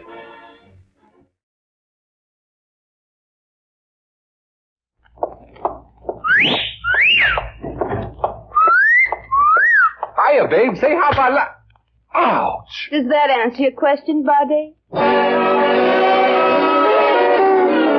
The Adventures of Maisie, starring Ann Sothern. You all remember Metro-Goldwyn-Mayer's famous Maisie pictures. In just a moment, you'll hear Maisie in radio, starring the same glamorous star you all went to see and loved on the screen, Ann Sothern. But first, your announcer. And now, here's Ann Sothern as Maisie. Yep, I'm Maisie, like the man said, Maisie Revere. I've kicked around the world a little, and the world's kicked me around a little, too. There's one good thing about being in show business, though. You do get a chance to travel. Right now, I'm in India.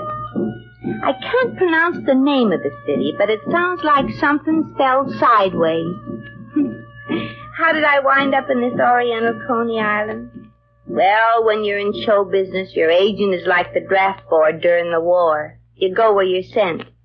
Well, anyway, the show folded, and here I am, stranded, and without boat fare to get back to the States. Not even enough to pay for the hotel room I'm sharing with another girl in the show, Dixie Levere. Did you say something? Gosh, Dixie, this hotel room is sticky, hot, and smelly. If I had the strength, I'd take a stroll over to the fish market for a breath of fresh air. What'd you say, Maisie? Oh, nothing, Dixie. I was just talking to myself. Oh, if I don't get back to the good old USA soon, I'll be talking to myself, too. Yeah. Maisie? Yeah? Hand me the newspaper. Oh, what's the use? The only jobs open in this overpopulated mirage is for camel drivers. I'm not on the market for a job. I just wanted that paper to swat a mosquito. Oh, don't do that, Dixie. But don't tell me in this country it's against the law to kill mosquitoes, too. No, it ain't killing a mosquito that bothers me. It's all the relatives flying in for the funeral. Oh. Maisie, get the paper and kill it anyway. Well, it's your turn, honey. I got the last one. Here's the paper. Thanks. Say, Maisie, we got more company. Well, step on it. I can't. It's Dolores King. She's in town. See? It says so right here in the paper. Dolores King here in India? What for? Listen. It says, Dolores King, famous moving picture star, arrives from Hollywood. Famous, huh? The last picture she made almost brought back vaudeville. I remember it laid a big egg. How do you know? I helped hatch it. You don't like Dolores, huh? What's to like? She still owes me about $300. You loaned her $300? Yeah, in drips and drabs. And I never got a drab back from that drip. You see, after the picture was released, so was Dolores. Oh? What was wrong? Her personality. It came across. After that, she couldn't get a job, and I let her move in with me. So one afternoon, I came out of the shower, and dear Dolores was gone. Well, why didn't you go after her? My clothes were gone, too. Well, this is your chance to balance the books. Dolores is here in town. So what? That dress she took ain't in style anymore. But the $300. They're still using the same style money. Get those stars and stripes out of your eyes, Dixie, honey. If you're counting on getting back to America and what I can squeeze out of Dolores, stop counting. She's probably just as broke as us. Not according to what I read here in the paper. No? No. She's out here to marry up with a local boy. Serves her right. Who's the unlucky groom? Some goon with a fleet of drive-it-yourself elephants? Oh, he owns elephants, all right. And just about everything else in the country. Dolores is going to marry the Maharaja Ishmael. You mean that handsome prince we saw yesterday driving through the marketplace on the jewel-happy elephant and throwing handfuls of money to the beggars? That's Maharaja Ismail? It ain't Jack Benny. Well, how did Dolores ever swing that deal? That there Maha's a doll. Real pretty. And has about $300 million. That's real pretty, too. Oh, gee. This here article sure is romantic. Says that Ishmael fell in love with Dolores the minute her kisser appeared on the screen. Right away he sent her a letter to come out here and marry him. Well, so Dolores is in the chips, huh? Come on, Dixie. Where to, Maisie? We're going back to America. We'll find Dolores and make her cough up enough of what she owes me for boat fare. Gosh, Maisie. Imagine that lucky Dolores marrying $300 million. Gee. If you had that kind of dough, what would you do? Well, let me see.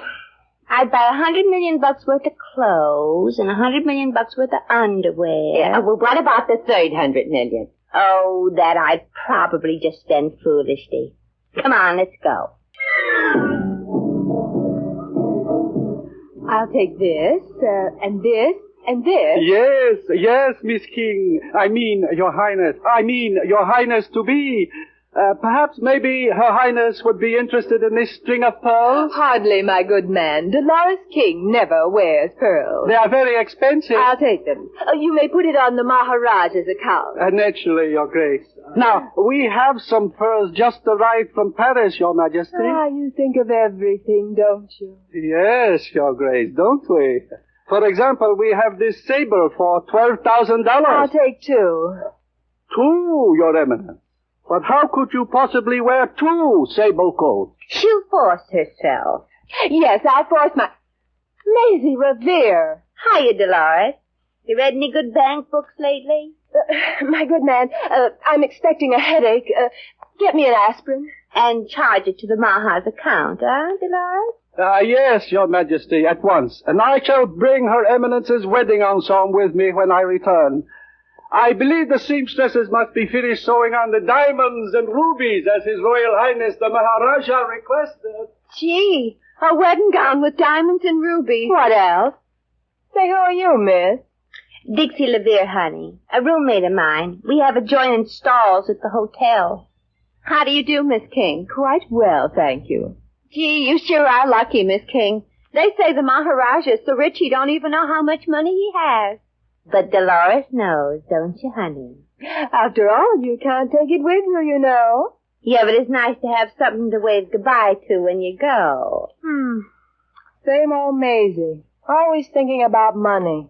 No, just about what you still owe me. And we need it to get back to America. Our show closed here 2 weeks ago. Oh, naturally. Every show dear Maisie is in has a habit of running into, shall we say, bad luck, honey? You're really a king-size louse, aren't you, Dolores? Well, all I want from you, honey, is the money you owe me. Yeah, we want to get back to the States. I can't stand this place. It's full of crawling things. Yeah. You'd think there was enough of them without the Maharaja importing more. Well, Maisie, if you need money, I'd be glad to give it to you. Good. Of course, it'll take a little time to get together all the passage money. A little time? How much time? Oh, that depends on how good a personal maid Maisie is. Personal maid? The future Maharani is a kindly lady. She won't let any of these native girls draw her bath, or keep away the flies, or the 1,001 other bits of drudgery the job entails. The kindly Maharani saves a position like that for her friend. What? Maisie be your servant? I got a good mind to tear your blonde hair out by its black roots. My, don't we have a nasty disposition? But I'm sure hard work will soon cure that. Are you kidding? Maisie ain't gonna be no flunky for you. Yeah, draw your own bath and swat your own flies. And if you don't want to swat 'em separately, just put a hunk of sugar in the corner and bunch 'em. Very well, Miss Revere. I hope you and your friend learn to like it here in Karawagani, because you're going to be here a long time. But you can't do this to her, to us. You can't let us be stranded in this outdoor Turkish bath.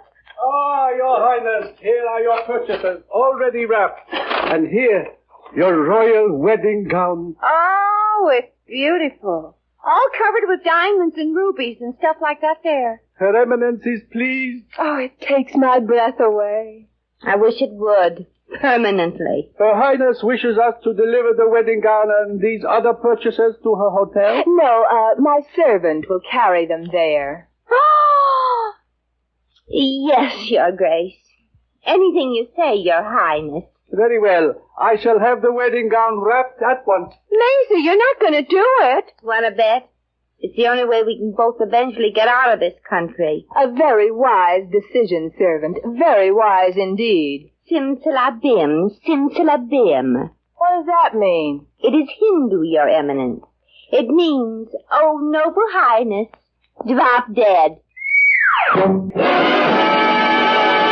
The Adventures of Maisie, starring Ann Southern, will continue in just a moment. And now, back to Maisie. And from His Eminence, Your Majesty, the Sultan of Farfela, this chest of precious jewels. Oh, truly a more sumptuous gift than the Sultan contributed when you took your third wife. Was it your fourth, Your Majesty? Your Omnipotence. Maharaja Ishmael. Yes. You were saying something, Valet. Merely that your wedding today to the American one has captured the imagination and loosened the purse strings of your constituents, O Commander of Golden Elephant. But Your Eminence has not seemed to be interested in the list of gifts. Valet, I realize it is against the custom for the groom to view his bride before the ceremony, with a veil over her face, of course, but do you think one tiny peek, perhaps? Well, might be arranged, O Master of the Planet. I shall hasten to the royal suite at the hotel His Highness has provided for Miss King and bring her here to the palace for a, shall we say, prenuptial chat? Yes, let us call it that. Go now and bring her here to me, and we will have a friendly chat. With refreshment? What else? We shall have grasshoppers roasted to a turn. Oh, delicious. And in honor of my bride to be something typically American. Valet, what is the American national dish? Oh, a strange concoction, Your Majesty. I have read many times about it in magazines. It is called a hot fudge sundae. Good, Valet. Then that is what we shall serve. Roasted grasshoppers and hot fudge sundaes. Oh, sound delicious, oh pink and whiteness. I go now to fetch the bride to be. The Royal Hotel Suite is just down the hall, miss. Come, I shall open the door for you. Thanks, Sonny. My arms are too loaded with Mrs. Maharaja to be's loot to handle it by myself. Open up them portals, Sesame. My arms are ready to fall off. Yes, at once, miss. This is it. The Royal Suite. Jeepers, what a layout. Looks like the lobby of the Waldorf. Help! Help! There is something wrong? Quicksand. I'm sunk up to my ankles in quicksand. That is merely the carpets you are standing on. His Highness likes everything soft. Well, he's sure going to be disappointed in Dolores. She's hard as rocks. She's going to take him for $1 million. Will that be all, miss? Ain't it enough? I mean, oh, yes. I'll unpack the wedding gown and stuff myself. Very well, miss.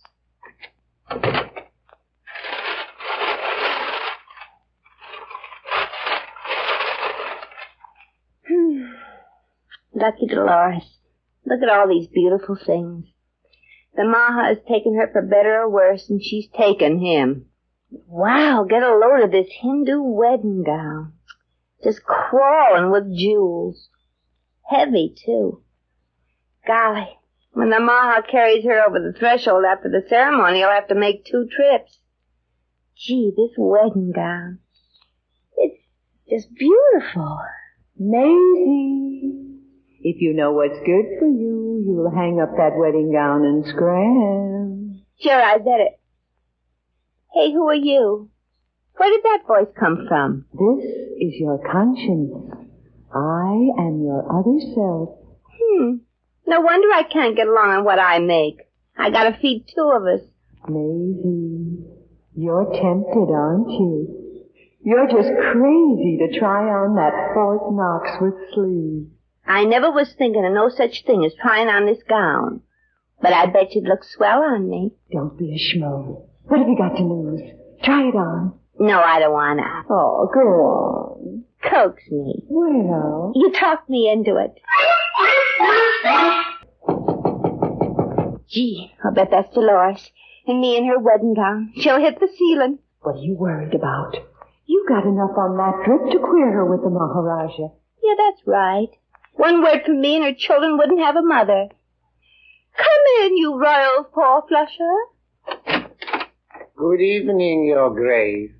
No, I'm Maisie. I'm amazed to see you. You ain't, I am my valet, madame. Secretary to His Highness, the master of the 44 green umbrellas, the Maharaja. Oh, well, look, mister, this wedding gown, I only put it on. I was just trying to... To please His adamantine invincibility, no doubt. And His Majesty will be more than pleased to see how beautiful his bride-to-be looks in it. Bride? But I'm not, well, I'll take off this... You must not remove that veil, madame. It is the law. Well, then get me a lawyer. Gosh... Madame, His impatient sentientness would like to see his fiancée immediately. Come, I will lead you to the palace. Look, I can't go. This whole thing is a mistake. A mistake? You are trying to back out of your promise to marry the Maharaja? Well, he's probably a nice kid, but you don't seem to understand. Madame, it is you who does not understand. In this country, the penalty for attempting to make a laughingstock of His Majesty is... death. Death? You mean like in killed? Yes. Now come, Miss King. His august constellation wishes you to spend a few moments with him alone. And remember, anything the Maharaja wishes, you must obey. Anything? You mean like in anything? Yes. Come. The wearer of the platinum pantaloons is waiting. I'm coming. Maisie, this whole thing sure is funny. Some joke, believe me. You were talking perhaps to me, madame? No, to my other self. You see, there are two of me, and one of us sure is in trouble. Enter, Miss King. This is His Highness' private quarters. You see, a table of delicacies has been prepared for you. His Highness wishes to sup with you. No, thanks. Look, chum, there's been a mistake. Hardly, my beloved one. Even with the veil, I can feel that you are more beautiful than the image of you with which I fell in love. The one on the screen. Well, gee, thanks. Madame, this is His Highness, Maharaja Ishmael, extreme potentate of Mustafagom, Prince of Ishman Ho, Raja of Magarak, plenipotentiary of Bughadof, ruler, emperor, sovereign, and prince of Karawagoni. Hi. Go now, Adali. I wish to be alone with my lovely bride-to-be. Yes, my master. Ah, my beloved. It is enchanted I am to meet you face to a veil. Somehow, you seem much younger than I expected. And somehow I got a feeling I ain't going to get much older. Only in years, my beloved one. Beauty like yours never dies. Promise me? Ah, my sweet American Rose. I have been awaiting this meeting so long, and now that you're here, I have a feeling I hardly know you. Well, could be. Look, Maha. Please, first we must dine. Come, eat. What is this stuff? Roasted grasshoppers. Grasshoppers? Yes, have one. No, thanks. I'm jumpy enough already. Your Highness, I'm... Thrilled at seeing me in person, eh, my darling? Come into the next room, please. Can't we kick this thing around out here, Ish? You don't understand, my darling. I've been waiting anxiously, impatiently for you to be my very own. Come with me. I want you to see the ceremonial jewels you will wear this evening when we are married. Jewels? In here, my magnificent one. Here, my sweet, mysterious one. I will open the chest. Wow. Diamonds, rubies, emeralds, and what's this, uranium? No, my dear. Amethysts. I place all these precious jewels at thy feet. Gee, if I'd accept this stuff, I'd sure have the richest looking feet in town. Maha, all this is just swell, but... I will hear no more of gratitudes, Miss King. Adorn yourself at once with these jewels. I will await you. Okay, Your Highness. I'll be right out. Ready yet, my beloved one? Is thou wearing the ceremonial jewels? I ist. Ah, you indeed look beautiful, like a true Maharani. Come to me, my darling. Yes, sure. You better come to me, Maha. I can't walk with all this jewelry on. Ah, so beautiful you are. Let me kiss your hand. Sure. It's someplace under these rings. Open this door! Open this door at once! Who is that at the door? Oh, it ain't termites. Your Highness, Open this door at once! At once, you hear? Madame, come away at once. His Highness is in there with his fiancée, as I told Oh, yeah? Well, you better open up or I'll forget I'm a lady and slap you right in the puss. And she ain't kidding either. Where is she? Where's that Rajah swiper? Right here, sister. Under the jewels. She insisted upon seeing you, O lion of the uranium nose. She claims she is your fiancée. You ain't kidding. And I got first claim on all that dough. I got a letter to prove I was the one proposed to. You are the real Dolores? Yeah. I don't understand, O mighty confounder of the articulate. It is apparent now, quite apparent, that I have been the victim of a great deception. Evale, remove her at once. Oh, yes, your most immeasurable perspicacity. Keep away from me. I can't run with all this hardware on. No, not this Maisie one.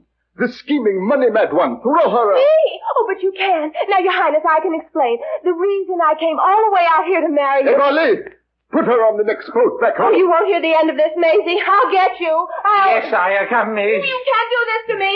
I'll write my lawyer. I'll call the UN. Shut up. Come. Ow! Well, that was what you call in your country a narrow escape from a fate worse than death. No, Miss Revere? Yeah, I guess so. Your Highness, I never really intended to go through with this marriage. Perhaps I can persuade you to change your mind. Well, you see, I was just trying on that wedding dress, and...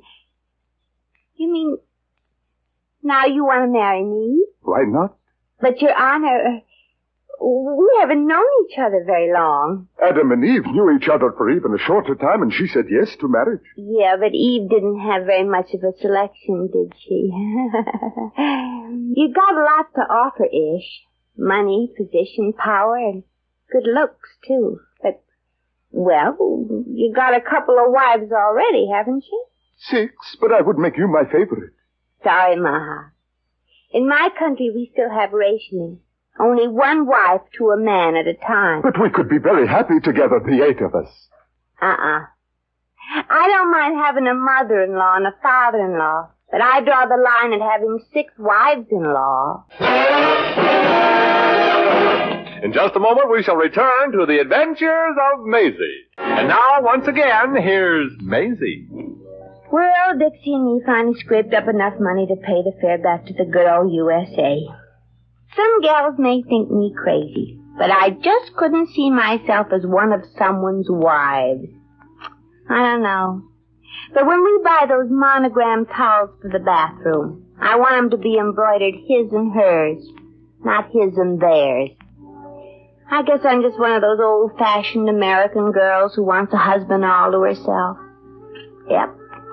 If my husband is out late at night, I want to worry where he is, not know where he is. Well, I gotta rush and catch that boat. Hey, Maisie, wait for me. Nothing doing. You stay right here. You got me into enough trouble already.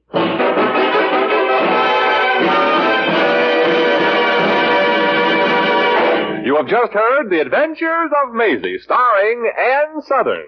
Maisie was written by Arthur Phillips. Original music was composed and conducted by Harry Zimmerman. Supporting cast included Bea Benaderet, Mary Shipp, Herb Butterfield, Hans Conried, Stanley Waxman, and Hal Gerard. Jack McCoy speaking.